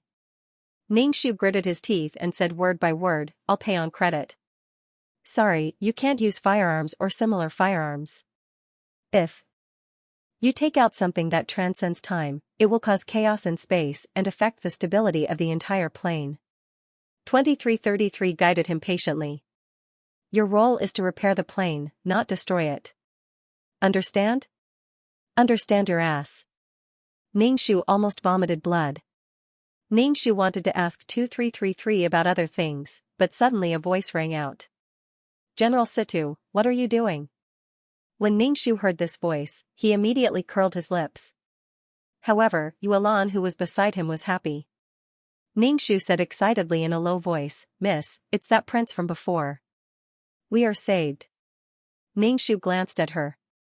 You're too naive. Luo Zhenyan rode over. Seeing Ningxu's hands tied up, he raised his eyebrows and asked Situ Qingyu, what did she do? Greetings, Your Highness. This female slave is my captive. She sneaked out of the residence and I've captured her, Situ Qingyu said to Luo Zhenyan in a manner that was neither servile nor overbearing. Luo Zhenyan narrowed his eyes slightly and said lightly, since she is a female slave, how about you give her to me? His Majesty has just conquered Donghua Nation. It is time to pacify the people. General, you should not do such a cruel thing. Just give her to me. A murderous aura suddenly surged from Situ Qingyu's body. He was like a hedgehog that had encountered danger. The spikes on his body stood up. This is my female slave. I have no intention of giving her to you, Your Highness. Luo Zhenyan frowned imperceptibly. A huge sense of loss surged in his heart. Suddenly, he wanted this female slave very much. This feeling was very strange, but it was very strong. In addition, Situ Qingyu's attitude towards him was also very noble. He, Luo Zhenyan, was the regent. This butcher who only knew how to kill dared to disrespect him. This made Luo Zhenyan lose face. All the more he wanted this female slave. Ningxu watched from the side. He thought that she was going to be disfigured. In the end, Luo Zhenyan jumped out. As expected, the female lead was blessed with luck. Her body was her capital. Without this seductive body, how could she be the female lead? Situ Qingyu refused to budge. Luo Zhenyan was even more frustrated. He wanted to grab Ningxu and leave. However, when he saw the guards behind Situ Qingyu, Luo Zhenyan calmed down and said coldly, since General Situ is unwilling to give her up, then forget it. After saying this, Luo Zhenyan felt even more disappointed. This feeling made him very uncomfortable. This feeling was very sudden and made him very uncomfortable. It seemed that this feeling would not disappear after he got this female slave. Are you willing to go with me? Ningxu asked. Situ Qingyu also looked at Ningxu. Situ Qingyu pursed his lips and looked at Ningxu with red eyes. Ningxu also had a voice in his heart telling him to go with this prince. This prince would protect her. Go with him. He was a good person. He even helped to teach the greedy bun shop owner a lesson. Ningxu's heart skipped a beat. This was the plot. From the Prime Minister's residence to the prince's residence. There was a slight change in the plot. Situ Qingyu did not hand her over to Luo Zhenyan, but gave her the choice. Deep down, he wanted her to go with the prince. Ningxu sneered in his heart. You want me to go with Luo Zhenyan? I will not go with him. Ningxu said, I am the general's female slave. Of course, I will follow the general. Situ Qingyu and Luo Zhenyan were stunned. Situ Qingyu's face flashed with surprise. He thought that Ningxu would go with the regent. Disappointment appeared on Luo Zhenyan's face. He wanted to say something, but Ningxu said directly, I am the general's woman in life and the general's ghost in death. Situ Qingyu's eyes trembled. He was more confused. Luo Zhenyan's face was cold. He pulled the reins and turned to leave. He even turned back to look at Ningxu. His gaze was strange. After Luo Zhenyan left, Situ Qingyu looked at Ningxu and asked, Is what you said just now true? Ningxu rolled his eyes at him and asked, What? Situ Qingyu's face instantly twisted. I wanted to untie you, but now it seems that there is no need. Let's go. Situ Qingyu pulled the reins. Ningxu could only follow. Hurry up. Situ Qingyu pulled the reins. Ningxu stumbled forward and hurriedly sped up. Ningxu was glad that Situ Qingyu did not let the horse run. If that was the case, her 2 legs would not be able to outrun the horse's 4 legs. Ningxu walked back to the Prime Minister's residence with 2 legs. Yuelan, who was beside him, looked at Ningxu with heartache. She looked at Situ Qingyu, who was sitting on the horse, with disgust. When they reached the entrance of the Prime Minister's residence, Situ Qingyu got off the horse and walked to Ningxu. He untied the reins on Ningxu's wrists and said sarcastically, Miss Mu really knows how to seduce men. You just went out of the residence and seduced the Prince Regent to bring you back to the residence. He said it as if he was jealous. TSK. Ningxu moved his wrist, which was not circulating blood. Situ Qingyu saw that Ningxu ignored him and went straight into the Prime Minister's residence. He walked over and grabbed Ningxu's wrist. His other hand pressed against the wall behind Ningxu. It was an extremely ambiguous position. Situ Qingyu's body exuded a strong aura of hostility. After the cabinet, he almost hugged Ningxu in his arms. When he looked down at her from above, it made her heart beat wildly. Ningxu, oh, this position? She didn't expect to be flirted with as the female lead. But could it be someone else? She was flirted with by a psychopath. she felt very depressed. Situ Qingyu was indeed an expert at controlling people's emotions. He had been so cruel just now, tying her up and dragging her away. Now, he was acting in such an ambiguous and domineering manner. It was so hot and cold that one couldn't control it at all. But Ningxu only wanted to have a gun and shoot this guy in the head. Situ Qingyu said faintly, his tone still at a loss. Is what you said before true? You're my man? Even in life and death?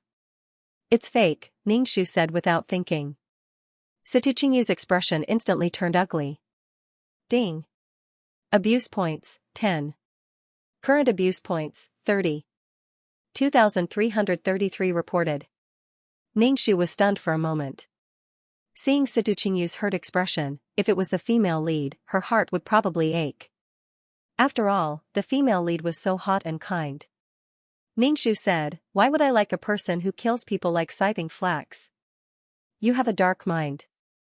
I'd rather like a dog than a person like you. Situ Qingyu looked at Ningxu maliciously. You're lighting the fire. Was the next sentence, you're responsible for extinguishing the fire you started? Look, there's an idiot over there.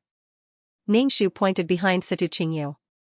Situ Qingyu frowned and looked at Ningxu. There really is an idiot. Turn around and look, Ningxu said with certainty. Situ Qingyu turned his head. Ningxu immediately crawled under his arm and ran away with Yulan. Situ Qingyu was speechless. Ningxu and Yulan ran back to the embroidery building. Yulan panted as she placed the steamed buns in her arms on the table. Ningxu asked, Miss, why didn't you go with that prince and return to this wolf's den? Miss, this servant really doesn't understand what Miss is thinking. What's the difference? One was a wolf's den while the other was a tiger's den. Ningxu drank a large cup of water and picked up a bun to eat. He said, your miss has her reasons. Pung. A black shadow jumped in through the window and rolled on the ground twice. The black shadow rolled in front of Ningxu's feet and Ningxu kicked him twice. The secret guard hurriedly got up from the ground and picked up the bun on the table to eat. Wearing black clothes in broad daylight with a scarf around his neck, there must be something wrong with his head. When I blew the whistle, where did you run off to? Didn't you hear it? Ningxu said grumpily. But seeing the shadow guards appear, Ningxu felt a sense of security. She never realized that the female lead could be so fragile. The secret guard stuffed the steamed buns into his mouth and said, I heard it. I was healing my injuries and I saw that Miss was fine, so I didn't appear. What kind of secret guard was this? He wasn't handsome but was so willful. He ran faster than anyone when fighting and immediately appeared when eating. What was the use of raising this kind of secret guard? Stop eating. What will we eat after you finish eating? Yulan, put away the steamed buns. Ningxu said grumpily. You're a secret guard. You can't even get food for yourself? You even came to steal the food that we two weak women worked so hard to get. You're shameless. Ningxu was speechless at this unreliable secret guard. The secret guard swallowed the steamed bun and covered his face with the black scarf, revealing a square forehead and a pair of eyes. Ningxu felt very anxious when he saw this. He felt that this unimportant cannon fodder looked really casual. Miss, if there's anything, just blow the whistle. I'll appear immediately. Secret guard Ningxu said. The moment he opened his mouth, there was the smell of leeks. Ningxu was speechless. She had also blown it. The last time she wanted the shadow guard to get her and Yulan some food, she was almost out of breath. This guy didn't even come out. It was clear that this shadow guard was not reliable at all. Ningxu thought for a moment, then took out a silver note and said, take this money and send some food to Yulan and me every day. Also, go buy food. Don't wear black clothes anymore. Go, I don't want to see you now. Ningxu waved his hand. The secret guard stuffed the silver note into his arms. Ningxu said again, go to the bank to exchange for some broken silver. Don't take the silver note directly to buy things. The secret guard nodded and said, I understand. Ningxu, he felt that this guy was unreliable. The secret guard jumped out of the window again and disappeared. In the evening, Situ Qingyu came over and prepared a large table of delicacies for Ningxu. Ningxu was vigilant. One who was unaccountably solicitous was hiding evil intentions. After eating it, would you want to roll around with her? Bah, this old lady despises you. What haven't I eaten before? Situqingyu looked down at Ningxu and said as if he was giving alms, this is the food I prepared for you. Throw away your steamed bun. Ningxu shook her head. I still like steamed buns. I used to eat too many delicacies, but now I've changed my taste. I like to eat steamed buns. Situqingyu sneered. Is it because of the regent that you like steamed buns so much? I heard that the regent helped you out, so you like to eat steamed buns now. Ningxu, this brain hole, this logic, no one else, she ate steamed buns purely because they were free. When Situqingyu saw Ningxu's silence, it was obvious that she had acquiesced to his words. His eyes turned red and he roared, Mu Yanluo, how dare you look down on this general? You have to eat today whether you want to or not. Ding, abuse points, 5, current abuse points, 35. Asterisk 2333. Ningxu was not used to the system having such a strong presence at all. The previous system was silent from beginning to end, but the updated system kept popping up from time to time, which annoyed Ningxu to no end. As if sensing Ningxu's annoyance, 2333 felt wronged and said, I'm letting you know the progress of the mission. How can you dislike me so much? I'm so sad, sob sob sob. Ningxu heard the system's cries and shuddered. *CK, this system is so cheap. Ningxu basically did not do anything, and then the abuse points reached 35. These abuse points were all caused by Situqingyu's own self-abuse. He was sensitive and had an inferiority complex. Any action could make Situqingyu feel uncomfortable, and any action could touch the darkness in his heart. TSK, TSK, TSK. Sure enough, he couldn't be the male lead if there was nothing wrong with him. Ningxu raised her chin and looked at the dishes on the table. She said disdainfully, this is nothing. I used to eat these every day, and I've long been sick of them. Now that you're taking these out, it's a disgrace. Situqingyu's face was livid. He looked at Ningxu and said maliciously, every time I see you acting so high and mighty, I want to trample on your pride and make you crawl under my feet. He had an inferiority complex, but he couldn't bear to see others being proud. In the end, Situqingyu was so angry that he flipped the table. The dishes and plates on the table fell to the ground. Broken porcelain and all kinds of vegetable soup were mixed together. It was a mess. Damn, so what if you're strong? I can still flip the table if I master a peerless martial art. Guard this courtyard well. Don't send food inside. Situqingyu roared at the guard at the door, then turned to Ningxu and said coldly, since you don't want to eat, don't eat in the future. Ningxu snorted proudly and looked at Situqingyu with contempt and pity. Situqingyu's aura became violent and he said maliciously, you don't want your eyes anymore. How dare you look at me like that? Situqingyu sneered and said, it's said that you can get a woman's heart if you get her body. Don't be so proud now. When I get on top of you, you'll cry and beg me to get on top of you. Ningxu was speechless. Situqingyu walked toward Ningxu with lust in his eyes. Obviously, he wanted to rape Ningxu. Ningxu looked at Situqingyu without changing his expression and said indifferently, you smell like leftovers. When Situqingyu flipped the table just now, the soup spilled on him. Situqingyu's face was livid. Mu Yanluo, you've challenged my patience time and time again. I'll make you pay the price. With that, he turned and left. Ningxu curled her lips. She was really an extremely arrogant person, but at the same time, she was also an extremely self-abased person. Situqingyu didn't let anyone send food to the embroidery building. Sure enough, no one sent food in for several days. Ningxu and Yuelan ate steamed buns every day. Sometimes, the square-faced shadow guard would bring in some food. Ningxu's life was comfortable. Situqingyu thought that Mu Yanluo would come back to beg him, but she didn't come for several days. Seeing Ningxu alive and kicking, Situqingyu sneered. This woman still had a shadow guard. Situqingyu said maliciously, if I kill your secret guard, what will you rely on? Ningxu chuckled and refused to talk to the lunatic. Situqingyu's expression turned cold. I really don't know what you're so proud of. You're no longer the Prime Minister's daughter or the noble lady of Donghua Nation. You're my captive, my slave. Your life is in my hands. What you should do now is to please me and offer me your body instead of disobeying me like this. The consequences may not be something you can bear. Situ Qingyu looked at Ningxu from above. Ningxu was speechless. He felt too good about himself.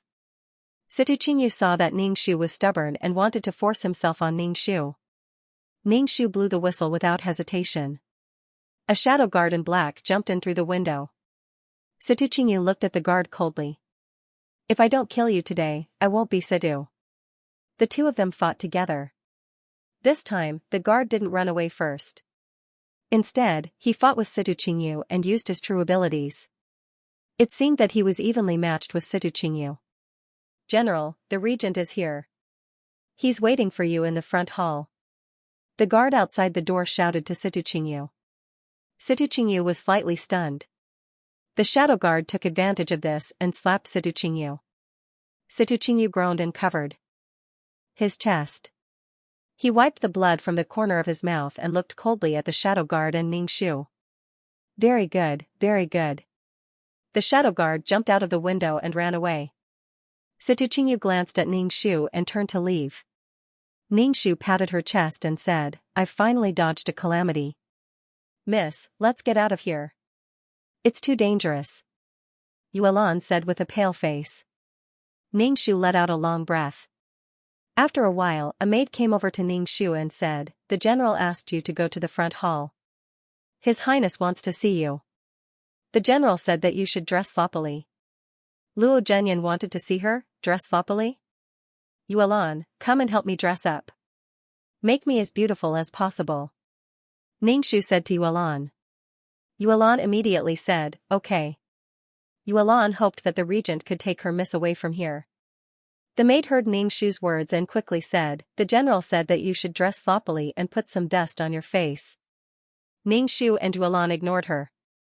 Under Yuelan's skillful hands, Ningxu looked at her own face. She was so beautiful that she didn't dare to look directly at it. Ningxu felt that he was about to be mesmerized by this face. The maid looked at Ningxu in a daze, then shook her head and said, you can't do this. The general will kill you. It's okay. Lead the way. Ningxu clamped her buttocks tightly, not allowing her waist to sway. She walked towards the front hall elegantly. Ningxu walked into the front hall. The atmosphere was not very good. Situ Qingyu's face was cold and Luo Zhenyan had a faint smile. The conversation between the two was very unpleasant. Seeing Ningxu come in, Situ Qingyu and Luo Zhenyan were stunned. Situ Qingyu's face immediately darkened. He knew that the regent came for Muyan Luo and told her not to stand out too much. But now, she was so beautiful. Cold and charming, with exquisite makeup. Situ Qingyu's heart was full of anger. He looked at Ningxu as if he was looking at his prey, as if he would be torn apart by Ningxu in the next moment. Luo Zhenyan looked at Ningxu, his eyes full of amazement. His gaze was domineering and lingering, and there was a kind of determination in his eyes. He didn't expect this female slave to be so beautiful. She was really devastatingly beautiful. No wonder Situ Qingyu was unwilling to give her to him. Cough, cough. Do you still remember me? Luo Zhenyan asked. He walked in front of Ningxu. There was a smell of ambergris on his body and a strong masculine aura that made people's hearts tremble. Ningxu was now pretending to be noble and cold, but when he opened his mouth, his voice was extremely rough. Who are you?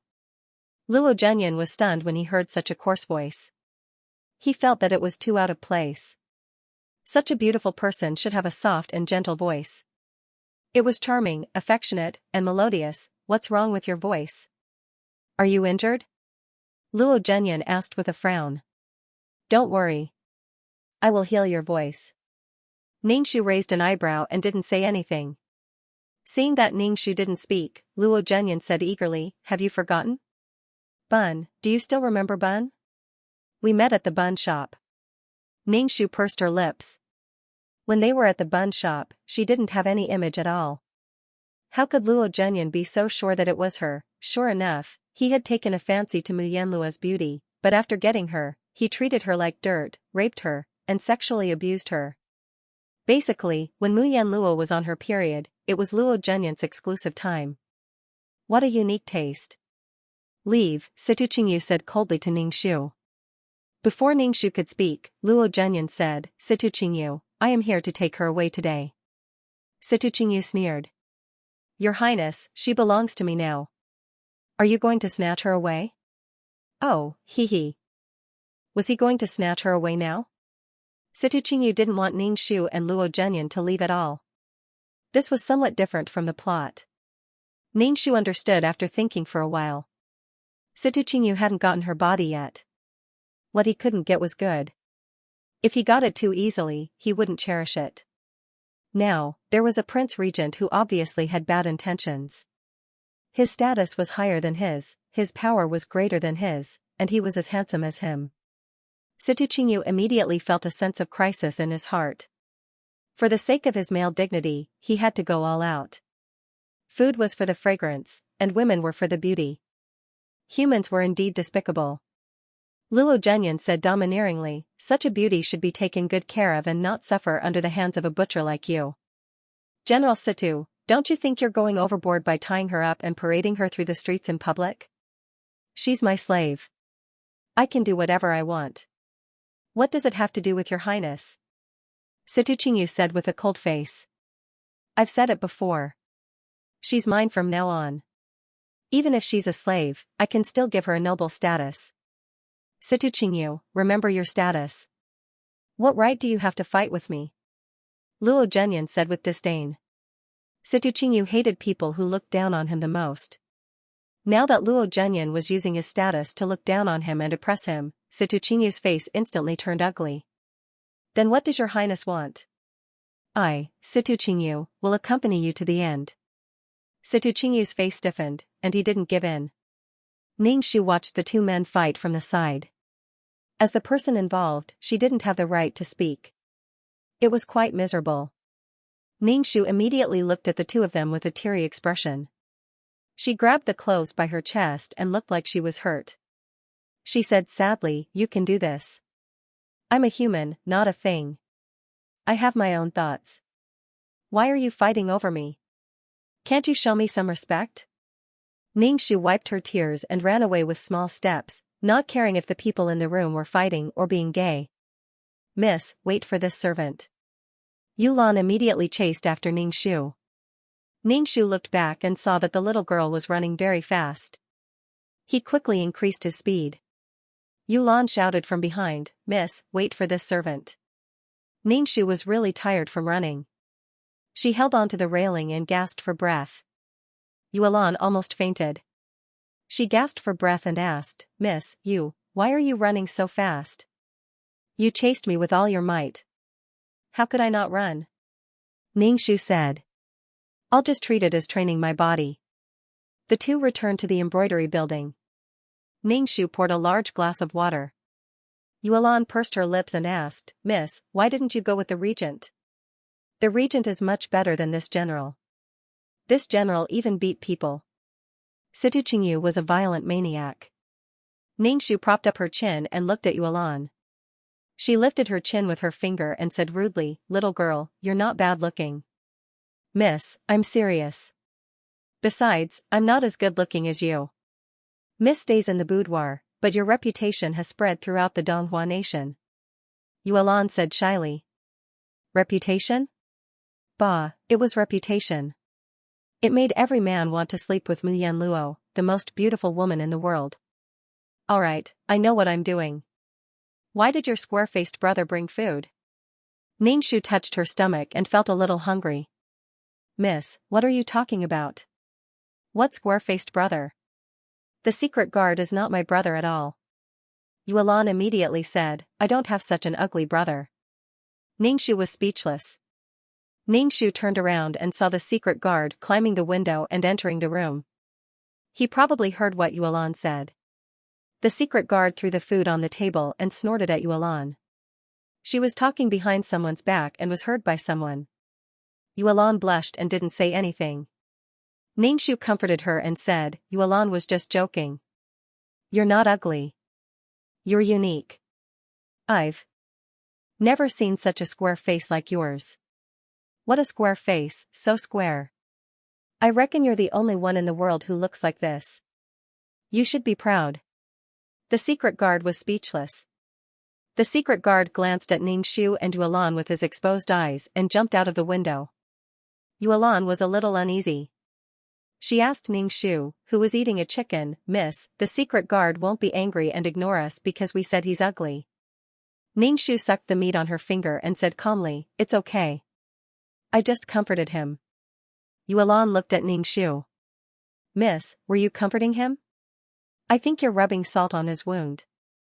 It was unknown if it was because of Ningxiu's declaration that she was the female lead, but Situ Qingyu looked at her with a complicated gaze. Ningxiu's intestines were in a knot, but her face was noble and cold.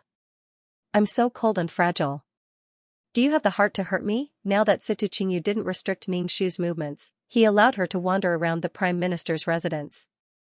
When it was time for dinner, someone sent food over. Yuelan was dumbfounded.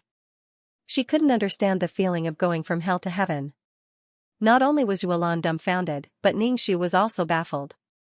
Could it be that Situ Qingyu was going to take the warm route, or was it because of her deafening declaration? However, Ningxiu didn't refuse food. She also accepted the jewelry that Situ Qingyu sent over. Then, she turned around and asked the secret guard to sell them for money. After this stop at the Prime Minister's residence, she still had to travel around the world to visit the imperial merchant's residence. Then, she still had to find a teacher in the remote countryside, a divine doctor who liked to live in the forest, and the leader of the demonic sect who lived halfway up the mountain like a caveman. What was she going to do if she didn't have money? However, the secret guard didn't get much money. Ningxiu suspected that Situ Qingyu didn't send fake goods, or that the secret guard was a fool who was forced to be fooled. Ningxiu stood in the pavilion and looked at Situ Qingyu, who was practicing his sword outside. Petals swirled in the air, the sound of the sword resounded, and the light of the sword flashed. Coupled with the beautiful man Situ Qingyu, it was as beautiful as a painting. There should be a beauty playing the zither in such a scene, but Ningxiu didn't know how to play the zither at all. Situ Qingyu stopped his moves, and Ningxiu immediately applauded. "General, you've really played a cheap trick." Situ Qingyu and Ningxiu smiled faintly. Their forehead was slightly sweaty. When they smiled like this, they felt as if the school hunk was walking toward them with a basketball in his arms. It had a strong smell of hormones. "Mu Yan Luo, this general wants to ask you. Are you willing to accompany this general?" Situ Qingyu asked Ningxiu in a deep voice. The current Situ Qingyu seemed to have restrained his hostility and ruthlessness. He looked masculine and valiant, with a thin waist and narrow buttocks, especially able to make a woman's heart ripple. Ningxiu was even more puzzled. Why did he suddenly change his style? Ningxiu asked, "Why? Why are you suddenly treating me so well? I feel overwhelmed by the favor and my heart trembles. I'm afraid you're going to do something to me." Situ Qingyu was speechless. Situ Qingyu wasn't the only one who became more attentive to Ningxiu. Even Luo Zhenyan came to the Prime Minister's residence every day to deliver things. They were all treasures and valuable trinkets. Ningxiu was even more confused.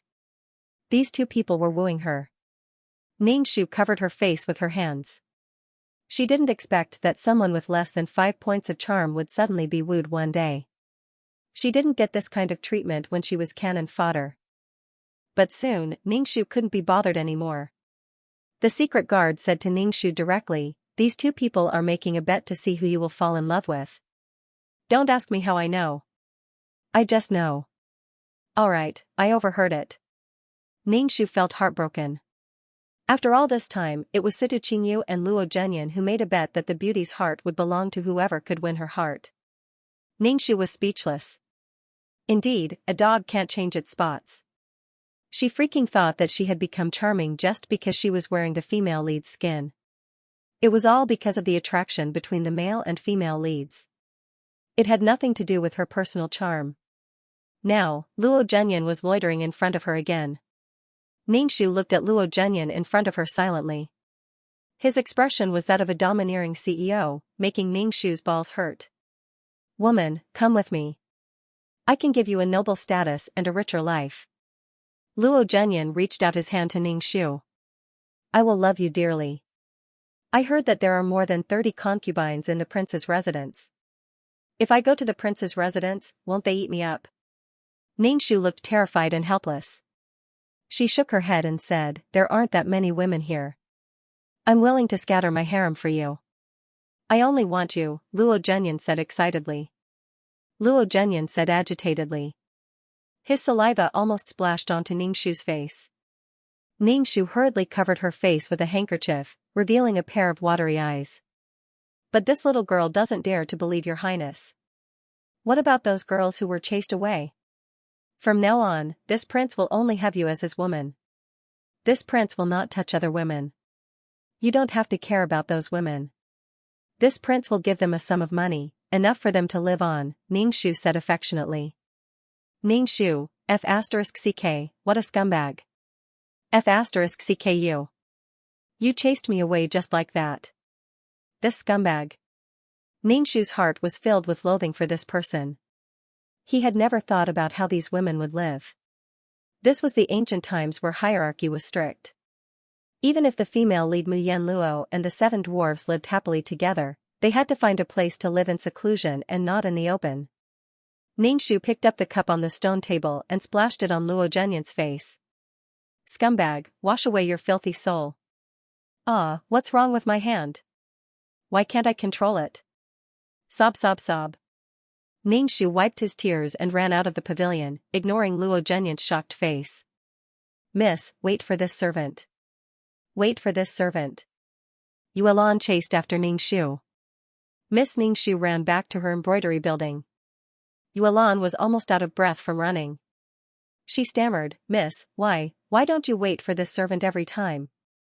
Ningxu poured a cup of tea and took a deep breath. She said to Yuelan, your miss is going to leave this place. What are your plans? This servant will follow Mississippi.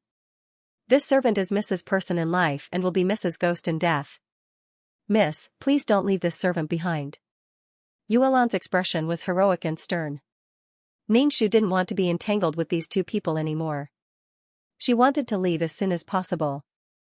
But before she left, she had to teach the general and the prince a lesson.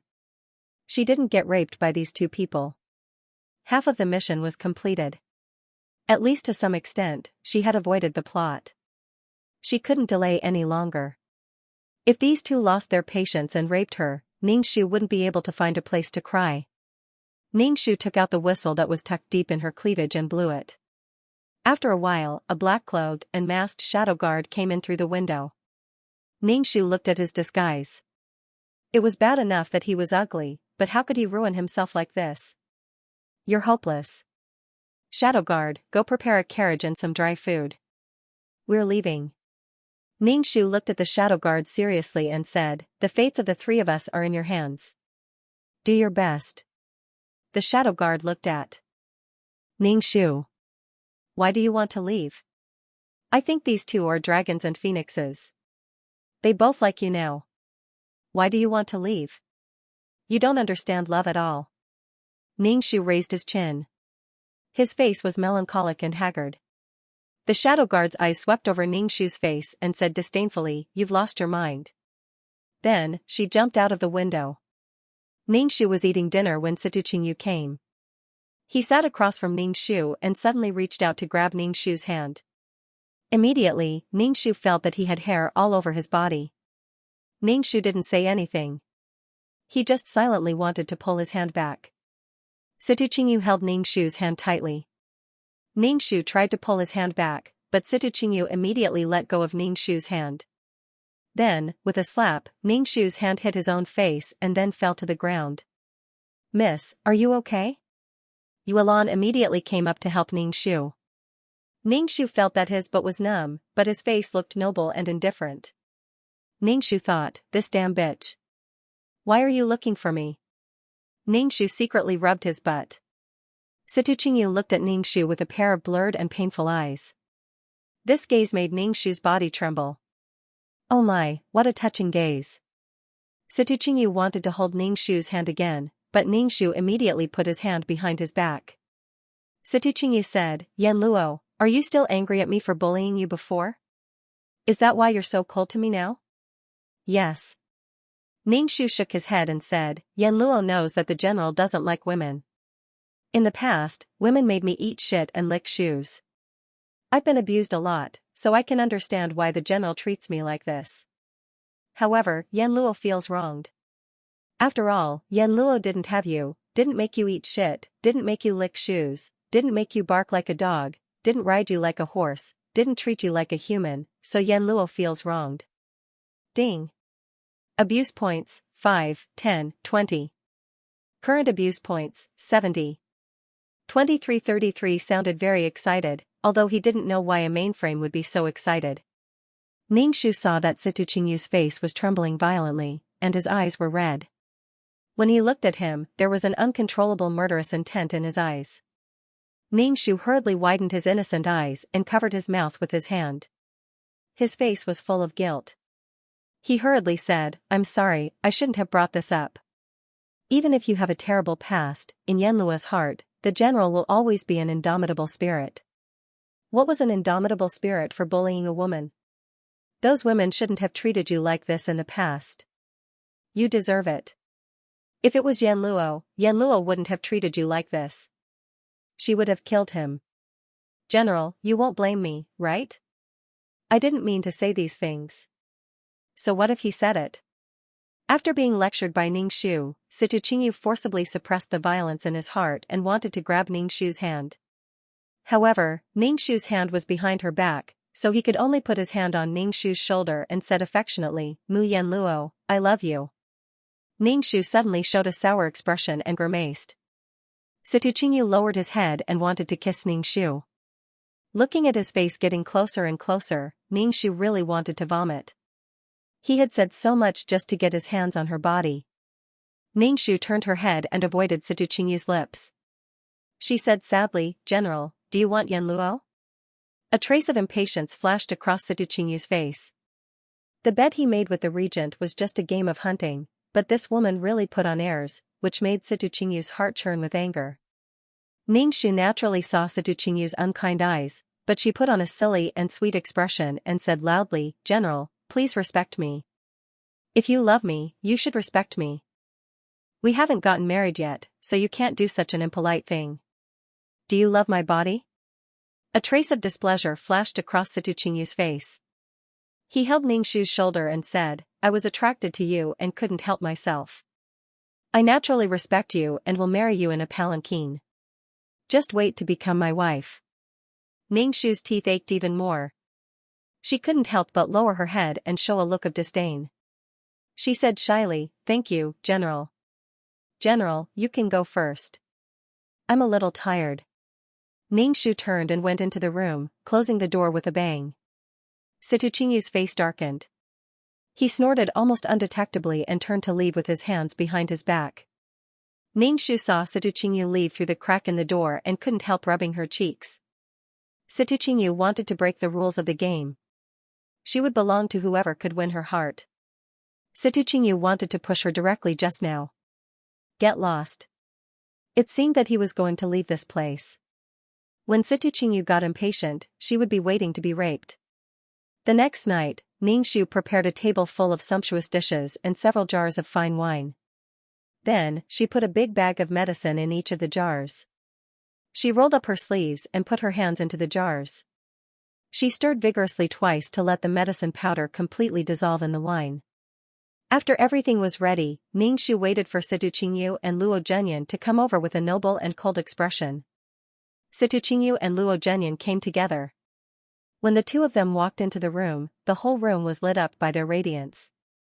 Ningxu sighed in his heart. He was such a beauty, but he was a pervert. Please have a seat.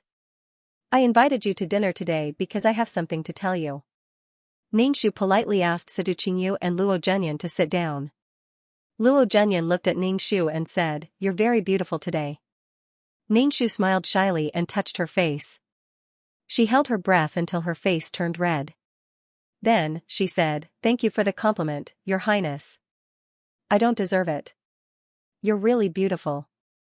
Yan Luo deserves the title of the most beautiful woman in the world, Situqingyu said. Ningxu lowered her head and smiled shyly again. She placed 2 big bowls in front of them and said, Yanluo knows that I'm not beautiful. It's already Yanluo's greatest fortune to be able to receive your highnesses and general's pity. As Ningxu spoke, she poured wine into their bowls. Today, I invited the 2 of you here to tell you my true thoughts. Yanluo, just say what you want to say, Luo Zhenyan said anxiously. Ningxu held her breath again until her face turned red. Then, she stamped her foot shyly and said, Yanluo really doesn't want to say it. You guys drink first. Luo Zhenyan was the first to finish the entire bowl of wine, not leaving a single drop behind. Situ Qingyu did not move. He was a man of war, so he was naturally extremely vigilant. Moreover, Situ Qingyu did not trust Ningxu. Ningxu saw that Luo Zhenyan had finished the wine and became even more shy. She lowered her head and said shyly, Your Highness, you're amazing. After drinking a bowl of wine, Luo Zhenyan's face was a little red. When he heard Ningxu's words, he puffed out his chest. Ningxu said, I'm a lord who's second only to you. I'll treat you well in the future. Ningxu looked at Luo Zhenyan with sparkling eyes. She looked as if she loved him so much that she couldn't say it out loud. Situ Qingyu frowned and snorted. He also finished the wine in his bowl. Ningxu immediately said, General, you're as amazing as His Highness. Ningxu poured more wine for Situ Qingyu. General, you've been through countless battles and you're heroic. Yanluo has never seen a man like you who gives me a sense of security. Luo Zhenyan raised his wine bowl and said provocatively to Situ Qingyu, General Situ, I'll toast you. Situ Qingyu's expression didn't change. He clinked glasses with Luo Zhenyan and they both drank. Ningxu stamped his feet anxiously and said, Don't drink because of this. Eat. Drinking like this is bad for your health. Can you give me some face and not do this for me? Luo Zhenyan reached out to stop Ningxu from speaking. He said indifferently, This is a duel between men. It has nothing to do with you. Ningxu clutched his chest and shook his head with a twisted face. But Yanluo doesn't want you to do this. Don't do this. Drink, drink. It's best if you die from drinking. Don't worry about it, Situ Qingyu said to Ningxu. Ningxu was obedient. She watched the 2 men compete in drinking. At first, they used bowls, but later, they drank directly from the jug. Ningxu sat on the stool and crossed her legs as she watched the 2 men drink to their deaths. In the end, they were drunk and passed out on the ground. Girl, it's time to go to work. Ningxu said to Yuelan. Yuelan held the package in her arms and said, Miss, are we leaving now? Wait. I'll be a good person to the end. Drag them to the bed, Ningxu said as he rolled up his sleeves. Yuelan nodded obediently and put down the package. She pulled Situ Qingyu's arm and dragged him to the bed. Oh my, I didn't expect this girl to be so strong. Ningxu grabbed Luo Zhenyan's clothes and used all his strength to drag him. Ningxu's face turned red, but Luo Zhenyan on the ground didn't move at all. Miss, what are you doing? Yuelan asked Ningxu. We should go. The secret guards are still waiting for us. Ningxu panted and said, Come and help me. I can't move him. Yuelan hurried over and helped Ningxu drag Luo Zhenyan onto the bed. Ningxu reached out and unbuttoned Luo Zhenyan's clothes. After a while, Luo Zhenyan was naked and his most private parts were exposed. Yuelan was dumbfounded. She covered her eyes and asked, Miss, what are you doing? Be a good person. Ningxu swiftly took off Situ Qingyu's clothes and walked around with him. Miss. Yuelan covered her eyes with her hands and looked at the 2 men's bodies through the gaps of her fingers. Ningxu let the 2 naked men hug each other and laughed. Congratulations on opening the door to a new world. Let's go. Ningxu said to Yuelan. Seeing that Yuelan was still looking at the 2 men on the bed, he pulled Yuelan's collar and walked out of the room. Miss, I feel very excited, Yuelan said to Ningxu. Her eyes were emitting a green light, which was especially terrifying in the dark night.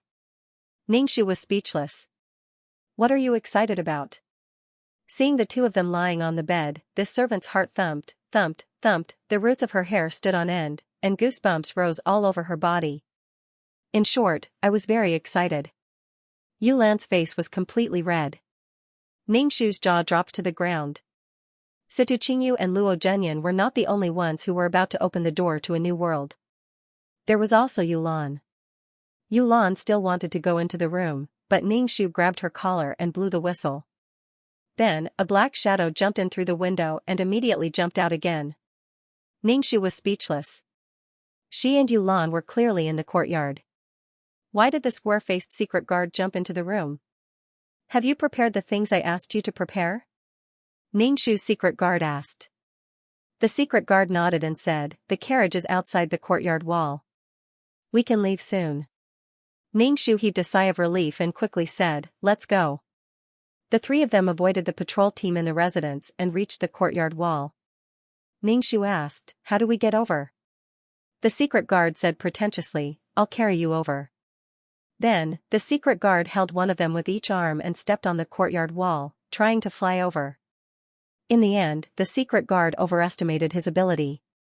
The three of them fell to the ground and rolled into a ball. Can you do it or not? Ningxu patted the dust off his body. It was unbearable to meet such an unreliable secret guard. The secret guard said, I can climb over the wall by myself, but I didn't expect that I couldn't climb over with two people. Ningxu was speechless. Forget it, Yulan and I will just go crawl through the dog hole, Ningxu said snappily. No. Yulan said resolutely and decisively. Ningxu said, this servant will go through the dog hole. Miss and the shadow guards will climb the wall. Both of them were running away, so how could there be a difference between the two? He was simply drunk. In the end, Ningxu still held his chest and squeezed out of the dog hole. When he came out, Ningxu said to Yulan, quickly support your young miss. Your young miss's chest hurts. Miss, do you want this servant to give you a massage? Yulan reached out her hand to massage Ningxu's chest. Ningxu was speechless. Da. The shadow guard came over with a carriage. Ningxu and Yulan hurriedly got on the carriage. Secret guard Ningxu asked, Miss, where are you going? E-City. The black-bellied imperial merchant was in that place. E-City wasn't far from here, so it would only take a day's journey. Does Miss have any relatives in E-City? The shadow guard asked, or does Master want Miss to meet up with them in E-City? No, I just want to go to E-City. Ningxu said very willfully. The carriage left the capital. Looking at the capital city gates getting further and further away, Ningxu let out a deep breath. At least she wasn't pushed down by those two men. She didn't get pregnant, she didn't have a miscarriage, and she didn't get pushed down when her period came. After a busy night, Ningxu also felt tired. He slept back to back with Yulan. Prime Minister's Manor, in the embroidery building. The room was filled with a strong smell of sex. Under the moonlight, the transparent gauze curtain could faintly make out the movements of the people on the bed. One was half kneeling, the other was crawling on the bed. They were constantly moving. Low panting, moaning, and crying sounds mixed with pain and pleasure. It was ambiguous.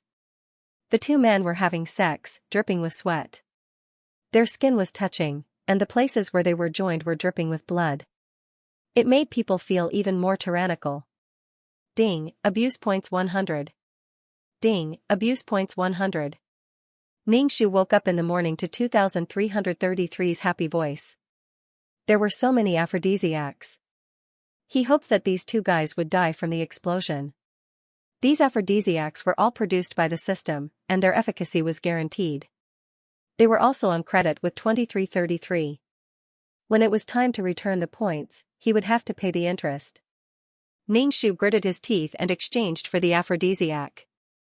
Damn, he felt that 2333 system was a blood-sucking existence. He stretched lazily. Life was still beautiful. Ningxu lifted the curtain and saw that the carriage was parked in a forest by the side of the road. The shadow guard driving the carriage set up a fire not far away. There was a stove above the fire, boiling water. Ningxu stretched out his leg and kicked the sleeping Yulan. Yulan immediately jumped up, but her head hit the roof of the carriage. Yulan covered her head. Ningxu felt wronged and asked, Miss, what's wrong?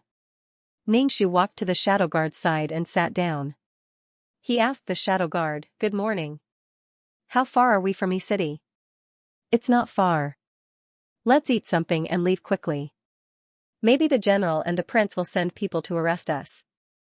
The shadow guard made some food for Ningxu and Yulan and poured some water for them to drink. She was wrong. This shadow guard was actually quite reliable. Ningxu ate a biscuit and asked the shadow guard, "Why do you protect me?" "My father asked you to protect me, and you protect me. Don't you feel unsatisfied?" The shadow guard turned his square face to Ningxu and said, "I was adopted by the Prime Minister. The Prime Minister gave me food to eat and a place to sleep. Protecting Miss is my responsibility. Until Miss no longer needs my protection, or until I die before Mississippi." Ningxu looked at him and suddenly felt that his square face was so handsome and charming. This guy probably didn't have any more scenes because he was killed. After a casual breakfast, Ningxu and the other two headed for City. They had no idea how furious Situ Qingyu and Luo Zhenyan were. The entire capital was filled with wanted posters for her. Situ Qingyu hated women. Every day, he was mocked by Ningxu, who acted noble in front of him and stepped on his wounds. He was disgusted with women. Now that he was rolling around with a man, he completely broke the ice. He felt that it was better to be with a man. During this process, he could be like a man, but he could also be like a woman. This feeling was too wonderful. Situ Qingyu's biggest goal now was to get Luo Zhenyan into bed again. However, Luo Zhenyan felt extremely disgusted. He was the high and mighty regent, but he actually slept with a man and was slept with by another man.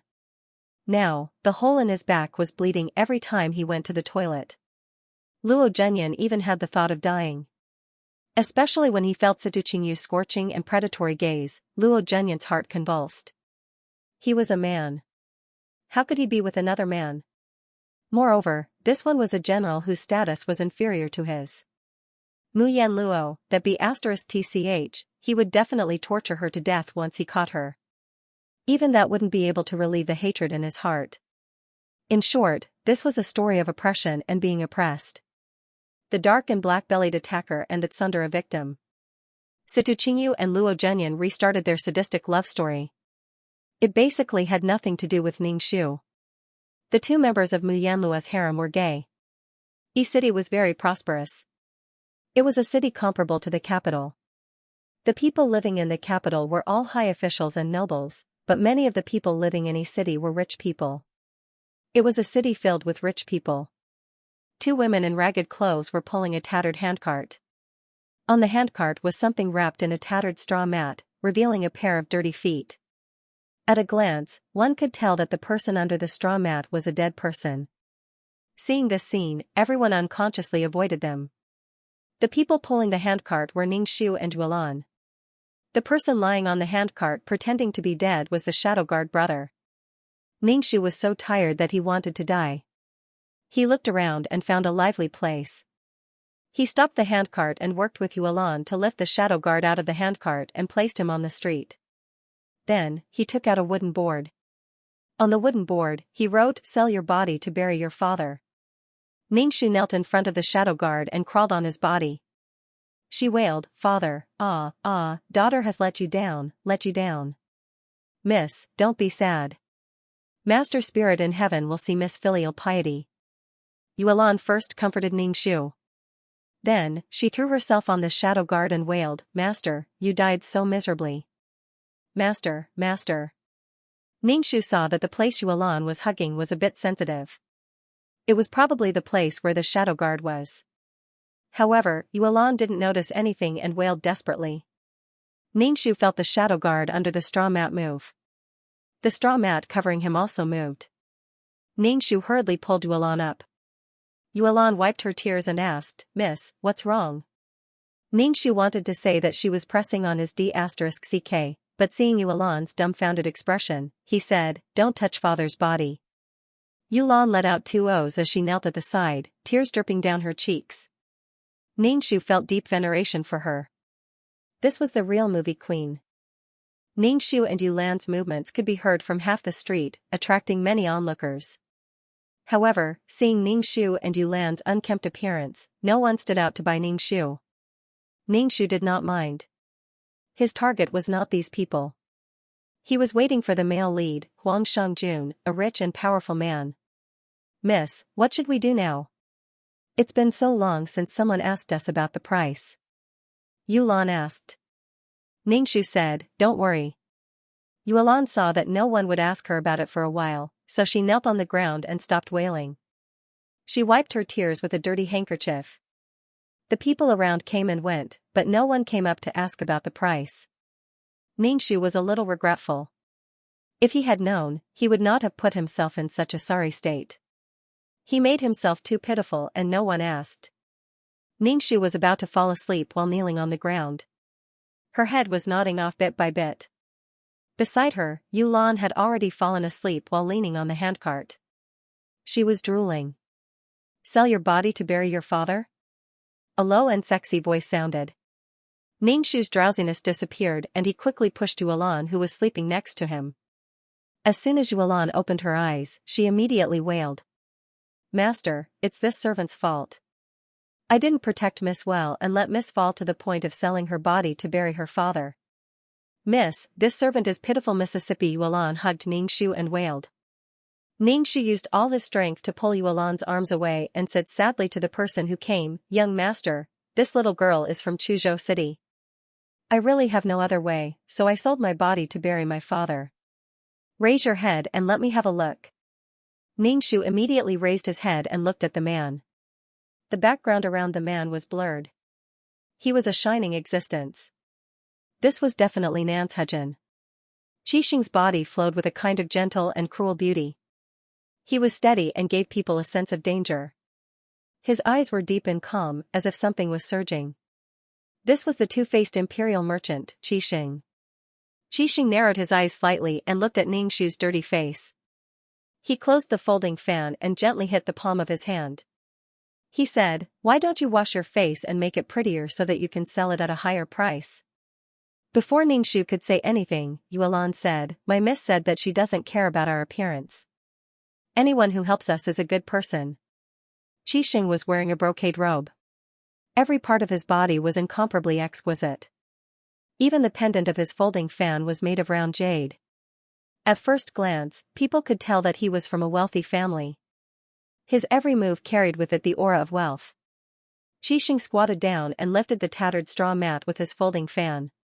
He tilted his head and looked at the shadow guard's square face. Then he looked at Ningxu and said, "You look a little different from your father." Ningxu said indifferently, "My mother's beauty neutralizes my father's ugliness." Ningxu felt wronged for the shadow guard. Not only was he ugly, but he also looked old. Qixing didn't even question the shadow guard's age. How could he have a daughter as old as her? Ningxu looked at Qixing expectantly. "Young master, do you need a maid?" "As long as you bury my father, I will be your maid." Qixing opened his fan with a schwa sound and said arrogantly, "How much money do you want?" Ningxu stretched out a finger. Qixing glanced at Ningxu's finger. "1 tael of silver?" F*ck, 1 tael of silver wasn't enough. They were pretending to be dead and crying. It wasn't enough to buy 3 bowls of noodles. Rich people were all stingy. Ningxu said shyly to Qixing, "Young master, 1 tael of silver is a little too little. It can't even buy a coffin." Qixing waved his folding fan and said indifferently, "Say it." "How much?" "My father used to be an official of the imperial court. Although he was a 7th-ranked minor official, he was still an official. If he was buried so carelessly, how could he face his ancestors? So young master, can you raise the price a little?" Ningxu pulled Yulan over. "In the future, both of us will be your maids. You said so much just to raise the price." Qixing was incomparably indifferent. "How much?" 10,000 taels of silver. Ningxu said sonorously. Qixing's expression didn't change. Ningxu's eyelids twitched. He was indeed a black-bellied imperial merchant. Qixing stretched out 5 fingers. Ningxu frowned and asked, 5,000 taels of silver? 5 taels of silver. If you don't want to, then forget it. Qixing said indifferently and turned to leave. Ningxu saw that Qixing really left. He quickly stood up and stepped over the shadow guard. He caught up with Qixing and said, "Young master, please wait. Pfft, cough cough cough. The secret guard that was stepped on by Ningxu coughed violently. Yuelan was dumbfounded and didn't know what to do. Ningxu immediately pounced on him and wailed, "Father, do you have something to tell your daughter? It's all your daughter's fault for not being able to give you a proper funeral, so that you can't see your ancestors." The shadow guard glared at Ningxu and closed his eyes as if he was dead. Ningxu immediately wailed, "Father." Yulan also wailed, "Master, master." Qixing raised his eyebrows. He walked over and put his hand on the tip of the shadow guard's nose. Ningxu said, "My condolences." Ningxu, "Oh, really dead?" She had only stepped on him once, but she had killed the shadow guard. Qixing took out an ingot of silver and threw it to Ningxu. He said, "This is 20 taels. Bury your father and then go to the Qi residence." "Thank you, young master." Ningxu put away the silver and worked with Yulan to put the secret guard on the cart and headed out of the city. Ningxu and Yulan pulled the cart and ran quickly. Qixing raised his eyebrows. He suddenly felt that he had been cheated of his silver.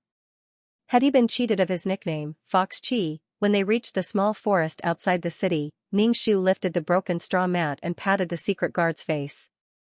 "Hey, wake up, wake up." Yulan's face was a little pale. Ningxu asked, "Miss, he can't really be dead, right?" Yulan also joined in the slapping. While crying, she slapped the secret guard's face and pinched his philtrum. She shouted, "Wake up, wake up." After a long while, the shadow guard coughed and woke up. His face was still very square before, but now it was swollen and much rounder. The secret guard touched his face. "What did you do?" "Sob, sob, sob." "You finally woke up." "Miss, and I thought you were dead." Yulan cried with joy. "Without you to protect me and Miss, what would we do?" The secret guard touched his face and said with a grimace, "I used the turtle breath technique and held my breath. Otherwise, I would have been exposed. After being stepped on by you, my internal injuries flared up again. I was injured when I fought with that general." The secret guard explained. Ningxu instantly felt guilty and said, "Hurry up and treat your injuries. If you need any medicinal herbs, go buy them. Didn't I give you a lot of money before?" "That money is Mrs. How can I use it casually?" the secret guard said. Ningxu instantly felt that the secret guard's image was incomparably great. He said, "It's fine. You can use it as you wish. Treat your injuries. Nothing is more important than your body." Seeing that the shadow guard had woken up, Yuelan also breathed a sigh of relief. She and the young miss were both women. Having a man who knew martial arts by their side was like a stabilizing needle. Especially since the young miss was so delicate, she looked as if she hadn't eaten at all. Ningxu and Yuelan changed into slightly better cotton clothes. Ningxu put on makeup for himself, imitating a big mouth, thick eyebrows, and a black mole on his chin. His image was as wretched as it could get. You are the young miss?" Yulan let out an earth-shattering wail, shaking the birds in the forest to the point that they flew away. "Miss, what is it that you can't figure out? Why do you have to ruin yourself like this?" Yulan looked at Ningxu with a pained expression. Ningxu felt that it was very tiring to have such a girl by his side. "Why are you so painstakingly going to the Qi residence? Don't tell me you're going to be a little maid in the future?" The shadow guard frowned. Ningxu waved his hand and said, "My wish is to travel the world. This is only my temporary stronghold. When the time is up, I will leave." After a few days, Ningxu brought Yuelan to the Qi residence. The shadow guard secretly protected Ningxu and Yuelan. When they arrived at the entrance of the Qi residence, Ningxu's gatekeeper grinned and said kindly, "Can you go and report that the person who will repay the kindness is here?" The gatekeeper was frightened by Ningxu's big smile. He immediately said, "Where did this ugly girl come from? You're coveting my young master's beauty. You're thinking too much and you still want to find a young master." Ningxu said, "You're thinking too much. You tell him." Ningxu said to Yuelan, "He doesn't believe that we're here to repay the kindness." With her hands on her hips, Yuelan told the entire story to the gatekeeper. Yuelan spoke very quickly, causing the gatekeeper's eyes to emit mosquito coils. "That's what happened. Besides, how come my young miss and I only have 20 taels? Yuan said with grievance. The gatekeeper immediately said, 20 taels is not a small amount. You and your young miss look like this. 20 taels is already my young master's kindness. Yuan still wanted to say something, but was stopped by Ningxu. A palanquin stopped at the entrance.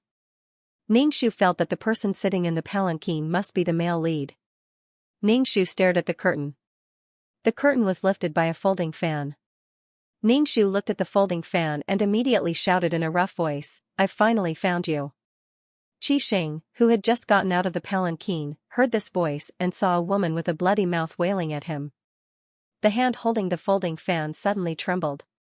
He frowned and asked, Who are you? 20 taels. A down-and-out young miss who sold her body to bury her father. Ningxu pointed at his face. Look carefully.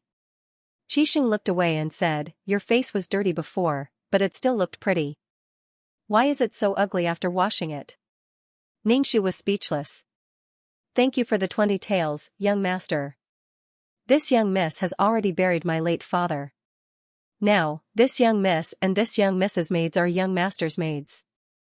A drop of water should be repaid with a spring of water. This young miss is a person with principles, integrity, and moral bottom line.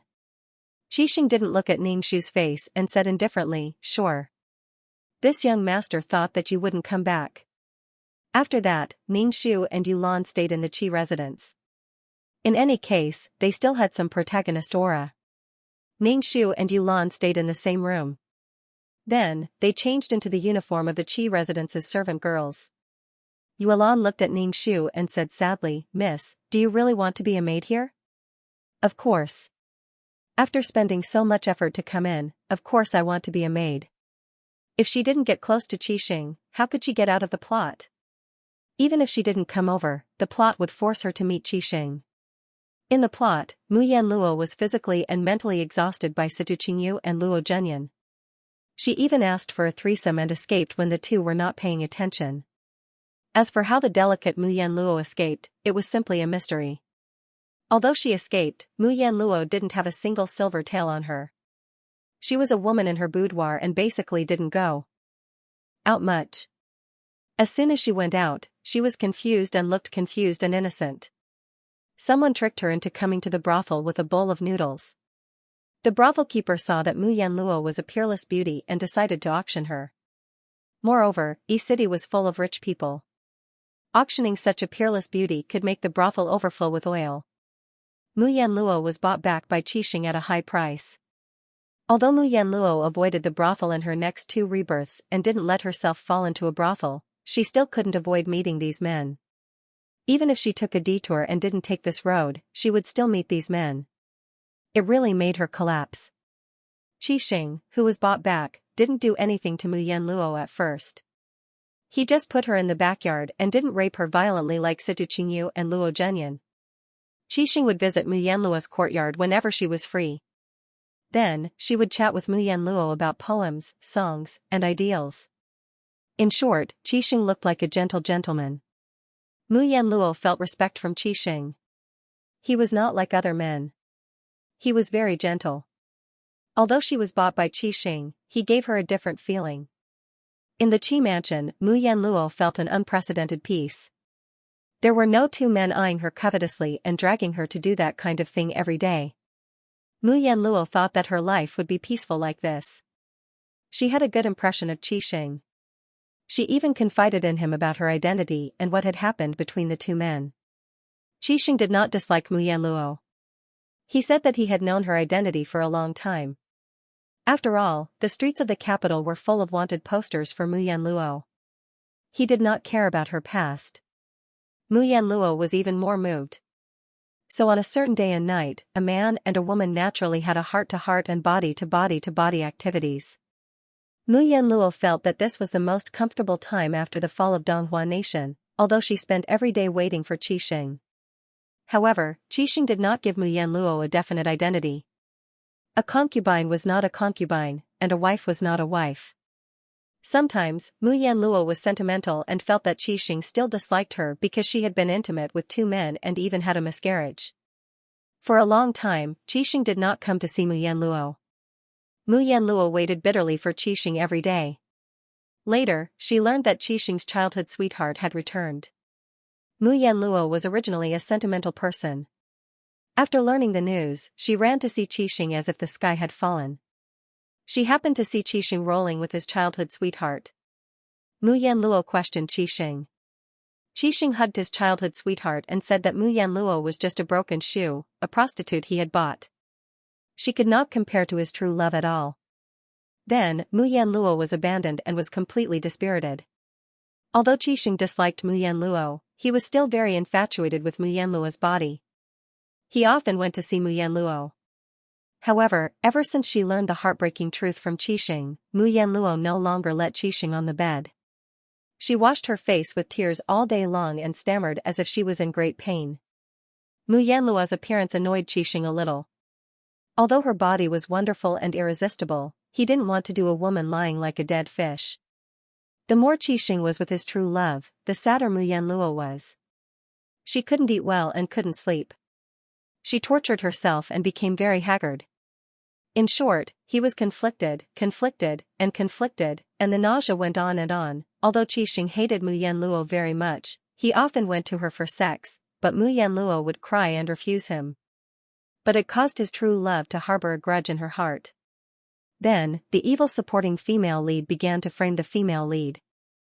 Her childhood sweetheart faked her pregnancy and spent all day in front of Mu Yanluo showing off their love and child, causing Mu Yanluo's heart to shift. The supporting female lead's belly didn't have the real one. Then, she plotted against Mu Yanluo to kill the child in her belly. The fake one in her belly naturally disappeared. When Qixing learned of this, he was furious. He didn't listen to Mu Yanluo's explanation and directly threw her into the dungeon to be tortured. Mu Yanluo was tortured in the dungeon. Coincidentally, Qixing's business had a little problem. He was busy solving the problem and forgot about Mu Yanluo in the dungeon. In the dungeon, Mu Yanluo was tortured by his true love. Her body was covered with all kinds of scars. The supporting female lead was jealous of Mu Yanluo's face and directly destroyed it. When Qixing thought of Mu Yanluo was hanging on to her last breath. In addition, Mu Yanluo's face was ruined. Qixing listened to his true love and sent Mu Yanluo to a manor thousands of miles away from the Qi residence. Mu Yanluo was sent away in such a heart-wrenching state. However, after Mu Yanluo left, Qixing's longing for her accumulated more and more, to the point where he was on the verge of falling ill from lovesickness. Knowing that the cinnabar mole in his heart was so vicious, he decisively gave up on his true love and ran to find Mu Yanluo. However, Mu Yanluo had disappeared. Therefore, every time Mu Yanluo met a man, she would want to have such an unforgettable relationship. Ningxu felt that Qixing was even more hateful than Situ Qingyu and Luo Zhenyan. He used the method of boiling a frog in warm water to make Mu Yanluo fall in love with him. He took the route of attacking her heart. He used a gentle appearance to win Mu Yanluo's heart, but later on, he treated her cruelly. Although he later realized his feelings for Mu Yanluo paid a huge price. Her face was ruined and her snow-white skin was gone. It was really King miserable. Moreover, Mu Yanluo was indecisive and liked to torture herself when she encountered problems. It really made Ningxu, a bystander, feel that his heart, liver, spleen, lungs, and kidneys had all been moved. It was too King miserable. Ningxu and Yuelan tidied up the room. A woman who looked like a steward walked in. Ningxu said, "From today onwards, you will be young master's personal maid." Ningxu, 0, how did she become Qixing's personal maid with such an ugly appearance? Could it be that Qixing still liked her in this state? Could it be that this was the attraction between the male and female leads? The plot always brought the male and female leads together. Nanny, what do personal maids have to do? Ningxu looked at the steward nanny and asked shyly. The steward nanny spat at Ningxu. Bah, you think too much. You only need to pour tea and water for young master and do some chores for him. Do you think you can sneak into young master's bed with such a look? Young master already has Miss Yufei in his heart. Just do your job well. If you have any other thoughts, young master will make you wish you were dead. Ningxu pretended to be frightened. Yuelan immediately said indignantly, "What's wrong with my miss? My miss is as beautiful as a flower. Why do you look down on my miss so much? My miss is also the Prime Minister."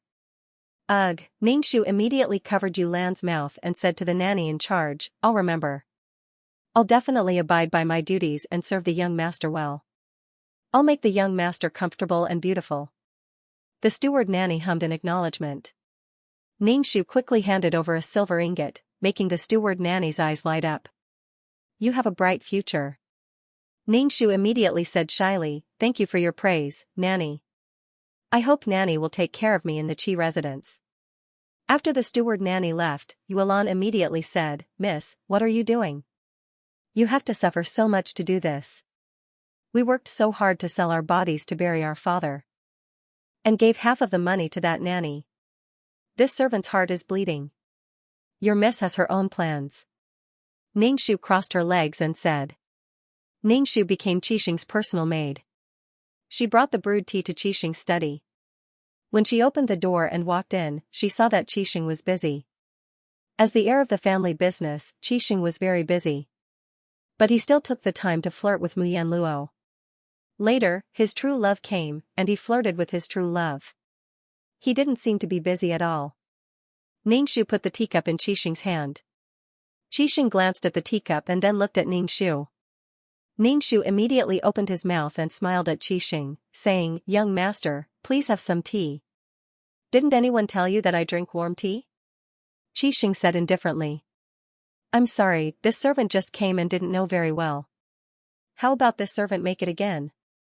Ningxu's face was full of guilt. She quickly picked up the teacup and carelessly poured the boiling hot tea into Qixing's hand. It was boiling hot tea. She poured the freshly brewed tea into Qixing's hand. "What are you doing?" Qixing frowned tightly. He was in some pain and his hand turned red in an instant. Ningxu felt even more guilty. She quickly took out a handkerchief and wiped Qixing's hand. As soon as Ningxu took out the handkerchief, Qixing immediately smelled the fragrance of flowers mixed with the smell of stinky feet. The fragrance and stench were mixed together. Qixing was about to vomit on the spot. He quickly covered the maid's nose with his hand, but his hand was wiped by the handkerchief and there was a stench. Qixing quickly ran out of the room. Ningxu curled his lips, threw the handkerchief into the teacup, and left with the teacup. Ningxu returned to the room. Yuelan immediately asked Ningxu, "Miss, did he make things difficult for you?" "No, your miss can do anything." "How could he make things difficult for her?" Ningxu said with his legs crossed. Yuelan was very distressed. "Miss is the Prime Minister's daughter. She has a golden branch and jade leaf, but now she has to serve someone. Miss, this servant is pitiful."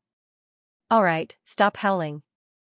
Your miss is fine," Ningxu said snappily. Yuelan immediately shut her mouth and sobbed. She felt very wronged. Although Ningxu disgusted Qixing, Qixing still let Ningxu continue to be his personal maidservant. Even if Ningxu always made mistakes and was ugly, Qixing still insisted that Ningxu be his maidservant. Even when Ningxu was serving Qixing, his snot got into the food. When Qixing was bathing, Ningxu walked in casually and poured a bucket of hot water into the bathtub. It was so hot that Qixing jumped up and ran around the house naked. Moreover, Ningxu's body always smelled like stinky feet, which was especially unbearable for Qixing. However, Qixing was still able to endure it. This made Ningxu sigh. The attraction between the male and female leads was simply too strong. "What is the smell on your body?" Qixing finally couldn't help but ask. Ningxu stared at Qixing with his heavily eyeshadow eyes and said happily, "This is the fragrance of osmanthus. This servant uses this fragrance to smoke the handkerchief on my clothes every day." "Young master, do you smell it? Is it very fragrant?" Ningxu said as he put the handkerchief in front of Qixing. Qixing turned his head and frowned. Ningxu said, "Actually, you are already very fragrant. There is no need for incense at all. This incense will destroy the fresh smell on your body." Ningxu, oh, look at how good he was at talking. A profiteer was indeed a profiteer. He obviously couldn't stand the mixed smell of feet and flowers on her body, but he still insisted on saying that it was a fresh smell. The original owner was deceived by him like this. On the outside, he was gentle and elegant, but on the inside, he was extremely black-bellied. Ningxu grinned and laughed.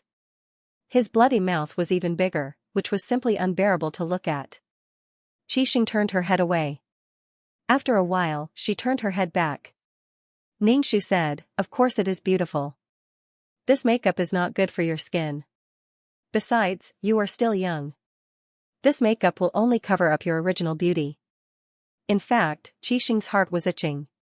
She suddenly wanted to wash this woman's face clean and see what she looked like. Ningxu raised his thick eyebrows, covered his heart and said, "Baby's heart is bitter, but baby won't say it." "Aren't you called Xiaohong? Why are you called baby again?" Qixing asked doubtfully. Ningxu waved his hand and said, "Don't worry about these details. This servant's appearance is very similar to this servant's father. Because I am ugly, I use beautiful makeup to cover up my ugliness. Young master, you don't know how bitter this servant's heart is. This servant doesn't dare to remove my makeup at night. I am afraid that when I wake up at night, I will be mistaken for a ghost." Ningxu touched his face narcissistically and said, "Fortunately, someone taught me the art of makeup. Now that I put on makeup, this servant is much more confident." Qixing's face trembled, and she couldn't speak. "Your appearance is given by your parents. You shouldn't be so disdainful. You don't have to be like this when you are with me.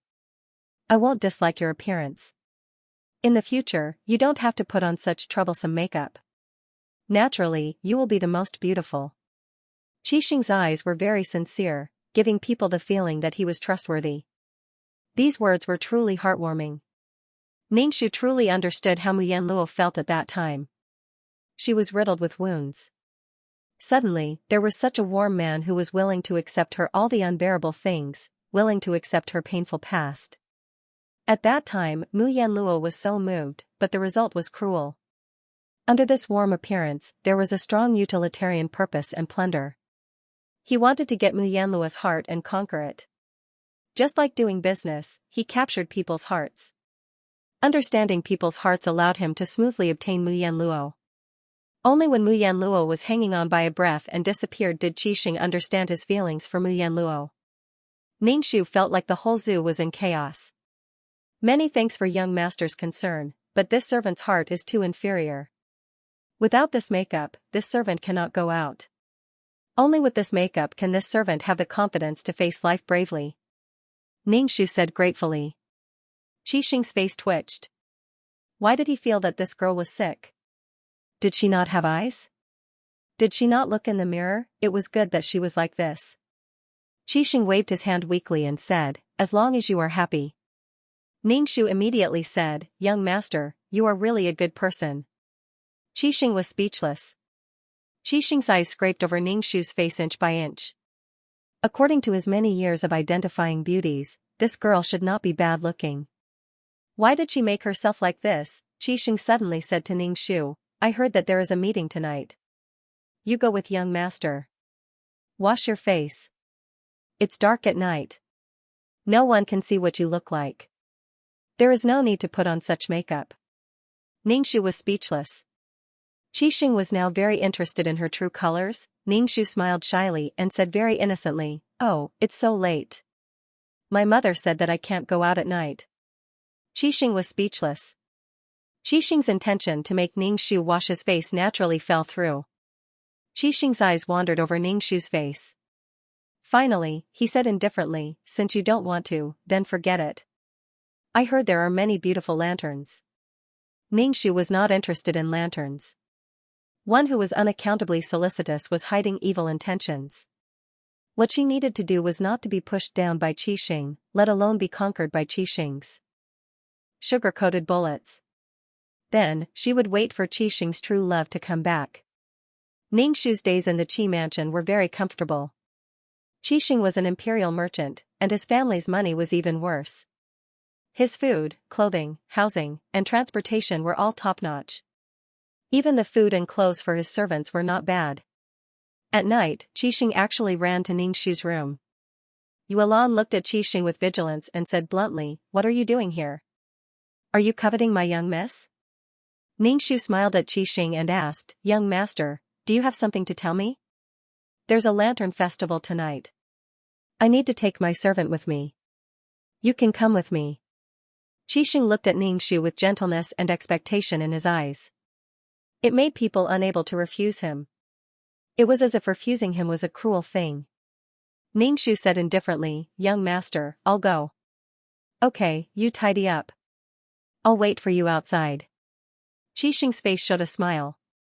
He stood up and walked out. Yuelan made a face at Qixing's back and said, young miss, do you really want to go? Take me with you.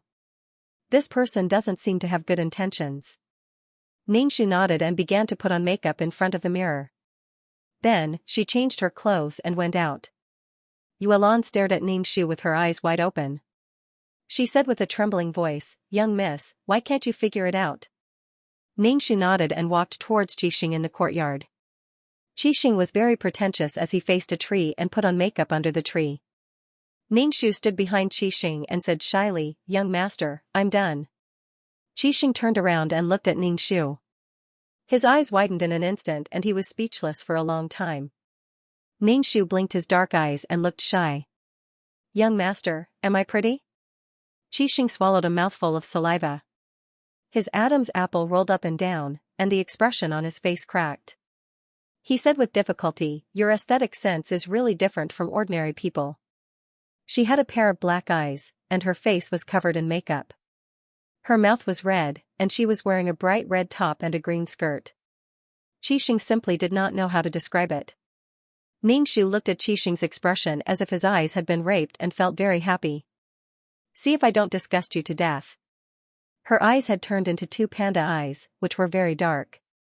She was dressed in a vulgar red and green outfit, which was simply blinding. She felt great. Qixing was a little impatient and his tone was a little angry. He said, didn't I say that nature is the most beautiful? Why do you have to do this makeup? Everyone is unique. Why don't you dare to face yourself? Listen to young master. Hurry up and wash the stuff on your face. Qixing's tone was sincere. You are my person. No one in any city dares to laugh at you. Ningxu was speechless. Look at how hypocritical he was. He obviously disliked her appearance and still said that he wanted to help her rebuild her confidence. Ningxu said, oh, I don't want to go later. I can't live without makeup. Please forgive me, young master. Ding, abuse points 5. 2333's voice sounded in his head. Qixing covered his chest. He was so angry that his chest was violently heaving up and down, and his face was a little green. Ningxu was very naive and did not see that Qixing was about to die from anger. He said very gratefully, young master, you are really a good person. I won't go later. Ningxu said and returned to his room. It was already so late. He might as well sleep comfortably in his bed. This time, Qixing did not call him. He was probably furious. TSK, let's see how you can pretend to be gentle. Yuelan followed Ningxu into the room and said very approvingly, Miss should be like this. That person is obviously not a good person. After that, Qixing did not mention anything about the Lantern Festival. However, his face did not look good. He was probably angry. Ningxu pretended that he did not see anything. In the end, Qixing could not bear it anymore. Ningxu said helplessly, you little girl. The doting and sweet tone in his voice made Ningxu shiver. Damn, he had goosebumps all over his body. The plot was too abrupt. There was no substantial development between her and Qixing. How could he talk to her in such a tone? Ningxu looked at Qixing with a pair of dazed eyes. What was wrong with this guy? Qixing reached out and wanted to hold Ningxu's hand. Ningxu took Qixing's hand first. Qixing suddenly felt that his hand was wrapped in a lump of lard. It was greasy and sticky, and it felt very disgusting. Qixing pulled her hand back and quickly wiped it with a handkerchief. However, she did not dare to hold Ningxu's hand again. Ningxu looked at Qixing with a shy expression and asked, young master, do you have something to say? Qixing looked at Ningxu with a kind of understanding, pity, and lingering gaze, which made Ningxu's hair stand on end. Damn, if you have something to say, just say it. Why are you looking at me like that? I already know your identity. You have indeed suffered a lot before, Qixing said. He looked at Ningxu with a look that said, I know everything. Ningxu, F*CKU, speak human language. Ningxu looked confused and said very innocently, I don't understand what you're talking about, young master. Qixing shook his head and said in a I'm hurt tone, you still don't believe me? Do you think I'm not trustworthy? You've been with me for a long time. Don't you know what kind of person I am? Ningxu listened to a series of yes, and felt drunk. Besides, she had been with Qixing for at most half a month. You still don't want to tell me the truth. I know your identity is Mu Yanluo, the daughter of Prime Minister Mu of Donghua Nation. Now General Situ and a regent are looking for you. You should be careful, Qixing said very understandingly. Ningxu looked at Qixing blankly. I don't know what you're talking about. Who is Mu Yanluo? I'm Xiaohong, not Mu Yanluo. Qixing frowned and then relaxed. He said, you should be careful. If others ask you in the future, you have to deny it like this. But you can trust me. Your young master can be relied on. Ningxu nodded and said very gratefully, although I don't know what you're talking about, I still want to thank you. Yanluo, can you reveal your true face to me? I want to remember your real face, Qixing said very affectionately. This was his real purpose. Although Ningxu strongly denied that she was not Mu Yanluo, Qixing firmly believed that Ningxu was Mu Yanluo and looked at Ningxu with curiosity and interest. Ningxu did not pay attention to him at all. So what if Qixing knew that he was Mu Yanluo? When his true love came back, he would immediately forget about her. Qixing's various actions were just to flirt and enjoy the process of pursuing a woman. Once he got her, he would cherish her. Besides, there was still a cinnabar mole in his heart. He had someone he loved in his heart, yet he was still so unrestrained. He even went to a brothel and bought Mu Yanluo.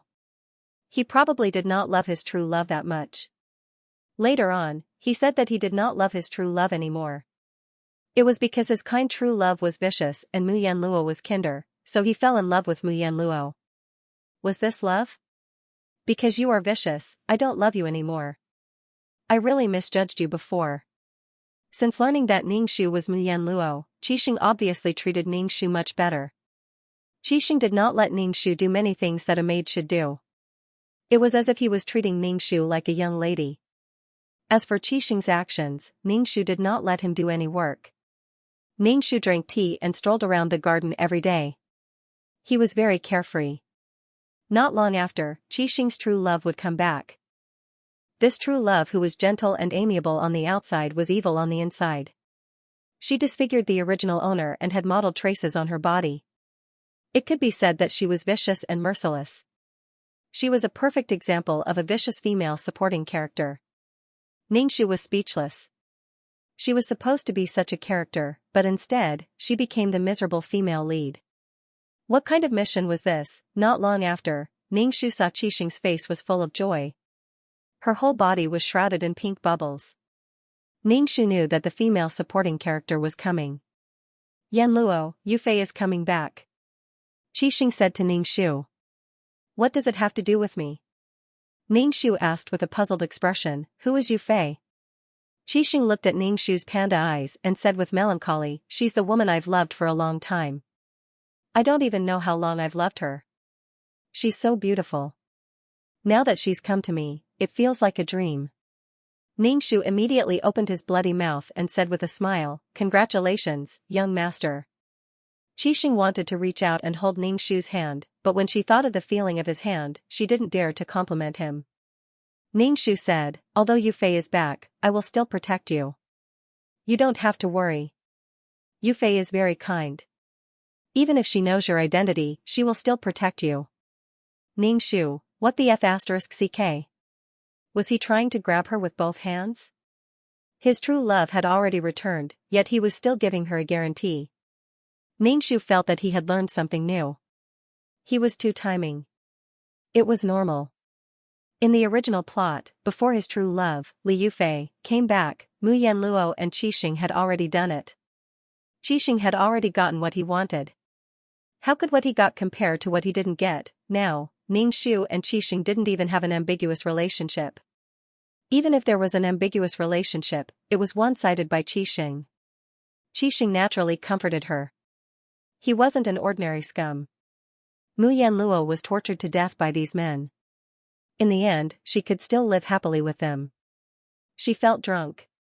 Ningxu looked at Qixing with a pair of scattered eyes and said sincerely, "Congratulations, young master.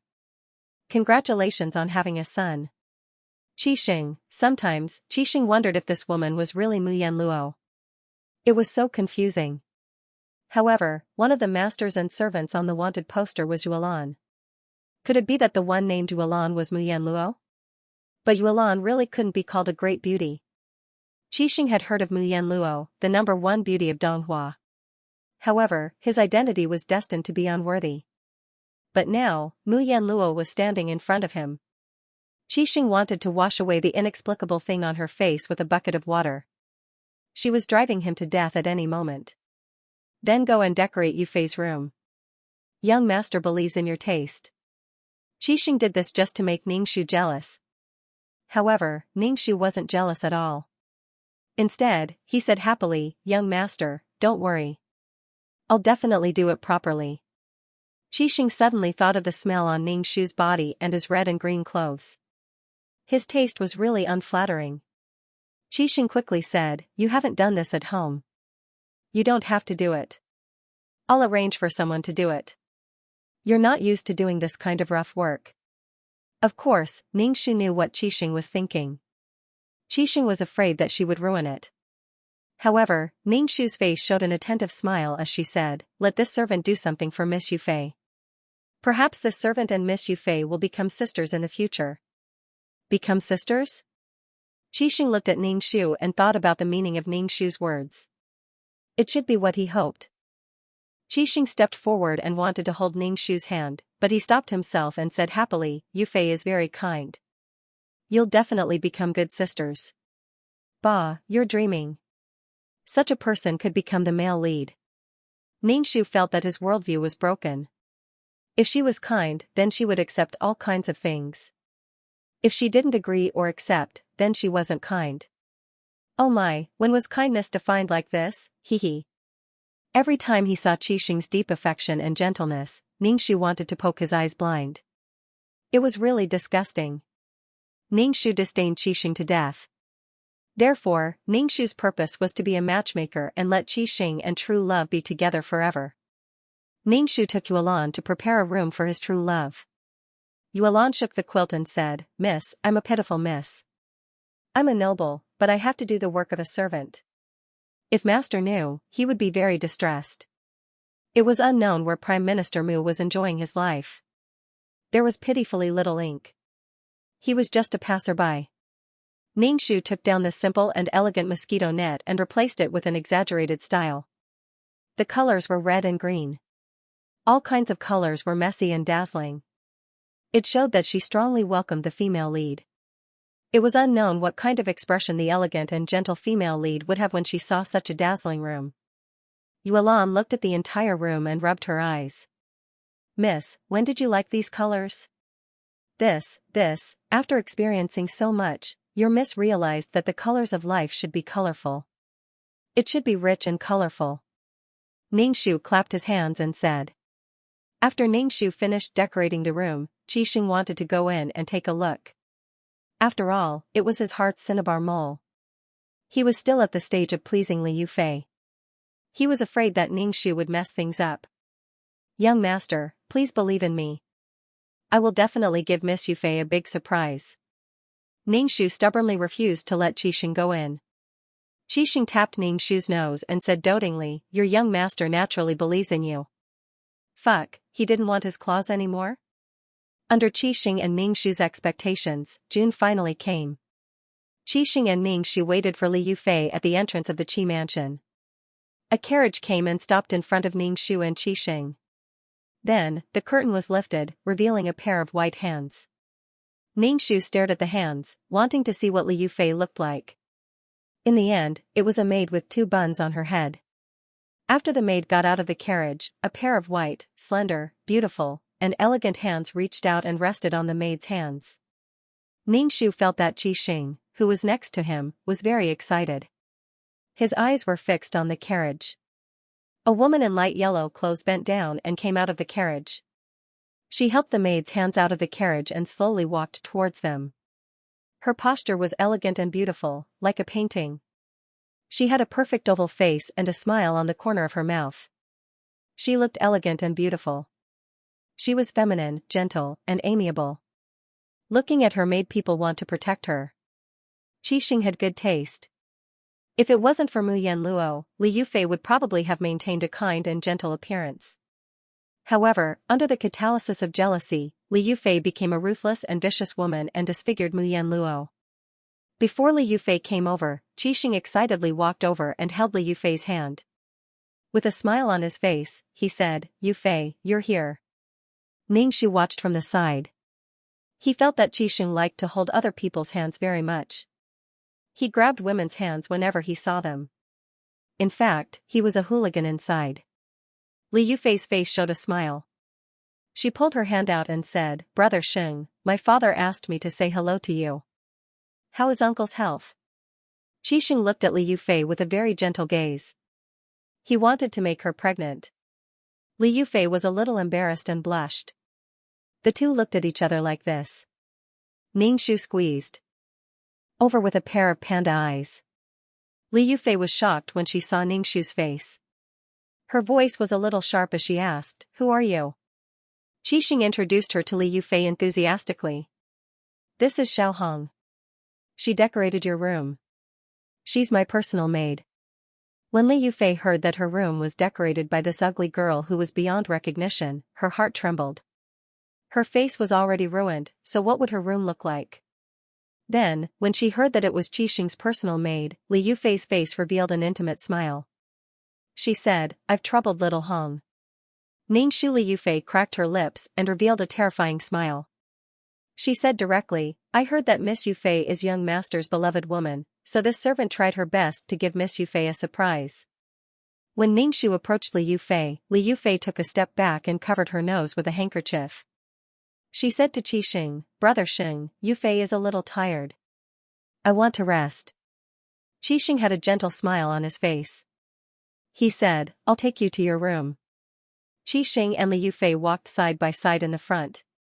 Ningxu followed behind.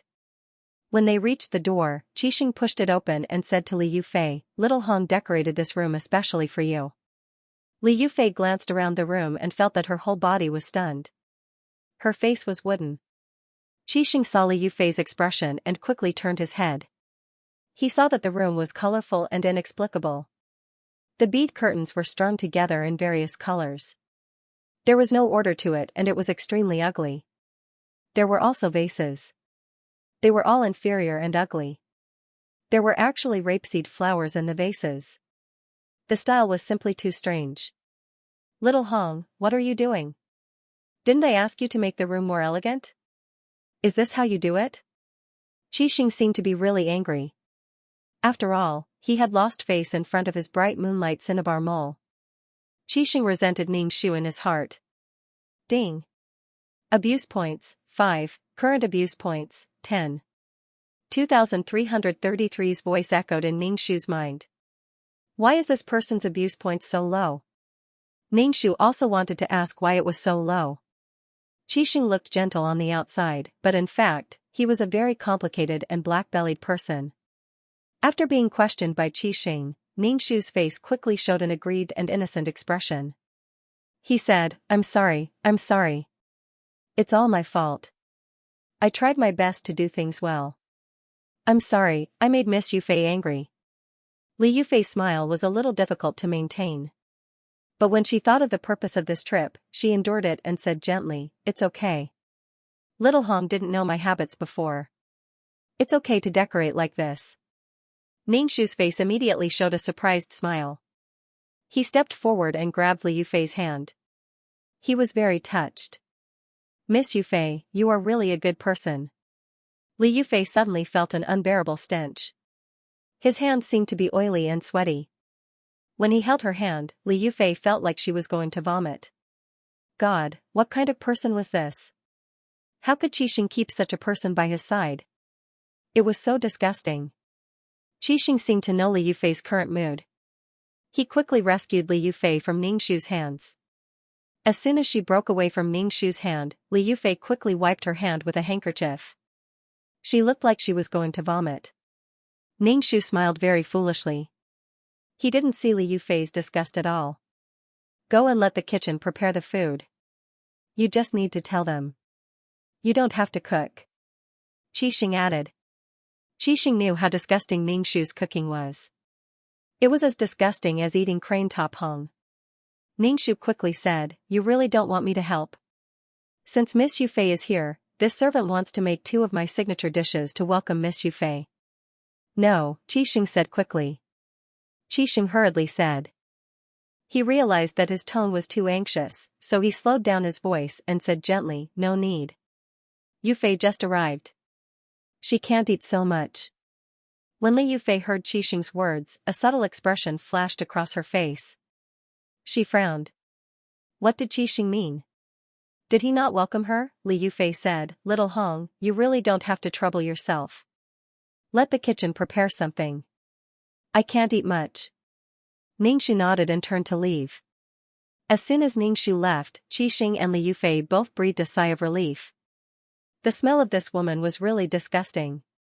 Li Yufei quietly sniffed the handkerchief and almost vomited. Qixing pretended not to see Li Yufei's action and said gently to Li Yufei, I'll let people redecorate the room later. I didn't expect Little Hong to decorate the room like this. But Little Hong is kind. Don't blame her. Qixing subconsciously wanted Li Yufei to have a good impression of Ningshu. Hearing Qixing's words, Li Yufei frowned imperceptibly and then relaxed her brows. She smiled and tilted her head to look at Qixing. She said mischievously, Brother Xing, why do I feel that you're so good to this maid named Xiao Hong? Don't tell me you like her. Qixing immediately looked at Li Yufei with bright and affectionate eyes. He reached out and tapped the tip of Li Yufei's nose. He said unhappily but dotingly, how can you say that about your brother Xing? Don't you know what kind of person your brother Xing is? Li Yufei wrinkled her nose and said, Brother Xing, you didn't answer Yufei's question directly. Do you like that girl named Xiao Hong? If you really like her, I can help you. Qixing shook his head and said firmly, don't think too much. She's just my personal maid. Because she's too ugly, she always likes strange makeup. In fact, she's a pitiful person. Hearing that Xiao Hong was ugly, Li Yufei breathed a sigh of relief. After all, an ugly woman was not competitive. She had said so much before just to test whether Qixing still loved her. Most women knew that a man liked them, but Li Yufei ignored Qixing's love. Li Yufei and Qixing were childhood sweethearts. Their families were family friends and they were both merchants. Qixing liked Li Yufei, but Li Yufei had higher ambitions in her heart. Naturally, she didn't like Qixing. This time, she came to Qixing because there was a problem with her family's business and she needed his help. However, she couldn't resist Qixing's male lead halo. In addition, there was the beautiful Mu Yanluo who liked Qixing. It was good to have someone to fight for things. Besides, Li Yufei and Qixing had sex. Naturally, she fell in love with Qixing. She fell in love with Qixing with the intention of using him. Ningshu first went to the kitchen and asked someone to cook. Then, he went to the room and saw Yuelan embroidering something. He took an apple and gnawed on it. Looking at Yuelan's embroidery, he said, You're embroidering bamboo. This is for a man. Yuelan, do you have a man? Yuelan's face instantly turned red. She muttered, Miss, what are you talking about? This servant doesn't have a man. Don't slander this servant's innocence. Ningshu took a bite of the apple and said with a smile, It's time to give something. Why isn't there a man? Tell me, who is it? Is it someone from the Qi mansion? Ningshu looked at Yuelan with wide eyes. Yuelan immediately said, It's not what Miss thinks. It's who? Qixing? Ningshu stared at Yuelan, dumbfounded. Although Qixing was good-looking and rich, he was a scumbag who wanted to have a foot in 2 boats. He was absolutely not worthy of his little sister Yuelan. Yuelan looked at Ningshu in a daze and asked, What does this have to do with Qixing? Who is Qixing? After all this time, Yuelan still didn't know the name of the owner of this house. Ningshu asked, Then who are you giving this to? Yuelan's face was very red. She said shyly, "Miss, don't ask. Your lipstick is smudged. You should go touch up your makeup. Don't try to divert your miss's attention. Tell me, it's that man. I want to see if that man can be entrusted with my life." Ningxu said seriously. In fact, Ningxu still liked little sister Yuelan. Although she was a bit thick-skinned, she was a good girl. It was good to be able to settle this girl's marriage before leaving. Yuelan said, "Miss, this servant really doesn't have a man. This servant is planning to make a pair of shoes for the shadow guard. Last time, this servant saw that the shadow guard's shoes were broken. The shadow guard has worked so hard to protect us, so we have to repay him."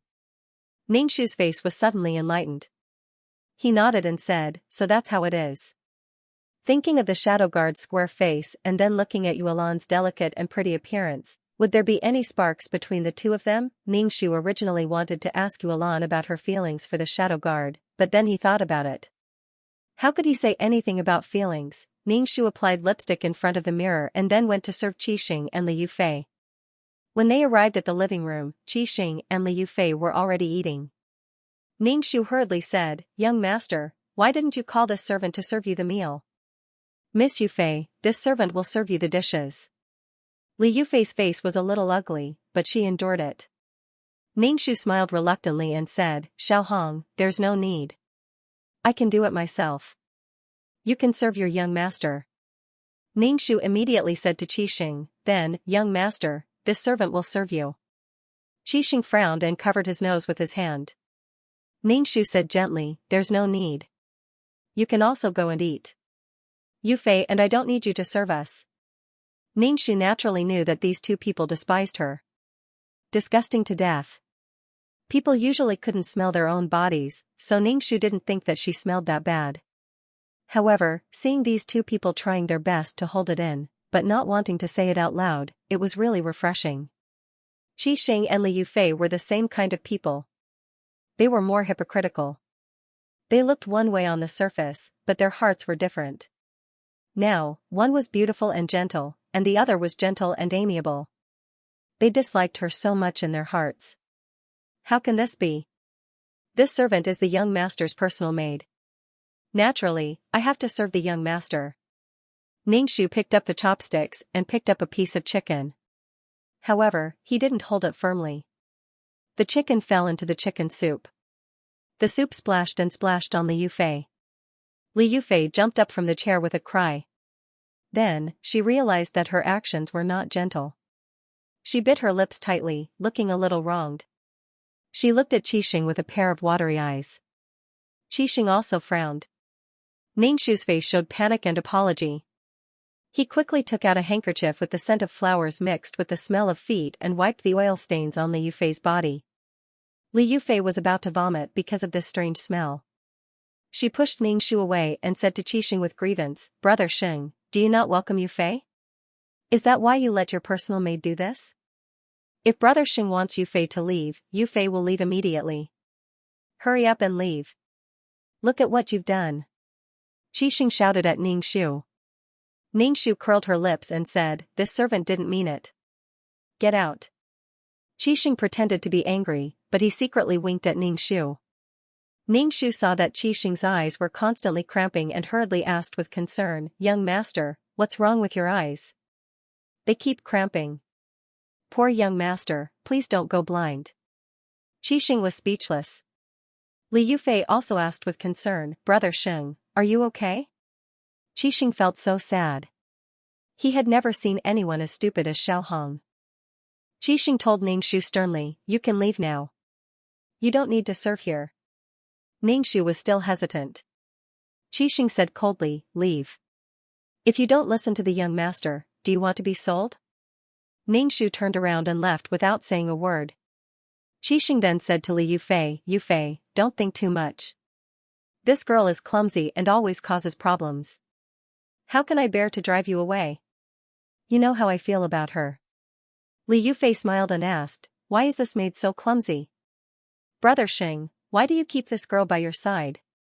Also, this maid has a strange smell on her. Can Brother Xing bear it?" Qixing was speechless. He kept this girl by his side because she might be the most beautiful woman in the world, Mu Yan Luo. Qixing naturally would not give up on such a good thing, even if he had Li Yufei in his heart. As a man, it was okay to have a taste of something new. Brother Sheng, why don't you answer Yufei? Li Yufei asked with a frown. Qixing held Li Yufei's hand tightly and said affectionately, Yufei, can't you see? Why do you ask me such a question? I've always only had you in my heart. In this life, I want you to be my wife. Li Yufei immediately lowered her head shyly and did not speak. Qixing's heart swayed. He lowered his head and kissed Li Yufei. Then, they began to talk. On the way, Ningxu found that he had lost his handkerchief, so he went back to look for it. This handkerchief had the most authentic smell. It would be a pity to lose it. Ningxu had just walked into the courtyard when he heard the movements in the room. Ningxu was stunned. Weren't they eating just now? How could they be in bed now? Besides, Li Yufei had just arrived at the Qi mansion today. How could she be so unreserved and roll around with the male lead? Sure enough, there was no logic in this world. In Li Yufei's opinion, as long as she caught Qixing, her family would be able to survive the crisis. But in the end, she fell in love with Qixing. This was the plot. She was destined to catch the adulterers. Ningxu touched his chin. How was she going to catch the adulterers? Ningxu quietly walked in and walked to the side of the bed. The two people on the bed were fighting and did not notice that there was someone standing next to them. Ningxu looked at the two white-cut chicken in all kinds of positions, and his face revealed an intoxicated expression. He was very engrossed. Ningxu suddenly said, "Young master, do you need this servant to prepare the bath water for you?" Ah. Li Yufei quickly wrapped her arms around her chest and let out an earth-shattering scream. She immediately pushed Qixing away. Qixing's doppelganger was immediately exposed. It was like a pillar supporting the sky. Then, it was released. Li Yufei's face was covered in it. Then, Li Yufei screamed again. After being scared by Ningxu and Li Yufei, Qixing, who had just been released, immediately went limp. He felt like he couldn't stand up anymore. TSK, TSK, TSK. What a dirty scene. You guys need to remove it.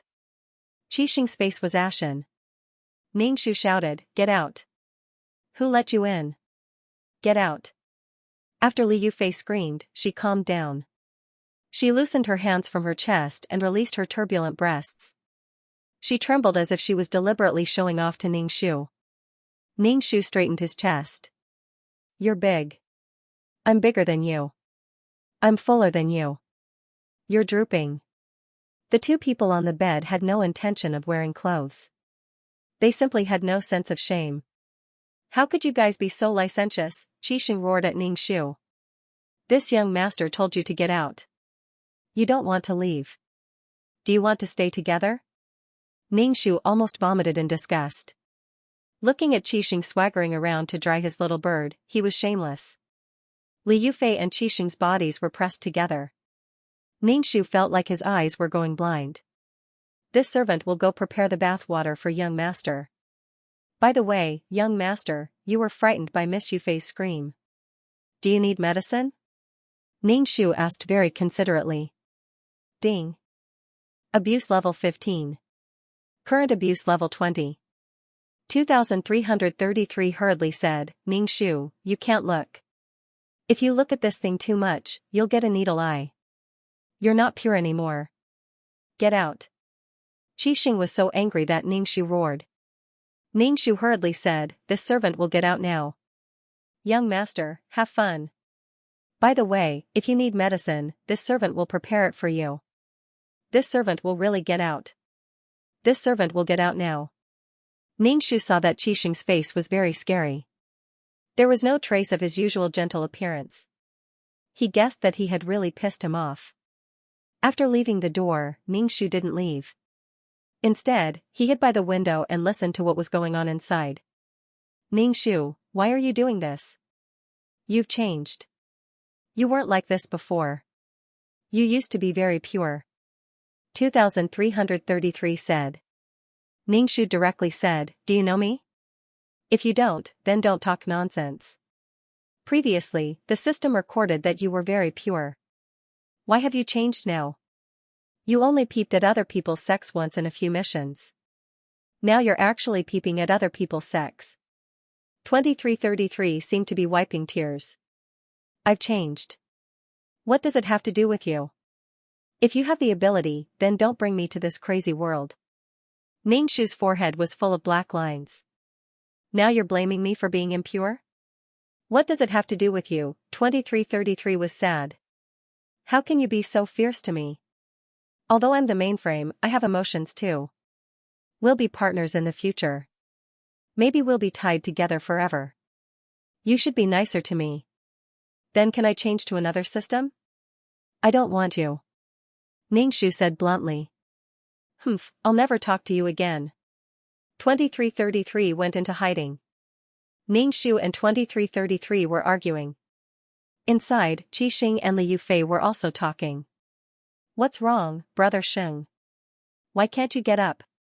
Try it. Qixing's voice was a little anxious. Ningshu looked through the window and saw Qixing kneeling on the bed. Li Yufei was trying her best to tease him, but little Qixing was soft. Brother Sheng, this isn't very good. Yufei has never tried it before. Li Yufei said very shyly. However, Qixing's expression was very bad. He directly pressed Li Yufei's head down and pressed her under him. Then, the scene was very dirty. Ningshu rubbed his eyes and continued to watch. But unfortunately, after Li Yufei's efforts, little Qixing still didn't get up.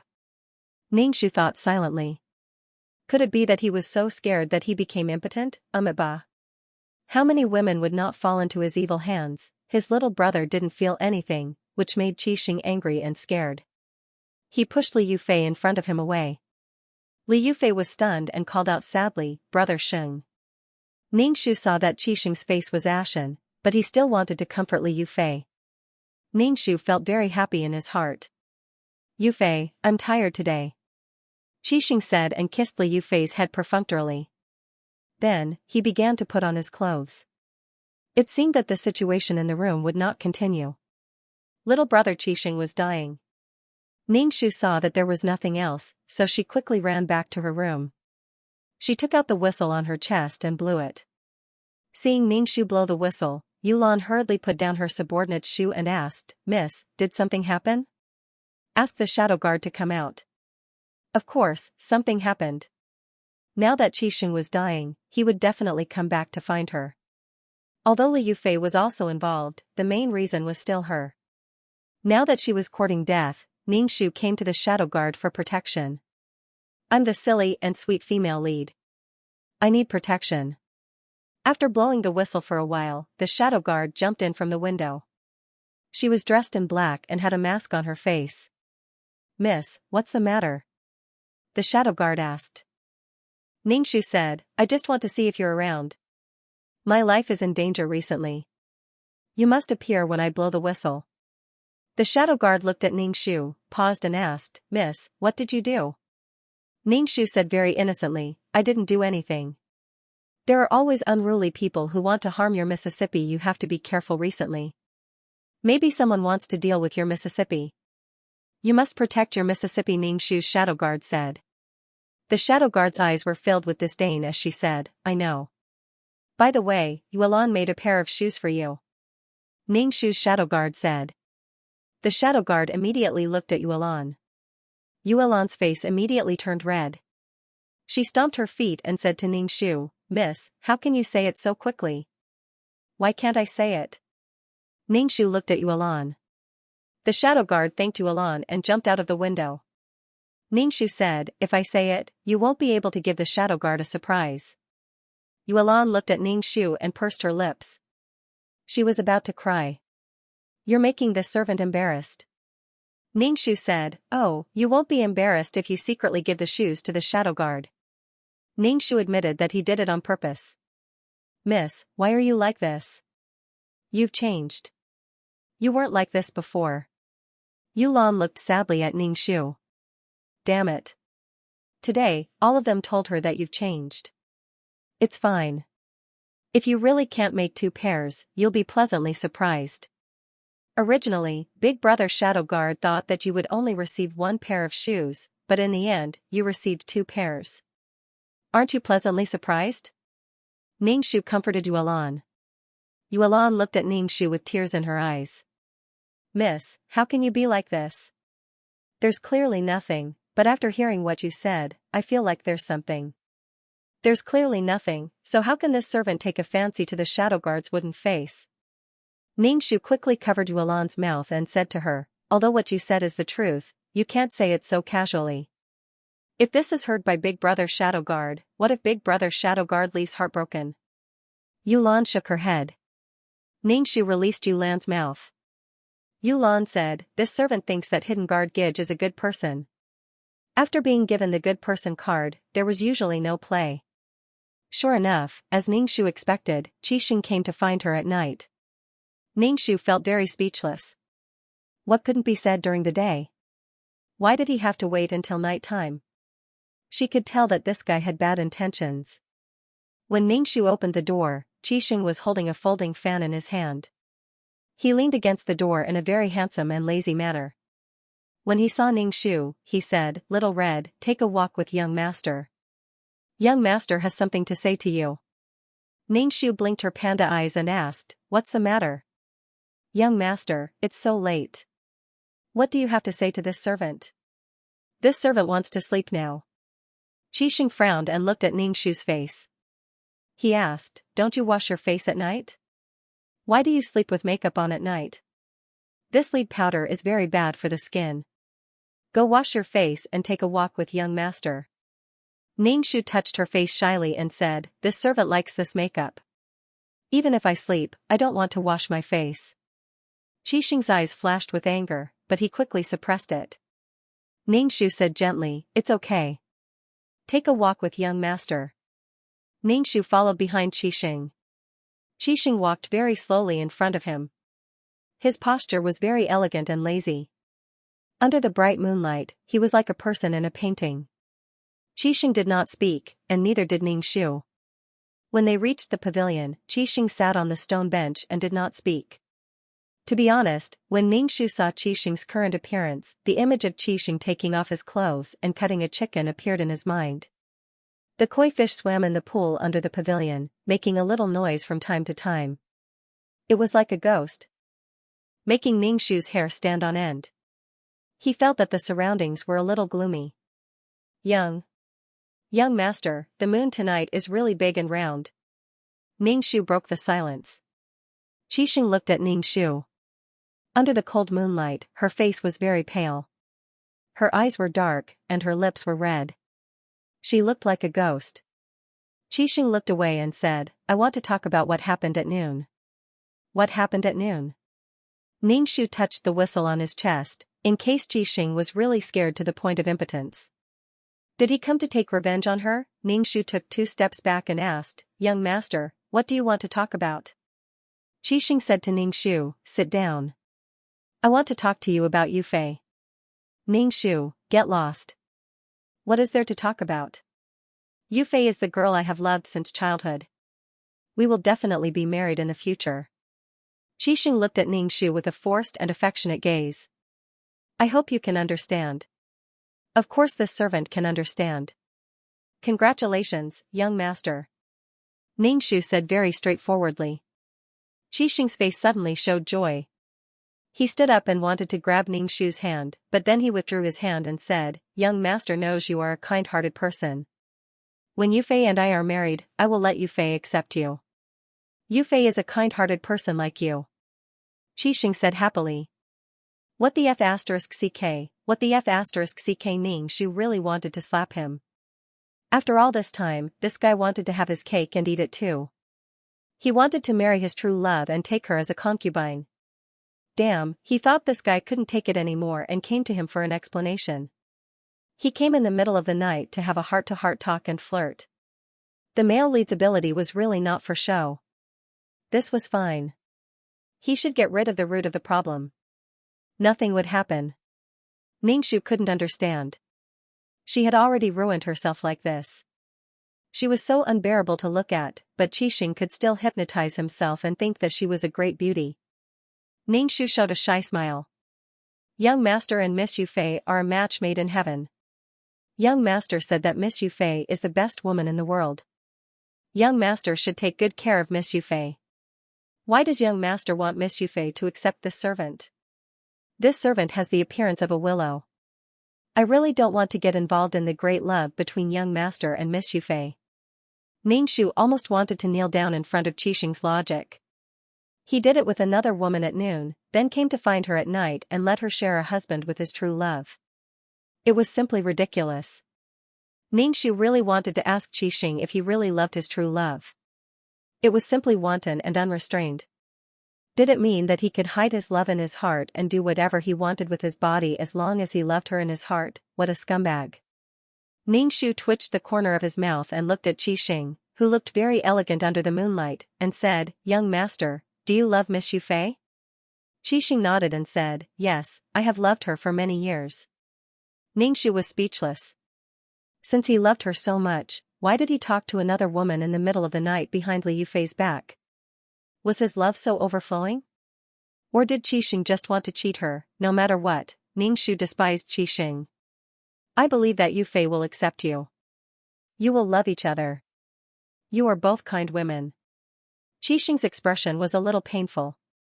Recently, I found that I have fallen in love with you. I can't give up either of you or Yufei. Damn it, Ningxu was disgusted to death. Damn it, there was no normal male protagonist in this world. One had a tragic childhood and a dark heart, one was a chauvinist and straight man, and one was a womanizer who cheated and cheated. Damn it, he didn't know what kind of man the latter was. If he was sick, he should go to see a doctor. Why torture Mu Yanluo?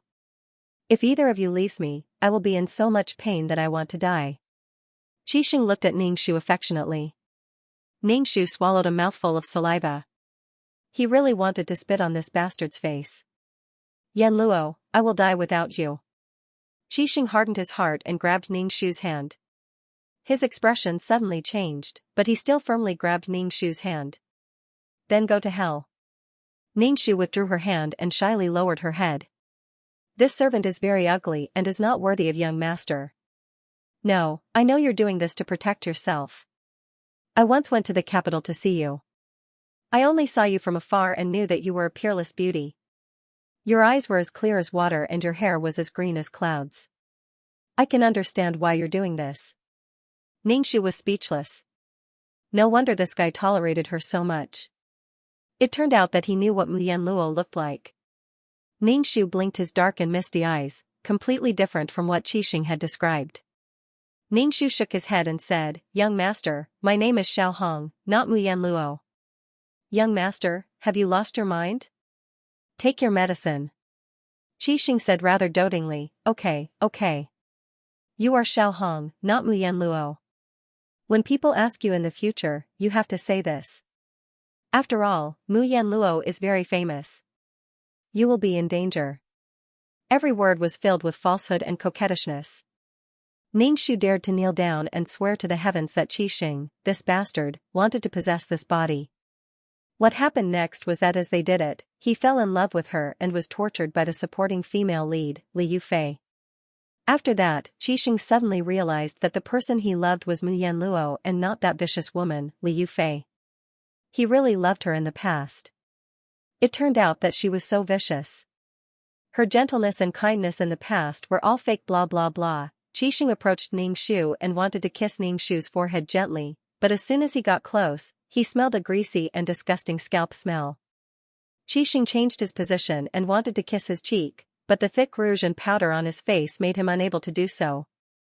In the end, he could only give up. Ningxu sneered in his heart. He knew that Qixing couldn't do it. He didn't even bother to hide.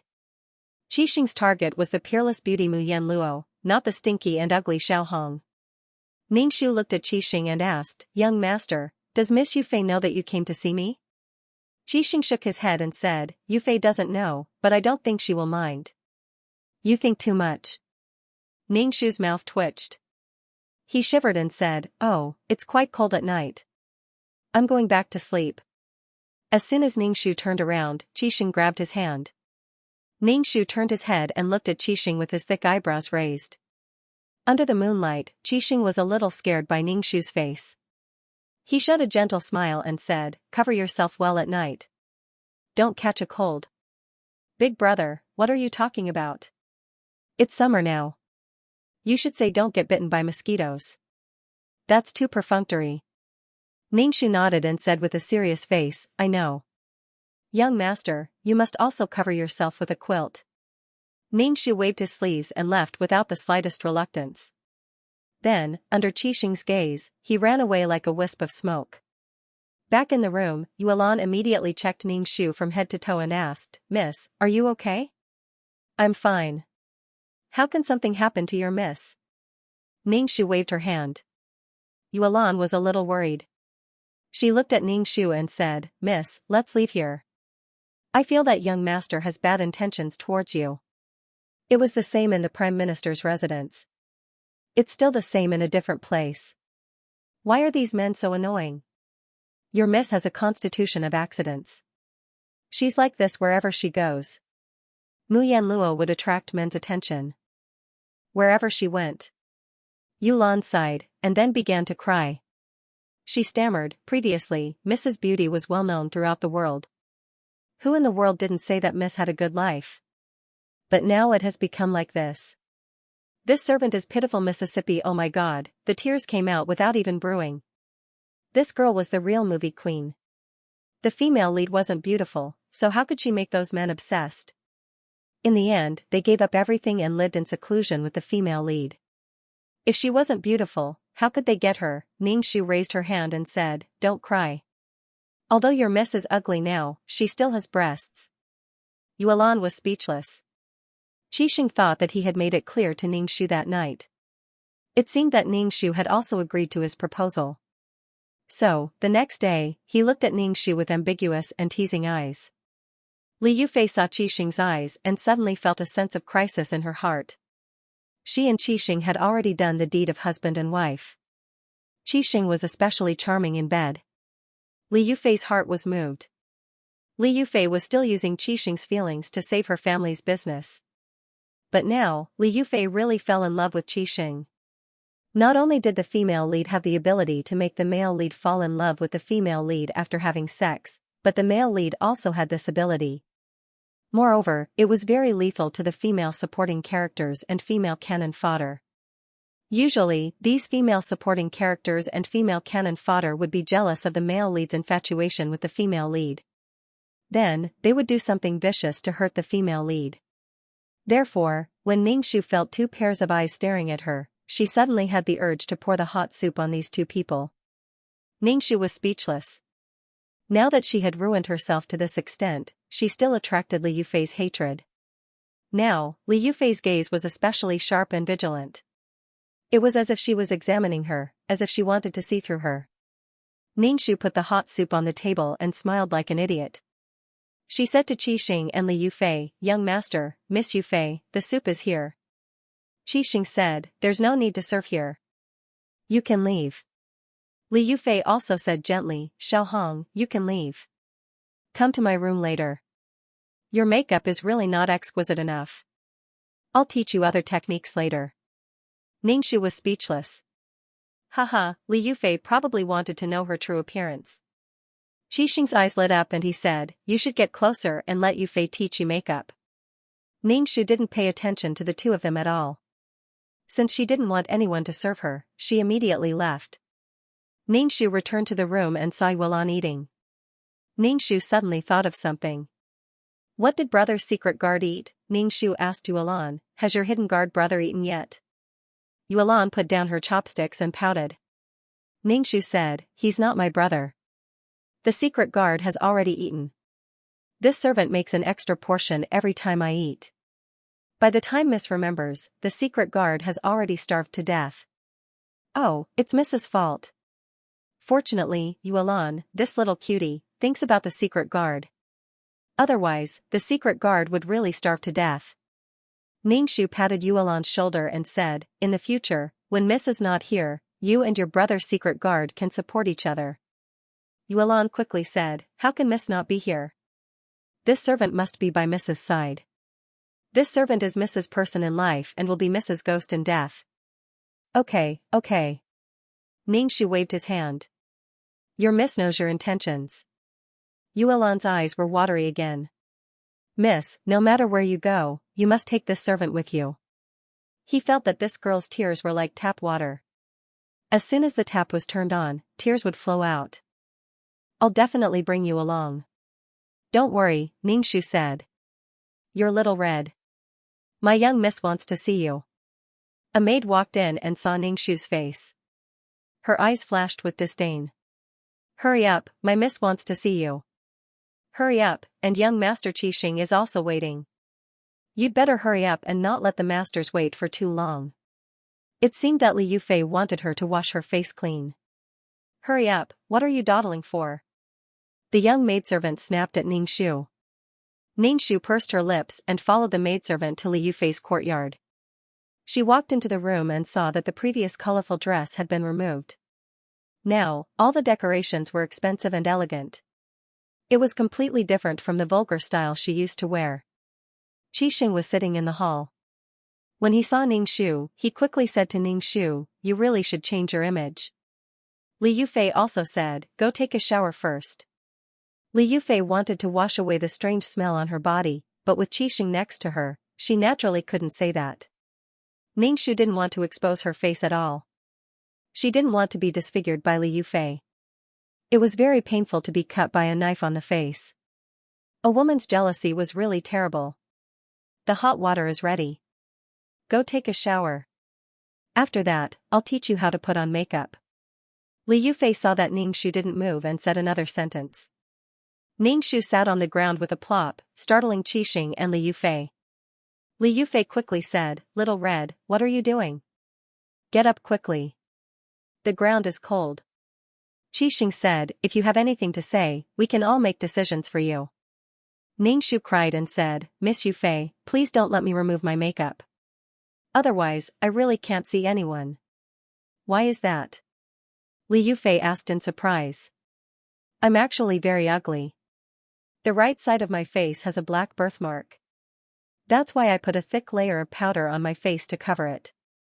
As Ningxu spoke, she wiped off the powder on her face with her sleeve and then revealed the dark skin under the foundation. It was really dark and looked very disgusting. Qixing was stunned for a moment and asked, why do you have a birthmark? Your birthmark is fake, right? It's fake, isn't it? When Ningxu saw Qixing's disillusioned and nauseous look, she spat in her heart. Qixing slammed the folding fan on the table and then clenched it tightly in his hand. Blue veins appeared on the back of his hand and his face was ferocious for a moment. He turned to Li Yufei and said, I have something to do. I'll leave first. You guys go ahead. Then he left without looking back. Li Yufei looked at Ningxu's dark half-face and smiled more gently. She said, since you're like this, I won't force you. You can go. Then Ningxu turned and left. On the way back, he met a livid Qixing. Qixing frowned and looked at Ningxu and asked, are you really not Mu Yanluo? Ningxu blinked her panda eyes and said, young master, when did I say that I'm Mu Yanluo? I've always emphasized that I'm Xiaohong, which means small and red. I'm not Mu Yanluo. Young master, you've always said that I'm Mu Yanluo. I've always denied it. Ningxu stepped on Qixing's sore spot. Abuse points, 10. Current abuse points, 20. 2333's voice was a little violent. Why are there so few abuse points, Ningxu? How the hell would I know? It would be strange if someone with a fox's mind didn't get abused so easily. Then what's the matter with the maid beside you? She's a wanted person. Qixing was still making his final struggle. Ningxu looked at Qixing with his dark half-face and said in a suppressed voice, that maid is a wanted criminal? I'm not very clear about this. Actually. Ningxu lowered his head shyly and said, I met this maid halfway. At that time, she was lying in the middle of the road. My father and I saved her. Later, my father passed away. I told her to call me Mississippi. My father isn't a high-ranking official. It was all for vanity's sake. Young master, enough, don't say any more. Gee. Shin covered his face with his hands and rubbed them twice. Why did you lie to me? why did you lie to me? When Ningxu heard this, she almost spat at Qixing's face. Ningxu widened her misty eyes and asked in shock, when has this servant ever lied to you? This servant has never lied to you. Qixing's face twitched and he roared loudly, Xiaohong is a fake name. I thought you were Muyan Luo. What's wrong with Xiaohong? I have an older brother called Xiaoming. I'm called Xiaohong. Ningxu nodded firmly. Qixing covered his heart and said, get lost. I don't want to see you now. How dare you lie to me? Ningxu turned and ran away.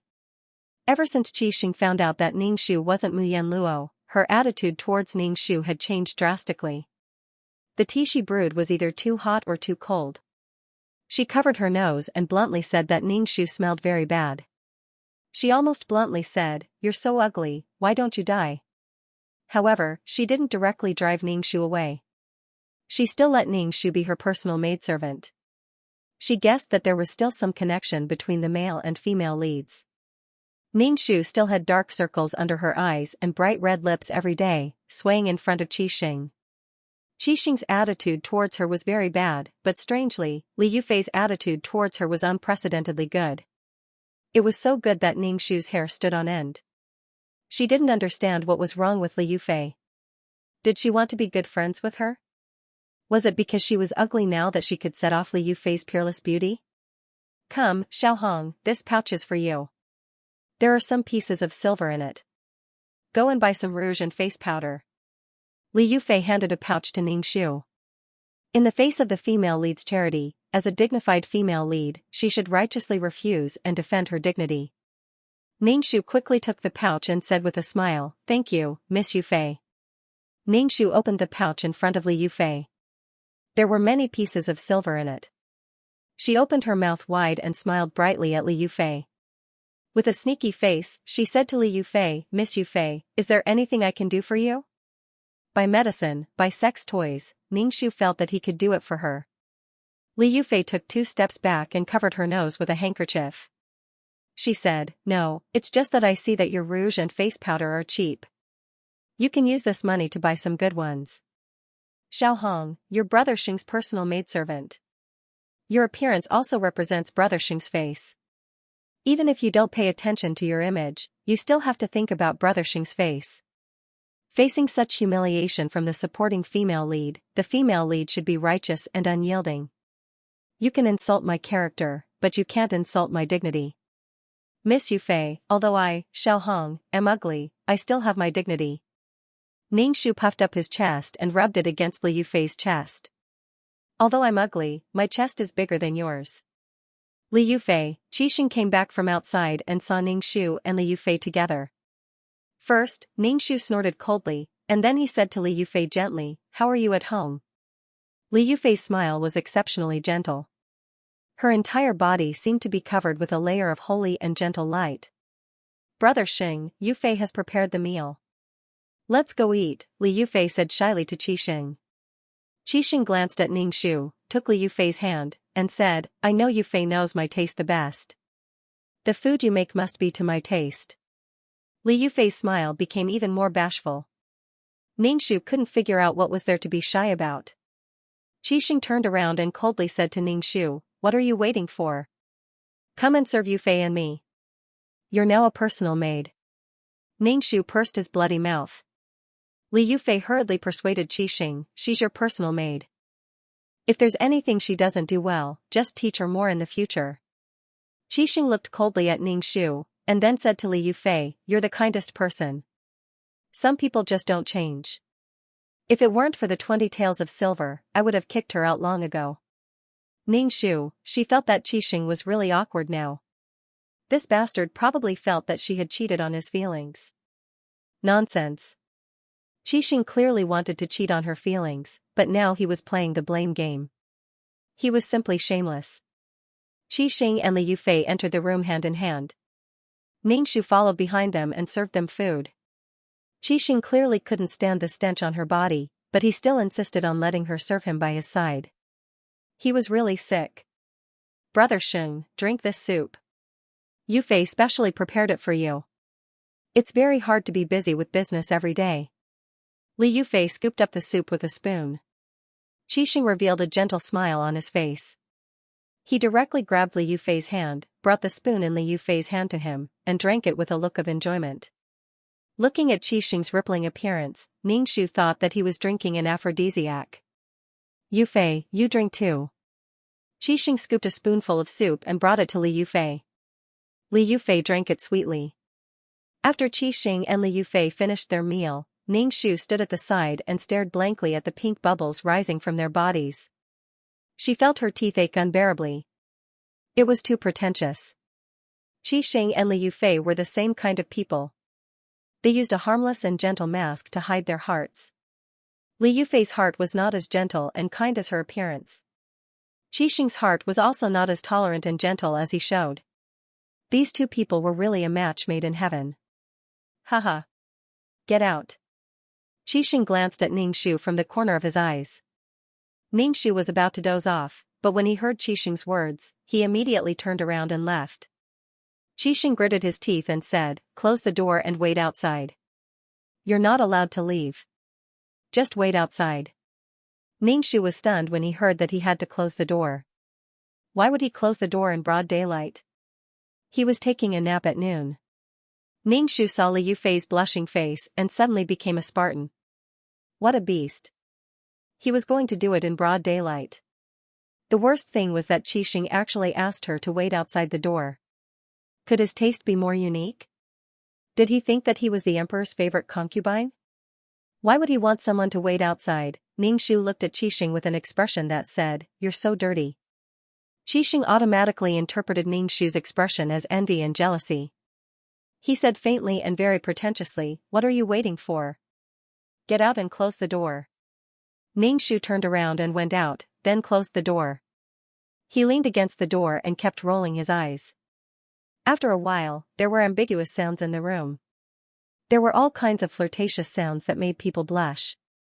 There was also the squeaking sound of the bed shaking and Li Yufei's lingering and ambiguous moans. "Tsk, tsk, tsk." Ningxu shook his head. Making love with other women in front of the female lead was simply a weapon to torture the female lead. If the original Mu Yanluo was here, she would probably be heartbroken. Ningxu sat on the steps and dozed off with his head propped up on his hand, treating these sounds as a lullaby. Alas, this world has no moral integrity. Ningxu was dozing off when he heard a roar. Xiaohong, Ningxu suddenly woke up and quickly stood up. He rubbed his eyes and looked at the livid Qixing. He asked, "You're done so soon?" Suddenly, Qixing's face became even more unsightly. He held the folding fan tightly in his hand and wished that he could beat Ningxu to death with the folding fan. Ningxu saw Qixing's livid face and instantly knew that he had said something wrong. He closed his mouth and didn't speak, but his eyes looked at the place 3 inches below Qixing's navel. Could it be that he was really scared? Ningxu's suspicious eyes made Qixing's face tremble. Such a suspicious and wretched look made Qixing once again confirm that this wretched woman was not Mu Yanluo at all. Mu Yanluo was peerless, noble, and beautiful. How could she be like this? Get away from me. I don't want to see you now. Qixing rubbed the bridge of his nose, feeling uncomfortable. Ningxu quickly left. Qixing stopped Ningxu again. Xiaohong, wait a minute. Ningxu looked back at Qixing and asked, "Young master, is there anything else?" Qixing walked in front of Ningxu and asked very seriously, "Xiaohong, I'll ask you one last time. Are you Mu Yanluo or not? This is the last ultimatum I'm giving you. Tell me, are you Mu Yanluo or not?" Qixing's expression was very serious. Ningxu waved his hand and asked, "Young master, what's wrong with you? I've said it before. I'm not Mu Yanluo. My name is Xiaohong. How many times do you want me to say it?" Very good, very good. Do you feel happy to tease me again and again?" Qixing's face was livid. "From now on, you're no longer my personal maid. You'll be a servant of the Qi family." Qixing turned around and left after saying that. After taking 2 steps, he turned back and said to Ningxu contemptuously, "This is the price you have to pay for deceiving me. Damn, everything was just your imagination. She had never said that she was Mu Yanluo. Now you're blaming me, Can you be reasonable? After being deprived of her identity as a personal maid, Xianxia was taken to the washtub by the ruthless nanny steward. Xianxia said, "From now on, you'll wash the washtub and pour the night incense." Xianxia, F***CKU, Qixing, so cruel. This smell was much more pungent than the smell on her body. The nanny in charge snorted and said, "Don't you know who you are? I knew you were unreliable. It hasn't been long since you annoyed the young master." Xianxia stretched out his hand. The supervisor mammy asked in a daze, "What are you doing? Give me back the money I gave you back then. At that time, you said that I had a very promising future." Xianxia lightly said. The nanny in charge's slanted eyes suddenly sharpened. "When did I take your money?" Xianxia was speechless. Well, this old woman had Alzheimer's and couldn't remember anything. Xianxia sneered and said, "Just take it as your coffin money." "You actually dare to curse me?" The nanny in charge's face turned ugly. "You're just an ugly freak. Do you think the young master will let you go back? You're just a B***tch. You're the lowly one. How dare you call our young miss a lowly one? Do you know who our young miss is? You actually let our young miss do such a dirty job." Yuan stuck out her chest and was very imposing, scaring the nanny in charge. In the end, she was a maid of the Prime Minister's family and had seen the world. Xianxia gave Yuan a thumbs up. Yuan immediately smiled at Xianxia, destroying the imposing manner just now. The nanny in charge left with an unfriendly expression. She looked at Xianxia with a particularly vicious gaze. When the female lead was in trouble, there would always be one or two vicious cannon fodders to deal with her. Xianxia would never admit that she had courted death just now. Relying on the fact that she was the female lead, she had no scruples. Anyway, she wouldn't die. As long as she didn't get pushed by these 7 men, she would have completed the task. She would help Mu Yanluo get rid of these men and get rid of the NP ending.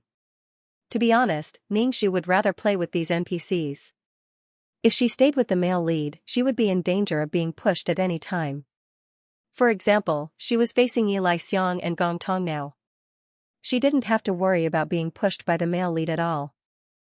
Yuan covered her nose and said to Xianxia, "Young miss, are we really going to do this? It's really smelly."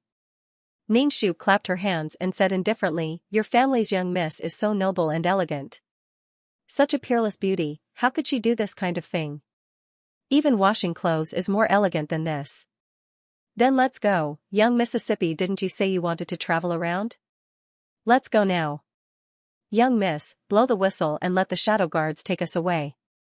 Yuan held her breath and tried her best not to breathe. Her face was red from holding it in.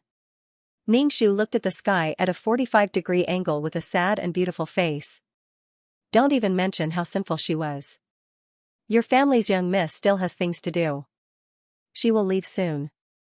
Xianxia said in a rough voice. Yuan was speechless.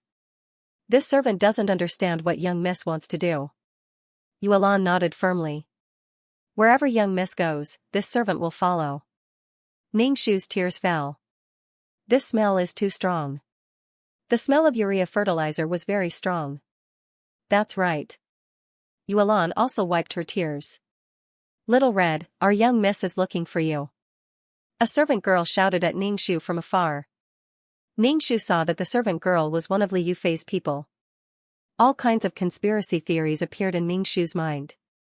For example, Li Yufei saw that she was tired of Qixing and wanted to find all kinds of reasons to torture her.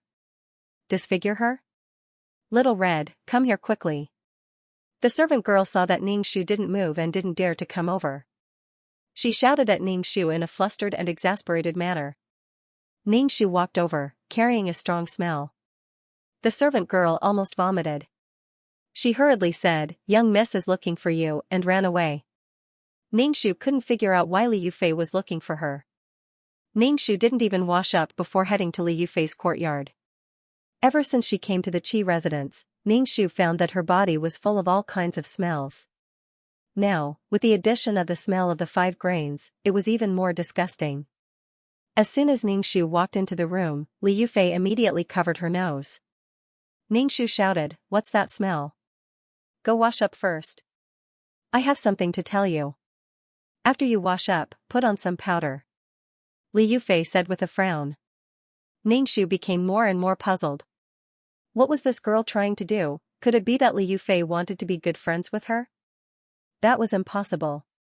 The female lead had a halo that would make other women jealous. It would make people inexplicably unhappy with the female lead and then cause trouble for the female lead. She, the cannon fodder, became the female lead. Did this halo disappear? This didn't make sense. This wasn't fair. She was still the female lead. Ningxu went back to wash up.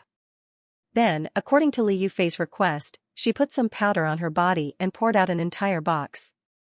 Right now, Ningxu was very fragrant. Very fragrant, so fragrant that it was pungent. Ningxu entered the room with a strong fragrance, causing Li Yufei to sneeze. She covered her nose and asked, "How much powder did you put on? Can't you smell it yourself?" "This servant can smell it. It's very fragrant." "Young Miss Yufei, smell it." Ningxu walked in front of Li Yufei and raised her arm to Li Yufei's nose. Li Yufei's face darkened as she took a step back. She said with an ugly expression, "Little Red, I called you here because I have something to ask you." Ningxu was a little surprised. What did Li Yufei want to ask him? Ningxu approached Li Yufei and asked, "Miss Yufei, what do you want to ask me?" Li Yufei immediately took a step back, covered her nose, and asked, "Your brother Xing's personal maid. Do you know if brother Xing has someone he likes?" Ningxu blinked her panda eyes and raised her eyebrows that were as thick as caterpillars. She said in surprise, "Why do you ask, Miss Yufei? Your young master's true love." "No, what I mean is that Miss Yufei is the person young master likes." Ningxu's words pleased Li Yufei. Li Yufei smiled and glanced at Ningxu coquettishly. Ningxu was flirted by her gaze. She wasn't Qixing. Why was she showing such a seductive look to him? Of course I know brother Xing has me in his heart. Li Yufei's face was flushed. Ningxu was speechless. She called her over just to say this? Was she trying to attack her? But the smile on Li Yufei's face dissipated a little. She looked at Ningxu and said, "But I feel that there's someone else in brother Xing's heart. I can feel it very keenly." A woman's intuition was really scary, and it was all true. Ningxu waved his hand and said, "Miss Yufei, you're thinking too much. If you have this feeling, it's nothing more than that." "What's that?" Li Yufei frowned and looked at Ningxu. Ningxu stomped her feet shyly and covered her face as she said, "Oh, Miss Yufei, you know." Li Yufei's face darkened as she said, "If you have something to say, just say it." Ahem. Ningxu coughed and said, "Miss Yufei, do you feel a little bored in bed and think young master is tired of you?" "What are you talking about?" Li Yufei's face flushed red, and she was extremely shy. Ningxu thought, "I didn't see you shy when we were having sex. Your shy look is really annoying. Don't all men like novelty?" Ningxu grinned at Li Yufei. Li Yufei looked at Ningxu and asked, "What do you have in mind?" "If you want to capture a man's heart, you have to make him unable to stop," Ningxu said in a very experienced manner. Li Yufei looked at Ningxu and said, "Why can't you stop? I feel like you're quite experienced." "Pfft. Ahem, Miss Yufei, you're so annoying." Ningxu covered his face with a handkerchief. "I'm just SOSO. Li Yufei narrowed her eyes. "In that case, you'll be my maid from now on. I'll tell brother Xing." How did she become Li Yufei's maidservant? Life was full of ups and downs. He thought he still had to go back and wash the toilet bowl. "Go ahead, tell me your experience," Li Yufei said very grandly. "As long as the matter is done well, there will be many benefits for you." Ningxu was speechless. He braced himself. Ningxu smiled very wretchedly. He patted his chest and said loudly, "Miss Yufei, leave this matter to me. I'll definitely do it properly." Li Yufei hummed arrogantly. At night, Qixing came to find Li Yufei. When he saw Ningxu standing by the door, he asked sternly, "Why are you here? Aren't you a servant? Why are you here?" Ningxu said lightly, "I'm now Miss Yufei's maid." Li Yufei walked over and said gently to Qixing, "Brother Xing, Yufei found this little girl quite interesting, so I kept her by my side." Brother Xing won't blame Yufei, right? Qixing held Li Yufei's hand and said affectionately, it's just a maidservant. As long as you're happy, it's fine. But this maidservant is very stupid. She doesn't do things properly and her looks are barely satisfactory. You should pick a better maidservant. Brother Xing, you're so good to Yufei. Yufei is thinking that Yufei can't leave you in this life. Li Yufei leaned on Qixing's chest. Ningxu watched from the side. They were so affectionate as if there was no one else around. Did they consider the feelings of the people around them? The lovey-dovey party should be burned to death. Li Yufei gave Ningxu a look. Ningxu tactfully went out and closed the door considerately. Then, he stood at the door. In the room, Li Yufei took off her clothes, revealing her snow-white skin. She wasn't wearing a doo-doo, but modern underwear. She was wearing underwear below. Her waist was thin and her legs were slender.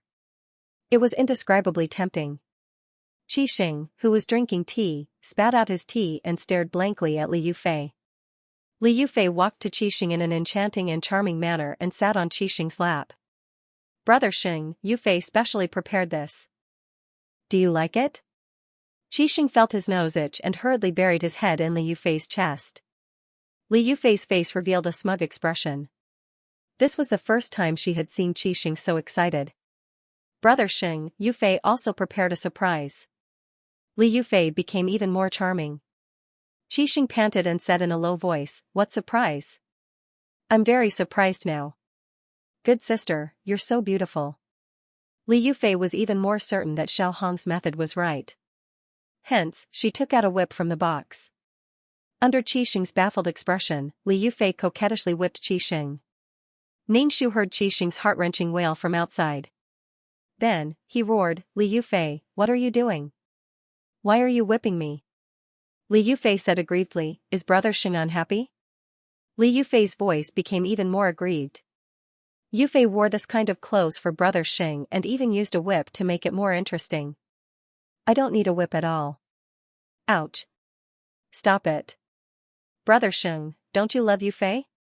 Yufei changed like this because she loves you. Brother Xing, this is very exciting. Li Yufei waved the whip as she spoke. Yufei, put down the whip first. Of course, I know you love me. I love you too. Don't use the whip. Ouch, Qixing's wails and the sound of the whip mixed in the room. Ningxu looked at the two of them through the crack of the door. As if they were too excited, the two of them started on the ground. They didn't care about the cold ground and fought with all their might. Qixing's attacks were very fierce, making Li Yufei's cries especially exaggerated. Her cadence could be heard even from outside the courtyard. TSK, TSK, TSK. Can you keep your voice down? The entire Qi mansion probably knows that you two are having sex. You have no integrity and no sense of shame. Ningxu saw the purplish-red whip marks on Qixing's body through the crack of the door. Ningxu shook his head regretfully. This kind of whip didn't have a barb. If it had a barb and soaked in salt and chili water, it would feel good to whip Qixing. How good would it be if he could whip Qixing? Sigh. Ningxu felt very melancholy. He suddenly missed the time when he had infinite strength. Ningxu's legs were numb from standing outside. Inside, they were still having sex. Previously, Ningxu had suspected that something had happened to Qixing's penis. Now, it seemed that it was still very mighty. How could something happen to the male lead's penis? Ningxu lowered his numb legs and heard the door creak open. He looked up and saw Qixing come out pretentiously. His face was flushed, and his expression was both happy and angry. Anyway, it was hard to describe. Qixing glanced at Ningxu's ugly face and said in a hoarse voice, in the future, when I come here, you can only stay outside. I don't want to see your face. Ningxu thought, if *king want to see you. Ningxu lowered his head and didn't speak. Qixing snorted and left. Ningxu walked into the room and smelled a strong scent of sex. Li Yufei sat lazily on a chair with only a piece of clothing draped over her body. Her face was full of satisfaction and aftertaste, as if she was still savoring it. Ningxu covered his eyes. It was too dirty. What a world without moral integrity. Li Yufei opened her eyes and saw Ningxu. She smiled at Ningxu and said, "Your method is quite useful. I've never seen Brother Xing so excited. He's so passionate and wild, as if he wants to eat me. Even now, my legs are still weak." "Don't say it, please don't say it. A pure person like her shouldn't hear these words." Ningxu quickly changed the topic. "Why don't you stay for the night, young master?" Li Yufei's voice was thick and nasal. She seemed to be a little shy as she said, "Brother Xing and I haven't married yet. It's not suitable for us to stay for the night." Ningxu was speechless. It was like taking off your pants to fart. Everyone in the Qi mansion knows what you two did. Now you want to pretend to abide by etiquette? Don't do it. Ningxu looked at Li Yufei with a wooden face. Li Yufei's face was still filled with pleasure as she closed her eyes and fell asleep. "Ningxu, at least go to bed. Is it really okay to sleep naked in this hall?" Ningxu turned around and left without even closing the door. After returning to their residence, Yulan hurriedly came over to Ningxu and asked, "Miss, that woman didn't do this to you, right?" "It's okay, your young miss is fine." Ningxu felt really tired and fell asleep on the bed. The next day, Ningxu was sleeping soundly when he was pulled out of bed. Ningxu opened his eyes and saw that it was Li Yufei's maid. He immediately said, "Big sister, what is it that you won't let me sleep for?" The maid said, "What time is it now? You're still sleeping. Miss is looking for you." Ningxu pursed his lips and followed the maid to see Li Yufei. Li Yufei's entire body seemed to be shrouded in a rosy glow. Her skin was pink and tender, and it was obvious that she had been nourished by someone. She was simply radiant. "Xiaohong, come here. This is your reward." Li Yufei gave Ningxu a purse. Ningxu opened it and saw 2 heavy ingots of silver. Ningxu quickly put away the silver. It would be a waste not to take it. "You did well this time," Li Yufei said. "Last night, I saw that Brother Xing didn't like the whip very much. Is there any other way?" Ningxu raised his thick eyebrows and said, "If you don't like the whip, then drip wax on it. You still have to use the whip. This time, you don't have to hit the young master. Let the young master hit you. These things need to be slowly adjusted. When the young master is used to this kind of stimulation, he will have no interest in other women. Naturally, his heart will be with Miss Yufei in the future." "Then help me prepare," Li Yufei said. Ningxu nodded. Ningxu knew that Qixing wouldn't come to find Li Yufei. After all, he had screamed so miserably last night. However, Qixing still came. Looking at the incomparably beautiful Li Yufei, he had a conflicted expression. Ningxu felt that Qixing still had potential in his bones. Qixing also felt it. When the whip hit a person's body, the burning sensation caused a tremor. It was painful and seemed to be accompanied by pleasure. This strange feeling made Qixing feel very strange. He felt a different kind of experience and pleasure. Therefore, after hesitating for a long time, Qixing still came to find Li Yufei. On the spot, they carried out a new method. The candle dripped on his chest. Qixing's expression seemed to be painful and happy. He waved the whip in his hand and hit Li Yufei, who was kneeling on the ground with all 4 limbs. The whip hit Li Yufei's white skin, and in an instant, purplish-red whip marks appeared. However, Qixing felt that his blood rushed to his head and his hair stood up. His whole body seemed to have been struck by lightning, and the electricity made all the cells in his body tremble. Li Yufei screamed in pain, but Qixing was even more excited and kept whipping Li Yufei. Ningxu was outside the door and looked at the scene inside through the crack of the door. Did she open the door to a new world for these two? Don't thank her too much. In the following time, Li Yufei and Qixing seemed to be enjoying themselves, which greatly exceeded Ningxu's expectations. This is King possible? Sure enough, it was a world without logic. It only needed a little spark to burn into a big fire, and it felt like it couldn't be stopped. Ningxu's theoretical knowledge was emptied by Li Yufei, and then Li Yufei and Qixing found their own way to complete the trick. Those scenes made Ningxu stunned. Tied up and stuffed under. Ningxu was a little disgusted. It was simply too evil. The evil of human nature could explode with just a little trigger. Ningxu decided to leave. Seeing that Qixing and Li Yufei were having so much fun, He decided to let them be together for the rest of their lives. In the evening, Ningxu leaned against the wall of the courtyard and looked at Li Yufei's room. The room was brightly lit. Ningxu was waiting for a surprise. When there was a surprise, he immediately left. "Miss, are you done? This servant can't do it anymore." Yulan gasped and said. She struggled to grab Ningxu's ankle on her shoulder to prevent Ningxu from falling. Right away, right away. Thank you for your hard work, dear." Ningxu stood on Yulan's shoulder and stared at Li Yufei's room. Then he heard Li Yufei's voice change and wail. This wail contained infinite pain. It was different from the usual painful and joyful voice. Ningxu suddenly wanted to look up to the sky and laugh. The painful voice continued. Ningxu jumped down from Yulan's shoulder and quickly said to Yulan, "Io, it's really hard on my little darling." The black-clothed and masked shadow guard looked at Ningxu and Yulan and said, "Miss, if you want to see something, you can just sit on the courtyard wall. Why go through the trouble of stepping on people's shoulders?" Ningxu felt that the shadow guard was distressed for Yulan, so he said this. He quickly nudged Yulan with his elbow. Yulan looked at Ningxu inexplicably. "Miss, what are you looking at?" Yulan asked Ningxu. Ningxu waved his hand. "It's not suitable for children to know. Let's go." Ningxu and the other two left Yi City under the cover of the night. The brightly lit room of the Qi residence was bloody and sexy. Qixing held a whip in his hand and whipped Li Yufei on the ground. Li Yufei's body was covered with whip marks and dripping with blood. She kept moaning and shouted at Qixing, "Brother Xing, stop hitting me. Yufei is in so much pain." Li Yufei felt the pain of being whipped and convulsed. Every time, she felt as if a piece of flesh had been hooked away.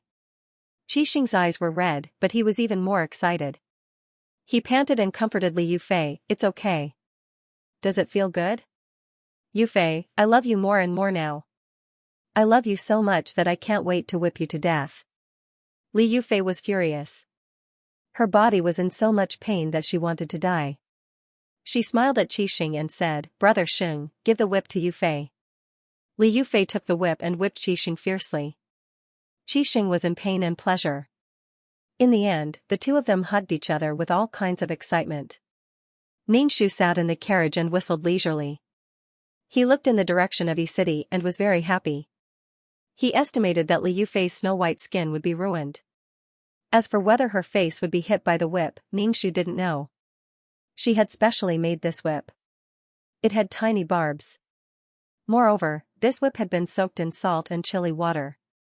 If one was hit by the whip, the wound would probably be inflamed. It would be very normal for it to leave a scar. Ningxu still remembered that Mu Yanluo was disfigured by Li Yufei. This was an eye for an eye. Ningxu wiped off the heavy makeup on his face and felt that his head had become lighter. He felt very happy. Ningxu whistled again. "Miss, can you stop whistling?" Yuelan said with a red face. Ningxu asked, "What's wrong?" "Your whistling is making me want to go to the toilet." Yuelan stammered. Just as Yulan's voice fell, the carriage stopped. Ningxu mischievously said to Yulan, "Look at how considerate Brother Shadowguard is." Yuelan's face turned even redder. She lifted the curtain and went out. Ningxu's stomach also growled. He said to Yuelan, "Let's go together. Your young miss also has a bit of a stomachache. She probably ate too much chicken drumsticks at night." Ningxu squatted beside Yuelan as the two of them chatted. Ningxu said to Yuelan, "Miss, you're not young anymore. Have you ever thought about settling down? It's not a good idea to follow your young miss around like this. This servant has always been by Miss's side. Wherever Miss goes, this servant will follow." Yuelan covered her nose and said, "Miss, you should eat less meat in the future. I feel that your stomach has been a little bad recently. It's a little smelly." Ningxu was speechless. Wasn't it cruel to say such words to a beauty? Beauties were otherworldly. Ningxu couldn't find anything to wipe his butt with. In the end, he bitterly used tree leaves. He felt that the ancient times were really bitter.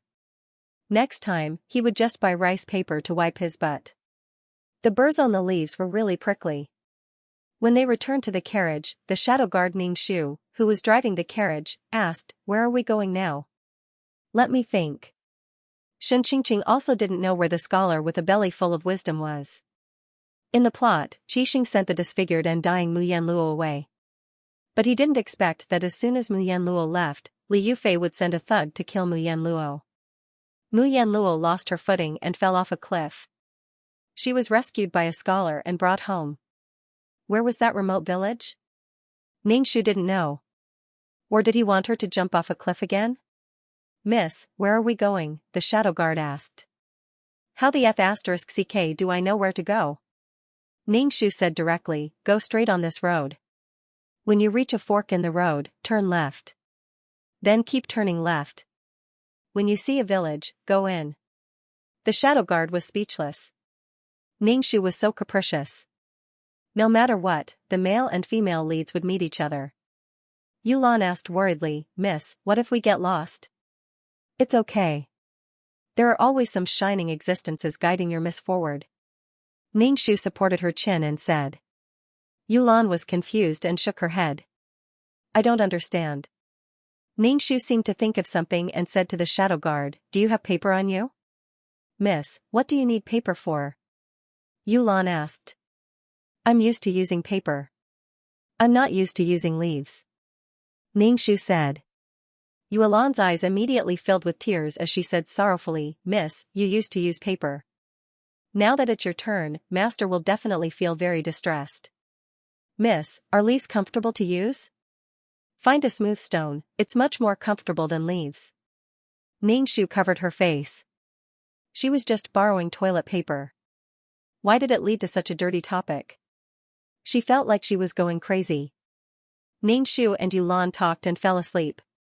They leaned against each other and fell asleep.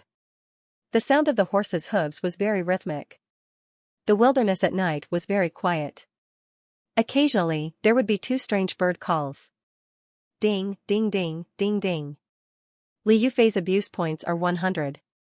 Qixing's abuse points are 100. 2333's voice sounded in Ning Shu's mind. Ning Shu stretched and showed a happy expression. Li Yufei's abuse points were 100. Her skin was probably ruined. As for how Qixing's abuse points came about, Ning Shu didn't know. His skin was probably ruined like Li Yufei's. TSK. In fact, Qixing's abuse points were because he found that the maid named Little Red was missing the next day. He searched the whole Qi mansion but couldn't find her. Qixing felt a sense of loss in his heart. This feeling had nothing to do with love.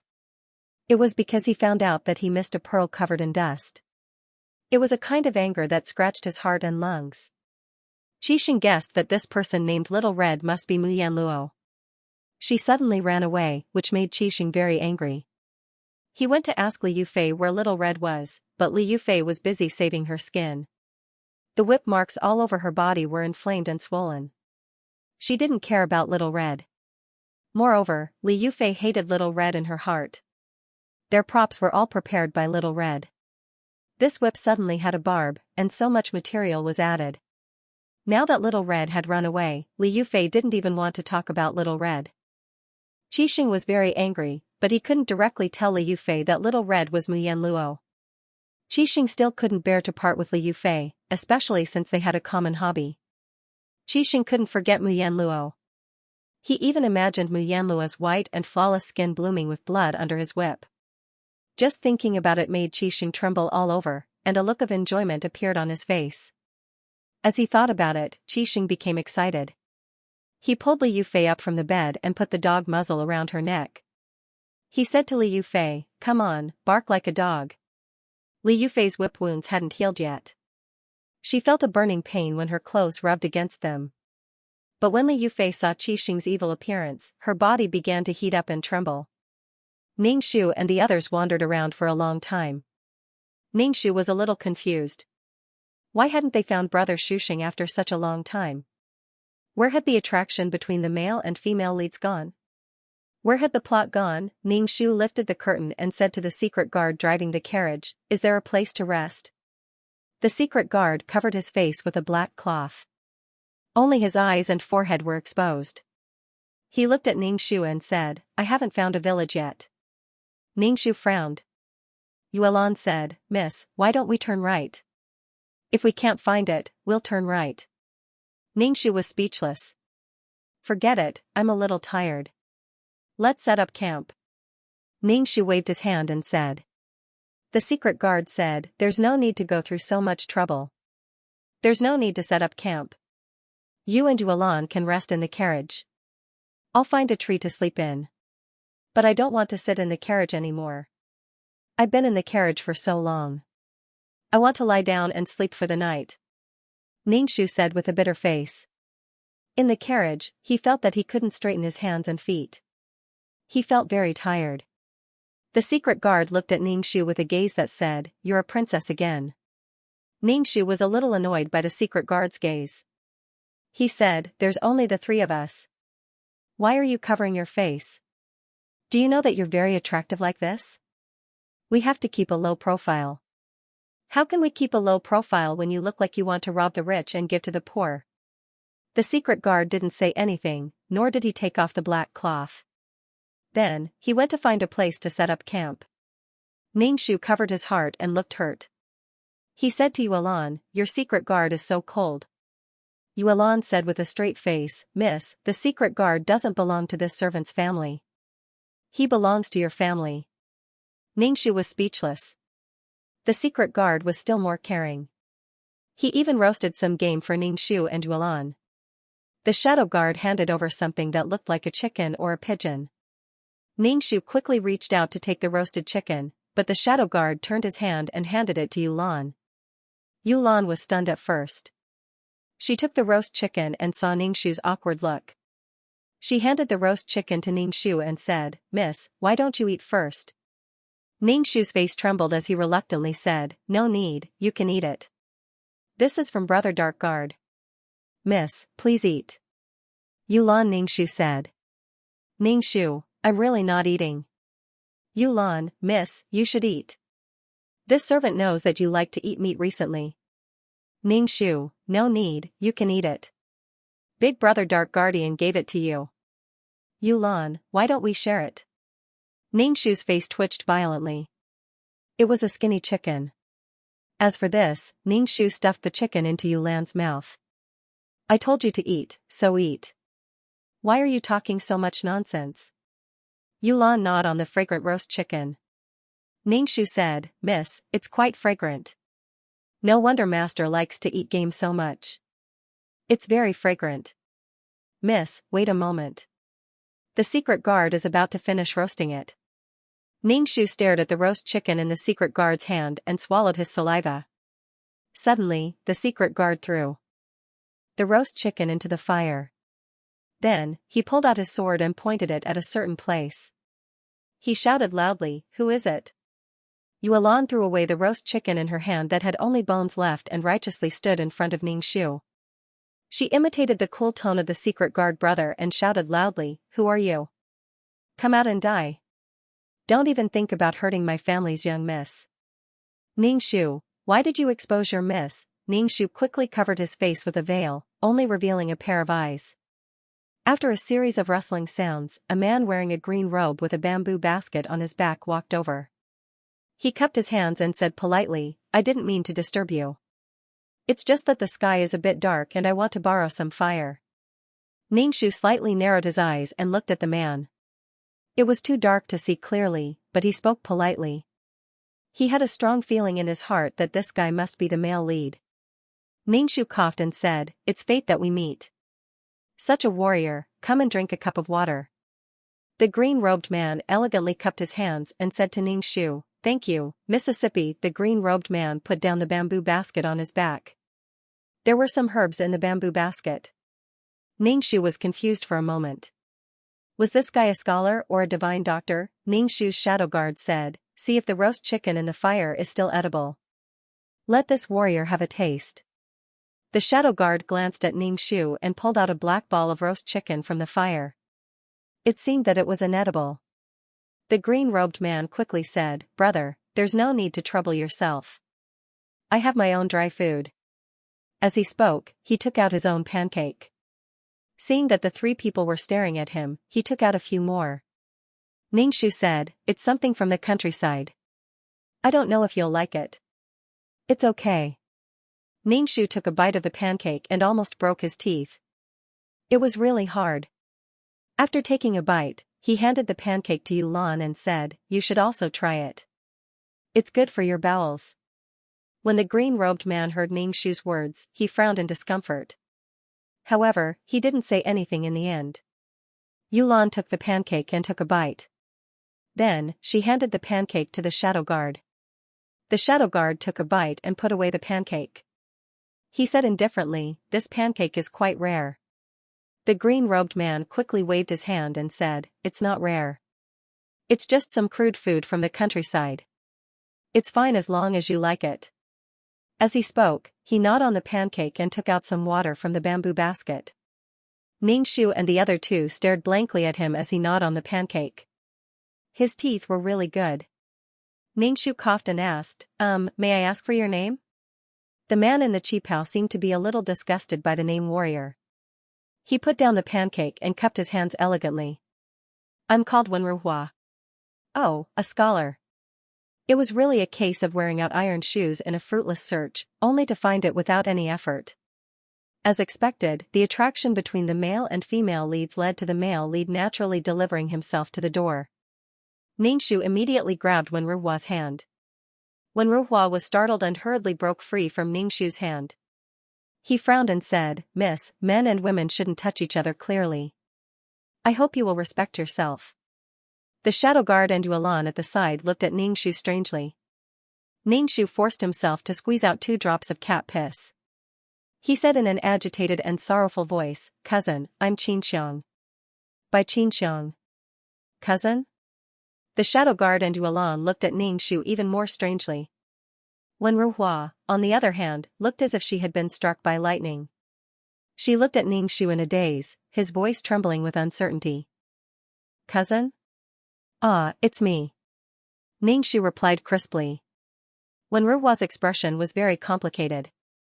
There was sadness, agitation, resentment, and a trace of deep longing and love. Her face was distorted. "You look like you've changed a lot." Wenruhua looked at Ningxu suspiciously. "Are you really cousin Xianxiang?" "It's me, it's me, it's me. I'm by Xianxiang," Ningxu said with certainty. Wenruhua's face instantly twisted. Ningxu roared, "Then why did you come back? Why did you come back?" Wenruhua was so agitated that her body trembled. Ningxu roared and his saliva almost splashed onto Ningxu. Ningxu hurriedly took a step back and said in a sorrowful tone, "Cousin, are you still blaming Xianxiang?" Wenruhua's expression was ugly. She was so angry that she couldn't speak. Yulan couldn't stand it anymore. She pulled Ningxu to the side and asked, "Miss, when did you change your name? When did you have such a distant cousin?" Ningxu patted Yulan's head and comforted her, "Be good, don't make a fuss. Your miss naturally has her reasons." Wenruhua looked at Ningxu with a complicated expression and asked, "Why did you come back this time?" "Naturally, I came back to find cousin," Ningxu said matter-of-factly. Wenruhua was so angry that she gasped for breath. She looked at Ningxu with red eyes and said, "You're already married. Why did you come back to find me? What do you take me for?" There was actually a rather twisted story that changed Wenruhua's fate. It was just that Wenruhua and his engaged cousin were in love with each other. Moreover, Wenruhua was a very talented person with a good family background. Wenruhua promised to marry Bai Qianxiang as soon as he passed the imperial examination. However, before Wenruhua could take the imperial examinations, she was struck by a bolt from the blue. Her cousin's father ignored the engagement and directly betrothed Bai Qianxiang to the son of a high official. Moreover, that high official wasn't someone he could afford to offend. Wenruhua wanted to find Bai Qianxiang for an explanation. They were so in love in the past, but her cousin married someone else just like that. Wenruhua found Bai Qianxiang. Bai Qianxiang said guiltily, "I'm sorry, cousin. I can't wait any longer. Instead of waiting for you to take the imperial examinations, I'd rather choose someone who's already successful and famous. Cousin, forget about me. You have someone more worthy of your love." Wen Ruhua simply couldn't believe it. In the past, they had been so sweet and intimate. In the blink of an eye, he could be so heartless. So what if they had feelings for each other in the past? Wen Ruhua's liver was about to explode from anger. Women were all vain sluts, and those officials were all tyrannical executioners who brought misery to people's lives. This world was really dark and filthy. After Wen Ruhua got drunk, she abandoned her family business and ran to a remote village to teach. She often lamented that she was full of wisdom but had no use for it. However, she also despised the darkness of the official path. Wen Ruhua swore that she would never step into the officialdom in this lifetime. Wen Ruhua hated that official's son for stealing her beloved. She even hated that official. She hid in this corner and prepared to spend the rest of her life there. The corner of Ningxu's mouth twitched. He felt that Wen Ruhua's brain was different from that of ordinary men. Normally, a strong-willed man would work hard when faced with this kind of situation. He would work hard to climb up and then go back to slap his cousin's cheap face. He would marry a woman who was better than his cousin and live a better life. He would take revenge on his cousin and make her regret it. However, Wen Ruhua directly shrunk back and hid. She was depressed that she couldn't achieve her goal. She was extremely pretentious. Even Ningxu didn't like this man. A man's responsibility and wisdom were undoubtedly revealed when something big happened. However, Wen Ruhua was clearly the kind of person who didn't have much responsibility. Sometimes, he felt that she was quite childish and quite a bit of a narcissist. Why don't you say something? Why did you come back? Did that official son abandon you? You're not a pretty girl to begin with, so of course he's tired of you. Wen Ruhua's voice was a little shrill, as if she was venting her anger. Ding, abuse points 20. Ningxu, moi, did you miss your family? 2333's voice sounded in Ningxu's mind. Ningxu, scram. Humph, a woman who doesn't mean what she says. 2333 coldly snorted and disappeared. Say something. Why didn't you say anything? Why did you come back to me? Did you think that I would still accept you? I was tricked by you once. I won't be tricked by you a second time. Wen Ruhua screamed hysterically at Ningxu. Ningxu was communicating with the system in his mind. Wen Ruhua's screams were almost deafening. Ningxu couldn't help but dig his ears. Previously, Wen Ruhua looked like a scholar. Why was he acting like a chinibu now? Young man, your image has been ruined quite a bit. Hey, who are you? How dare you say such things to my young miss? Do you believe that I'll let the young miss's secret guards poke you into a sieve? Yulan and Wen Ruhua retorted, know your identity. Our young miss is not someone you can casually criticize. Wen Ruhua's face showed a bitter expression. She revealed a mocking and self-deprecating smile and said lightly, yes, who am I? Of course, I can't compare to you, the wife of an official. Yulan looked at Wen Ruhua as if she was looking at an idiot. Didn't he even suspect that her miss was her cousin? He didn't even try to verify it before roaring loudly here. Seriously. She felt that there was something wrong with his brain, and it was quite serious. The secret guards couldn't stand it anymore.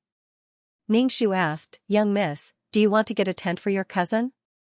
Before Ningxu could open his mouth, Wen Ruhua immediately shouted, no need, by Xianxia. I don't need your charity. I'll sleep outside. Ningxu was speechless. She was so stubborn. Ningxu thought that Wen Ruhua would just leave. Sleeping outside showed that she had a backbone. Ningxu yawned. He really didn't want to argue with Wen Ruhua anymore. He pulled Yulan into the tent and said, turn off the lights and sleep. Wen Ruhua looked at the tent with a complicated expression. It was as if she wanted to see through the tent.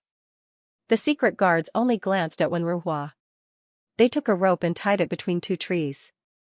Then they slept on the rope like Xiao Longnu. However, they didn't have Xiao Longnu's elegant beauty. The secret guards were only frightened. Wen Ruhua saw that no one was paying attention to her. She leaned against a tree and stared blankly at Ningxu's tent. Wen Ruhua stared until her eyes were red. From time to time, she would grind her teeth. In the quiet night, she looked particularly gloomy. Ningxu was sleeping soundly in the tent with Yulan in his arms.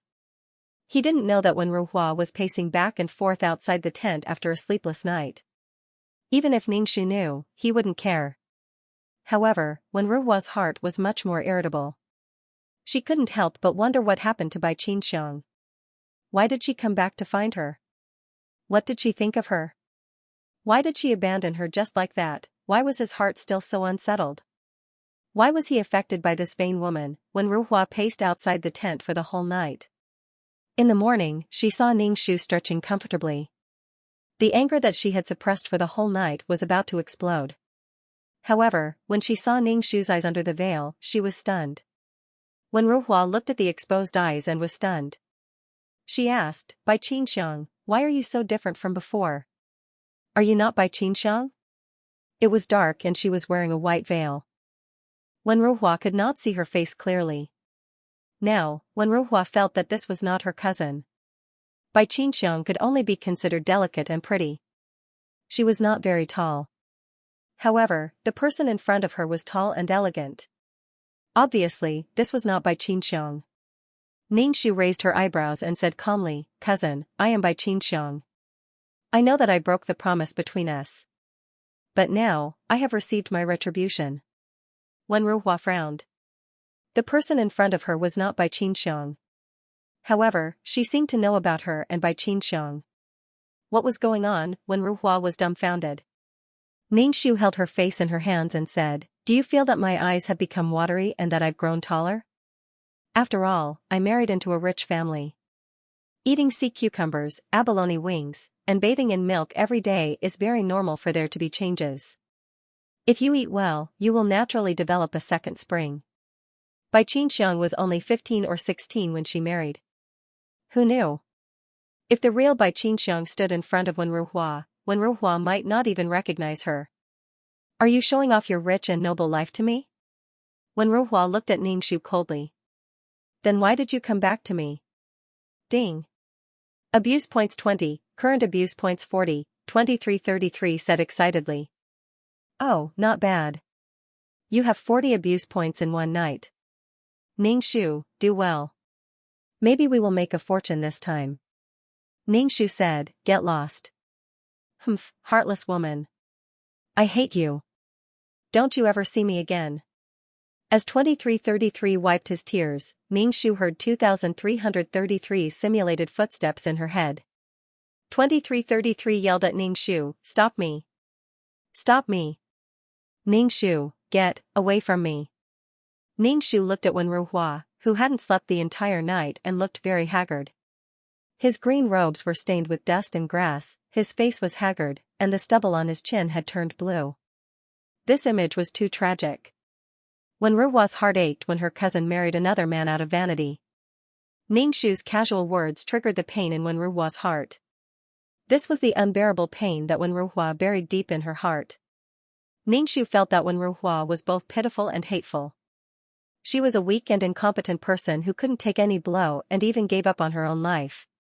She had no sense of responsibility at all. How could such a man become the male lead? He reckoned that he would have to share Mu Yanluo with the other 7 men in the future. Ningxu would feel that he was being bullied. These male leads were either powerful, rich, or highly skilled in martial arts. They were neither good nor evil. But Wen Ruhua felt that it was completely meaningless. Even if she read a lot of books, it was useless. If she couldn't get the female lead, she would have to F***ck herself. Ningxu's imagination ran further and further away, and he felt that he couldn't pull it back. Wen Ruhua grabbed the bamboo basket and prepared to leave. Ningxu hurriedly asked, Where are you going? Wen Ruhua said coldly, Naturally, I'm going back. Ningxu said, I'll go with you. Wen Ruhua immediately roared, Bai Qinxiang, I'm not something you can throw away as you wish. You're wasting your time. Ningxu didn't care about Wen Ruhua's attitude at all. He got into the carriage and followed behind Wen Ruhua. Wen Ruhua was so angry that she quickened her pace. But how could her 2 legs outrun the 4 legs of a horse? Even if Wen Ruhua's 3rd leg was added, it was useless. Wen Ruhua really couldn't do anything about the people behind her. She could only let them go and ignore them. Yuelan lifted the curtain and looked at Wen Ruhua in front of her. Ningshu asked, "Miss, is there something wrong with that person's brain?" "There's nothing wrong with her. She just feels that she's the most miserable person in the world and feels sorry for herself," Ningshu said lightly. For a woman, and for such an unworthy woman, she ruined her life and gave up her life. No, it should be Wenruhua who ruined her life. She ran away from home and didn't care about her parents who were already old. She ran to the countryside to teach and educate people. He really didn't know what kind of students Wenruhua taught were like. In the plot, Mu Yanluo was chased by the thugs sent by Li Yufei and fell off a cliff. She was saved by Wenruhua, who was picking herbs. Although she survived, Mu Yanluo's face was disfigured and her body was mottled with traces of torture. It was simply unbearable to look at. The world's most beautiful woman became an ugly person. Mu Yanluo could only light a mask and cover her head every day. Her face was covered and only her eyes could be seen. Mu Yanluo's heart was only numb to her disfigurement. She even let it be. Everything was because of her appearance and she had suffered such a thing. After Mu Yanluo recovered from her injuries, Wenruhua didn't drive her away. The two of them lived like this. Their relationship was ordinary. Mu Yanluo was grateful to Wenruhua for saving her. She helped Wenruhua with some housework, chopping firewood, cooking, and washing clothes. Just like that, they settled down. Sometimes, Mu Yanluo would send food to the school. She was ridiculed by Wenruhua's students as ugly. Some bold and naughty students even threw stones at Mu Yanluo. Wenruhua despised Mu Yanluo for embarrassing herself. She couldn't be a person in front of the students and couldn't establish her prestige in front of the students. She forbade Mu Yanluo from coming to the school in the future. Otherwise, she would drive her out. Mu Yanluo was very sad. From a beautiful woman to an ugly person, the difference was too big.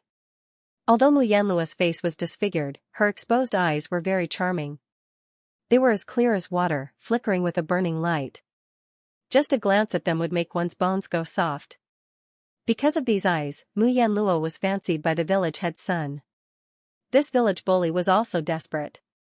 He directly said that although her face was disfigured, her eyes were still very beautiful.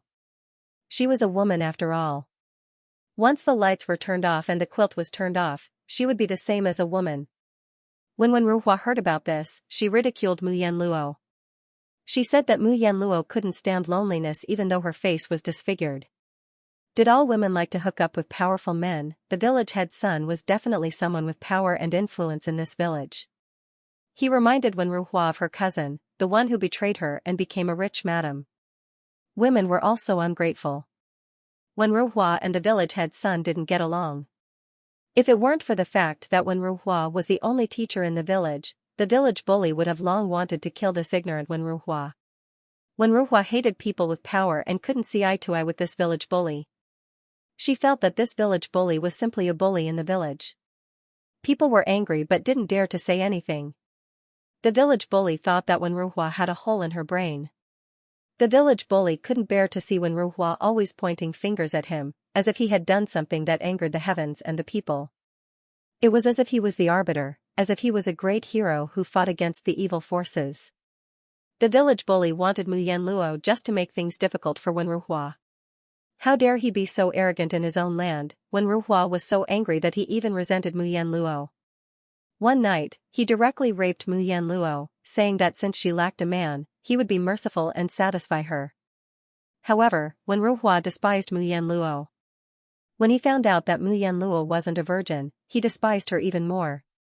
He finished in a hurry and didn't forget to despise Mu Yanluo, who was lying on the Kong bed while pulling up his pants. After having sex with Mu Yanluo, Wenruhua seemed to be in the right. He straightened his chest and said, "So what if you're the village bully? Even if you want to have sex with Mu Yanluo, you're just going to have sex with her used shoes." Mu Yanluo didn't expect that she would still have such a fate after being disfigured. She still had to be treated like this by a man. In an instant, Mu Yanluo wanted to die. Mu Yanluo directly hung herself from the beam, but Wenruhua saved her. Wenruhua threatened that if Mu Yanluo wanted to die, she would give her to the village bully. Even her corpse would be given to the village bully. Mu Yanluo was so scared that she didn't dare to seek death anymore. Just like that, she lived with Wenruhua.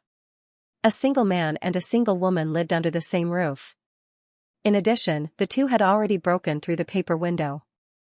Wenruhua and Mu Yanluo were entwined from time to time, which made Wenruhua feel very good. However, in his heart, Mu Yanluo was just a prostitute who could satisfy his physical needs at any time. He never treated her as an equal. Ningxu took a deep breath as if he had a toothache. He felt that Mu Yanluo was inexplicably implicated wherever she went, and the one who suffered was Mu Yanluo. Wenruhua was also a beast with a human face. What kind of ability was it to bully a disfigured woman? He even despised her while doing it. Later on, the village bully felt that Mu Yanluo was too pitiful after being bullied by Wenruhua, so he told Mu Yanluo to send her away. Wenruhua, who had just returned from the school, saw the village tyrant and Mu Yanluo pulling each other. She immediately misunderstood and rushed into the central room. She pulled out her ancestral sword and randomly slashed at the village tyrant. As a result, in the chaos, she directly stabbed Mu Yanluo in the stomach. At this time, Mu Yanluo was pregnant and was bleeding profusely from head to toe. Wenruhua was scared out of her wits. Mu Yanluo, whose heart was as dead as ashes, fell and jumped into the river outside the house. The villagers searched for her body for several days but couldn't find it. Wenruhua was so dispirited that she wanted to die. Only when Mu Yanluo disappeared did Wenruhua realize that she had fallen in love with Mu Yanluo. This was the second blow in her life. Wenruhua wanted to jump into the river. In the end, he was stopped by the village chief, who blabbered on and on about how the children in the school needed him. Without him, the children wouldn't know what to do. Then Wenruhua said in her heart, "Yanluo, because someone needs me, I can only live in this world. When the time comes, I will come and find you." "I love you," blabbered on. Ningxu not only gasped for air, but also kept wiping the cold sweat on her forehead. Seeing Ningxu's face full of cold sweat, Yuelan hurriedly took out her handkerchief and helped wipe the sweat. She asked, "Miss, what's wrong?" "I was scared stiff," Ningxu said with a toothache. The weak scholar was as vicious as a murderer. Yuelan hurriedly looked left and right. Her face was a little pale. She stuck close to Ningxu and asked with trembling teeth, "Miss, what did you see?" "Don't scare me." Ningxu pushed Yuelan away and said in a bad mood, "How can there be a ghost in broad daylight?" Yuelan immediately breathed a sigh of relief. "Yes, it's broad daylight." "What scared you?" "She's just a child." "Don't ask." Ningxu lifted the curtain and saw Wenruhua walking in front of him. His speed was a little slow, so she guessed that he had left. "Cousin, do you want to get on the carriage? You're a scholar. You must be tired after such a long journey." Ningxu shouted at Wenruhua. Wenruhua stopped and turned to look at Ningxu. She asked with a cold face, "How long are you going to follow me?" "By Xianxia, there's no relationship between us anymore." "Of course there's no relationship. The real Bai Xianxia is enjoying life and has long forgotten about you. You're thinking too much." Ningxu said, "Wherever you go, Xianxia will follow. Now, Xianxia has nowhere to go, so I can only look for you." Wenruhua was so angry that her body was trembling. Her face was ashen, and she looked at Ningxu with a lingering and hateful gaze. "Get on, cousin." Ningxu smiled and said to Wenruhua. Wenruhua waved his hand and said coldly, "Men and women shouldn't interact so clearly. I won't get on the carriage. I'll sit outside." Wenruhua put down the bamboo basket on her back and hugged it to her chest. She sat beside the secret guard. Ningxu was speechless. Ningxu felt that Wenruhua's way of thinking was very strange. If she had a backbone, she wouldn't get on the carriage. Did she think that sitting outside was an act of backbone, or was she used to finding excuses for her actions? Ningxu rolled his eyes and put down the curtain. He said to Wenruhua through the curtain, "Cousin, why are you picking herbs? Don't you even have the money to buy herbs? Why do you have to pick herbs so painstakingly?" Ding. Abuse points, 10. Current abuse points, 50. Ningxu raised his eyebrows. He had hurt Wenruhua again. This cousin's identity was simply a weapon of mass destruction. A casual word of disdain could cause damage to his scholarly cousin's heart. Wen Ruhua snorted coldly, her tone full of sarcasm. How can a rich madam like you understand the lives of ordinary people like us? Although I'm poor, I'm earning my own living. At least I'm better than some people who betray their trust and earn their wealth. Since you can't stand it, why are you following me? TSK, TSK. Look at how righteous she sounded. If it wasn't for the abuse points, Ningxu would have thought that Wen Ruhua really didn't care about it. Wen Ruhua probably cared about it to death. His fiancée left him because of glory and wealth. Money and power were the pain in Wen Ruhua's heart. She wanted to obtain them, but she was very repulsed by them. Ningxu rolled his eyes again. He felt that her brain had become abnormal after reading so much. Everyone said that reading was wise, but Ningxu felt that Wen Ruhua was becoming more pedantic the more she read. Other people absorbed the essence from reading, but Wen Ruhua absorbed the dregs from reading. To say that Wen Ruhua was full of wisdom was an exaggeration. He was just good-looking and had the temperament of a weak scholar. He was different from other cool and domineering male leads.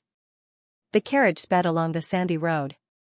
No one spoke in the carriage, and the atmosphere was heavy. Wen Ruhua looked at the masked secret guard beside her. He had a murderous aura and a cold look in his eyes. It was obvious that he was a highly skilled martial artist. Bai Xianxia and he were in two different worlds. Bai Xianxia now had guards and maids when she went out. She really looked like a noble lady. Ningxu and Yuelan fell asleep in the carriage. It was easy to doze off when the carriage was rocking. Ningxu woke up from her nap. She lifted the curtain and asked Wen Ruhua, "How far is it from your village? You can run so far just to pick herbs. You're pretty good at running." Hearing Ningxu's words, Wen Ruhua's face flushed red and then turned pale. She said coldly, "It's none of your business where I go to pick herbs." Ningxu ran his fingers through his hair and said indifferently, "You probably picked all the herbs around the village. That's why you ran so far. Cousin, I thought you'd be fine after leaving me. I didn't expect you to be so down and out." Wen Ruhua's face flashed with different colors. She was so angry that her chest was heaving up and down. Ding. Abuse points, 10. Current abuse points, 60. Ningxu thought, "Damn, I like this feeling of love and hate." Ningxu pursed his lips and put down the curtain. It was obvious that he didn't want to talk to Wen Ruhua. They could hear Wen Ruhua's heavy breathing from outside the carriage. "Stop the carriage. I want to get off." "Bai Xianxia, what do you mean by this? Did you come back to humiliate me?" Wen Ruhua said to Ningxu in the carriage. Ningxu said indifferently, "Cousin, I'm here to seek shelter from you. I'm at my wit's end. Only you can save me." Wen Ruhua was furious. This is the attitude of a beggar. "Bai Xianxia, let me tell you, I don't owe you anything. How dare you come back now? Cousin, didn't Xianxia apologize to you? In the past, Xianxia let you down. Now, Xianxia knows that she was wrong. Knowing that cousin didn't go for the imperial exam because of Xianxia felt touched and guilty. That's why Xianxia came back this time to urge cousin to study and then go for the imperial exam," Ningxu lied. Wen Ruhua's eyes almost popped out of their sockets. How could this woman have the cheek to say such words? Back then, she had left as soon as she said she would. Now, she was back, saying that she would accompany her for the imperial examinations. Wen Ruhua was so angry that her blood was boiling. How could a woman be so cheap and shameless? Could it be that she had no shame at all? Wen Ruhua wanted to get off the carriage, but the secret guard didn't stop the carriage. Wen Ruhua didn't have the courage to jump off the carriage, so she arrived at the entrance of the village with an ashen face. Ningxu looked at the village with smoke rising in spirals. He turned to Wen Ruhua and said, "How did you find such a remote village to live in seclusion for the rest of your life?" "It's not easy." Wen Ruhua didn't say anything and walked into the village. Ningxu's secret guard and Yuelan said, "Let's go too. There's a place to rest." The secret guard glanced at Ningxu and said, "Miss, I'll stay here and guard the carriage. When it's time to eat, you can ask Yuelan to send some food over." That was good too. With the secret guard's appearance, he would probably cause panic if he entered the village. "All right then. Guard our carriage well. We'll need it in the future." Ningxu brought Yuan and quickly walked into the village. When they arrived at the entrance of the village, they saw Wen Ruhua talking to a woman. This woman had a golden hairpin on her head and looked barely passable. When she looked at Wen Ruhua, her eyes were shining with adoration. However, Wen Ruhua's expression was full of impatience and annoyance. She kept looking back. When she saw Ningxu showed a good expression for the first time. He gently said to Ningxu, "Cousin, why are you only here now?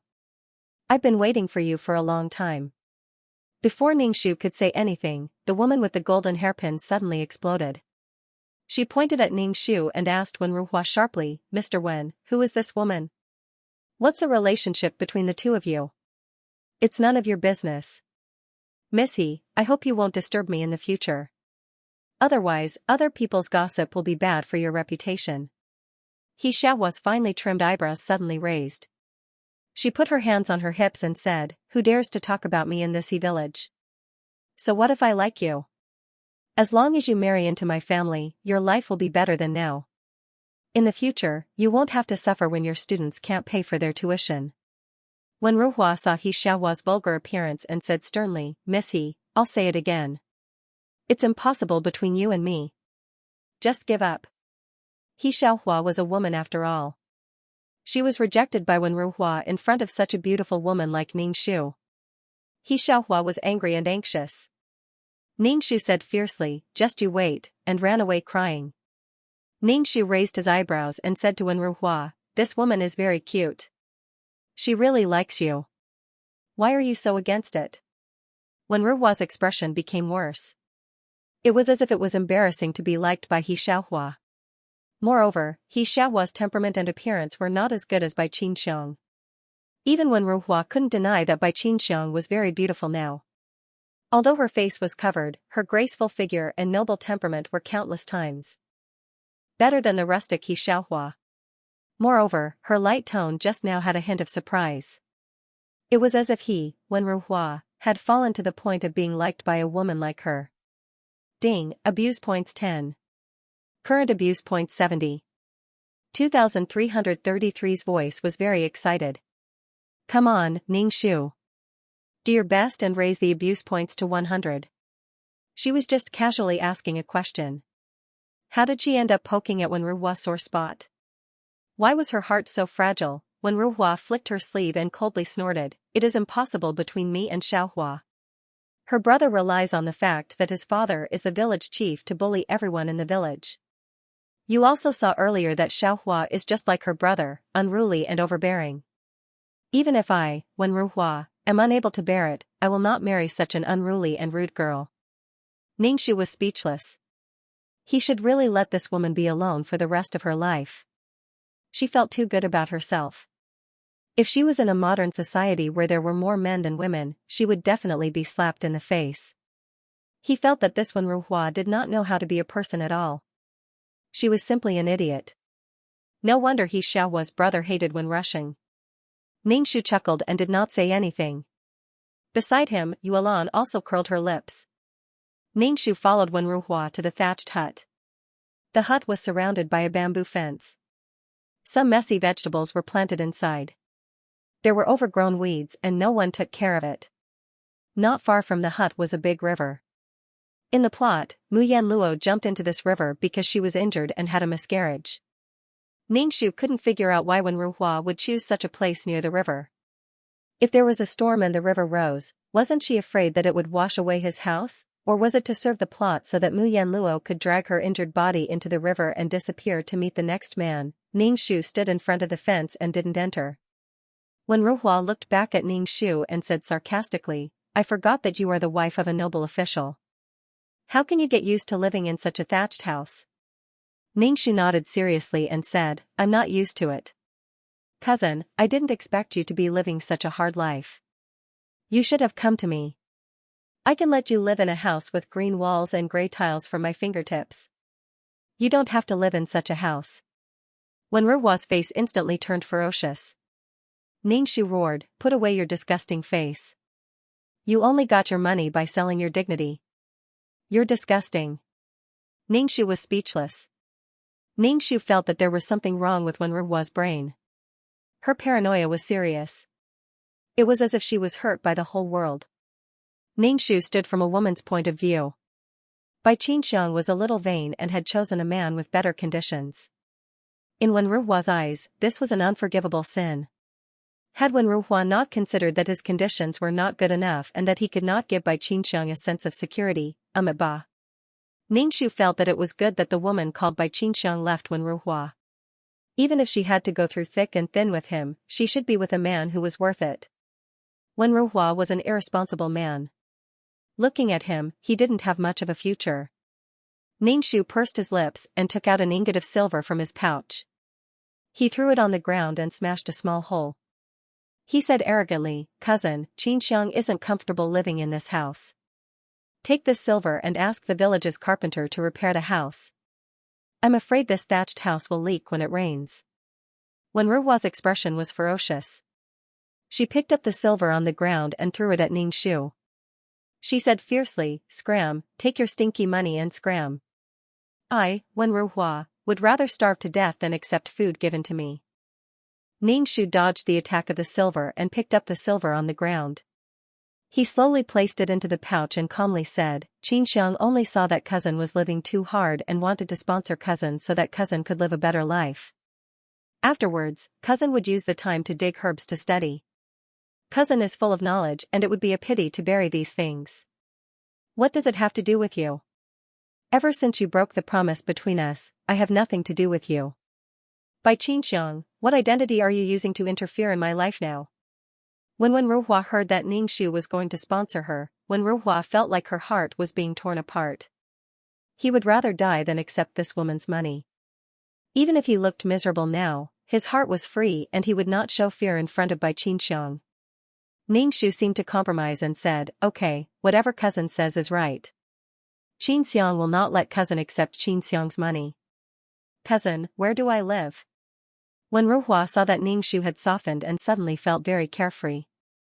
Ever since they met, Bai Qianxiang had been acting high and mighty. She said that she came to seek shelter but her attitude was very bad.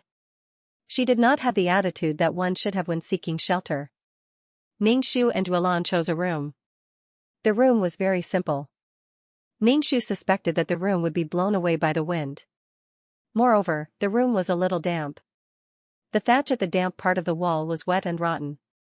How could anyone live in this kind of room? Yuelan looked around and her face darkened. Ningshu said, "Miss has never lived in this kind of room since she was in trouble. How can anyone live in this kind of room? There are insects everywhere. They will bite people to death if they fall asleep. It is better to set up a tent in the yard. It is better than this room." Ningshu sighed. He thought of Mu Yanlua's disfigurement and living in such a place. She had to face Wenrushing's cynicism and do housework. She even had to satisfy Wenruhua's desires. At that time, Mu Yanluo struggled to live. No wonder she was accidentally injured and had a miscarriage. She jumped into the river. This kind of life was worse than death. Ningshu wiped his face and said, "Let's set up a tent in the yard. It is not worth it to be bitten by insects." Ningshu would not let himself suffer. Ningshu and Yuelan worked together to set up a tent. Wenruhua's face darkened as she looked at them. She said coldly, "Since you are not used to living in my room, why did you come to me? Aren't you very rich? You can find a better place to live than this place." Ningshu looked at Wenruhua from the corner of his eye and said disdainfully, "Cousin, have you never thought about why I refused to marry you?" Ding. Abuse points, 10. Current abuse points, 80. Ah, Ningshu, hurry up. Faster. Put in more effort. 2333's voice sounded in Ningshu's mind. Ningshu said, "Scram." "Why?" Wenrushing said mockingly, "Isn't it because you are vain and broke the promise between us to marry the son of an official? You want to live a good life." Ningshu waved his hand. No, of course not. If you want to know why, I can tell you. Although you're not bad looking, you don't pay for your meals with your face. Although you're well read, you've never taken the imperial examinations. You haven't even taken the imperial examinations. As for the high scholar and elementary scholar examinations, there's no need to talk about them. You've been studying since you were young, but when you got married and started your career, you were still a nobody. You didn't have any scholarly achievements, and the imperial examinations were all level 1, level 1, level 1, level 1, level 1, level 1, level 1, level 1, level 1, level 1. By the time you're done with the examinations, you might not be able to pass many times. At the very least, you should set an example for the children of He Village and let them know that they can make a name for themselves by studying. You've studied so many books, but you live in such a dilapidated house, wear clothes full of patches, and eat food without oil. The children in school think that you're so miserable that studying is useless. What's the point of studying? Do you still have dignity in front of the children? Only when you are strong can people respect you. Power, money, and ability are all signs of strength. Cousin, what do you think you have? I admit that I have betrayed the promise between us, but what you gave me was a promise that was far in the future, an unseen and untouchable promise. Moreover, this promise was illusory to begin with. Am I supposed to give up my down-to-earth life for this illusory promise? Ningxu looked at Wenruhua with a pair of watery eyes. Cousin, am I right? Cousin, what do you think you have? What do you have? What do you have, cousin, am I right? Am I right? Am I right? Wenruhua's mind was filled with these words. Wenruhua staggered and looked at Ningxu with a hand over her heart. When she met Ningxu's sincere eyes, she felt the blood in her chest churning. She felt dizzy and her heart felt like it was being squeezed tightly by a pair of hands, as if it was going to explode in her chest. Wenruhua roared word by word, "You're just finding excuses for your betrayal. You're just quibbling. You're quibbling." Blood seeped out of Wenruhua's mouth. Bai Qinxiang's words were just mocking her incompetence. She was the one who had betrayed her promise. How could she be so righteous? Ningxu pursed his lips. Even animals would choose strong males to reproduce. That was the law of survival. Why did she have to cling on to a stupid promise? If Bai Qinxiang really accompanied Wenruhua to success, perhaps Wenruhua would be the one who betrayed her promise. Ding. Ding, ding. Ding. Ding. Ding. Ding. Ding. Abuse points reached 20. Abuse points reached 100. Ah, Ningxu, you're amazing. I like it so much. Come on, 2333's annoying voice sounded in Ningxu's mind. Ningxu felt embarrassed. How did 2333 become like this? It was a disgrace. Ningxu said, "Go to hell." When Ruhua staggered into the house and closed the door. She didn't want to face Ningxu. Yuelan looked at Ningxu with admiration. "Miss, you made people vomit blood. You're amazing. You're invincible in the battle of words." Ningxu raised his eyebrows and looked at Yuelan. "Battle of words?" "Yes. Is there a problem, miss?" Yuelan looked at Ningxu in confusion. Ningxu patted Yuelan's shoulder. "As long as you're happy." Ningxu and Yuelan were busy for a while and finally made the tent comfortable. It was time for lunch, but when Ruhua locked herself in the house and had no intention of coming out. The house was also quiet.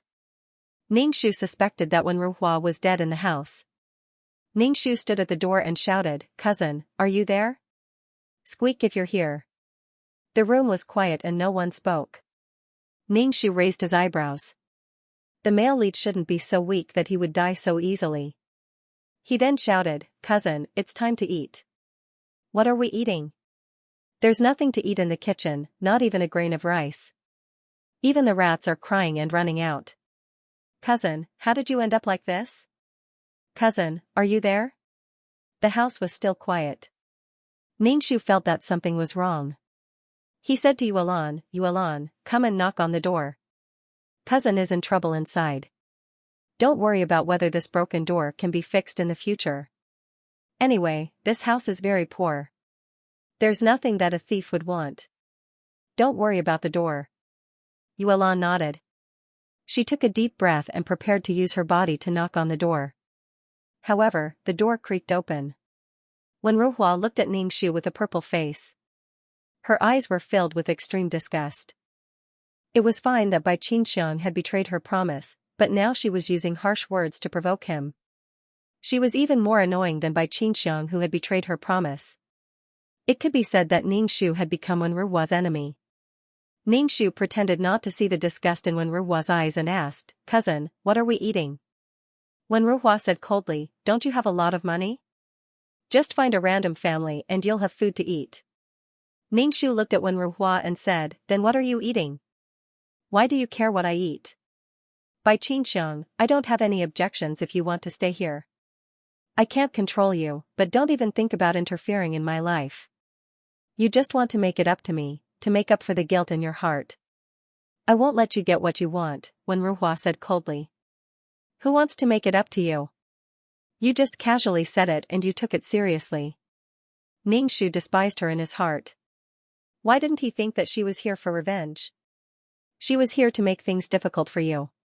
Since Wenruo had said so, Ningxu naturally wouldn't let himself suffer. He prepared to take Yuelan to eat farmer's food.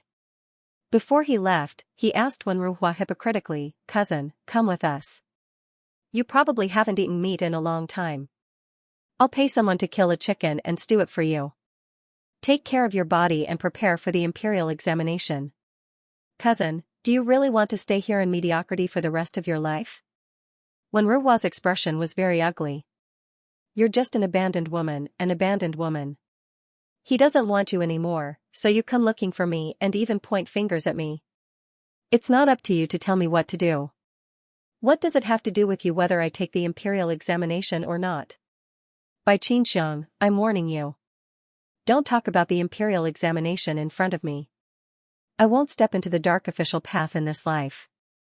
I'd rather stay here in poverty for the rest of my life," Wenruo said righteously, puffing out her chest. Ningxu was speechless. "Aren't you thinking too much? You're talking as if you can pass the exam. You're talking about a dark official career." Ningxu was speechless. This kind of "God, I'm number 2" attitude was really Chunibu. Ningxu's face twitched. He said, "Cousin, don't you want to be an official? Be a good official, make decisions for the people of the world, and plead for the people of the world. Since the official path is dark, all the more you should take the imperial examination to wash away the darkness of the official world." Wenruo frowned and then said, "Your words make sense. But all crows in the world are black. Since ancient times, officials have protected each other. I'm alone. If I can fight against such a big dark organization, then I'm in despair about the official world." Ningxu looked at Wenruo with some surprise. It seemed that Wenruo was not really stupid. She only knew how to talk big every day. In the end, she was still afraid of the imperial examination. She was probably afraid of the imperial examination and found all kinds of reasons. There was nothing to say to this kind of person. Ningxu was about to take Yuelan to eat when he smelled the fragrance of meat. Ningxu's nose twitched. He turned his head and saw 2 people standing outside the fence. One of them was Xianxia, who was wearing a golden hairpin. Xianxia was carrying food in her hands. She shouted at Wenruo, "Mr. Wen, I brought some food over." "Welcome, welcome. Come in quickly," Ningxu said hurriedly. "Oh, you're the beauty that the teacher brought back. You're not bad. Why are you with such a pedantic and stupid person like Wenruo?" Next to Xianxia was a big-hearted and fat man. He held a fan in his hand and looked very cultured. Coupled with his fat face, he was as strange as it could be. Yet, he was proud of it. Ningxu saw Qixing holding a fan previously. That was called elegant. Now, when he saw this guy holding a fan and holding it with his fingers that were as thick as carrots, it was an eyesore. What a sin. Wenruo looked at them and said coldly, "What are you doing here? You're not welcome here. Xiaohua, even if everyone in the He village is afraid of you, I'm not afraid of you." Xiaohua, who was wearing a thick golden hairpin, felt wronged. "Mr. Wen, I just want to bring you some food. Why are you so mean to me?" Ningxu immediately said, "She's just being nice. Miss He, we're hungry. Thank you for bringing us food." Wenruo was livid. Ningxu said, "You're not allowed to eat. I don't accept food given to me." Besides, these food were taken by the village chief. He Dahua's fat face suddenly became ferocious. She pointed at Wenruhua with her fan and shouted in a rough voice, which eye of yours saw that these food were taken by my father? Are your eyes on your butt? These food are all raised by my family. There's something wrong with your head, even your eyes. Wenruhua looked indifferent. Who knows? Oh, my bad temper. He Xiaohua, don't give these food to this kind of person. If you give it to a dog, the dog will wag its tail. He Dahua shouted at his sister, it's a waste of food to give to this kind of person. Brother, don't say any more. Mr. Wen is not that kind of person. He Xiaohua put the food on the simple stone table in the yard and said to Wenruhua, Mr. Wen, you have guests in your house. You need something to serve them. Take these food as gifts for the children in school. Tut, tut, tut. Ningxu looked at her and shook his head. To be honest, He Xiaohua was a good girl, but she had a bad temper. Yes, thank you, Miss He. We're hungry. I'm Bai Qinxiong, Wenruhua's cousin. I'm here to seek refuge with my cousin. Ningxu said to He Xiaohua. He Xiaohua's eyes were filled with hostility. She put her hands on her waist and asked, what's your relationship with Mr. Wen? Ningxu asked Yuelan to sit down and eat. He answered He Xiaohua, didn't I tell you that I'm his cousin? Don't worry, my cousin and I are just pure cousins. He Xiaohua still had some doubts, but she still invited Ningxu to eat. She said to Wenruhua, Mr. Wen, you should eat some too. I won't eat it. Wenruhua turned around and entered the house, slamming the door shut. He Xiaohua's face turned gloomy. He Dahua casually sat beside Ningxu like a big meatball sitting on a stone bench. He Dahua stared at Ningxu with wide eyes. Beauty, why suffer with someone like Wenruhua? Why don't you go to Big Brother Dahua's house? You can live in a good house and eat meat every day. You won't have a future with someone like Wenruhua. Ningxu turned around and looked at the fierce-looking He Dahua, the village bully. The brother was the village bully and the sister was the village belle. They were really outstanding. However, Ningxu found He Dahua much more pleasing to the eye than Wenruhua. In the plot, He Dahua wanted to send the disfigured Mu Yanluo away. To a certain extent, he sympathized with Mu Yanluo. He also had a selfish motive. His younger sister was madly in love with Wenruhua and wanted him to send Mu Yanluo away. He Dahua and He Xiaohua were not vicious people. They were definitely kinder and more honest than Wenruhua. Most of the heartless people were scholars. After reading a lot of books, their bellies were full of twists and turns. Ningxu said briskly, thank you, Dahua. But I came here with a purpose. I want to live with my cousin. He Dahua picked up her fan and waved it. She curled her lips and said, what kind of man is Wenruhua? Don't mix with him. Don't be influenced by him. Ningxu smiled and did not say anything. Ningxu and Yuelan were full. To thank He Xiaohua, Ningxu took out some good rouge and silk flowers and gave them to her. Miss, don't wear any golden hairpins. You're young. These silk flowers are more suitable for you, Ningxu said to He Xiaohua. He Xiaohua was very happy. She reached out and patted Ningxu's shoulder. Ningxu immediately coughed. Damn, she was too strong. Beauty, why don't you stay with Brother Dahua? How can you live here? Even my pigsty is better than this. He Dahua fanned herself and pretended to be elegant as she said to Ningxu. Ningxu was speechless. After the He siblings left, Ningxu heard the door creak open. Wenruhua came out with a dark face. She glared at Ningxu viciously. She walked into the kitchen and used a ladle of cold water to mix with the pancakes. Ningxu was speechless. He really did not understand what Wenruhua was thinking. Ningxu walked into Wenruhua's room and saw many books on the tattered desk. Ningxu did not expect Wenruhua to be so hardworking. Randomly picking up a book and flipping through it, Ningxu's face immediately turned green. The content of this book was a story about a down-and-out scholar and a vixen. Inside, how the vixen seduced the scholar and the erotic things that happened between them. Ningxu was speechless. Ningxu picked up another book and flipped through it. The content of this book was about a chivalrous hero who helped the weak and killed corrupt officials. He was loved and respected by everyone. The books on the desk were all stories about the scholar and the brothel girl, the scholar and the lady from a noble family. The descriptions were all very vulgar. It was basically an ancient pornographic novel.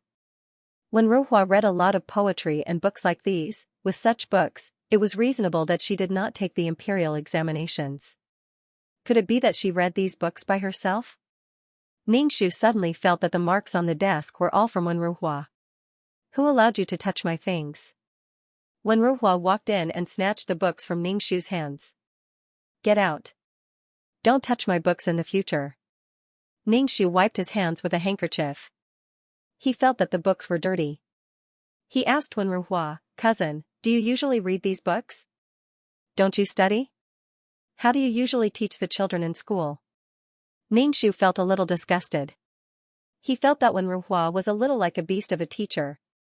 Those books are already engraved in my mind. I don't even need to read them. I just flip through these books in my free time. Wen Ruhua said faintly. There was no embarrassment on her face. You women shouldn't meddle in men's affairs. Cousin, do you like to read chivalrous books? Ningxu asked. This great hero ignored the law and killed people as he pleased. The officials are punished according to the imperial court's laws. His actions are considered disregarding human life. Wen Ruhua snorted coldly. What do you know? The imperial court is dark. Who knows how long it will take for these corrupt officials to be unlucky? The sooner we kill the people, the less suffering they will suffer. As long as the corrupt officials are in power, the people under their jurisdiction will suffer for another day. Since the law can't punish this person, there should be a great hero to stand up for the people. Ningxu silently looked at the agitated Wen Ruhua. She had only casually said a few words, but Wen Ruhua felt as if she had been insulted. She had probably taken the role of a hero who got rid of corrupt officials and killed evil tyrants. Ningxu felt that Wen Ruhua's character was somewhat dangerous. To put it nicely, she hated evil as if it was her enemy. To put it bluntly, she had a paranoid antisocial personality. She suddenly felt that Mu Yanluo was very noble. She sacrificed herself to subdue these sick men. Get out. You are not allowed to enter my room in the future. You are also not allowed to touch my things. People like you are not qualified to touch my things. By Xianxia, don't challenge my bottom line. This dirty and broken thing, I don't even want to touch it. Ningxu disdained in her heart and turned to leave. As soon as she went out, she saw the fat village tyrant, holding a bunch of wild flowers that she didn't know where he had picked them. He was standing outside the fence holding the flowers. He was really stupid. Beauty, I gave you flowers. Flowers for the beauty. Hidahua saw Ningxu and immediately came over and stuffed the flowers into Ningxu's hands. Yuelan mocked Hidahua. This flower is so ugly. How can my young miss like it? Hidahua laughed at Yuelan. Maid beauty, don't be angry. Next time, I will make more. Yuelan snorted arrogantly and didn't speak. Humph, you're like this no matter where you go. You like to hook up with powerful men. I guess you haven't told Hidahua that you're already married and that you're an abandoned woman. Wen Ruhua said sarcastically to Ningxu. She then left with a book under her arm. She was probably going to school. Ningxu shouted at Wen Ruhua's back. Someone gave me flowers. That means I am charming. Is it my fault that I am charming? Is it my fault? Is it my fault? Wen Ruhua stopped in her tracks. She turned around and roared at Ningxu, you're so shameless, so shameless. How dare you say such words? You're worse than an animal. You shameless slut. By Xianxia, you're getting more and more despicable. Are you throwing away everything you have? Then why don't you go to a brothel? You're in need of men anyway. These words were truly vicious. Up until now, Ningxu still couldn't see how this Wen Ruhua had the temperament of a male lead. How could such a person be the male lead? Could it be that Mr. Plotline had forcefully added him in to make up 7 Calabash brothers? However, Wen Ruhua had the stubbornness of a male lead. The world should revolve around me. I'm not wrong, it's the world's fault. Cousin, I'm going to hang out. You have to come visit Xianxia. After all, you've read so many stories. It's time to put them into practice, Ningxu said sarcastically. When Ruhua was so angry that her body was trembling, she stormed off in a huff. You shameless slut. After Wen Ruhua left, Ningxu said to Hidahua, thank you for the flowers. Beauty, why are you with Wen Ruhua? Hidahua had already said this countless times. Her expression was full of regret. Even if a beauty like you doesn't want to be with an outstanding man like me, you shouldn't be with a man like Wen Ruhua. Why? You hate Wen Ruhua, but your sister, He Xiaohua, seems to like Wen Ruhua a lot, Ningxu said with a smile. Hidahua was instantly indignant. The fat on her face twitched. She spat in disdain and said, my sister's eyes are covered with shit. Wen Ruhua is just a pretty boy. My sister likes that face.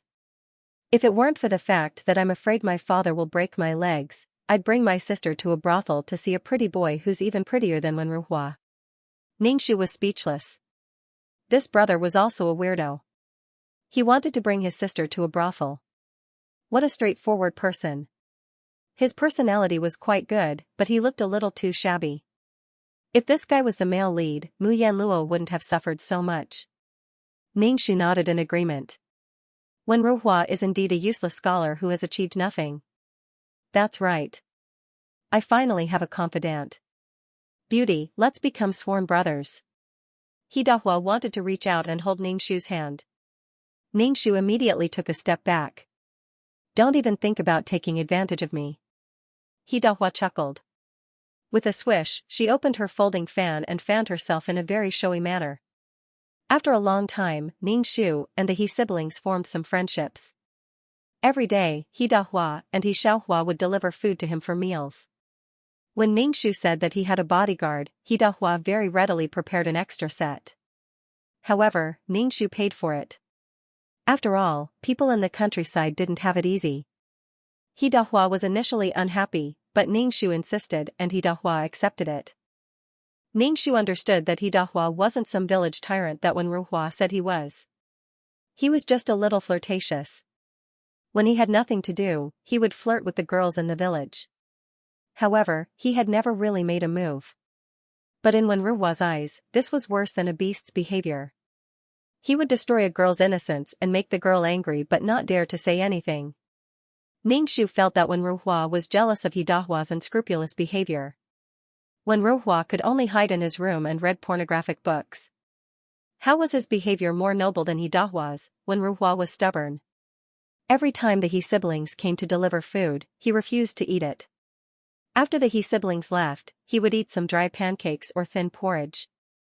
After eating these every day, Ningxu admired Wen Ruhua for not becoming a bag of bones. He still looked like a dog.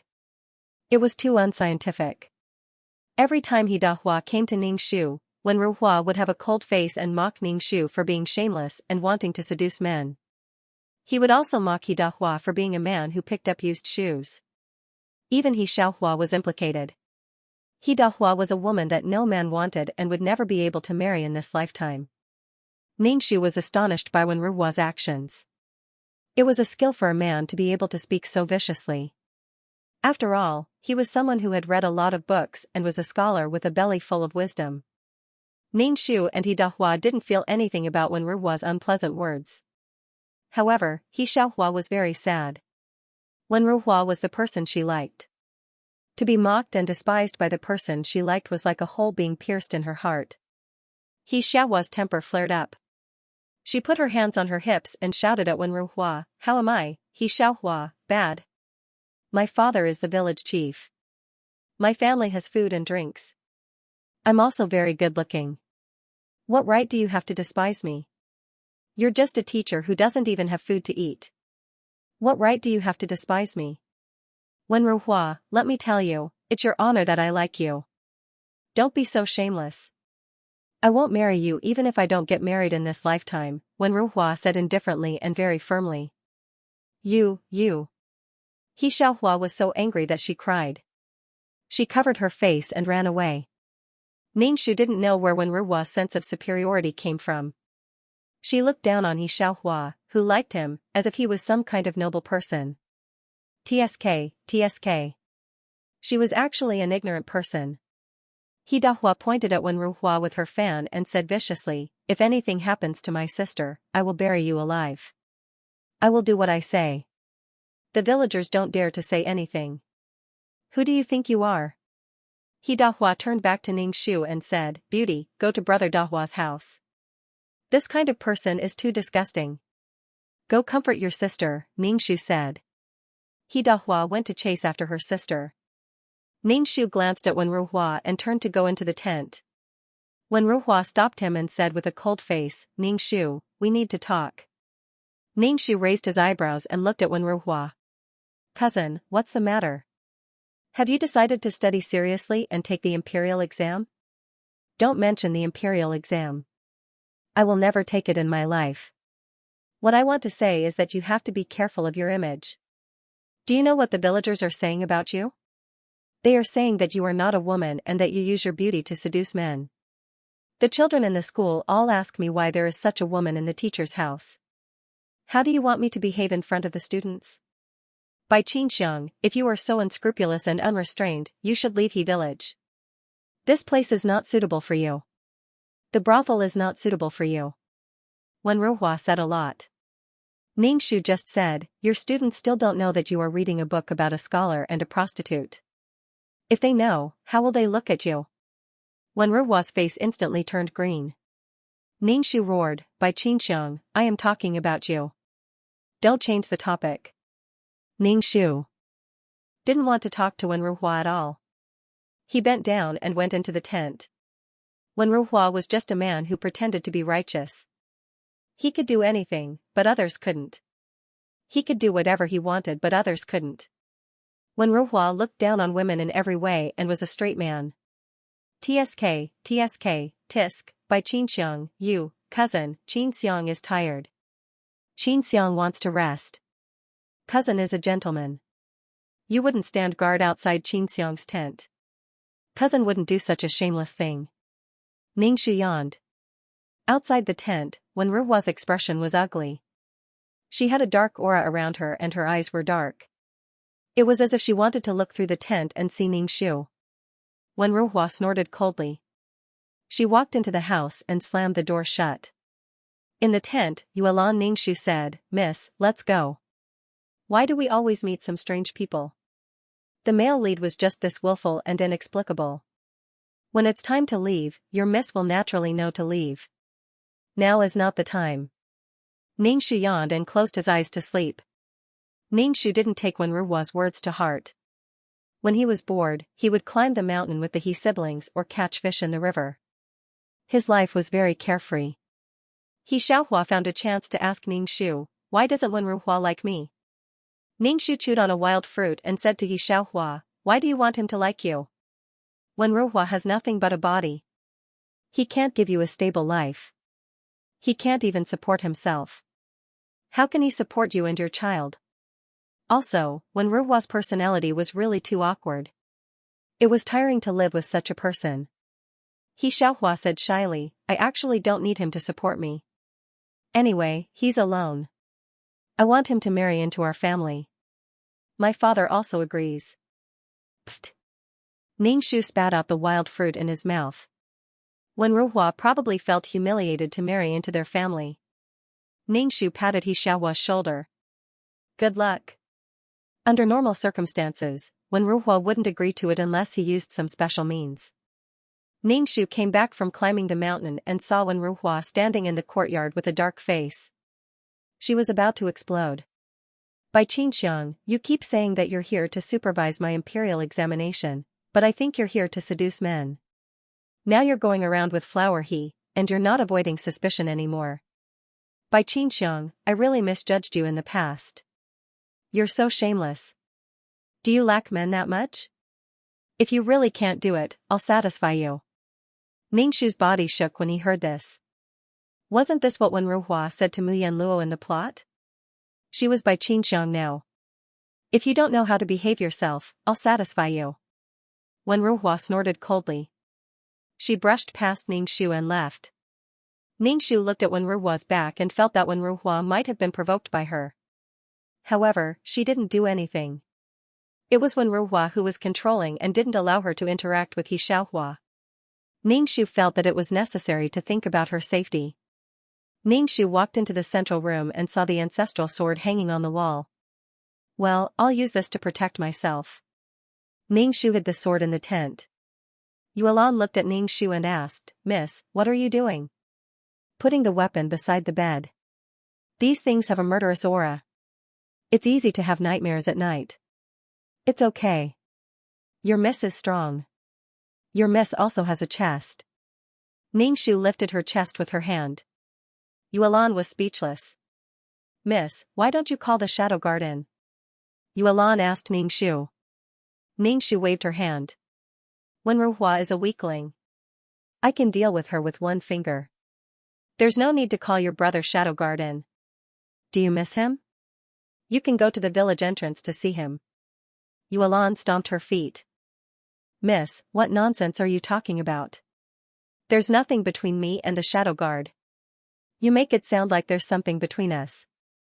Ningxu drank water and looked at Yuelan seriously. Your miss, I really hope that there's something between you and the shadow guard. You'll have someone to rely on in the future. Miss, you're my support. Well, men are unreliable. Without your support, the shadow guard will bully me. Yuelan said. Ningxu sighed in her heart. She really hoped that something would happen between her big brother and little sister Yuelan. Beauty, save me. Save your brother Dahua. He Dahua ran over. The fat on her body was trembling. When she ran, it felt like the entire ground was shaking. She was like a meatball running over. Ningxu spat out a mouthful of tea. He Dahua ran in front of Ningxu and plopped down on the chair. The chair squeaked as it couldn't bear the weight. He Dahua panted. Her breathing was rough like someone snoring. Ningxu's mouth twitched. Are you being chased? It's scarier than being chased. Only you can help me. He Dahua squeezed out tears and looked at Ningxu. Ningxu saw that He Dahua's face was so wrinkled that her eyes couldn't be seen. He asked, What's the matter? He Dahua stretched out her chubby hand, wanting to hold Ningxu's hand. Ningxu immediately picked up the teacup and stuffed it into He Dahua's hand. Beauty, seeing that we're so compatible, why don't you marry me? I think our personalities are very compatible. We're both people who don't care about trifles, unrestrained, and love freedom. He Dahua looked at Ningxu and howled, My father wants me to get married. Otherwise, he'll kick me out of the He family village. Ningxu pursed his lips. When did we get along? At most, we're just friends who drink and eat. We're just acquaintances who hunt wild hares in the mountains. You want me to marry you? Can you be more reliable? Ningxu said angrily. You can choose any girl in the He family village. Besides, you're so ugly. What if you affect the children? Ningxu bluntly attacked He Dahua. He Dahua's chubby hand slapped the elephant leg. Ningxu said, Beauty, do you know what I like the most about you? I like your sense of humor. In the entire He family village, which man is more outstanding than me? Ningxu was speechless. Yuelan raised her eyebrows and snorted at He Dahua. How can my miss marry you? My miss is the prime minister, ahem. Ningxu coughed and interrupted Yuelan. Yuelan anxiously stomped her feet and pursed her lips. Miss, are you really going to marry this person? He. Yuelan didn't know how to describe He Dahua. Beauty, don't worry. As long as you marry your big brother Dahua, you'll be in charge of everything. The chickens, ducks, and fish in the house will all be yours. I'll also be yours. He Dahua patted her chest until the fat on her chest trembled. I forbid it. When Ruhua's voice suddenly rang out. He Dahua immediately turned to look at her. Which bastard said no? If I say yes, it's okay. When Ruhua was so angry that her face turned ashen. Ningxu mocked, by Xianxia, you're really scheming. It's only been a few days and you're able to make the village bully marry an abandoned woman like you. He even gave you the family's property. You're not just a little vain. When Ruhua looked at Ningxu with red eyes. By Xianxia, you're using me again. You're treating me as a ladder for you to climb up. He Dahua's eyebrows as eyebrows. You can understand what he's talking about. I don't understand him to understands what he's talking about. Yours your taste sees your taste zest. When Ruhua looked at Hidahua with disdain. Your taste is just like that. You actually took a fancy to an abandoned woman who was chased out of the house. Hidahua spat at Wen Ruhua and raised his chin. It's none of your business what kind of woman I marry. It's none of your business what my taste is like. I'll marry whoever I want.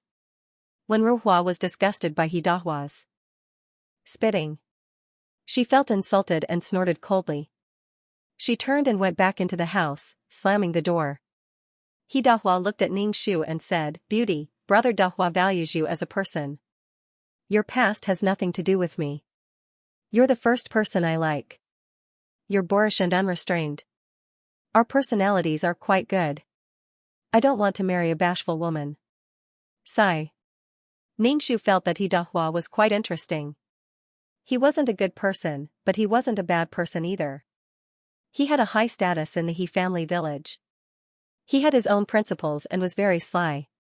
This kind of man wouldn't be taken advantage of.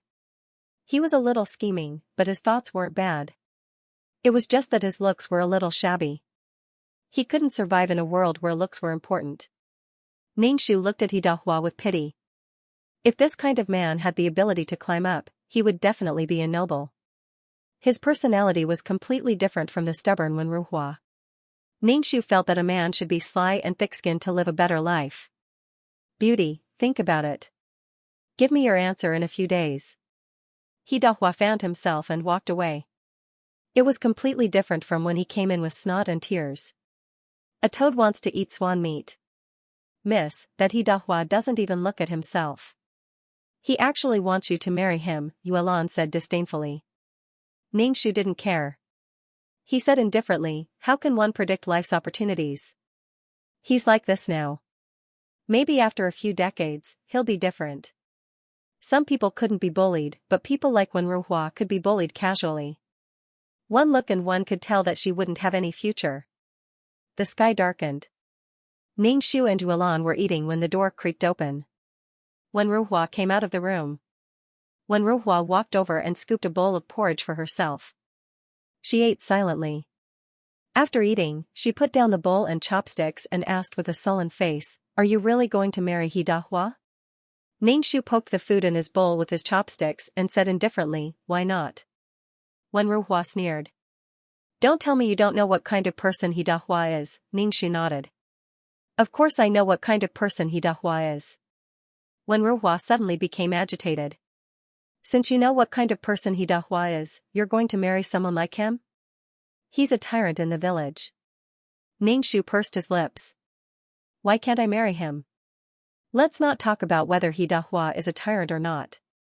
As long as he treats me well, why can't I marry him? Actually, this was a stupid question. If your man was a bad guy but loved you, would you want such a man? What does the world have to do with me? A woman's heart is very small. It can only fit one man. Therefore, Ningxu didn't want to bother with Wen Ruhua when he used this kind of logic to pressure her. By Xianxia, you're hopeless. You did such a thing for your own vanity. Don't you feel guilty?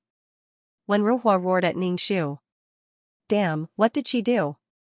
What did Hidahua's tyrant have to do with her marrying him, using this reason to stop her from marrying Hidahua? Was there nothing wrong with her brain? If she didn't marry Hidahua, he wouldn't be a tyrant anymore. In short, this logic had successfully made Ningxu dizzy. Wen Ruhua said coldly, By Xianxia, if you're really so desperate for a man, I can satisfy you. You can even marry a man like Hidahua. You're really desperate. Slap. Ningxu slapped Wen Ruhua. Wen Ruhua was stunned. She didn't seem to have realized what had happened. She stared blankly at Ningxu. Ningxu attacked with both hands, showering Wen Ruhua's head and face with ferocious slaps. Ever since he came to this world, Ningxu had never hit anyone with his own hands. This body's strength was pitifully weak. But now, Ningxu was really disgusted with Wen Ruhua. He humiliated a woman to gain balance in his heart. Just because Bai Xianxiang had wronged him and betrayed his promise, he was simply a piece of trash. Even the real Bai Xianxiang had not wronged Wen Ruhua.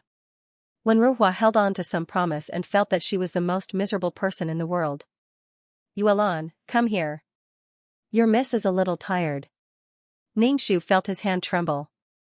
He had used too much force. Impudent, how dare you? When Ruhua covered her face and looked at Ningxu in disbelief. You actually dared to hit me.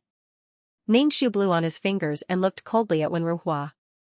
If you dare to squawk in front of me in the future, I will cripple you. By Xianxia, I will kill you, you bitch. Wen Ruhua wanted to rush into the room to get the sword, but Ningxu said coldly, are you sure? I have a guard with strong martial arts. If I blow this whistle, you will die before you kill me. Wen Ruhua's body froze. Ningxu walked in front of Wen Ruhua. Wen Ruhua took 2 steps back and looked at Ningxu maliciously. Bitch, what do you want? Ningxu said gently to Wen Ruhua, cousin, I want you to start reading tomorrow. Don't read those messy books. Hurry up and study for the imperial examinations. I said before that I will not participate in the imperial examinations. Also, what does what I read have to do with you? Wen Ruhua said with a pale face. Ningxu said indifferently, you can't read too many of those books. It's not good for your body. Also, cousin's food is bad. If you continue to play like this, sooner or later you will be annihilated. I don't understand what you are saying. Move, I want to go in and sleep, Wen Ruhua said coldly. Ningxu's voice was very gentle. Cousin, tomorrow morning Xianxia will wake you up to study. If you don't study, you will die. Ningxu waved the whistle in her hand. Wen Ruhua glanced at the whistle and entered the house angrily, slamming the door behind her. Ningxu curled his lips and said to Yuelan, let's sleep too. Be more vigilant at night. Ningxu entered the tent. First, he lifted the quilt to look at the treasured sword before going to sleep. Deep into the night, the sounds of frogs croaking could be heard everywhere. Wen Ruhua tossed and turned in bed, unable to sleep. She reached out to touch her face and hissed in pain. She secretly hated Bai Xianxiang for being so vicious. This woman was just so vicious, a vicious B***tch. The moonlight shone through the window onto Wen Ruhua's face on the bed. Her pale face looked like a ghost under the moonlight. It was ferocious and terrifying. Wen Ruhua's chest rose and fell violently. Clearly, she was angry. She flipped over and sat up on the bed. Through the window, she looked at the tent in the courtyard. Her heart was filled with anger. She got off the bed and put on her shoes. She quietly opened the door and walked out of the tent. Hearing the sound of breathing inside, Wen Ruhua sneered silently. It was good that he was asleep. She carefully entered the tent and walked to the side of the bed. Wen Ruhua reached out to remove the whistle from Ningxu's neck. This was the first time Wen Ruhua had done something like this. She was so nervous that she held her breath. Her outstretched hand was shaking. Just as she was about to succeed, a bright light flashed in front of her eyes. Before Wen Ruhua could react, she felt something cold pierce into her lower abdomen. Pain immediately spread through her entire body. Wen Ruhua let out a blood-curdling scream as she felt the cold object penetrate deeper into her body. Wen Ruhua screamed in pain. Miss, what's wrong? What's wrong? Yuelan, who was sleeping, jumped up when she heard the scream. Ningxu said coldly, light the lamp. Wen Ruhua, who was lying on the ground, was groaning. She was terrified. When she heard Ningxu's voice, she immediately shouted weakly, cousin, it's me. Save me. Ningxu pretended not to hear Wen Ruhua's voice. When Yuelan lit the oil lamp, Ningxu seemed to see Wen Ruhua lying on the ground. Wen Ruhua was lying in a pool of blood. Her face was bruised and she had lost too much blood. Her face was unrecognizable. Ah! Ningxu screamed as loudly as he could, breaking the silence of the village. Then, the dogs in the village started barking. The quiet night started to become restless. Cousin, why is it you? Cousin, what's wrong with you? Don't scare me. Ningxu forced himself to squeeze out 2 drops of tears. He wanted to touch Wen Ruhua but didn't dare to. Ningxu was afraid that his hand would be smeared with blood. Cousin, I'm sorry. I thought it was a thief. Cousin, what should we do? Ningxu looked like he was out of his wits. Wen Ruhua's heart was filled with fear and anger. She felt that her life force was about to be drained away along with her blood. When she heard that the culprit was only babbling and not taking any action, Wen Ruhua's heart was filled with hatred. Go get a doctor, Wen Ruhua said weakly. Her lips were already turning purple. Ningxu immediately said, okay. Cousin, wait for me. I'll go get a doctor now. There are herbs in the courtyard that can stop bleeding. Go get them. Wen Ruhua used a lot of energy to say this. Ningxu seemed to be out of her wits. She asked Wen Ruhua, cousin, should I call for a doctor first or get the herbs for you first? I don't know any herbs. What do they look like? If they are herbs that promote blood circulation and remove blood stasis, you will bleed even faster. Wen Ruhua really wanted to kill this B*TCH. Beauty, what happened? I heard your heroic voice from afar. He Dahua walked over with a few villagers behind her. Ningxu immediately said, go and see cousin. Something happened to him. He Dahua glanced into the tent and ordered the villagers beside her, go get a doctor. Help Mr. Wen to the bed. Help me get the herbs first, Wen Ruhua said with difficulty. He Dahua said indifferently, drive him to get the herbs. Wen Rusheng took the herbs. Ningxu took it and chewed it before pressing it on Wen Ruhua's wound. Yuelan also chewed the herbs. It was so bitter that Yuelan's face scrunched up. He Dahua didn't seem to care about Wen Ruhua's life or death. She raised her caterpillar-like eyebrows and asked, how did he get injured in your tent? Ningxu's face showed uneasiness and guilt. He said to He Dahua, I didn't do it on purpose. It's just that cousin came to my tent in the middle of the night. I heard the commotion and thought it was a thief. So I took out my sword to protect myself. TSK, tisk. He Dahua smacked her lips. Coming to a girl's room in the middle of the night. Isn't he up to no good? A gentleman would do that. Usually, he flaunts himself as the descendant of a gentleman. He's just like a flower thief. Do you think I'm blind? Wen Ruhua, who was lying on the bed, was starting to lose consciousness. She felt that she was going to die. When she heard Bai Qingxiang wailing in her ears, it was as if he had died. Wen Ruhua hated her to death. This woman had abandoned him before, and now she was going to kill him. Doctor, the doctor is here. A villager brought the doctor over. Ningxu immediately shouted towards Wen Ruhua who was on the bed, cousin, the doctor is here. You'll be fine. Cousin, I really didn't do it on purpose. Cousin, please don't let anything happen to you.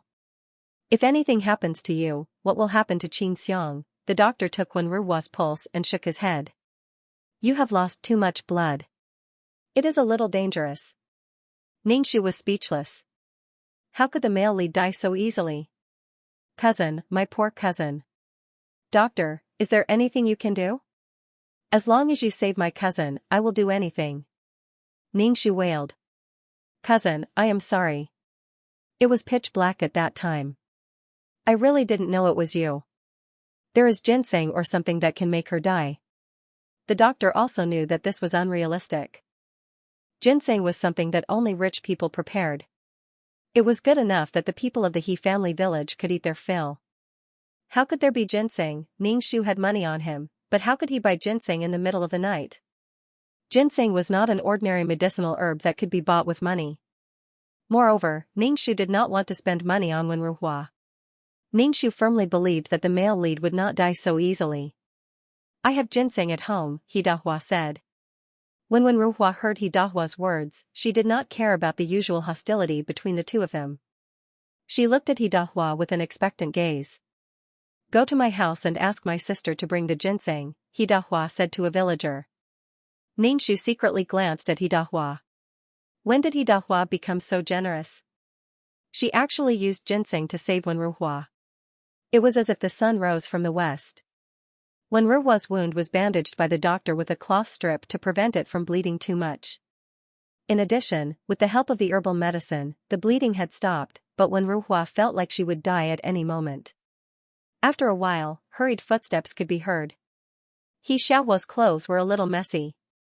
It was obvious that she had come in a hurry. He Xiaohua looked at Wen Ruhua, who was lying on the bed, and her face turned pale. She quickly took out the ginseng in the box. The ginseng was as thick as a thumb, and its roots were intact. It was a very valuable ginseng. He didn't expect the village head's house to have such a good thing. "Doctor, how do I use this?" Xianxia was very anxious.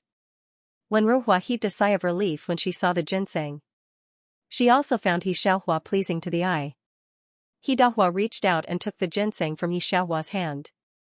Xianxia looked at her brother in astonishment and said anxiously, "Brother, what are you doing? Mr. Wen is still waiting for the ginseng. How can you give such a precious thing to him so easily? Wen Ruhua is not worth the ginseng.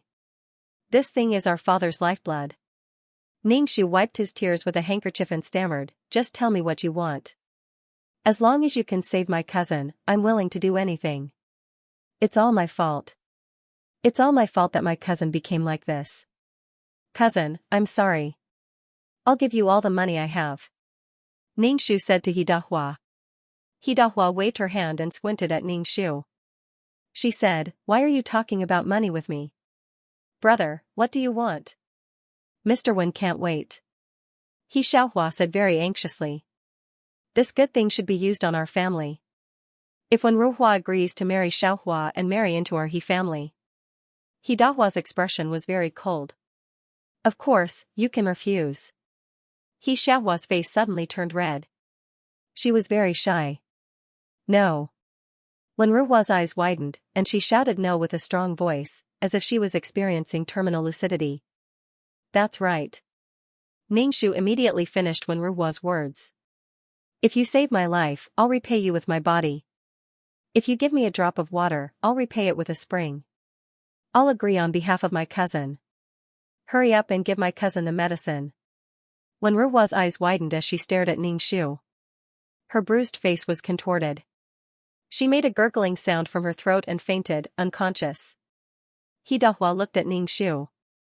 "He'll kill you when he wakes up." Ningxu blinked and looked at Dahua. "Am I wrong? My cousin is a scholar. Of course, he understands this." Dahua opened her folding fan and fanned herself coquettishly. She curled her lips and looked at Wen Ruhua on the bed. The doctor just used some ginseng roots to boil the medicine and poured it down Wen Ruhua's throat. He told Wen Ruhua some precautions and left. Xianxia now served Wen Ruhua as her husband.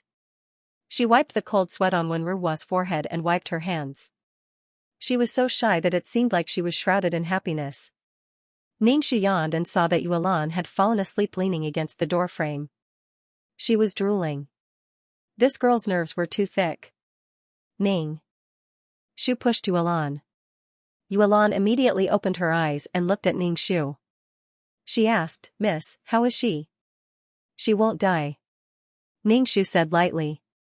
Seeing that Wen Ruhua's condition was stable and the villagers had all gone back, Dahua yawned and asked Xianxia to go back. However, Xianxia said that she wanted to stay and take care of Wen Ruhua. Dahua let her be. She walked to Ningxu and said, "Beauty, I didn't expect you to be so violent when you're so weak. I'm a little scared of you now." Ningxu immediately squeezed out 2 drops of cat urine and said guiltily, "I was careless." "Then he deserves it.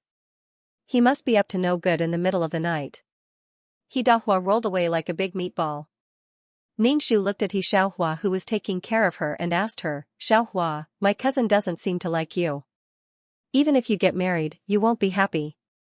If you marry a man, follow the man. If you marry a dog, follow the dog. When he marries into our family, I will have the final say.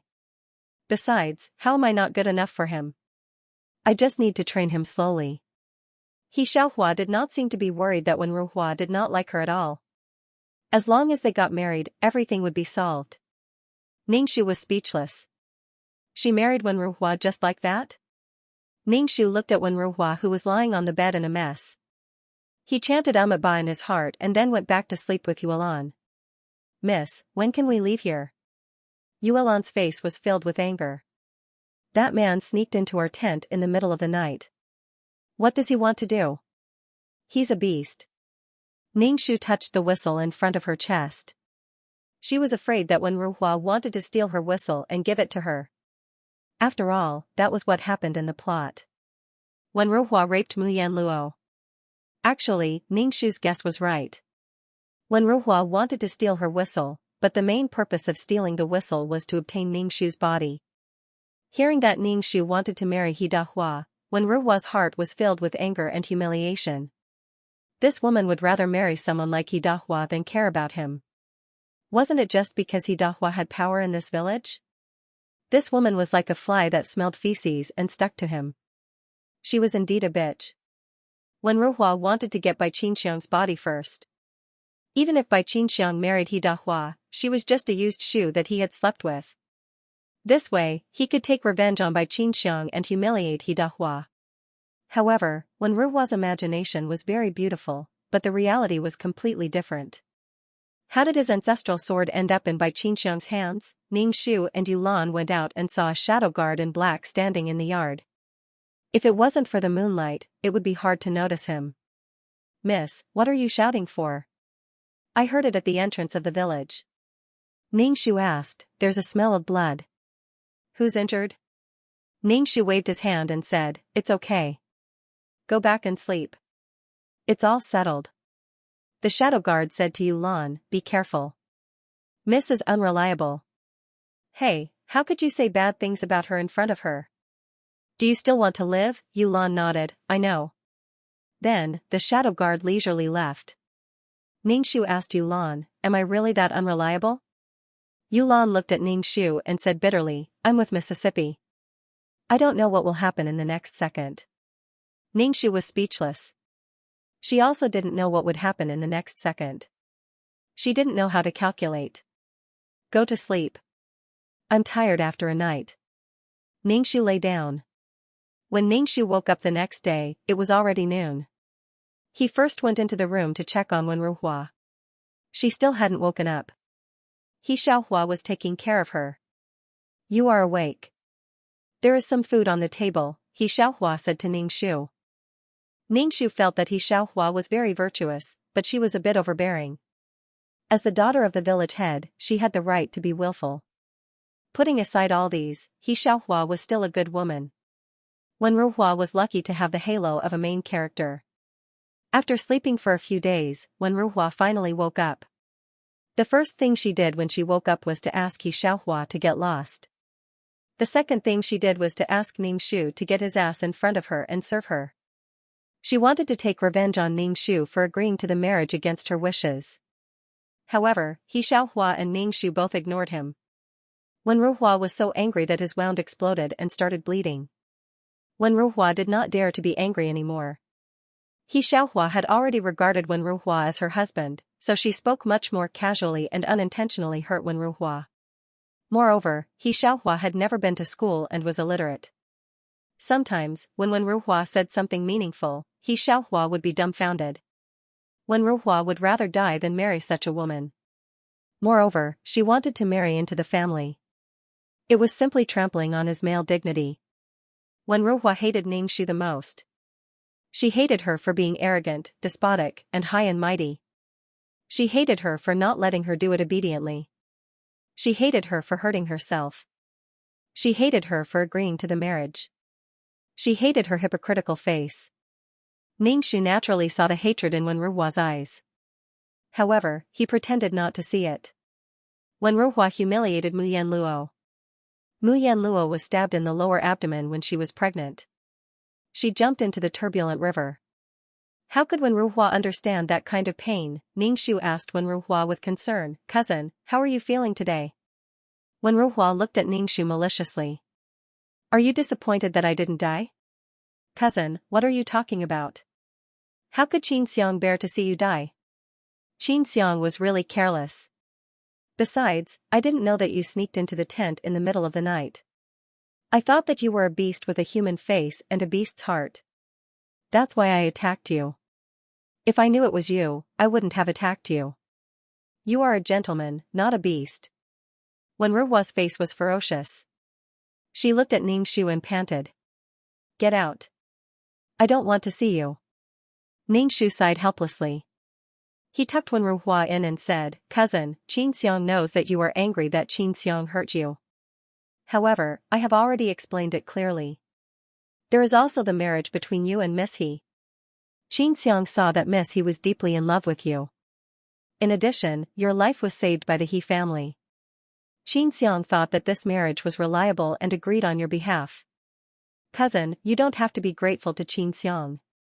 This is what Xianxia should do. Cousin, you should take good care of your body. When you are better, the village chief will arrange your marriage. Ningxu ignored Wenruo's red and ashen face. He said, since you have found your happiness, Xianxia can let go of a big matter. Get out. Get out. Wenruo was like an injured beast. Her eyes were red. Ningxu roared hoarsely, by Xianxia, get out. Okay, don't be angry. I will go out now. Ningxu turned and left without looking back. Wenruo was so angry that she wanted to die. She felt that meeting by Xianxia was the greatest misfortune in her life. This woman ruined her life, abandoned her, and now came back to find her. Now, her life was a mess. Now, Wenruo was living a life of recuperation. He Xiaohua treated Wenruo quite well. She made nourishing things for Wenruo, killed chickens and ducks, and served her with good food and drinks. However, Wenruo did not treat He Xiaohua well. Ningxu watched from the side and felt that it was unfair for He Xiaohua. This kind of man did not have a heart. He only had himself in his heart. He was selfish and cold. No matter how good you were to him, he would not feel it. Ningxu could not help but persuade He Xiaohua. He Xiaohua only shook her head. She said that she was willing to do all these. She was very happy to be with Mr. Wen. She also said that after they got married, she would train Wenruo well and make Wenruo fall in love with her. Ningxu looked at He Xiaohua's valiant appearance and did not care about her. He could only give his blessings. Wenruo's wound was very deep and would get inflamed from time to time. She would get a fever from time to time and it was very torturous. Wenruo had lost a lot of weight, her cheekbones were protruding, and her cheeks were sunken. She looked a lot more down and out, not as pretty as before. She did not even look good anymore. She did not look like a gentleman anymore. In addition, during this period of time, Wenruo was very gloomy. Her whole body was covered with a layer of black fog that could not be dispersed. When she looked at people, her eyes were cold. There was a layer of ruthlessness and indifference between her brows. It made people feel very uncomfortable. When Wenruo's wound was almost healed, she could get out of bed and walk. The village head's family immediately began to prepare for the marriage between Wenruo and He Xiaohua.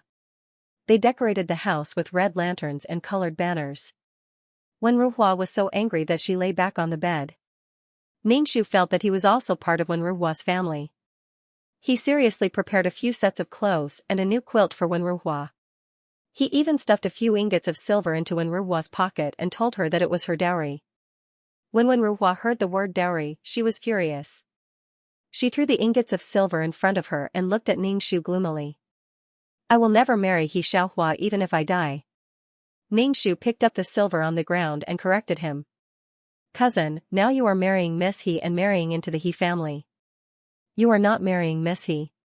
By Xianxia, will you only be satisfied when you destroy me? Wenruo's thin face was ferocious. Ningxu was stunned and said to Wenruo with grievance, Cousin, how can you think like that? Everything I did was for your own good. If it was not for Miss He's ginseng, you would be in the 18th level of hell now. You would not be able to talk to Xianxia like this. Wenruo was speechless. Ningxu added, Cousin, don't worry. You need to focus on recuperating. Leave everything else to me. I will definitely let you get married in a grand manner. Besides, cousin, there are many people who can testify to this matter. Don't tell me you want to act shamelessly? Do you want to ruin Miss He's reputation? Don't you hate this kind of behavior the most? Don't you hate seeing He Xiaohua take liberties with women and ruin women's reputations the most? Cousin, you won't do this, right? Wenruo's lips trembled and she could not speak. Ningxu said again, Xianxia did this for your own good. Besides, Miss He is a good person. She is very suitable for you. You stabbed me and then sold me for the ginseng. It was for my own good. Bai Qingxiang, don't go overboard, Wenruhua roared Ningxu. Ningxu's face looked even more aggrieved as she said, cousin, I already said that I didn't know it was you. If I knew it was you, I would never have done this. You shouldn't have sneaked into my tent. You should have called me outside the tent. With your behavior, anyone would think that you were up to no good. Besides, the ginseng is for you to use, not me. How can you say that I sold you for the ginseng? Wenruhua was so angry that she couldn't speak. She could only angrily tell Ningxu to get lost. After that, Ningxu quickly ran away, leaving Wenruhua moaning as she clutched her wound. The village head picked an auspicious date from an old almanac book and let the two children get married. The weather on the auspicious day was very good. The village head's house was very lively with the sound of firecrackers. Even Wenruhua's shabby straw hut was very lively. Ningxu welcomed everyone warmly. The groom, Wenruhua, was tidied up and put on red clothes. He was driven out and then helped onto the back of the cow. They were ready to go to the village head's house. Wenruhua's face was ashen. There was no joy on her face. She looked at Ningxu with hatred. Ningxu smiled and said to Wenruhua, cousin, you go first. I'll come over later. Wenruhua's face was even more ashen. Her body trembled as if she was about to fall off the cow. When Wenruhua arrived at the village head's house, she saw that the courtyard was filled with dishes. There were also chickens, ducks, and geese. These were all gifts from the villagers. The vulgar villagers had poor faces. The air was filled with the stench of chicken, duck, and goose excrement. Wenruhua was unwilling to accept this. He roared in his heart. This wasn't his life. His life shouldn't be like this. It shouldn't be like this. Looking at the bride who was being helped out, Wenruhua's emotions became even more intense. This wasn't the wife he wanted to marry. This wasn't the life he wanted. He was going to be married into the village head's family. From now on, he would have to look at the village head's face. Wenruhua glanced back and saw Ningxu walking towards them. His heart was filled with bitterness, hatred, and a strange feeling. That feeling of love and hate made Wenruhua unable to control himself. The auspicious time has arrived. Groom, why aren't you getting off the cow? Hidahua waved her fan and said to Wenruhua. Wenruhua ignored Hidahua and stared straight at Ningxu. Ningxu immediately walked over and said, cousin, it's time for you to get off. It's time for the wedding ceremony. I've said it before. I won't marry Xianxia, Wenruhua said to Ningxu, seemingly in a fit of pique and expectation. Hidahua glared at Wenruhua with a murderous look in her eyes. The village chief's face instantly darkened. He ordered people to violently drag Wenruhua down from the cow's back and drag her to the main hall to perform the wedding ceremony. Wenruhua wanted to struggle, but he was just a weak scholar. How could he compare to the villagers who did farm work? Moreover, Wenruhua was injured now. Wenruhua was forced to perform the wedding ceremony. When he heard the word ceremony is complete, Wenruhua felt as if something had exploded in his heart. His heart suddenly felt empty, so empty that it was unbearable. Ningxu looked at Wenruhua's red face from outside the central room. All kinds of emotions flashed across his face, but there was no joy of marriage. Ningxu walked into the central room and said to the smiling village head, please take care of my cousin. This is my dowry for him.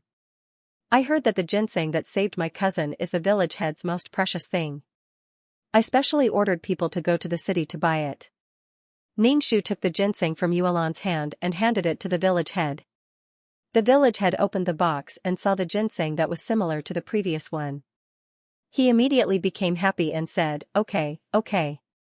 You don't have to be so polite. We're all family. Wenruhua's eyes turned red when he saw the ginseng. Ningxu questioned, why didn't you take out the ginseng before? Why? If Bai Qingxiang had taken out the ginseng earlier, he wouldn't have had to marry Xianxia and suffer such humiliation. At most, he could have returned the ginseng to the He family. He wouldn't have fallen to this point for a ginseng. Ningxu thought to himself, I love to see you struggle in vain. Ningxu's face showed a stunned expression and said, there was no ginseng before. I saw that you were going to get married, so I specially bought one for you as a wedding gift. Did I do anything wrong? Wenruhua's heart was burning. She wanted to grab her chest and roar to vent the anger in her heart. If she continued to hold it in, Wenruhua felt that she would go crazy. Wenruhua took off the big red flower on her chest and threw it on the ground. She said to the village head, "I've returned the ginseng to you. I won't marry Xianxia." The old village head's face turned cold. Dahua said to Wenruhua coldly, "Bastard, let's see if you can walk out of this central room alive. If you can go back alive, I'll take your surname." Xianxia directly lifted the veil and said to Wenruhua with a ferocious face with terrible makeup, "Don't talk nonsense. Let's go to the bridal chamber." Wenruhua was dragged into the bridal chamber like a pig waiting to be slaughtered. As for the situation in the bridal chamber, Ningxu did not know what it was like. Ningxu felt that Xianxia should take it easy. After all, Wenruhua still had a hole in her belly. At noon, they had a wedding banquet at the village head's house and were ready to return to the thatched cottage. Beauty. Dahua jumped down from the slope and pretended to be elegant as she opened her fan and fanned herself. Ningxu said, "Beauty, you see, Wenruhua is already married to my sister. Shouldn't we get married too? You and I are practically a match made in heaven. We'll be even closer." Ningxu only said one word, "Get lost." "Beauty, don't be like this. My younger sister is married now. My father has his eyes on me. I don't have a good life." Dahua chased after Ningxu. "Don't tell me a man like me doesn't deserve you." Ningxu looked at Dahua. "Get lost." Dahua touched her nose. "Can you be more tactful? Fortunately, I am magnanimous. Otherwise, I would have been hurt by you." Ningxu could see that Dahua was just talking nonsense. He said disdainfully, "If you meet a girl who takes your words seriously, let's see what you will do." Dahua fanned herself and said with a laugh, "That's good. If she is serious, I will get married immediately. I am casting a wide net." Ningxu thought, "Get lost." Ningxu planned to leave. Anyway, Wenruhua had found happiness. In the future, she would have sex with Xianxia and have a litter of babies. It had nothing to do with him. By the way, get rid of this broken thatched cottage. In 3 days, my sister will bring Wenruhua back to her family. This is also Wenruhua's family. You are also my brother-in-law's family. TSK, TSK, TSK. I have long wanted to get rid of this broken thatched cottage. It is too ugly." Dahua said to Ningxu. Ningxu was speechless. Bring Wenruhua back to her family? Ningxu glared at Dahua. "My cousin will kill you if you humiliate him like this. The scholar has been rebelling for 100 years. Look at him. I don't even need to do anything. My younger sister will be obedient." Dahua said disdainfully. "Since you look down on my cousin so much, why did you agree to this marriage?" Ningxu was very puzzled. Dahua said, "First of all, Xianxia likes Wenruhua very much. Second of all, my father respects scholars and wants to have a child who can read. Oh, so Wenruhua was just a tool to borrow his seed. TSK, TSK, TSK. Wenruhua had always prided himself on being noble. He probably didn't think that he would have such an image in other people's hearts." Ningxu originally wanted to leave, but he remembered that Wenruhua was going back to her parents' home. He couldn't miss such a rare occasion. Therefore, Ningxu quietly waited for his return 3 days later. On the morning of the 3rd day, Ningxu didn't sleep in. He waited at the door early in the morning and asked Yu Lan to hang 2 strings of firecrackers. Not long after, 2 figures could be seen walking towards them. Xianxia was wearing festive clothes, and even Wenruhua was wearing brand new clothes. However, Wenruhua's complexion wasn't good. Her face was green. On the other hand, Xianxia was radiant. It seemed that Wenruhua had nourished her very well. "Light the firecrackers." Ningxu called Yu Lan. Yu Lan nodded and trembled as she lit the firecrackers. The crackling sound startled Wenruhua and Xianxia who were approaching. Xianxia's face was flushed as she called Ningxu, cousin. Ningxu generously called Xianxia cousin-in-law, which made Wenruhua's face turn ashen. She felt that Wenruhua was like a barrel of explosives. Just a glance or a word from others could make Wenruhua have a violent reaction. Xianxia came over with a gift and then went to the kitchen to prepare lunch. After all, they had to eat lunch here. Ningxu asked Wenruhua, "Cousin, how are you doing? You and cousin-in-law seem to be very happy." Wenruhua's face twitched. She actually gave Ningxu a very gentle smile. When Ningxu saw this smile, his hair stood on end. It was very disgusting. Wenruhua's face was thin and blue. When she smiled, it was a fake smile. It looked very ugly. Ningxu smacked his lips and said, "Cousin, you've become a lot more haggard recently." "Who did I become like this because of?" Wenruhua couldn't help but roar at Ningxu. "What happened?" Xianxia stood in the kitchen with a spatula and looked at Ningxu and Wenruhua in confusion.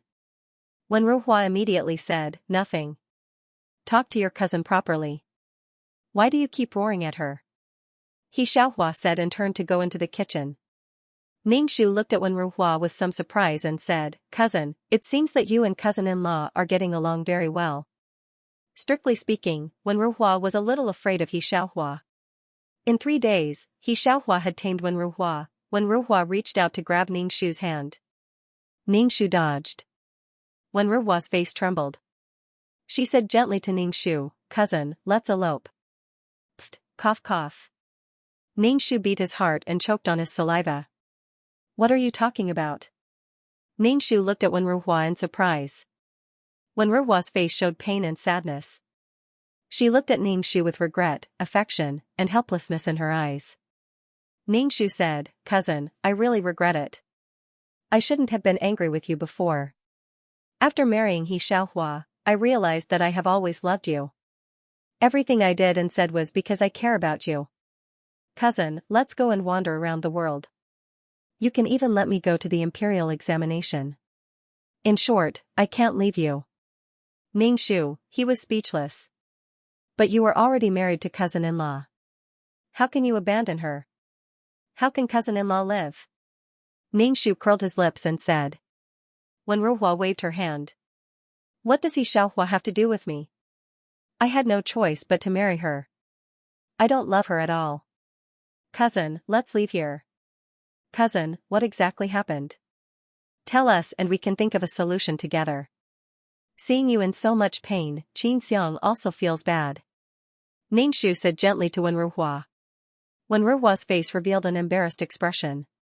She took a deep breath and said, "Xianxia, I've never seen a woman as loose as Xianxia.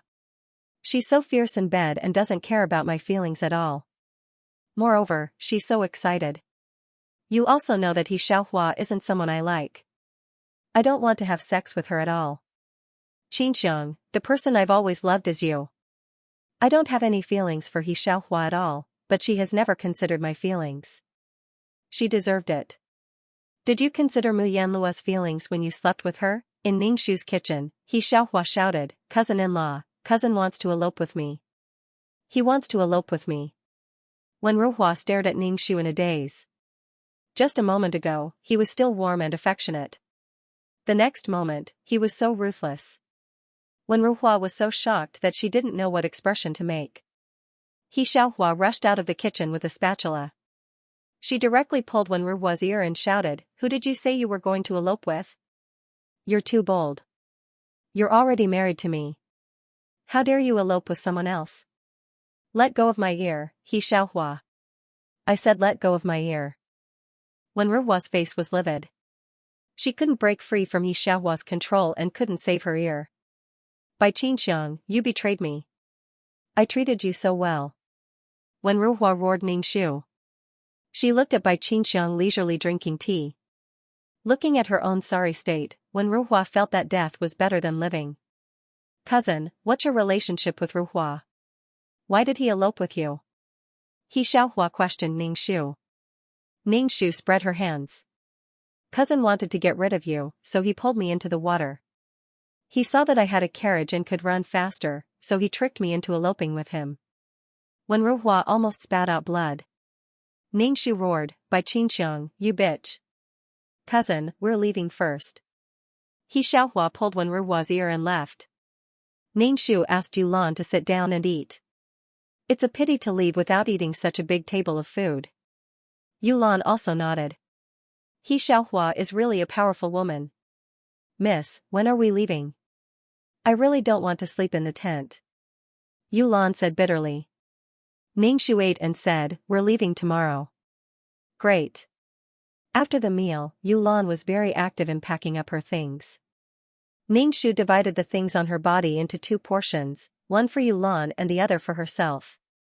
Yulan looked at the banknotes and asked, Miss, why are you giving this servant so many banknotes? Don't put all your eggs in one basket. If something happens, we can only eat dirt, Ningxu said indifferently as he leisurely laid on the bed and watched Yulan pack up. Thinking of the days of trekking tomorrow, Ningxu and Yulan went to bed quite early.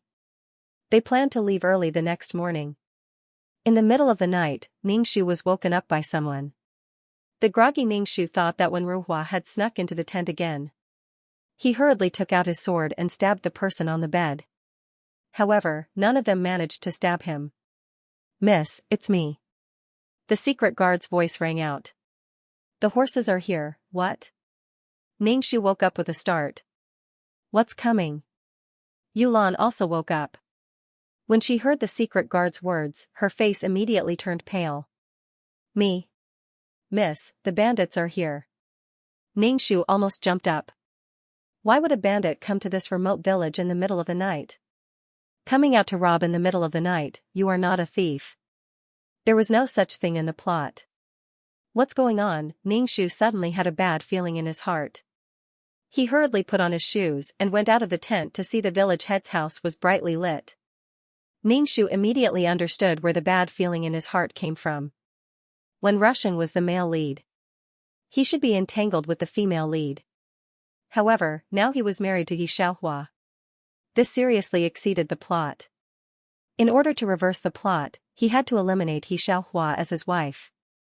Just when she decided to leave tomorrow, a bandit appeared out of nowhere in the middle of the night. It was simply too much. He had gone too far. It was all because of her. Yulan, quickly hide well. Forget it. Secret guard, take Yulan and hide well. Then come find me. Ningxu stuffed the package into Yulan's arms. Yulan's teeth were chattering. She hugged the package tightly. Ningxu anxiously asked, where is the young miss? Young miss, let's go together. These bandits are people who kill without blinking. You and your secret guard brother first find a place to hide. The young miss has something to do now. Ningxu's guard said, take Yulan and leave first. Hurry. The secret guard did not say anything. He stretched out his hand and grabbed Yulan and disappeared into the night. Ningxu took a deep breath and headed towards the village chief's house. She hid not far away and saw a group of people blocking the entrance of the village chief's house. One of them was riding a horse and looked like a bandit leader. The rest of the bandits were relying on their 2 legs. At this moment, the village head's family, the old village head, Hidahua, Xianxia, and even when Ruhua were caught. Hidahua frowned her caterpillar-like eyebrows. She said to the bandit leader, what's the matter? You are a guest. Go inside and drink a cup of water. You want to send us away with a bowl of water? The bandit leader said murderously. Hidahua looked like she was afraid of death. She lowered her head and said, of course it won't be a cup of water. It's already so late. Everyone must be tired. Good wine and dishes will be served soon. Good wine and dishes are not enough. There must be a woman. Let this woman serve me. Call all the girls in the village over. The bandit leader said arrogantly. The old village head immediately retorted, bastard, in your dreams. If you want to defile the girls in my village, you will have to kill me. Damn old man, I will let your daughter serve me immediately. The bandit leader jumped off the horse and tore Xianhua's clothes. Xianhua let out a sharp cry. When Ruhua's eyes flashed, she shouted at the bandit leader, wait a moment. Ningxu, who was hiding, saw when Ruhua make a sound. Seeing his woman being hurt, as a man, he should stand up. What do you want? The bandit leader looked at Wenruhua. Wenruhua cupped her hands at the bandit leader, with the elegance of a scholar. You people are just after money. I know where the valuable things in this house are hidden. I can take you there, but my condition is that you let me join you. I have studied and can be the military counselor of the team. Wenruo's words shocked the He family and Ningxu.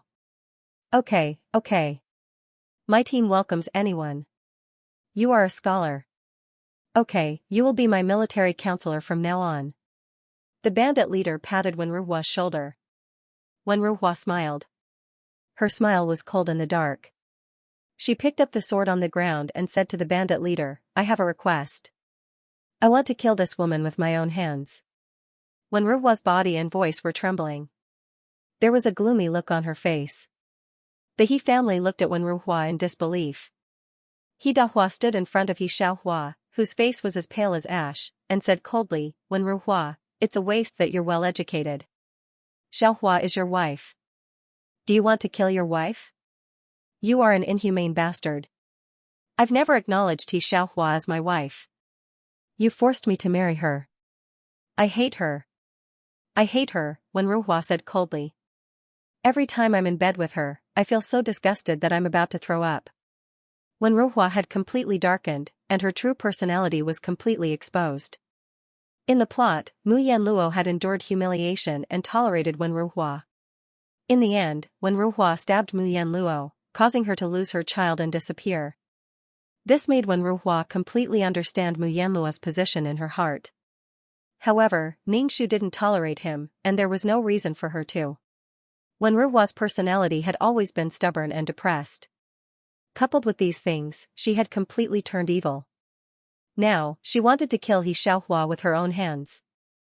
Wenruo slowly walked towards He Xiaohua, the tip of her sword scratching the ground with a piercing sound.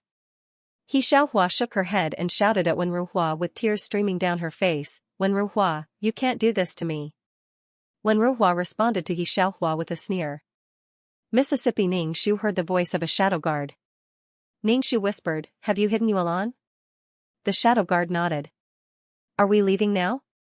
Wait a minute. Ningxu bit her lips. Mu Yanluo's fate was to be reversed, but other innocent people shouldn't be involved in this battle. She had taken a big step. The plot had changed too much, and the laws of heaven and earth were forcing the plot to be reversed. Ningxu said to the shadow guard, help stop the bandits and let the He family escape. The shadow guard looked at Ningxu. What about you? I only have my own way. Ningxu watched Wenruo slowly walk towards He Xiaohua. My task is to protect Mississippi. I don't care about the others. The shadow guard said coldly. Ningxu said in a low voice, I'm your Mississippi.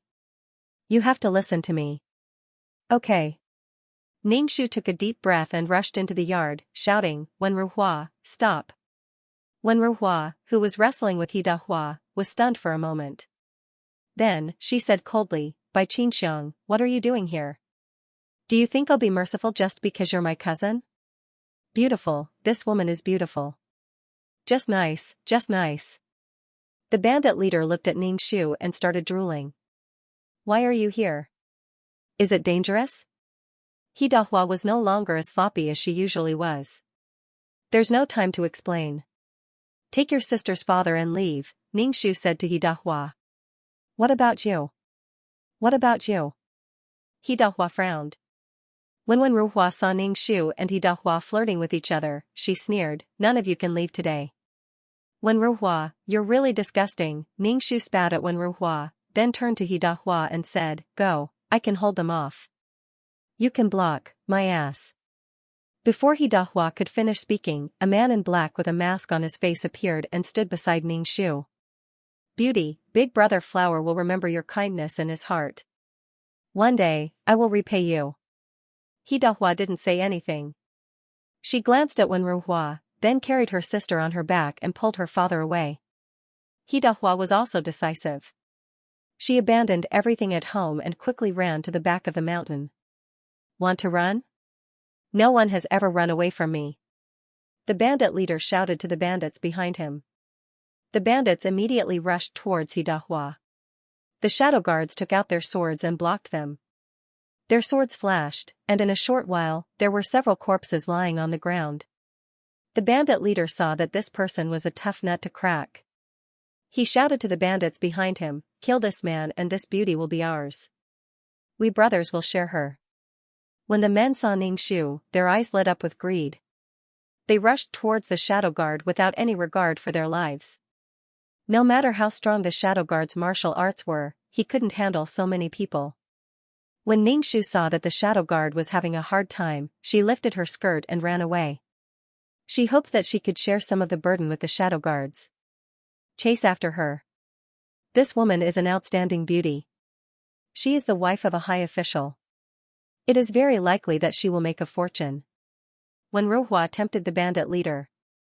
The bandit leader quickly led a group of people and Wen Ruhua to chase after Ningxu. The sky gradually brightened. The roosters in the village were crowing. Ningxu lifted her skirt and ran in front.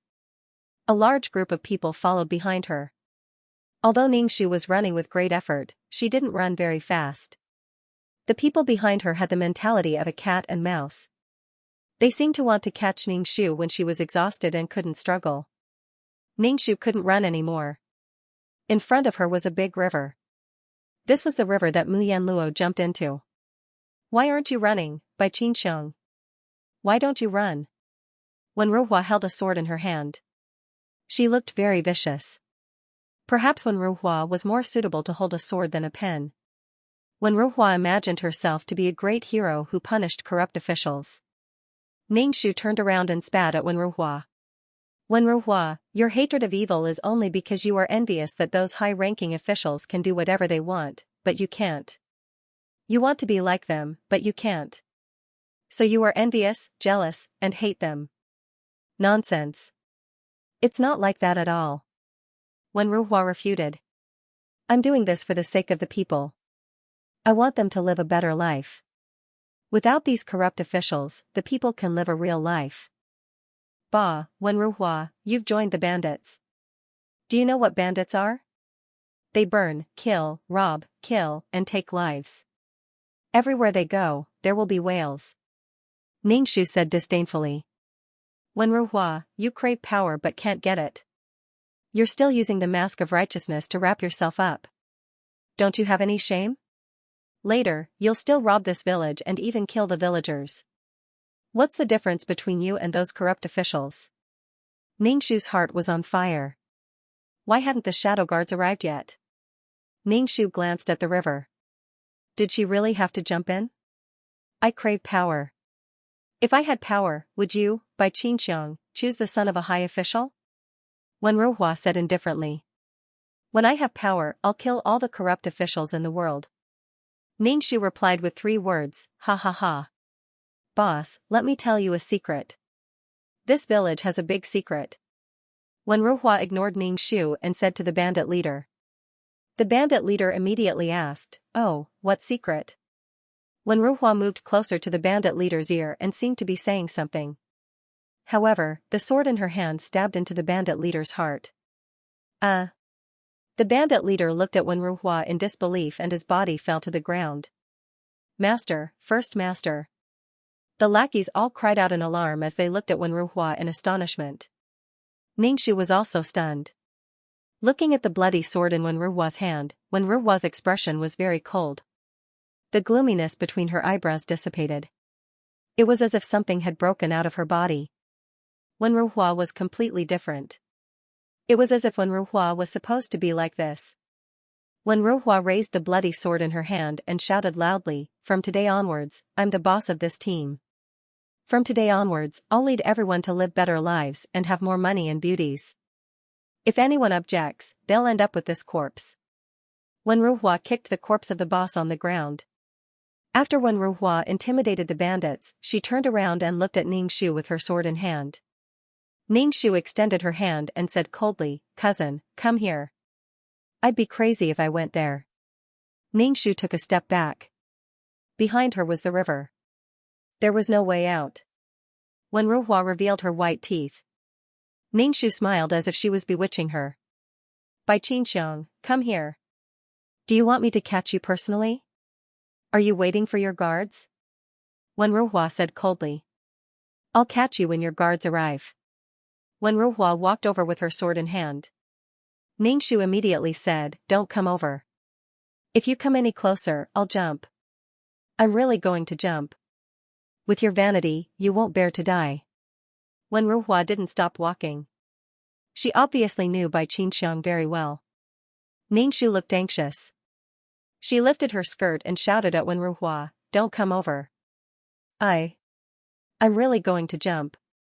Wenruhua was different now. She was no longer a lonely scholar. She had so many subordinates. She couldn't win against Wenruhua now. Ningxu felt that it was her own fault. If she wasn't wearing the female lead's skin, grass would be growing on her grave. Sigh, Wenruhua, I'm really going to jump. F*ck, I'm really going to jump.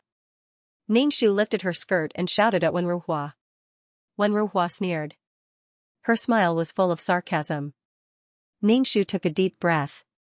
She knew that she couldn't be caught by Wenruhua. If she was caught, she would be tortured by Wenruhua like in the plot. Moreover, there were so many bandits. With Wenruhua's hatred for her, she would probably treat her like a prostitute and serve these bandits. Thinking of this, Ningxu no longer hesitated. She jumped into the river and gulped down 2 mouthfuls of water. She heard Wenruhua's roar. Bai Qinxiang, I won't let you go even if you die. Miss? The secret guard appeared. If you had appeared 1 second earlier, you wouldn't have had to jump. The river was very fast. Ningxu disappeared in a few seconds after jumping in. The secret guard searched along the river. Wenruhua's eyes were red as she shouted at the bandits, "Find her. Even if she dies, we must find her body." Bai Qinxiang, you be *tch. Ningxu could feel the pain of the undercurrent hitting his body.